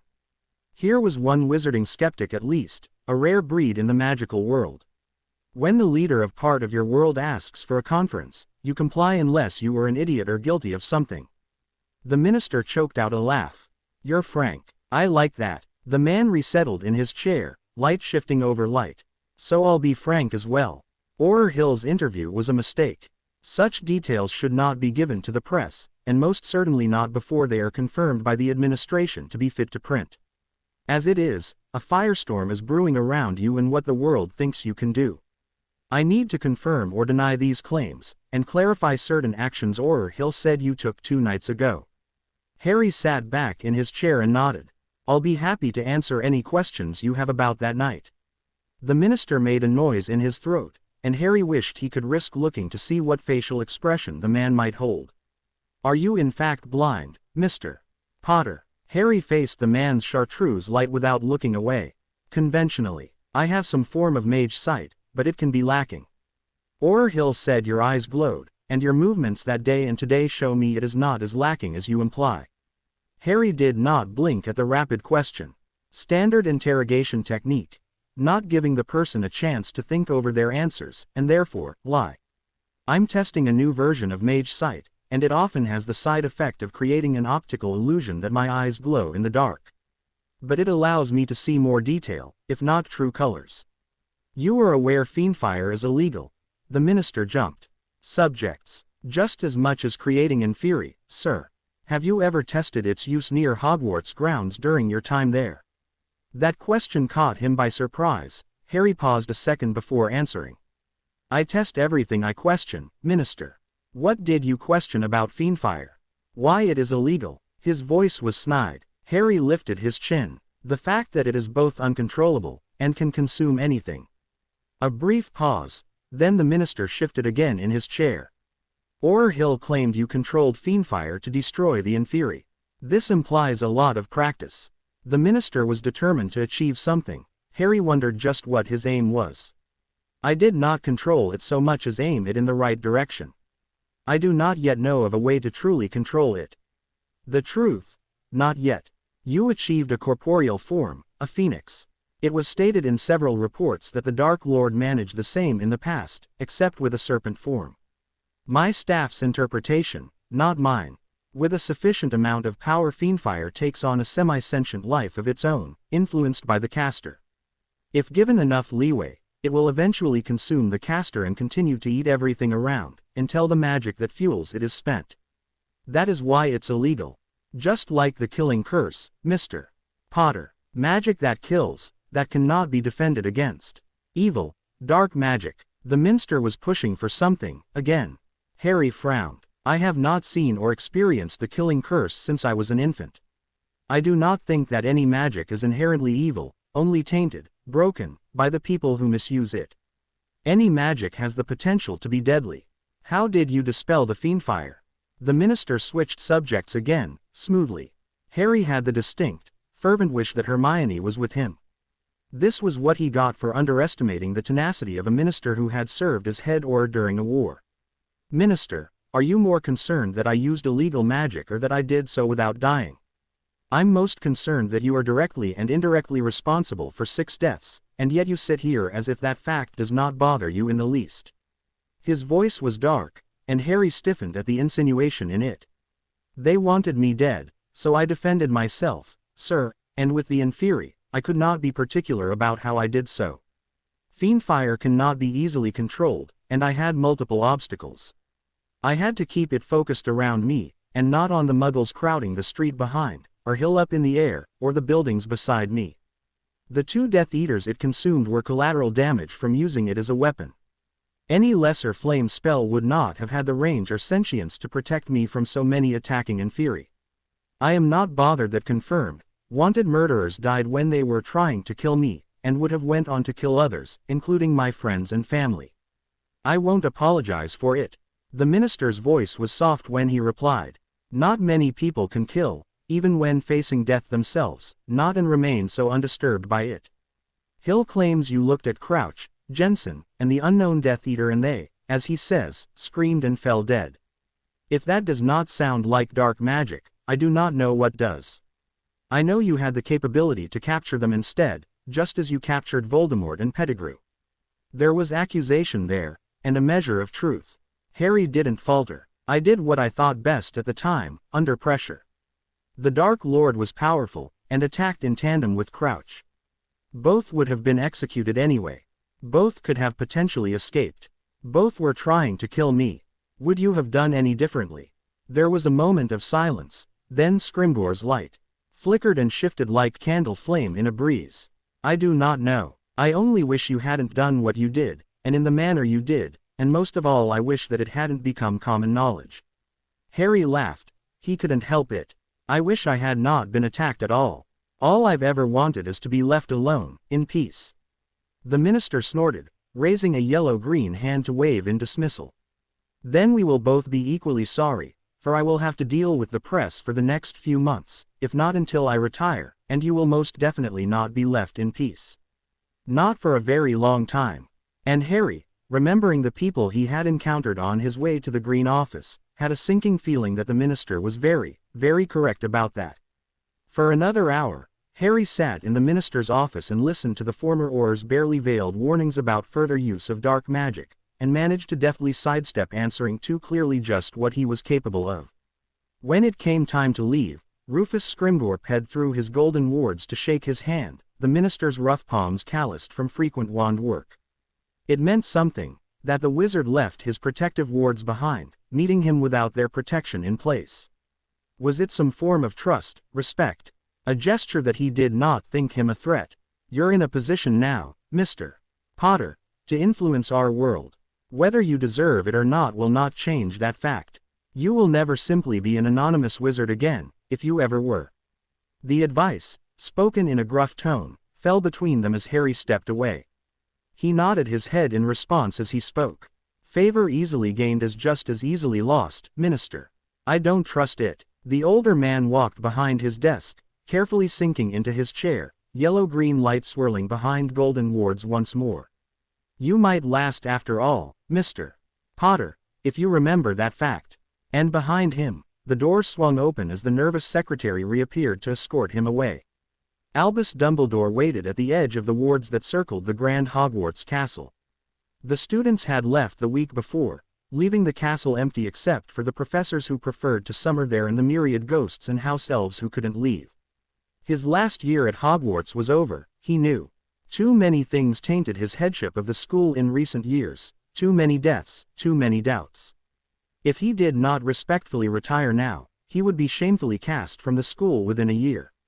He had given himself the summer to prepare, to begin the task of moving his many things to the old Dumbledore property in Godric's Hollow. Minerva McGonagall would take his place, and her new deputy would also be the new defense against the dark arts professor, Severus Snape. He would miss the grand school, her hallowed halls, the portraits he knew by name, the ghosts, the secrets he would never solve. The friendships gained over decades, the students who brought life into the ancient school, watching them grow older, forming their own friendships and bonds. But it was time for an old man to find what peace was still available to him. Headmaster. Albus turned from looking up at the magnificent height of the astronomy tower. Severus approached, cloaked in his trademark black, dark eyes as expressionless as ever. Albus met that gaze and left his mind open, pushing the destination through in a sleight of mind that only one master legilimens could do with another. The dour wizard grimaced in response. I suppose we'll be getting wet. He had searched the old orphanage, had visited places of Tom Riddle's childhood, poring over old interviews and memories, delving deep into the mind of a burgeoning child sociopath. Countless hours in his pensieve, sifting through the barest reference to any place or object that might be held sacred, have importance greater than any other. And finally, he had found something. A simple holiday for the orphanage, a trip to the sea, where a particular incident would happen between young Tom Riddle and two Muggle children that would scar them both for life. Mrs. Cole, the matron of the orphanage, had told him the children were never the same after that trip, quiet instead of outgoing, deathly afraid of Riddle, never speaking of what happened there, their actions telling a horrible story for them. Dumbledore, returning to that seaside, had spotted the cave and felt the power emanating from it, and knew no way to get to it except through magic, its high cliffs and pounding waves making even a boat ride dangerous. He could only guess what Riddle had done there, apparition, perhaps, if the child was as powerful then as in his Hogwarts days. Taking two children with him, alone in a cave, that alone would have scared them near to death. But Riddle would not have been content simply to frighten them. Albus suspected it was the place of his first human torture, and therefore, a place of fond memory and importance, where perhaps a dark lord might hide a piece of his soul. Here, Severus sneered, wand light spilling forth in front of them, illuminating the rocky entrance. I see no wards in place. Look for traps. Albus had known better than to come alone, and so brought with him someone who knew both Tom's personal style, and had an affinity for dark magic. I'm certain it's here. He could sense the evil within, like a spider waiting still and patient for the moth to flutter closer, closer, closer, until it was too late. Albus raised his own wand, and began to stride into the darkness. Severus recognized the curse upon the small entrance within the cave first, Albus only a second later. It was simple, a work of magic probably constructed only weeks after Riddle's graduation, before he learned the finer arts of dark magic. With a conjured knife, Albus slit his palm, and smeared his own blood across the door. And with the payment, the entrance opened to them. Inside, a large black lake waited, the cavern echoing with single drops of water falling from the depths to plop into the water below. Still, quiet, the spider's web. Inferious, Severus hissed, looking into the lake. I recognize their stench. He desperately wanted to keep people from that island out there. The island in question, a small sliver of rock, glowed slightly with green magical light from some basin in its center. The Horcrux would be there, protected. Albus raised a brow. And yet, I see no wards to prevent us from simply levitating across, though there are anti-apparition and transfiguration wards. He suspected no one truly powerful would discover this hiding place. Severus frowned, lifting his wand once more. We'll stay far above the water, in any case. They didn't need to speak of it further. Together, they began to levitate themselves across, approaching the small island from the heights of the dark cave. Underneath the water, pale flesh occasionally glimmered in the soft phosphorescence of the water. Within the basin, Albus saw Slytherin's locket, its silver surface gleaming under the green water. Severus looked at the green substance with surprised longing. The drink of despair. I'm a bit sorrowful I was never commanded to brew it. The Dark Lord invented it himself for use in torture. I never did discover how it was constructed. Albus frowned. Any way to dispel it? Severus' wand was alight, but after only a few wordless spells, he lowered it. As I suspected, no. It can only be removed by living beings. Flesh, and with the sheer amount, that would mean one of us has to drink it. The former Death Eater looked paler than normal in the dim light. And it was not called despair for nothing. Pain, first, then it weakens the mind, drawing up painful memories relating to despair and guilt, before causing immense thirst of which one would do anything, say anything, to quench. It made interrogation easier, if less stimulating. For the others, the last bit was said with a sideways glance at the headmaster, apology in his gaze, as he continued. And considering the inferi in the water, a last trap. If the transfiguration wards prevent conjuring water, anyone who succeeded in drinking it would disturb the water around us in desperation. Dumbledore eyed the emerald potion. So, if I drank it would you? Severus blinked, then scowled. Of course not. That would ruin what is probably the last known sample of the potion. The wizard folded his arms. Which I would like to study, in my own lab. A potion that cannot be dispelled or transfigured is an anomaly seen in no other potion. A mystery I've tried to recreate 100 times over. The Slytherin turned to face the upraised pedestal, eyeing the basin atop it with narrowed eyes. Then, his lips twitched into a dark smile. We will simply cut the basin free and take the entire construct with us out of this godforsaken cave. I can study it at Hogwarts and work at removing that item you're after. Albus paused a moment, then he rested one wrinkled hand on his professor's shoulder. That, my boy, is why one needs a Slytherin on one's staff. It took 3 hours of testing before Severus Snape cut a hole into the original stone basin, draining the potion out from the bowl into an identical basin below. The locket, once confirmed free of curses, was given to the headmaster, who held it in his hands and began to frown severely. And without leaving the potions lab as he had planned, he flipped the locket open with growing suspicion to see a folded paper within. It's a replica, he said simply, dropping the metal jewelry to the stone with an expression few others had ever seen on his face. He opened the paper, and read aloud what was written within. A note to the Dark Lord, from someone unknown who had discovered the Horcrux and planned to destroy it. Someone who had suspected they would die in the attempt or soon after, and knew just what they were risking their lives for.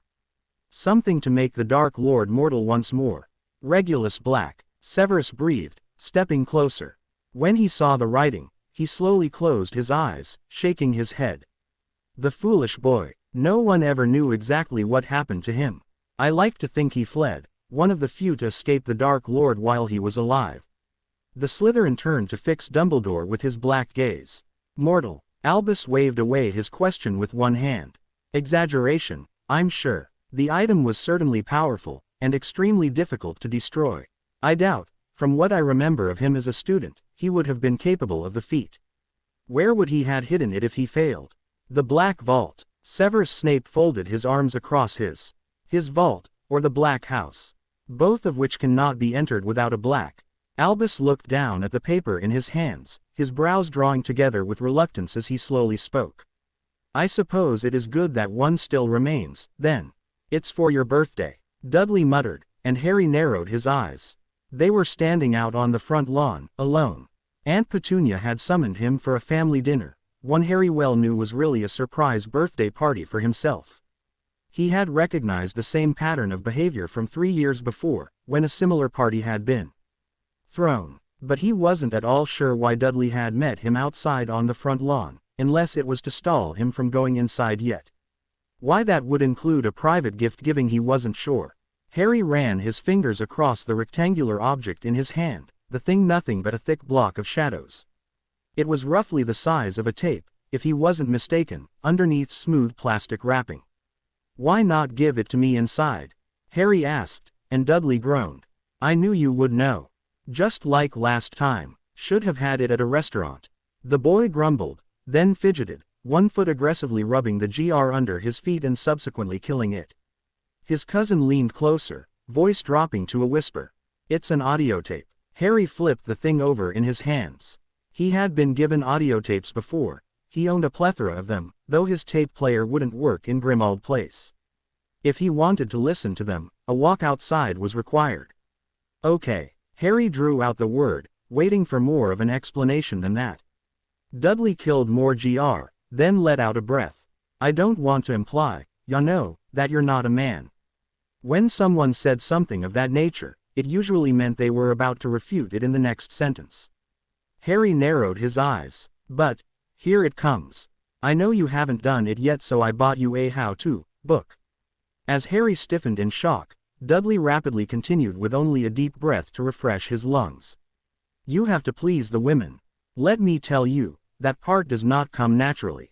Piers gave me, a book with pictures and stuff, but I couldn't exactly pee that onto you, now could I? And by the way you and Hermione dance around each other, I can tell, Piers can tell, everybody can tell you haven't done it. His cousin finished with a self-righteous stamp of the GR-killing foot. Harry rocked back on his feet, the staff in his hand threatening to fall from his loose grasp. He gaped at Dudley. How did you even find something like that on audio? Dudley's light lifted in something like a shrug. Oh man, they have everything at those shops. Harry shook his head, quickly, wondering if he was hearing things. You can't get into a shop. You're not old enough. Dudley snorted. Harry, you are the only boy I know who cares a whit about the rules when it comes to getting into a store like that. I've been sneaking in since I was 14. At that, Harry remembered the true topic of this conversation, not his cousin's unsurprising criminal activity. He had had the standard talk, along with Dudley from Uncle Vernon ages ago, and one extremely embering moment with Aunt Petunia where his aunt had insisted that they both be smart and protected, unlike Mrs. Gilligan's 16-year-old son who got his girlfriend pregnant, which would ember her so much she couldn't show her face in public. He knew what went where and under what circumstances. He wasn't an idiot, and he had studied human anatomy far more than his cousin ever had. Harry sniffed haughtily as he spoke. You think I need a guidebook to that? Dudley began to laugh, then cut it off with a squeaky sound. Obviously, he was trying to preserve some of Harry's pride. But not much of it. You won't even say it. Harry felt his face heat. He had missed out on a lot of the conversation most boys his age were old hats at. He had never truly been interested in the physical shapes of women, and discussing the color of their souls only made Dudley uncomfortable. By the time his cousin started talking less about looks and more about acts, Harry was far too busy with his own projects to waste much time listening to it. Now he regretted that. Harry hissed back at the teasing. Shut it, before someone hears. You. His cousin knocked one hammy fist against his shoulder, throwing him off balance, and in the same second lifted another hand to steady him. Dudley never did know his own strength, but he was relatively good at mitigating the damage. Listen, Harry, I don't know why you're waiting around, but when you finally get down to it, you gotta know what you're doing. Trust me, I've heard stories. Jessica broke up with her boyfriend because he couldn't last longer than 15 seconds, and girls take a long time to come around, if you get my meaning there. You're going to want to make a good impression. Harry wasn't sure he could get any hotter. His face felt like it was on fire. Another quick scan around at least guaranteed they were alone. If he was still being followed by Auror guards, he would have put up a silencing ward from sheer self-preservation. Harry tried not to choke as he replied. Fine, all right, thanks. He would say anything to end this conversation. Dudley smacked him again with a good-hearted chuckle. That's it, Harry, and if you have any questions, me and the boys can give you some tips. No need. I mean, if I do, I know where to go. Not to Dudley or his GG-ing friends, that was certain. Thanks, for the tape. As he followed his cousin inside, slipping the present into his pocket, Harry tried to regulate his breathing. When he saw Hermione's signature color, his efforts redoubled, and his smile was a bit shaky. A new worry, one he hadn't really contemplated, was nagging him now. Would Hermione be happy with him? Would she know what to do either? Had she read a book? He felt on edge the entire party, his palms sweating. Surely Hermione would understand if he didn't last. It was silly to break up over something like that. And she seemed to enjoying him, and touching him too, for that matter. Still, Dudley had dated a lot more girls, and apparently gotten a lot farther along with them than Harry had. That night, when the Grangers dropped him off at Grimmauld Place, he went inside and gathered his tape player. With a quick explanation of a walk to get some fresh air to Creature, he stepped outside and pulled his headphones into place as he stood on the steps, hesitating only briefly before he clicked the button to play. It turned out to be a very long, and extremely uncomfortable, walk. Creature did not mind so much that the master had failed to make him a younger elf. He was quite proud of his wrinkles. His great-uncle Pickler had always boasted that a house elf was not truly experienced until he had at least 4 age spots and 7 streaks of sagging skin. Creature was a little sad. Uncle Pickler's head was no longer on the hallway wall to remind him of that fact when his joints ached, though. But Creature was a good elf, and the master had lessened some of his workload, insisting on shutting up some of the unused rooms before they could conscript a new elf. He was not sure how he felt about that. Training a new elf not of his blood was entirely different than raising a young kid of his own to his family's rigid standards of protocol. What if it was an elf who tried to take over his authority? What if the elf was female? Creature shuddered at the very thought. Vexing creatures always insisted on being the boss of any male elf they came across, running the house over more able and older elves who deserved distinction. Creature must insist the elf be male if the house must have another house elf. Creature placed a breakfast plate in front of the master, backing away as the young man stared into the distance, green gaze unfocused with some thought. Without looking down, the master unerringly picked up the sterling silver dinner fork, the kind Creature had learned the master used best. Better than steel or wood. The plate, as well, was silver, the fine dining set that the former mistress would only deign to bring out for pureblood parties. Creature didn't bother to tell the master such details, the best for the best, as his uncle Pickler said. It was a house elf's responsibility to learn each master and mistress without worrying them overly with details and questions. And through trial and error and a great deal of observation, Creature had learned Master Potter's preferences, far better than the man himself did them, if Creature said so himself. Creature knew when the master preferred to eat, and when the master preferred to lay abed. Creature knew that the master was more likely to eat overly cooked vegetables than fresh ones, and any meat must be nearly black or he would simply move it about his plate with a grimace. Creature knew when to launder and when to dust, when to tread softly by the master's laboratory or when to stomp loudly to announce his presence. Creature knew not to move furniture even an inch, and he knew that the master loved to look into a fire in the hearth whenever the inkling took him. Creature considered himself an expert on all things Master Potter.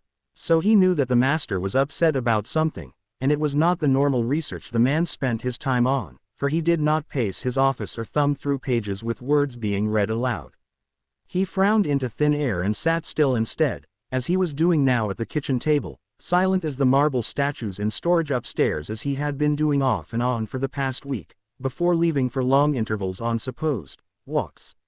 And Creature knew to ask for an explanation would be futile, so he did as he had learned over the last years.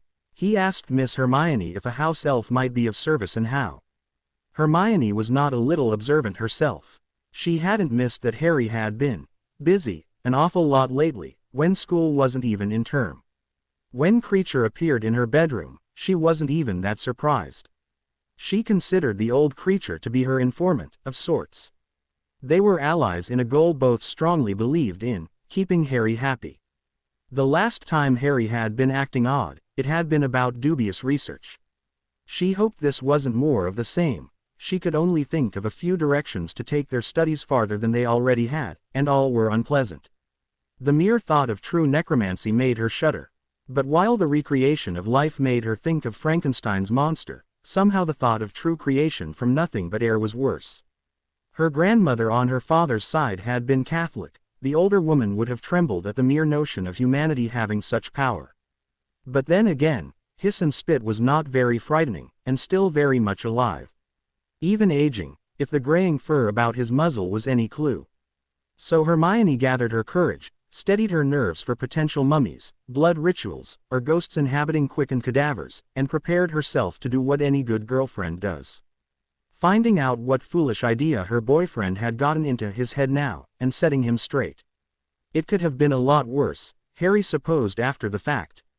At the time, however, it was hands down the worst few minutes of his life when he had had to stammer to Hermione just what he had been listening to before the stubborn girl did as she threatened and put the headphones on herself. He would rather have faced down 5 more Voldemort soul slivers, at the same time, than Hermione at that moment. He couldn't see her expression. He was too afraid to look. Instead he stood there, hands limp at his sides, on the sparse sidewalk 2 blocks down from Grimmauld Place. Where Hermione had come up on him. He was nearly positive Creature had told on him. If so, the little monster was getting a stern talking to about keeping private matters private. "You're listening to what?" Her voice was disbelieving. Harry scowled down at his orange boots, feeling as if his ears were about to burn off his skull, followed close behind by the skin on his face. He folded his arms, and told himself it wasn't a gesture of insecurity.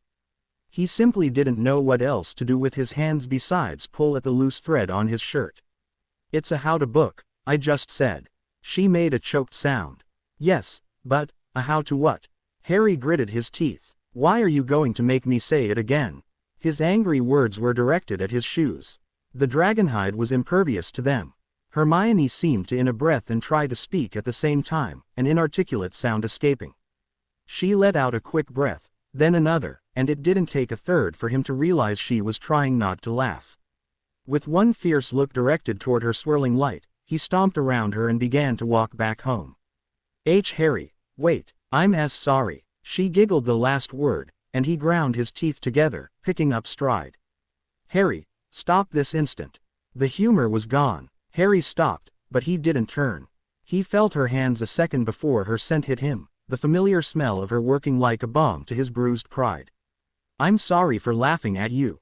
I was just expecting something very different, and your face was just so." Her hands pressed against his sides, her arms wrapping around him from behind. He felt her head press between his shoulder blades, a long sigh warming his skin through the thin shirt he wore, before she continued. "It's perfectly normal to study those things. I mean, my parents are a mite traditional in that arena, but I'm sure they both don't expect me not to, that is, to experiment with you, since we're boyfriend and girlfriend and, yeah." Now, it was her turn to be embered. Harry pulled away to turn in her arms, ignoring the colored hues that ped them at a slow, curious pace. "Have you read any books like that?" Her head was tilted down, wild hair brushing his chin, as she mumbled her reply. "I guess. I used to sneak adult romances from the Leary when my mum wasn't looking. Not exactly the same, but I get the gist of things." "I was curious," Harry snorted. "I wasn't. Not enough to look for something like this, until Dudley hinted that you might dump me if I got it wrong." She stiffened. "That complete jerk. As if I'm that shallow." She tossed her hair, and the gesture made strands float up to stick to his face. He brushed them aside as she continued with a growl. "I bet he gave you that tape, too. Well, just throw it away. We can muddle through things together, just as we've been doing. We don't need anyone to tell us how it's supposed to be. And knowing your cousin, it's probably full of impossible stories and bogus advice." Harry bit his lip, holding back a smile.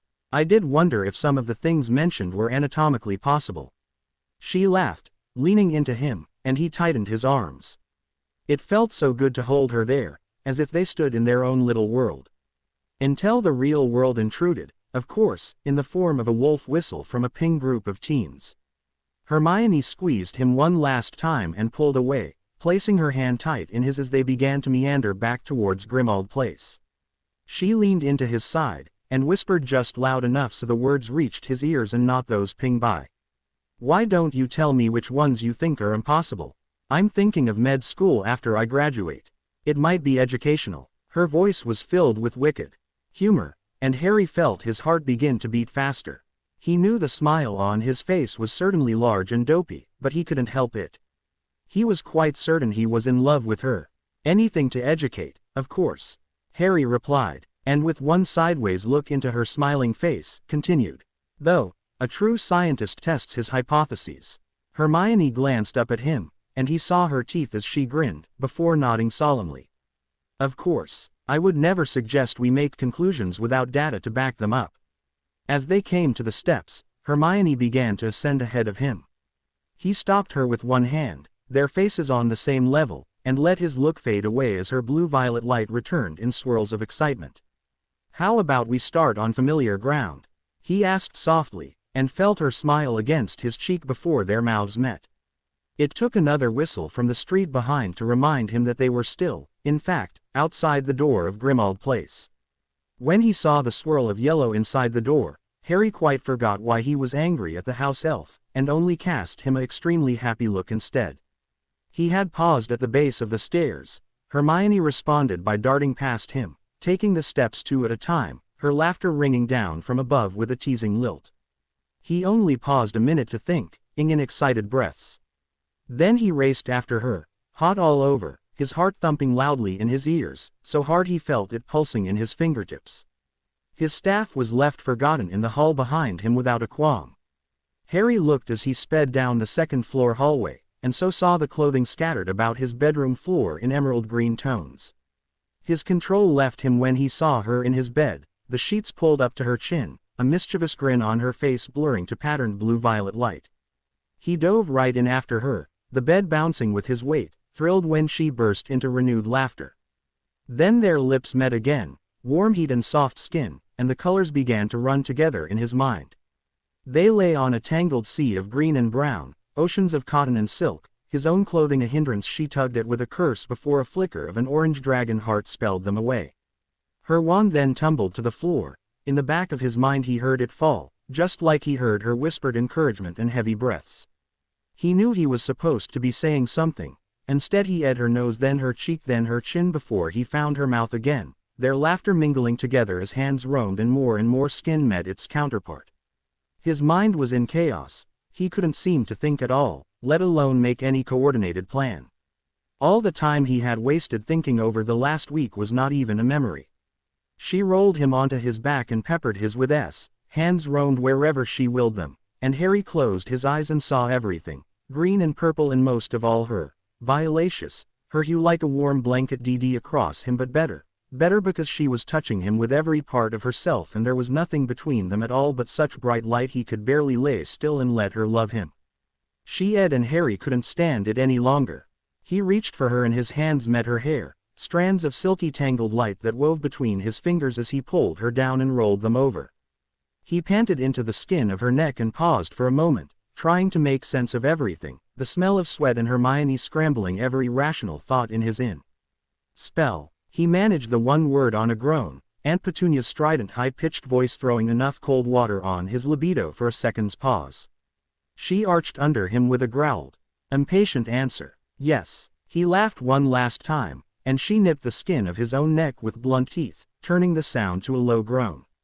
Then there was nothing but blue-violet light and warm, wet skin, and Harry could only say her name over and over again as her hands pulled him closer and her nails bit sharply into his back. Violacious. He held her close to him, her front curled into his side, though his skin was cool now and the warmth of before was fading to a sticky, uncomfortable mess. I love you, he whispered to her as her hands traced idle patterns on his. She didn't pause, fingers swirling softly down over his stomach and back up to his throat. I love you, too. Hermione's voice was a soft, contemplative murmur, and she turned her face to press a small to his that turned into an idle nuzzle, her hair tickling his arm. Harry tightened his hold on her, loving the feeling of her in his arms, loving how comfortable he felt with her, not in the least uneasy about what they had done, nor what they had just said. I can't believe we haven't said that before, Hermione whispered, and Harry laughed, the motion of his shaking them both. Me either. I think I've said it to myself a dozen times. Hermione ran her nails across his stomach again, and Harry shivered for an entirely different reason. Me too, she murmured, then he felt her grin against his skin as she pressed closer. We need a shower. Yours big enough for two. Until that moment, Harry hadn't considered cleanup. Now, he remembered that Hermione had admitted to reading romance novels, and both of them in the shower sounded like heaven in more than one way and suited far more than one purpose. Harry gathered her up in his arms, ignoring her muffled shrieks, and with a little helpful wandless magic leapt from the bed and began trotting towards the bathroom. Hermione always had the best ideas. The next time they saw Dudley, the boy tried to subvertly give Harry the thumbs up. The subtle effort was lost on him, but Hermione saw the gesture without a problem. She narrowed her eyes until her boyfriend's large cousin paled. Then she smiled brightly and cast him a wink. She wasn't above a little teasing when the situation warranted it. And really, she might just owe him a favor after all. Harry had been, without a doubt, spectacular. Neville was surprised when his Gran told him the headmaster of Hogwarts was in his sitting room. He was even more surprised when his mentor asked for the old invisibility cloak that had been gifted to him back in his first year at Hogwarts by an unknown benefactor.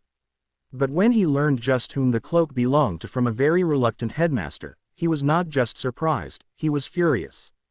"You gave me," he banged one fist against his, "a Potter heirloom, Albus Percival Wulfric Brian Dumbledore." His Gran barked in dismay, but Neville barely heard her over his fury as he continued. "The blind sorcerer's father's invisibility cloak. Does he know I have it?"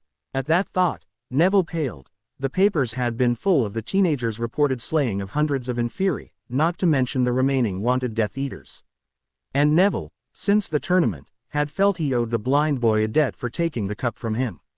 He doubted he would have fared as well against Voldemort and Peter Pettigrew. And he had never had the chance or the courage to tell Harry Potter so. The headmaster gravely shook his head, eyes darting towards where his Gran sat, her face reddening with anger. "No, my boy, of course not. When I gave it to you, I never thought Mr. Potter would be able to enter the wizarding world. He had no need of the cloak. It wasn't yours to decide that." Neville spat, and to his surprise and shame, realized that the respect he had always held for the venerable wizard was dissipating like dew in the sunlight. I can't even think. You know better." Mrs. Longbottom spat over top of his halting words. "Heirlooms are sacred to the old families. Giving one away, to one outside a blood relation, it's just not done." Dumbledore raised his hand in a gesture for peace. "I was to give the cloak to Mr. Potter when he entered Hogwarts or came of age. Your grandson is not at fault for the misunderstanding I had, and now I am seeking to rectify my mistake." Neville straightened. Part of him wanted to simply go along, give the headmaster the cloak without further question. Another part, the Gryffindor part, was still angry. "Why didn't you tell me during the tournament? I could have returned it to him personally if I knew. Why now?" His Gran harumphed in agreement, fixing narrowed eyes at the venerable wizard. The headmaster only looked sad, his blue eyes not holding their usual twinkle. "Things were complicated, Mr. Longbottom. Such a small thing hardly took precedence over the events of the tournament and my other duties. It is enough to fix this now." There was a hint of steel in his voice, a subtle warning. Neville turned slightly away, but nodded, once. "Fine, I'll get it to you." And he left the room with heavy steps, hearing his grandmother berating the headmaster behind him as he ascended the stairs to his bedroom. Neville gathered the cloak in his hands, feeling a strong wave of loss at losing the source of so many nighttime adventures. At least Ron and the twins still had the map. His hand on the doorknob, Neville paused at that thought. The Marauders map, which they had learned nearly 4 years ago, was created by James Potter, Remus Lupin, and Sirius Black. If it belonged to anyone, it was Harry Potter. How was keeping the map any different than what Dumbledore had done? At the time, Ron and Neville had UMed Potter would never need it, as he wasn't at Hogwarts. Later, the fact that he was blind and couldn't read or write had stalled their hand, along with a great feeling of loss for such a valuable tool around Hogwarts. Excuses, to make them feel better about essentially commandeering another person's property. Neville gripped the silken surface of the cloak and raised his chin, coming to a sudden decision. He would write Ron and explain. The twins had graduated already, and they would too in only a year. It was time to return the map to whom it really belonged, whether the teenager could use it or not. It was the right thing to do. Harry sat at his desk, the odd ring in front of him, the clock across the room idly ticking the seconds as they ped. Grimmauld Place was silent. Hermione was shopping with her mother and aunt in London, something Harry had absolutely no interest in if it did not involve Diagon Alley. The ring's non-light glimmered, or, more appropriately, the stone's unique pattern glimmered. He had tried on the ring several times, and found nothing interesting in the metal band itself. Simple gold, though so pure it was nearly too soft to wear, easily bent and twisted if not for old and fraying unbreakable charms. The stone was of no known origin or composition, harder than a diamond, for no diamond would scratch its surface. Hermione said it was black, and yet no reflection was cast on its smooth sides. To Harry, It was black and white both, impossible. And nearly impossible to resist. He ran a finger over it, idly flipping it in his hand, turning it over and watching the pattern spin and topple.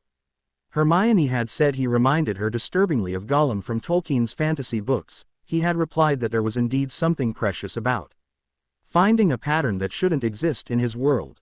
Alien, it did not belong, did not fit. And yet Voldemort had had it on his right middle finger, as Harry now wore it on his own.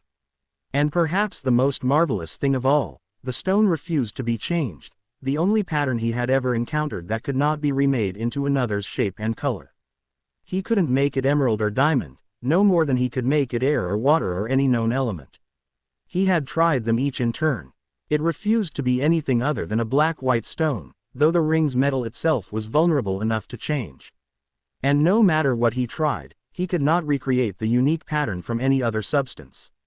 It defied the very facts he thought he now knew about his vision and the world around him.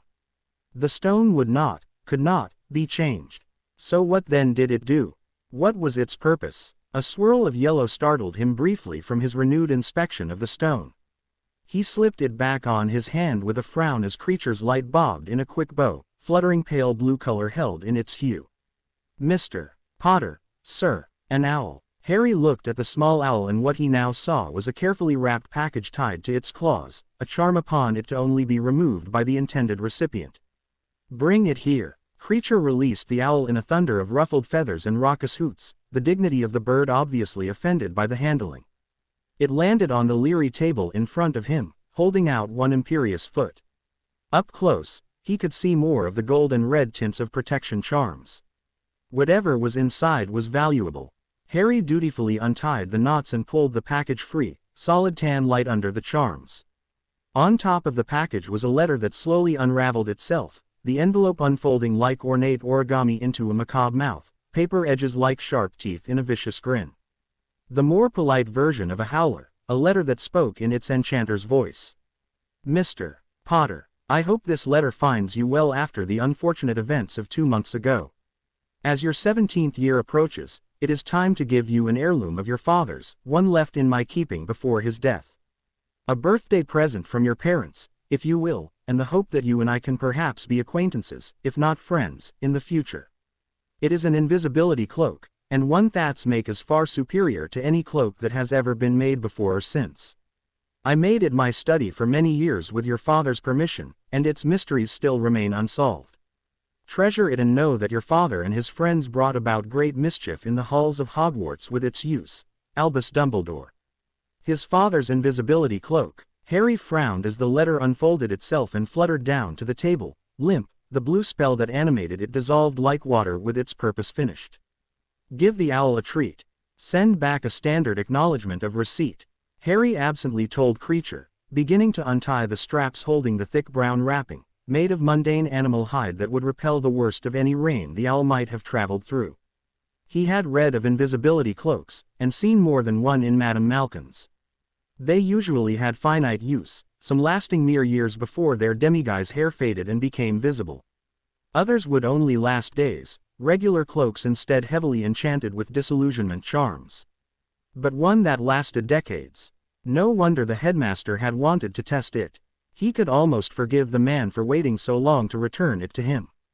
If his own father had indeed used it at Hogwarts, he very much doubted the wizard was supposed to wait until he was nearly out of Hogwarts to use it. Harry paused abruptly as the brown light fell away, his breath edged sharply between his teeth.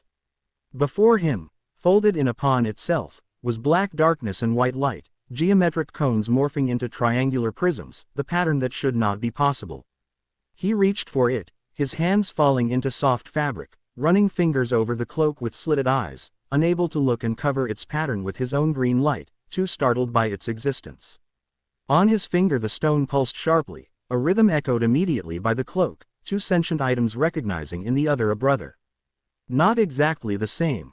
A part of his mind catalogued that the ring was more prism and the cloak more cone, but that color.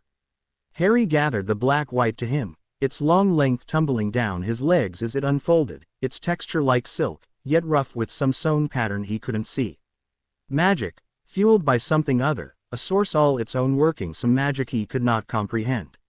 He jumped to his feet, pushing back his chair with a sharp noise, and flung the pattern around his shoulders. He felt it grow longer of its own accord, adjusting to his height, extra material gathering at his neck in the form of a hood. He tossed it over his head and it fell down over his face, and suddenly he saw nothing but darkness and light. It was as if he stood among the stars, lost in space, no room around him, only a circle of green wood under his feet left to hold him to reality. The darkness reached out into infinity, white lights growing and dissipating inside of it, and he could not see where the light began and the darkness ended, where one melded into the other, endless angles and shapes surrounding him. Harry simply stood there and breathed it in, his heart pounding, the fabric touching his face and neck and arms and hands and bare feet, and though it made no common sense, he felt as if the pattern was reaching past his skin to his own magic, pressing it into a new shape, claiming it as its own. Master, he heard Creature's muffled voice, his tentative footsteps as he trod across the room and among the shelves. Harry could not see the yellow of him, only heard the house elf grumble in confusion and leave the room with the soft pop of elf magic. Harry slowly began to smile, giddy excitement flooding through him in waves. Hermione was going to love this. I want to see it the way you do. Hermione groused, staring down at the folded cloak in her lap. To her, it was a shimmering silver color with shining swirls that all faded into invisibility as the cloak was closed around something. Really, she didn't understand what the big deal was about it or the stone, nor why Harry was so fascinated by them. So much so that he had barely worked on anything else, spending the last 3 days of his time testing the cloak's invisibility and any link it had to have with the stone in the ring. Though, he hadn't complained about taking time away to spend it with her, alone. She smiled at that thought and spoke. "And I have an idea," she said, and was pleased when Harry's black head jerked up, green eyes fixing on her immediately from where they had been locked on the ring. Pensieves. He blinked, then blinked again. "I can't believe I haven't thought of that.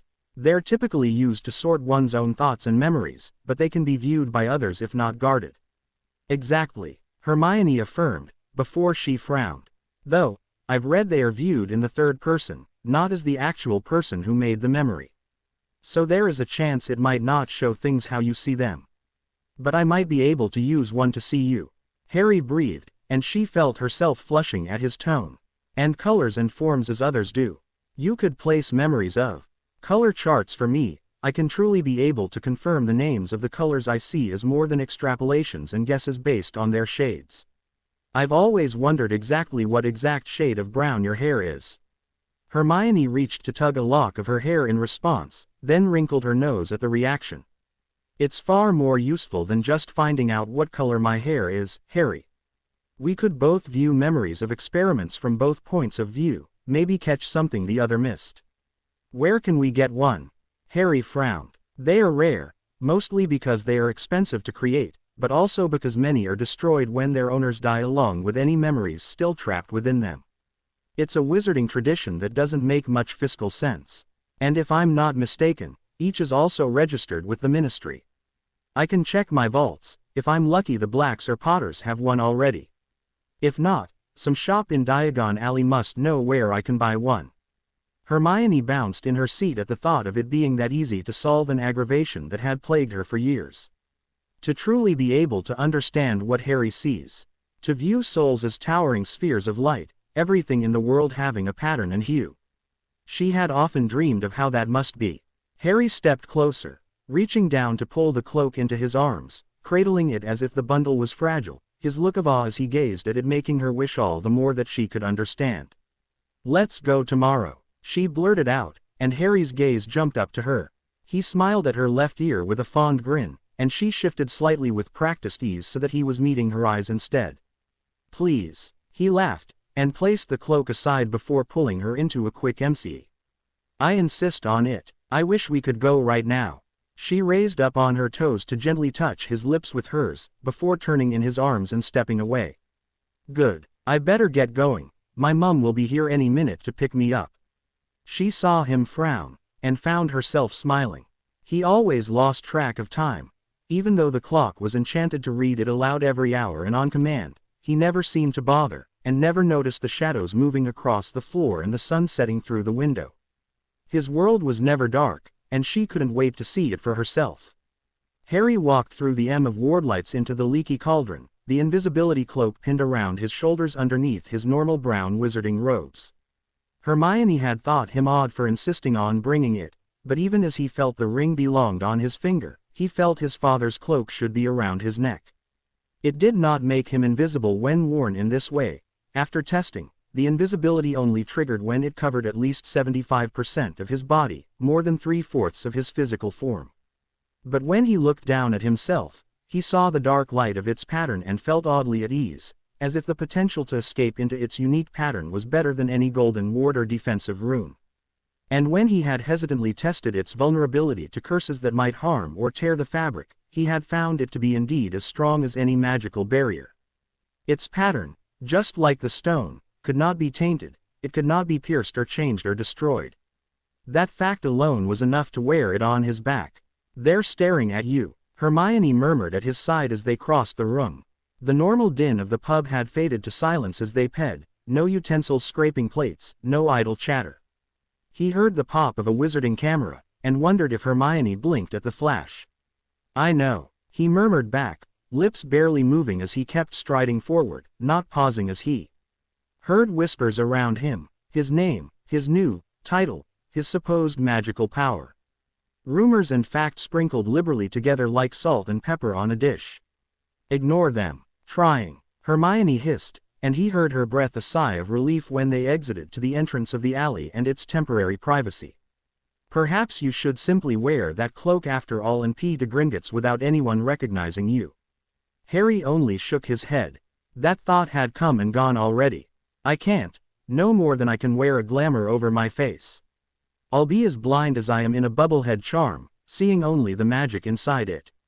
She shifted, idly moving her wand from one hand to the next as she thought. "We could change your hair, then.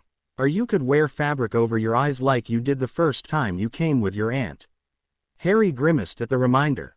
That was before people were on the lookout for a blind wizard in their midst. "Anything over my eyes and they'll notice, just as much as they would notice the scars across my face even if my hair was a different color. I'd also have to ditch my staff, which the paper has covered in detail now. I'm single-handedly responsible for the 20% increase in staff sales at Ollivander's in the last year." Color moved behind them, a deep pink shade that faltered and then backed away into the building as quickly as it had exited.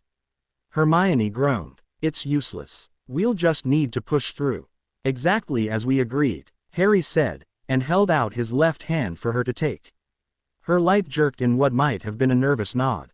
Harry squeezed her hand, and faced the bricks as she tapped them in the entrance pattern. Time to see if a few months had settled down any of the furor around him. Hermione glared furiously at the witch as they left Gringotts. The nerve, the woman had actually jerked her 2 children away from them like they were piranhas. And unfortunately, it wasn't the first time it had happened during the hour they had been in the alley. She had been worried about being bombarded with papers for Harry to autograph, a slightly embering prospect, as Harry could hardly write. She had been worried about people asking to shake his hand, or asking for an interview, or just waylaying them to chatter on about one thing or another.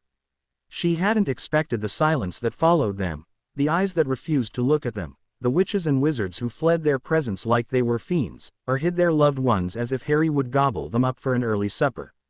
Harry wasn't the boy who lived any longer, a savior figure who could do no wrong, a symbol of light. He was the blind sorcerer, someone to be feared, someone who may be able to strike them dead with a glance. That the papers had implied only evil beings needed to fear him had hardly soothed the doubt that he might be capable of it anyway. The witch, seeing her glare, went deathly pale, raising one hand in some plea. Harry tugged her away with his hand in hers. She glanced over at him, saw the lines of tension on his face. He might not be able to see the expressions of those around him, but he was hardly deaf to the sudden silence, and surely noticed when people moved away from them to make an easy path, something she was not accustomed to in previous trips to the crowded alley. It was the largest wizarding shopping center in all of Britain. Never before had she walked through it and not bumped shoulders with somebody, or had her foot stepped on by accident. And Gringotts hadn't even had a pensieve after all, both vaults containing multiple other fascinating objects but not a single round bowl among them. Can you just tell the shops to ask after pensieves? Harry's sudden question jolted her out of her angry thoughts. She blinked in surprise. I guess so. Don't you at least want to stop here? She pointed only 100 feet away, where Wiseacre's Wizarding Equipment's bright sign broadcasted its many wares. It was a general store for every wizard, and while they might not have an actual pensieve, they could surely point them in the right direction. Harry shook his head once, wild black hair falling over his face and nearly hiding the scars around his eyes. I'd rather go. Even his voice was strained now. Hermione suddenly wished dearly that she could apparate them both from the street. It's him. A child's voice whispered nearby in excitement, echoed by others. Who? A girl said, loudly, and was hushed with a rapid response. You know who. Hermione stopped and turned with horror rising in her. The boy and girl were staring up at Harry with worshipful eyes, having no idea what they had just implied. You know who. A common euphemism for a Dark Lord whose name was so feared it wasn't even spoken years after he terrorized Britain. And if anyone said you know who, the other person knew who you were talking about in an instant. There was no one else you could possibly mean. Until, maybe, now. Harry slowly turned beside her, no doubt having heard the same thing, but moving as if time had slowed down for him, taking in and cataloging every pattern and color he saw. Hermione felt the flare of energy before she could think to stop him, and tried not to wince when she saw his eyes begin to gleam as he looked at the girl. Thank Merlin it was daytime, or the entire street would no doubt erupt in dramatic screams. Lucky for them, it was also only the gathered children who were close enough to see. Some of them went still with sudden fear, others only fidgeted in excitement at the attention from their hero. Harry's hand moved, and Hermione saw the glint of the black stone on his finger as he raised it towards them. Far away, Hermione heard someone shout a warning. Then, in his palm, the air began to twist and turn, a new shape taking form, long metal stems with fragile-looking clear blooms that glittered in the sunlight. She knew that look very well from their various experiments. Diamond, Harry's favorite gemstone pattern. Harry knelt and gestured the girl forward, who took tentative steps towards them, her eyes wide on the sudden appearance of flowers in his hand. Take one. All of you, Harry said softly, and the girl's mouth split into a wide grin. She skipped forward and the other children came with her like dogs on a leash, eyes eager at the sudden bounty. Each got one. Harry had made just enough for each child. They thanked him fervently as he stood, and she saw that the smile on his face was genuine this time. None of them were afraid now, though the adults on the street maintained their cautious distance. As they walked away from their new pack of fans, Harry headed towards Wiseacre's instead of the leaky cauldron. Hermione slid her hand back into his, and he cast her another small smile. Will you give them all diamonds and gold to win them over? Hermione questioned softly, injecting some humor into her voice through pure force of will. Harry paused at the door, looking down at her, and his green eyes were normal and human. No, I'll give them better than that if they would only forget I exist. Why did you do it then? 'Cause they and their parents certainly won't forget when those flowers don't disappear in a few days. She asked, and Harry shook the hair from his face before looking at the staff in his hand. Because I could, and because they're just kids repeating what their parents have been telling each other and reading from the papers. They don't understand, and yet they treat me more normally than any of the adults we have ped. Better that I give them some fact with their fiction. Normally, Hermione demanded. That girl called you know who. One side of his mouth lifted in a grin. I thought that was kind of funny myself. Plus, it wasn't used as a title, just a reference. Hermione sniffed, but reached for the door handle to pull it open. Under her breath, she muttered her response. I'm sure that Monster's title started as just a reference too. Harry waved to Hermione as she was driven away. Mrs. Granger's bright pattern seated behind the wheel. Automobiles, odd contraptions of bright metal and shadowy composites, hovering off the ground on rubber tires he couldn't see. They had scared him, when he was little, until he began to understand more about how they worked and the way they were built. Like the Muggle version of magic carpets, he thought absently, before he turned to re-enter Grimmauld Place. Perfected over years of experimentation, taking 3 to 6 months to manufacture and emblay parts together, and usually only lasting for several years before their decay made them unusable. Still, Automobiles were far superior to magic carpets. Their potential alone was greater. There was a reason the night bus utilized Muggle technology to some extent, stealing the shell of a bus and enchanting it to run on magic, capable of feats no normal automobile could handle, nearly indestructible if its wards were maintained. He could spend a year of his time alone finding a way to convert more Muggle automobiles to run on magic in such a way that the Muggles would never know it was magic at all. A synthetic fuel, perhaps. Create, enforced, steel that was in truth enchanted to be 10 times stronger than modern components. Safer, cleaner. Harry strode to his and Hermione's notes in his office, speaking to the self-writing quill as he laid out his newest idea before setting it aside. Not yet. Automobiles would be a much harder market to enter, unique materials are not. They had to start smaller, grow their reputation first, make connections in the business world. There were a million possibilities they could explore. Harry sat, pulling the invisibility cloak from off his shoulders to hold it in his lap as he thought over the transaction at Wiseacres. No Pensieves were simply sitting around for sale on a shelf. They were too rare, too expensive, and not in great demand for the previous 2 reasons. Most families who could afford them already had one. Unfortunately, the last Blacks had been entombed with Walburga Black, and the Potters hadn't had one in generations. But he could order one to be custom-made for himself, which is exactly what he had done at Wiseacres. Hermione had been more specific than he. He hadn't really cared what the thing looked like, only that it worked. Hermione, however, seemed to take great delight looking through the options, so he told her to get whatever she wanted. It was for her, too, after all. Only another month or 2, and he would be able to see her. He still had his doubts about her seeing his own sight, but if the memory was viewed from the outside surely he could see her. It bothered him, that others could see a part of her that he could not. If there was any possible way to change that, even temporarily, he would try it. Leaning back in his chair, Harry closed his eyes, absently spreading the cloak over his face, mentally falling into the dark light as it surrounded him, a peaceful retreat he was beginning to rely on from the constant brightness of color and light around him. My own version of closing the blinds against the sun, Harry thought absently, and smiled against the fabric. The first time Creature saw his master's legs separated from his invisible body, he panicked, one too many splinching incidents from young Black Sun's coming foremost to his mind.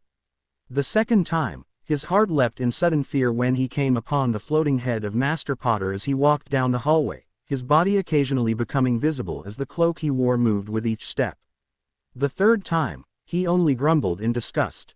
Every time after, when only small portions of his master's anatomy were in sight, shoes absently hanging out over a sofa cushion, a hand stretched out of thin air to grab a quill or piece of parchment, he only spared a moment's thought at the oddity of it all.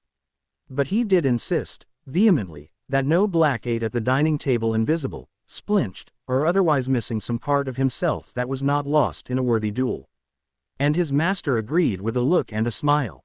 I hate them all. Hermione said the sentence simply, an incontrovertible statement of fact. I wish they were never born. Harry, leaning against a brick wall outside the house elf registry, only nodded once in agreement. He hadn't been much help with the contracts, but listening to Hermione's increased agitation had put him on edge nearly as much as the complete silence in the building as witches and wizards listened avidly for any word he might speak. So out of pure stubbornness he had remained silent unless Hermione asked him a question directly, which she hadn't, not even once. She was too furious, and she knew him too well. If she asked, he might have just turned the elderly wizard who called his house elves items of property into a toad. A true, fly-eating toad down to the last amphibian-patterned detail. It's right. I don't care if house elves need a house or a family or whatnot to keep their magic. They were all so patronizing. As if witches and wizards were doing the elves a favor by putting them into rye. No wages, no benefits, no vacation time. No clothing but disgusting used pillowcases. It's demeaning. And the house elves are too blind and uneducated to see it. If they were just treated properly, I could make them understand and stand up for themselves. This can't continue. Her voice was firm. Harry watched colors pee them by, mostly oblivious to their presence in the slightly darkened alcove where the registry was located. He sighed. What are you going to do? It was obvious to anyone who knew her that Hermione wouldn't just let something like this slide. Hermione's light paced back and forth in short strides in front of him before she came to a stop, one hand wrapping about his own hand that held his staff. I'm going to convince a member of the Wizengamot to make a statement supporting the rights of House Elves. Harry looked at her, and saw the determination in the tilt of her chin, her mouth downturned in a solemn frown. He didn't have to ask who she was going to convince first. I'm not an official member yet. She lifted one shoulder. You have 2 empty seats that no one is sitting in. I've read up on the rules. You only have to show up whenever you like at any meeting you choose. It's an outdated custom I don't agree with. I much prefer a proper representative democracy, but I'm willing to use it for the benefit of those who can't help themselves. Harry smiled slightly. House Elves don't want to be helped. Hermione scoffed. House Elves don't know they need to be helped. So I'm not going to begin to advocate that we help them outright. Only that all contracts binding lesser creatures be humane, and offer solid scientific reasons why. House Elves are sentient beings, and just because they need to clean and serve does not mean they need to do so in poverty. Harry stood upright, more than ready to leave. So we're not getting a House Elf right now. Hermione stamped one impatient foot.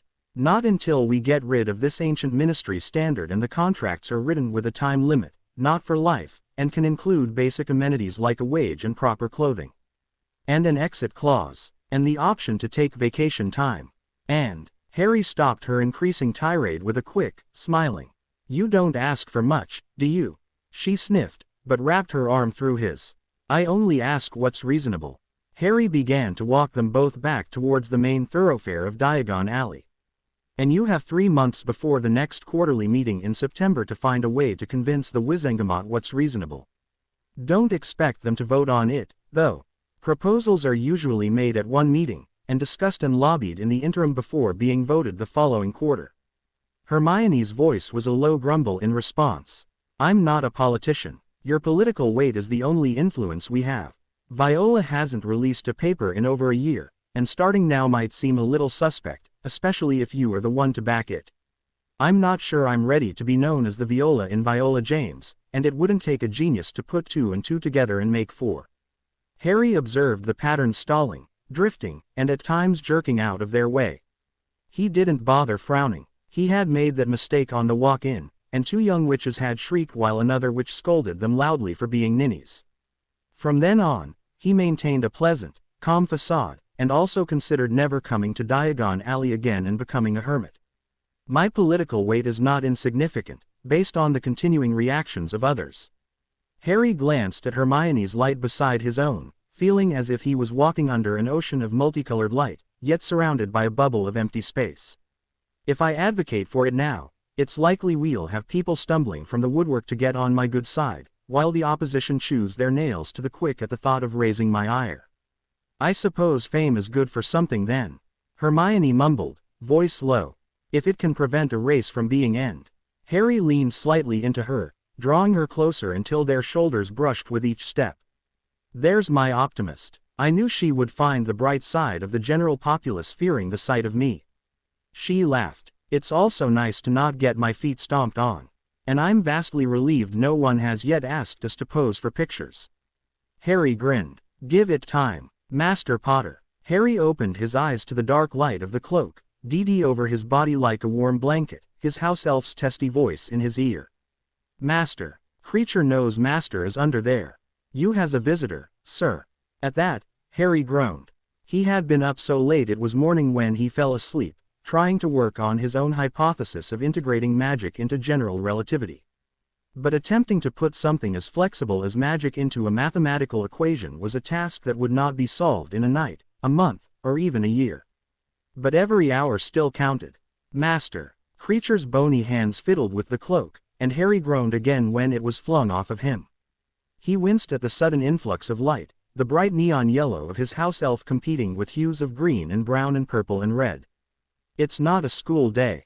He mumbled and turned over, though pressing his face into the pillow only filled his mind with the green color of cotton.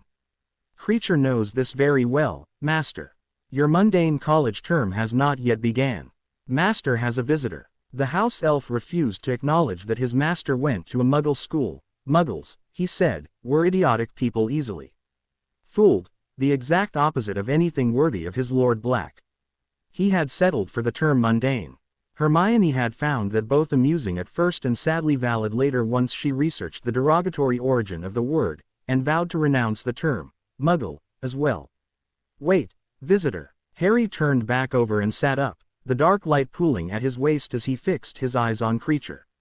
Hermione's here. Had he slept past noon? She wasn't coming over until 3:30 in the afternoon to discuss their paper on house elves. No, Master. Your visitor is Albus Dumbledore, the former headmaster of Hogwarts. A fact the dour house elf apparently had found greatly amusing after reading in the Daily Prophet that the wizard was stepping down. Though now essentially working for a light family, the elf still held a great dislike for Dumbledore and any of his Phoenix Order. It seemed that one had managed to wound Regulus Black quite severely at one point during the war. Here, Harry swung his legs over and stared dully down at his green feet, the light within swirling with each beat of his heart. Each admittedly slow beat. He was exhausted, obviously. Creature sneered. Should I offer him tea while he waits? That the wizard would have to wait was a given. Making Creature serve him tea, however, would probably turn the elf against him for a solid week. The last time he had pissed off the elf he had had to swallow down cold soup for 3 days, and had to sidestep furniture that had suddenly decided to relocate itself about a foot to the right from its normal designation. The furniture moving had been worse than the horrible soup. He hated having his things moved out of place. No, that's all right, Harry grumbled, and blearily rose to his feet. I'll be down in a few minutes.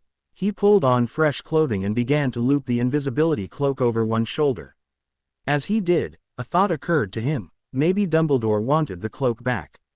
Over my dead body. On second thought, Harry folded the garment and placed it inside his drawer, rapidly weaving the pattern of a ward over top of it for good measure. Then he turned to find out just what the former headmaster was after. The wizard's pattern was as solid as ever, pale blue light, powerful and strong, the flecks of his phoenix familiar scattered across his like accidental paint splattered against a wall. The red and blue really did not mix well in his opinion, and if he was anything at all, it was a good judge of color. Mr. Potter. The man rose from where he had been sitting in Grimmauld Place's large formal sitting room. Sorry to drop on you without owling first. The polite thing to say would be, don't worry about it. But he was tired and heading straight towards a foul mood because of it. I'm sure you'll remember next time. Was his voice normally that cold? It sounded chilly even to his own ears. Behind him, he heard Creature let out a pleased gasp. Dumbledore, however, was made of sterner stuff. Indeed I will. I've come to ask a favor of you, if you would be so kind as to oblige me. Harry frowned. What could he possibly do for Albus Dumbledore? He walked towards the chair opposite of the older wizard, taking the time to kick his fuzzy mind into gear. How much of a coincidence was it that his cloak was returned to him from this man only a bare few weeks before he asked for a favor? Or had it nearly been a month now? He had turned 17 the week before, and received official notification that he was eligible to take both of his seats on the Wizengamot. He was now Lord Potter Black, whether he wished it or not. He was eligible to learn to apparate, if he was able to properly visualize a destination, which he was not yet. He had thoughts on solving that conundrum. For instance, the distinctive patterns of Hogwarts that he had memorized so well should make enough of a target for him, if he was not afraid of risking splinching. And yet, splinching developed from the wizard not properly visualizing himself, not exactly his target. Harry knew his own pattern inside and out. He doubted he would splinch. But the ministry teachers had not been so easily persuaded of that fact, if too fearful to outright deny him. When he had went with Hermione to her own Cleese, their patterns had fluctuated radically whenever he happened to look at them. He could tell they wouldn't dare turn him away if he returned determined to get a license. A favor, Harry finally echoed as he sat, the blue light copying his motion. Yes, my boy. During my time as headmaster I've been searching for artifacts of the Hogwarts founders to add to the collection within the school. As this was my last year, I thought it good luck when my research led me to the Black Name. It appears that a valuable trinket might have been hidden within the Black Vault or even in this very house. With your permission, of course, I would like to see if it is indeed here, and if so, I would be willing to offer you a substantial reimbursement to add it to the Hogwarts collection." Harry's mind abruptly cleared from its tired fog at that thought. He had been through both the vault and Grimmauld Place with a fine-tooth comb. Even the attic had been conquered in the last year, each fascinating object catalogued and either sold or placed in specific cabinets if found useful or interesting. If there had been anything of the founders, but then again, he hadn't focused much attention on the founders themselves during his stay at the school, preferring to study the castle instead. He probably wouldn't recognize any object of theirs. "What does it look like?" Harry asked, and saw the blue light shift and pulse. Dumbledore was uncomfortable. "Ah." The wizard made a sound in his throat. "Well, it's a relatively small locket on a chain, silver in color, with a stylized letter S embossed on one side. Usually called Slytherin's locket." Harry froze. It couldn't be. And yet, it had to be. The same locket that Kreacher wore around his neck at that very moment. Hermione had said it was silver. The question was, did Dumbledore know that the locket had once held a fragment of Voldemort? Had he truly come looking for a valuable artifact, or was he hunting down a soul? And if it was the latter, did that mean he finally had access to someone who knew more about soul patterns than the average person? The thought made his heart race with excitement. "I know what you are referring to," Harry said, keeping his voice soft with effort. "But I'm afraid it's not mine to give. It belongs to my house elf." He heard the wizard gasp, saw his lights pound with the brightness of either surprise or exultation. "Perhaps both." "Kreacher," Harry called, but the elf was already stomping across the floor from the doorway he had been eavesdropping in. "Master gave it to Kreacher, it's Kreacher's," the yellow light demanded hotly. Dumbledore sputtered in surprise. That is, I can pay." "No," Kreacher spat. "Kreacher's." Dumbledore fidgeted in his chair. "Can I just see it then? Confirm its authenticity." Before Kreacher could do more than stomp one small foot, Harry interceded. "Let him see it. You've already said you won't sell the thing, and this way he has no reason to come back. As long as he doesn't try to steal it." "Sneaky wizard," the house elf mumbled very audibly under his breath, before fumbling for the bright pinpricks of metal about his neck, pulling it off to reluctantly place it in Dumbledore's glowing blue hands. The wizard flipped it over in his hands, swinging the clasp open and closed. Minutes passed slowly even as the blue light weakened before his eyes with disappointment. Dumbledore ped the locket back to Kreacher, who hastily swung the chain around his neck again, popping out of the room in the next breath before either wizard could change their minds. "I'm afraid that locket must be a replica after all, Mr. Potter. It was said the original was cursed with dark magic before it came into black hands." Harry sat up straighter in his chair, eyes fixed on Dumbledore's tall pillar of light. "What kind of curse?" The wizard shifted. "A very dark one, I'm afraid, and quite illegal. I've come across one other replica already, and suspect that one must be as well, in the hopes to mislead anyone searching for the cursed original." Even as Dumbledore made to rise, Harry looked at him, green light pressing blue into a human shape, old wrinkled skin, a long beard, smooth velvet robes. Harry focused on the man's face as he made his statement. "There was a curse on the locket when I found it." The former headmaster had stilled halfway from his chair at Harry's words, the old man's eyes locked on his own.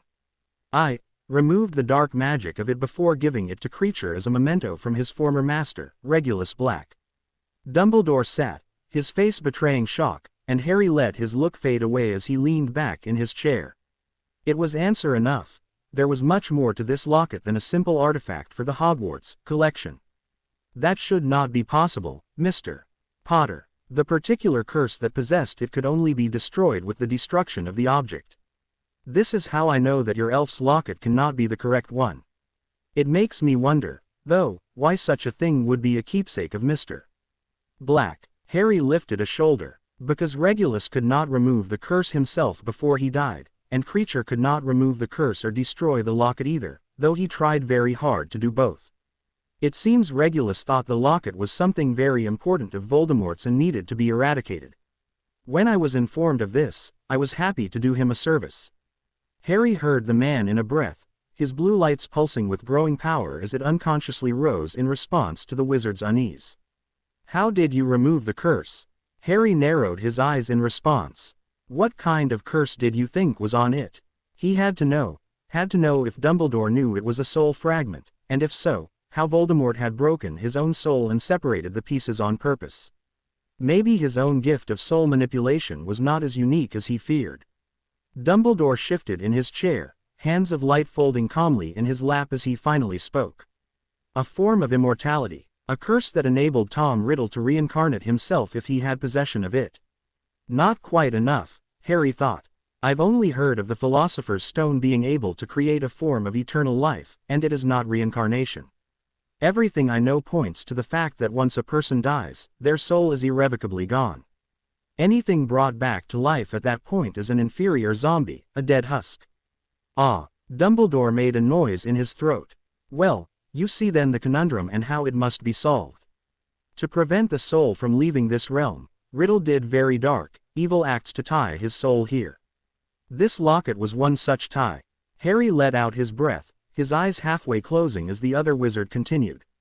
But by its nature, once this tie is made, the object cannot be retrieved whole. It must be destroyed. I confess, I was not going to donate this locket when I found it, but have it destroyed the only way I know how. Something that can kill even the soul of a witch or wizard. Fiendfire. Harry narrowed his eyes at that. His fiendfire had not destroyed the souls of the Death Eaters it consumed, though he could understand why wizards might think it could. That would also partly explain why it was considered such a dark spell. And all of this is why you could not possibly have destroyed it, Mr. Potter. That locket remains whole. No doubt there was another curse of some sort on it that you dispelled. If you are willing, I would search your house and vault for the true locket. Harry slowly shook his head, a smile growing on his face. That was the true locket. I saw the broken soul of Voldemort inside of it, just as I saw that same soul inside of the Voldemort and his S when they attacked me in the graveyard, and again months ago in Surrey. All four were the same color and shade. Dumbledore trembled. The light of him rocked like a candle flame blown about in the wind. But I didn't. Wait, A.S. The wizard's voice was frail, tired, one too many surprises in the span of an hour. Harry frowned. Yes, there was A.S. in the graveyard. I was forced to kill it, as there was a great deal of protection charms on it and capturing it seemed unnecessary. It seemed far more important to take Voldemort and Pettigrew back. I see. Dumbledore ran a hand over his face, blue light swirling, red sparks gleaming in solid counterpart. The man's heart beat faster than ever. You have no idea, Harry, how glad this makes me, if I can only make myself believe it. Harry shifted in his chair, confused and far more eager to change the subject back to just how Voldemort had managed to manipulate his soul. I don't understand, Harry said, and frowned more when Dumbledore chuckled. He hated it when older adults acted like they knew some grand secret he did not. I'm so unbelievably relieved, my boy. I always suspected there were 7 parts of Riddle's soul scattered about. I managed to track down 3 myself, an old diary, and 2 items attached to Ravenclaw and Hufflepuff. The riddle of the graveyard and then Surrey accounted for 2 more, making 5. I sought the locket as the 6th, but I worried the 7th was, well, it doesn't matter any longer. A.S. To know my search is finally over. Tom Riddle laid to rest at last. Harry rather thought most of Tom Riddle wasn't resting at all. He had been very thorough in ripping what soul remained to shreds on 2 occasions. Harry leaned forward. But how did Voldemort do it? Manipulate his soul in such a way? Everything I've studied said soul magic hasn't been mastered since the time of the ancient Egyptians, and what texts on such magic remained was destroyed to prevent another Herpo the Foul utilizing it to horrible degrees. Dumbledore's voice was grave, or as grave as it could be in a wizard still high on success. And perhaps, because of that, the wizard was more willing to give information than normal. Dark wizards are always willing to do things good people are not. Many masters of the dark arts and the defense against them know that certain acts of purposeful violence can crack and break a soul, murder, torture, the like. When such is done, it is merely a matter of the proper rituals to contain the broken fragment of soul in the intended object.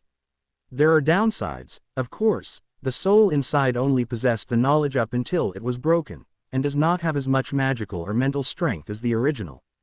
To do such over and over again, 7 times, the Voldemorts you encountered were nowhere near as sane or at the strength as Tom Riddle in his prime.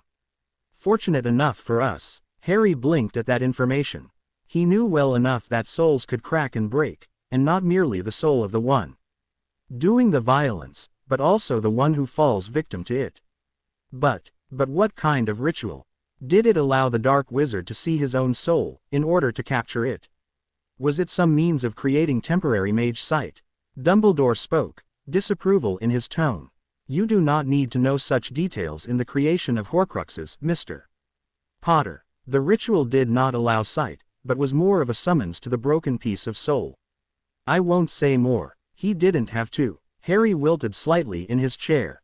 He had hoped, for a few moments, that he wasn't so unique after all. A ritual to recreate his own sight seemed plausible in his mind.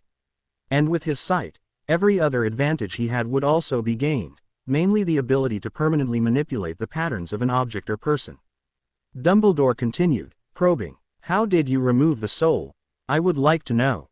I could have saved the diadem of Ravenclaw with that knowledge. It was priceless. Harry could care less. He gave a tired sigh, waving one hand in dismissal.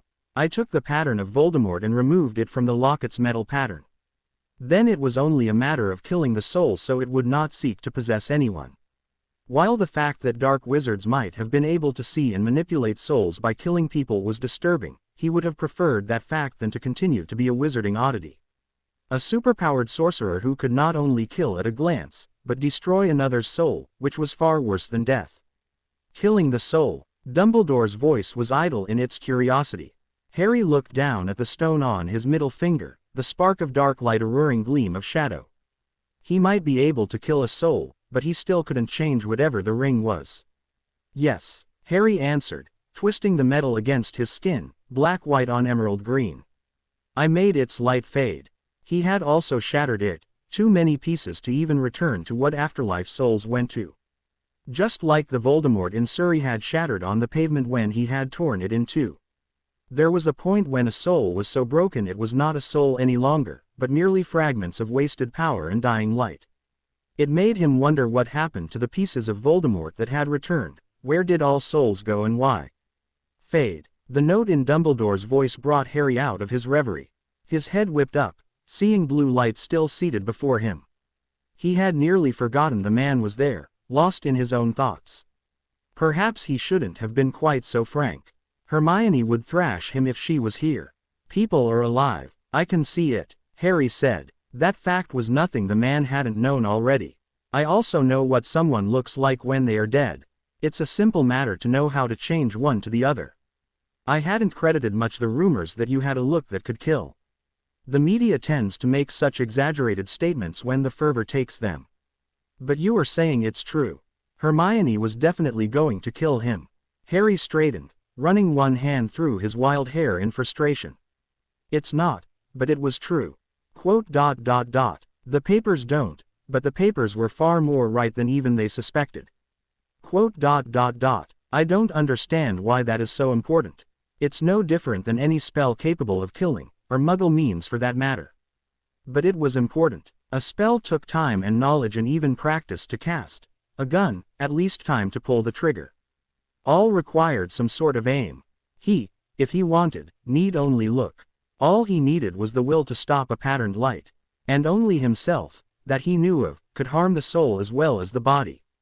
I understand, Mr. Potter, though I suggest you keep the knowledge of such an ability to yourself regardless. Many do not believe what is written in the Daily Prophet, thank Merlin. But if you acknowledged such an ability, the fear you are experiencing now from the public would be tenfold. Even the ministry might get involved, though I know not how. You are a celebrity, and a lord twice over to boot. That gives you some protection at least. Still, better to avoid it. That's my plan, Harry returned. I have no desire to make it well known.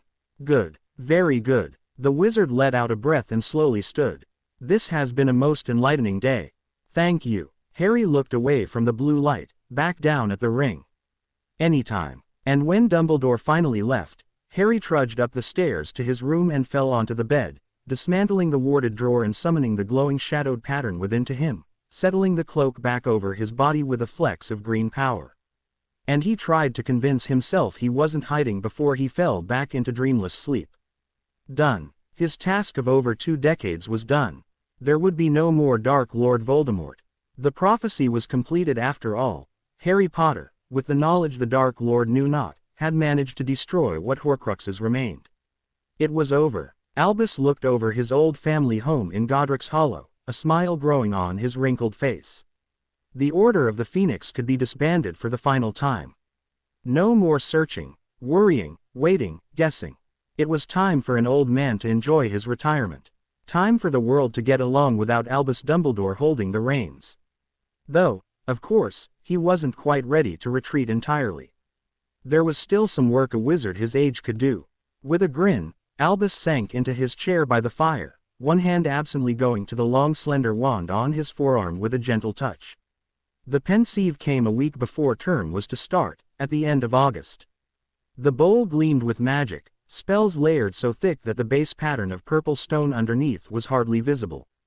There were red tints of various charms, golden strands of protective wards, and a cobweb of purest white that could put a ghost's shade to shame.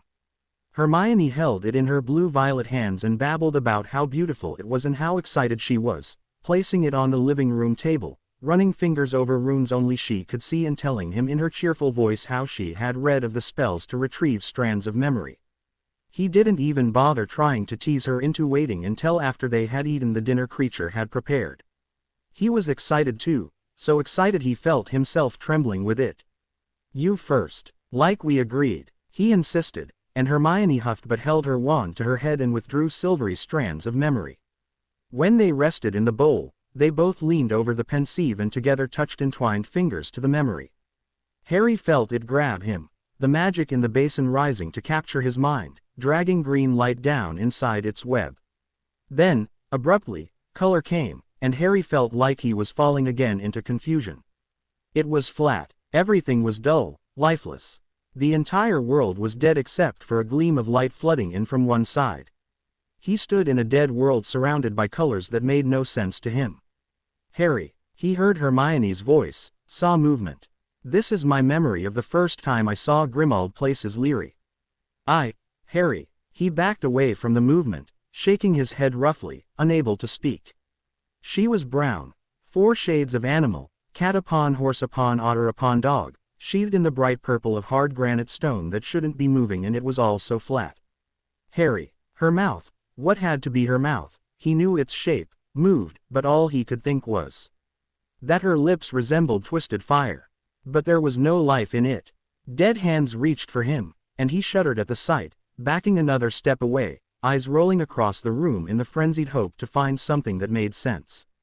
No patterns, only shapes, no life, only thin streams of light. He felt as if he stepped inside a visual representation of an apocalypse.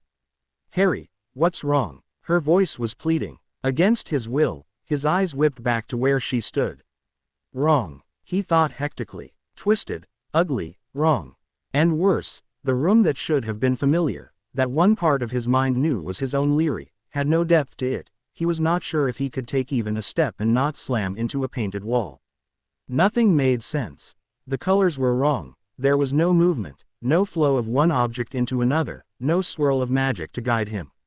He had never seen the world so still and lifeless. Even under his cloak the pattern moved. It was a nightmare he had never known he had. Seeing his entire world destroyed and dead at his feet, tortured into colors and shapes not their own, and his Hermione, his light, transfigured into a dead mix of animals that moved in some macabre parody of life. I've got to leave," Harry stuttered, and with a frantic twist of power ripped the memory around him to shreds, Hermione's shout echoing in his ears. Light flooded back into his mind, and he had never been so relieved to see its wonderful chaos. He stumbled away from the table, knocking into a decorative podium and falling to the ground, the sound of shattering GL beside him as a lamp fell. Harry, he didn't want to look at her, didn't want to see the horrible still tan and brown, a tremor moving through him against his will. Blue-violet light grasped his face and made him lift his head, filling his vision with Hermione's unique life. He saw it pulse in the beloved pattern, and wilted into her hold as she knelt in front of him, taking deep breaths as he tried to calm his pounding heart. What on earth happened? She growled against his forehead, and he ed in another breath before replying. Science. He had to think of this rationally. Agnosia. He pushed out the word, latched onto it like a lifeline. He had read of it in his studies years ago when he was trying to understand how and what he saw. Before even entering the wizarding world to get his wand, he had come across the term. What? Hermione asked, and Harry slowly pulled away, drawing himself to his feet, looking around with careful eyes, relieved that his world remained as he understood it. Agnosia. Inability to process some types of sensory information. In my case, in your memory, sight. Harry shook his head roughly, as if that might clear his mind, and felt a little foolish, emberment rising in his. I couldn't handle it, he admitted finally, the words trying to stick in his throat. Hermione wrapped comforting hands around him. Describe what you saw. Her question was familiar, clinical and calm, as if this was merely another one of their experiments in the lab. He supposed it was one that had just blown up in his face. He felt another tremor go through him, and her arms tightened as he spoke. You were dead. His voice cracked, and he felt his face heat. Everything was dead. Everything was wrong. Shapes and colors and, like a transfiguration spell gone wrong. And you were the worst thing I've ever saw. He stopped, horrified, and tried to clarify. I mean, that is, you looked like a mix of feline and equine with a little dusting of sea otter thrown in, and it made no sense. You were wearing clothes made out of rock and your mouth was on fire. She began to tremble against him. He pulled away, worried he had hurt her feelings even. Worse than just calling her the worst thing he ever saw. Hermione made a choked sound, and before he could reach out to touch her face and feel for tears, the sound turned to full-out laughter. He watched her, flummoxed. Why are you laughing? She said in choppy air, a hand swiping across her face as purple strands of hair whipped about her head. Oh, Harry, I was so worried you wouldn't like how I looked. And you, she began to chuckle. You think I'm the worst thing you've ever seen. She howled with laughter, and Harry frowned. What? Why are you laughing? He asked. Was she jinxed? Hermione's hands caressed his arms, her light flickering as she shook her head, body still shaking with barely repressed laughter. Because it was so silly to worry about something like that, when you've never seen any woman before in the flesh. Of course you would think we all look like hybrid monsters. The colors are all wrong. And you see light as life, and I only see light coming from the sun or light fixtures. I can't believe I didn't consider that in all my time wasted worrying you wouldn't like how big my S or how wild my hair is. Harry looked down, and rather thought her S were the perfect size to fit his hands, from all the times he had been feeling them lately. He had spent a great deal of time with her and when alone thinking about them, how they felt, the soft skin and subtle scent of her. But he hadn't even noticed them when the animal Hermione had approached in the memory, too horrified to even look closer. You can stop looking at my now. Hermione's voice was droll, and Harry's eyes jumped up to meet hers. Men, really, she sighed and leaned against him, but he felt her smile on his neck. She wasn't angry at him. Thank Merlin. Well, Harry said finally, I think it's going to take a lot of practice to get used to seeing that. He tried not to shudder again at the horrible thought. Hermione began to tug him back towards the pensieve. In that case, let's look at one of your memories. I want to see something grand. Hogwarts, maybe, or the dragon in the tournament. Harry was so relieved she didn't want to try looking at another one of her memories that he didn't bother to say how doubtful he had been that she could view what he saw. After experiencing the pensieve himself, his mind had changed on that score anyway. The dragon, then. Hogwarts could be seen behind the stadium, Harry said, and withdrew the memory with a touch of his red phoenix staff after Hermione had removed her own memory from the bowl.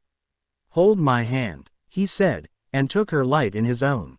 Together, they reached for the silvery liquid, and were pulled down once more into overwhelming light. Hermione was surprised that the light was not as bright as she imagined. It gleamed, every color of the rainbow, some brighter than others, some nearly shadows. Most seemed to move, pulsing in gentle rhythms, while others only glowed steadily. She saw the wards first. It was hard to miss the golden glow that made up the sky above them. As the crowd cheered in the memory, Hermione held Harry's hand tight in her own and looked from the gold sky to the purple castle, its shape familiar, but made up of millions of individual lights, like the small pixels of an older computer screen if you held your face centimeters from it. There were too many different colors around her close by for her to make sense of them. The ground was both green and purple, like she stood on an alien world. It moved like a river, green running water around violet stones, making her sway in sudden dizziness, her mind expecting movement. She turned to Harry and saw him as she normally did, black hair and white skin, not taking on the hues of his memory.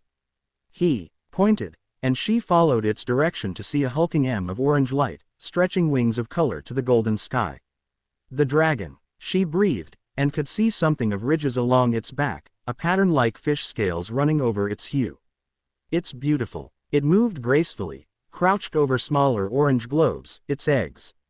Where are you? She asked Harry, and he turned them both. She saw emerald green light, startlingly familiar approaching them.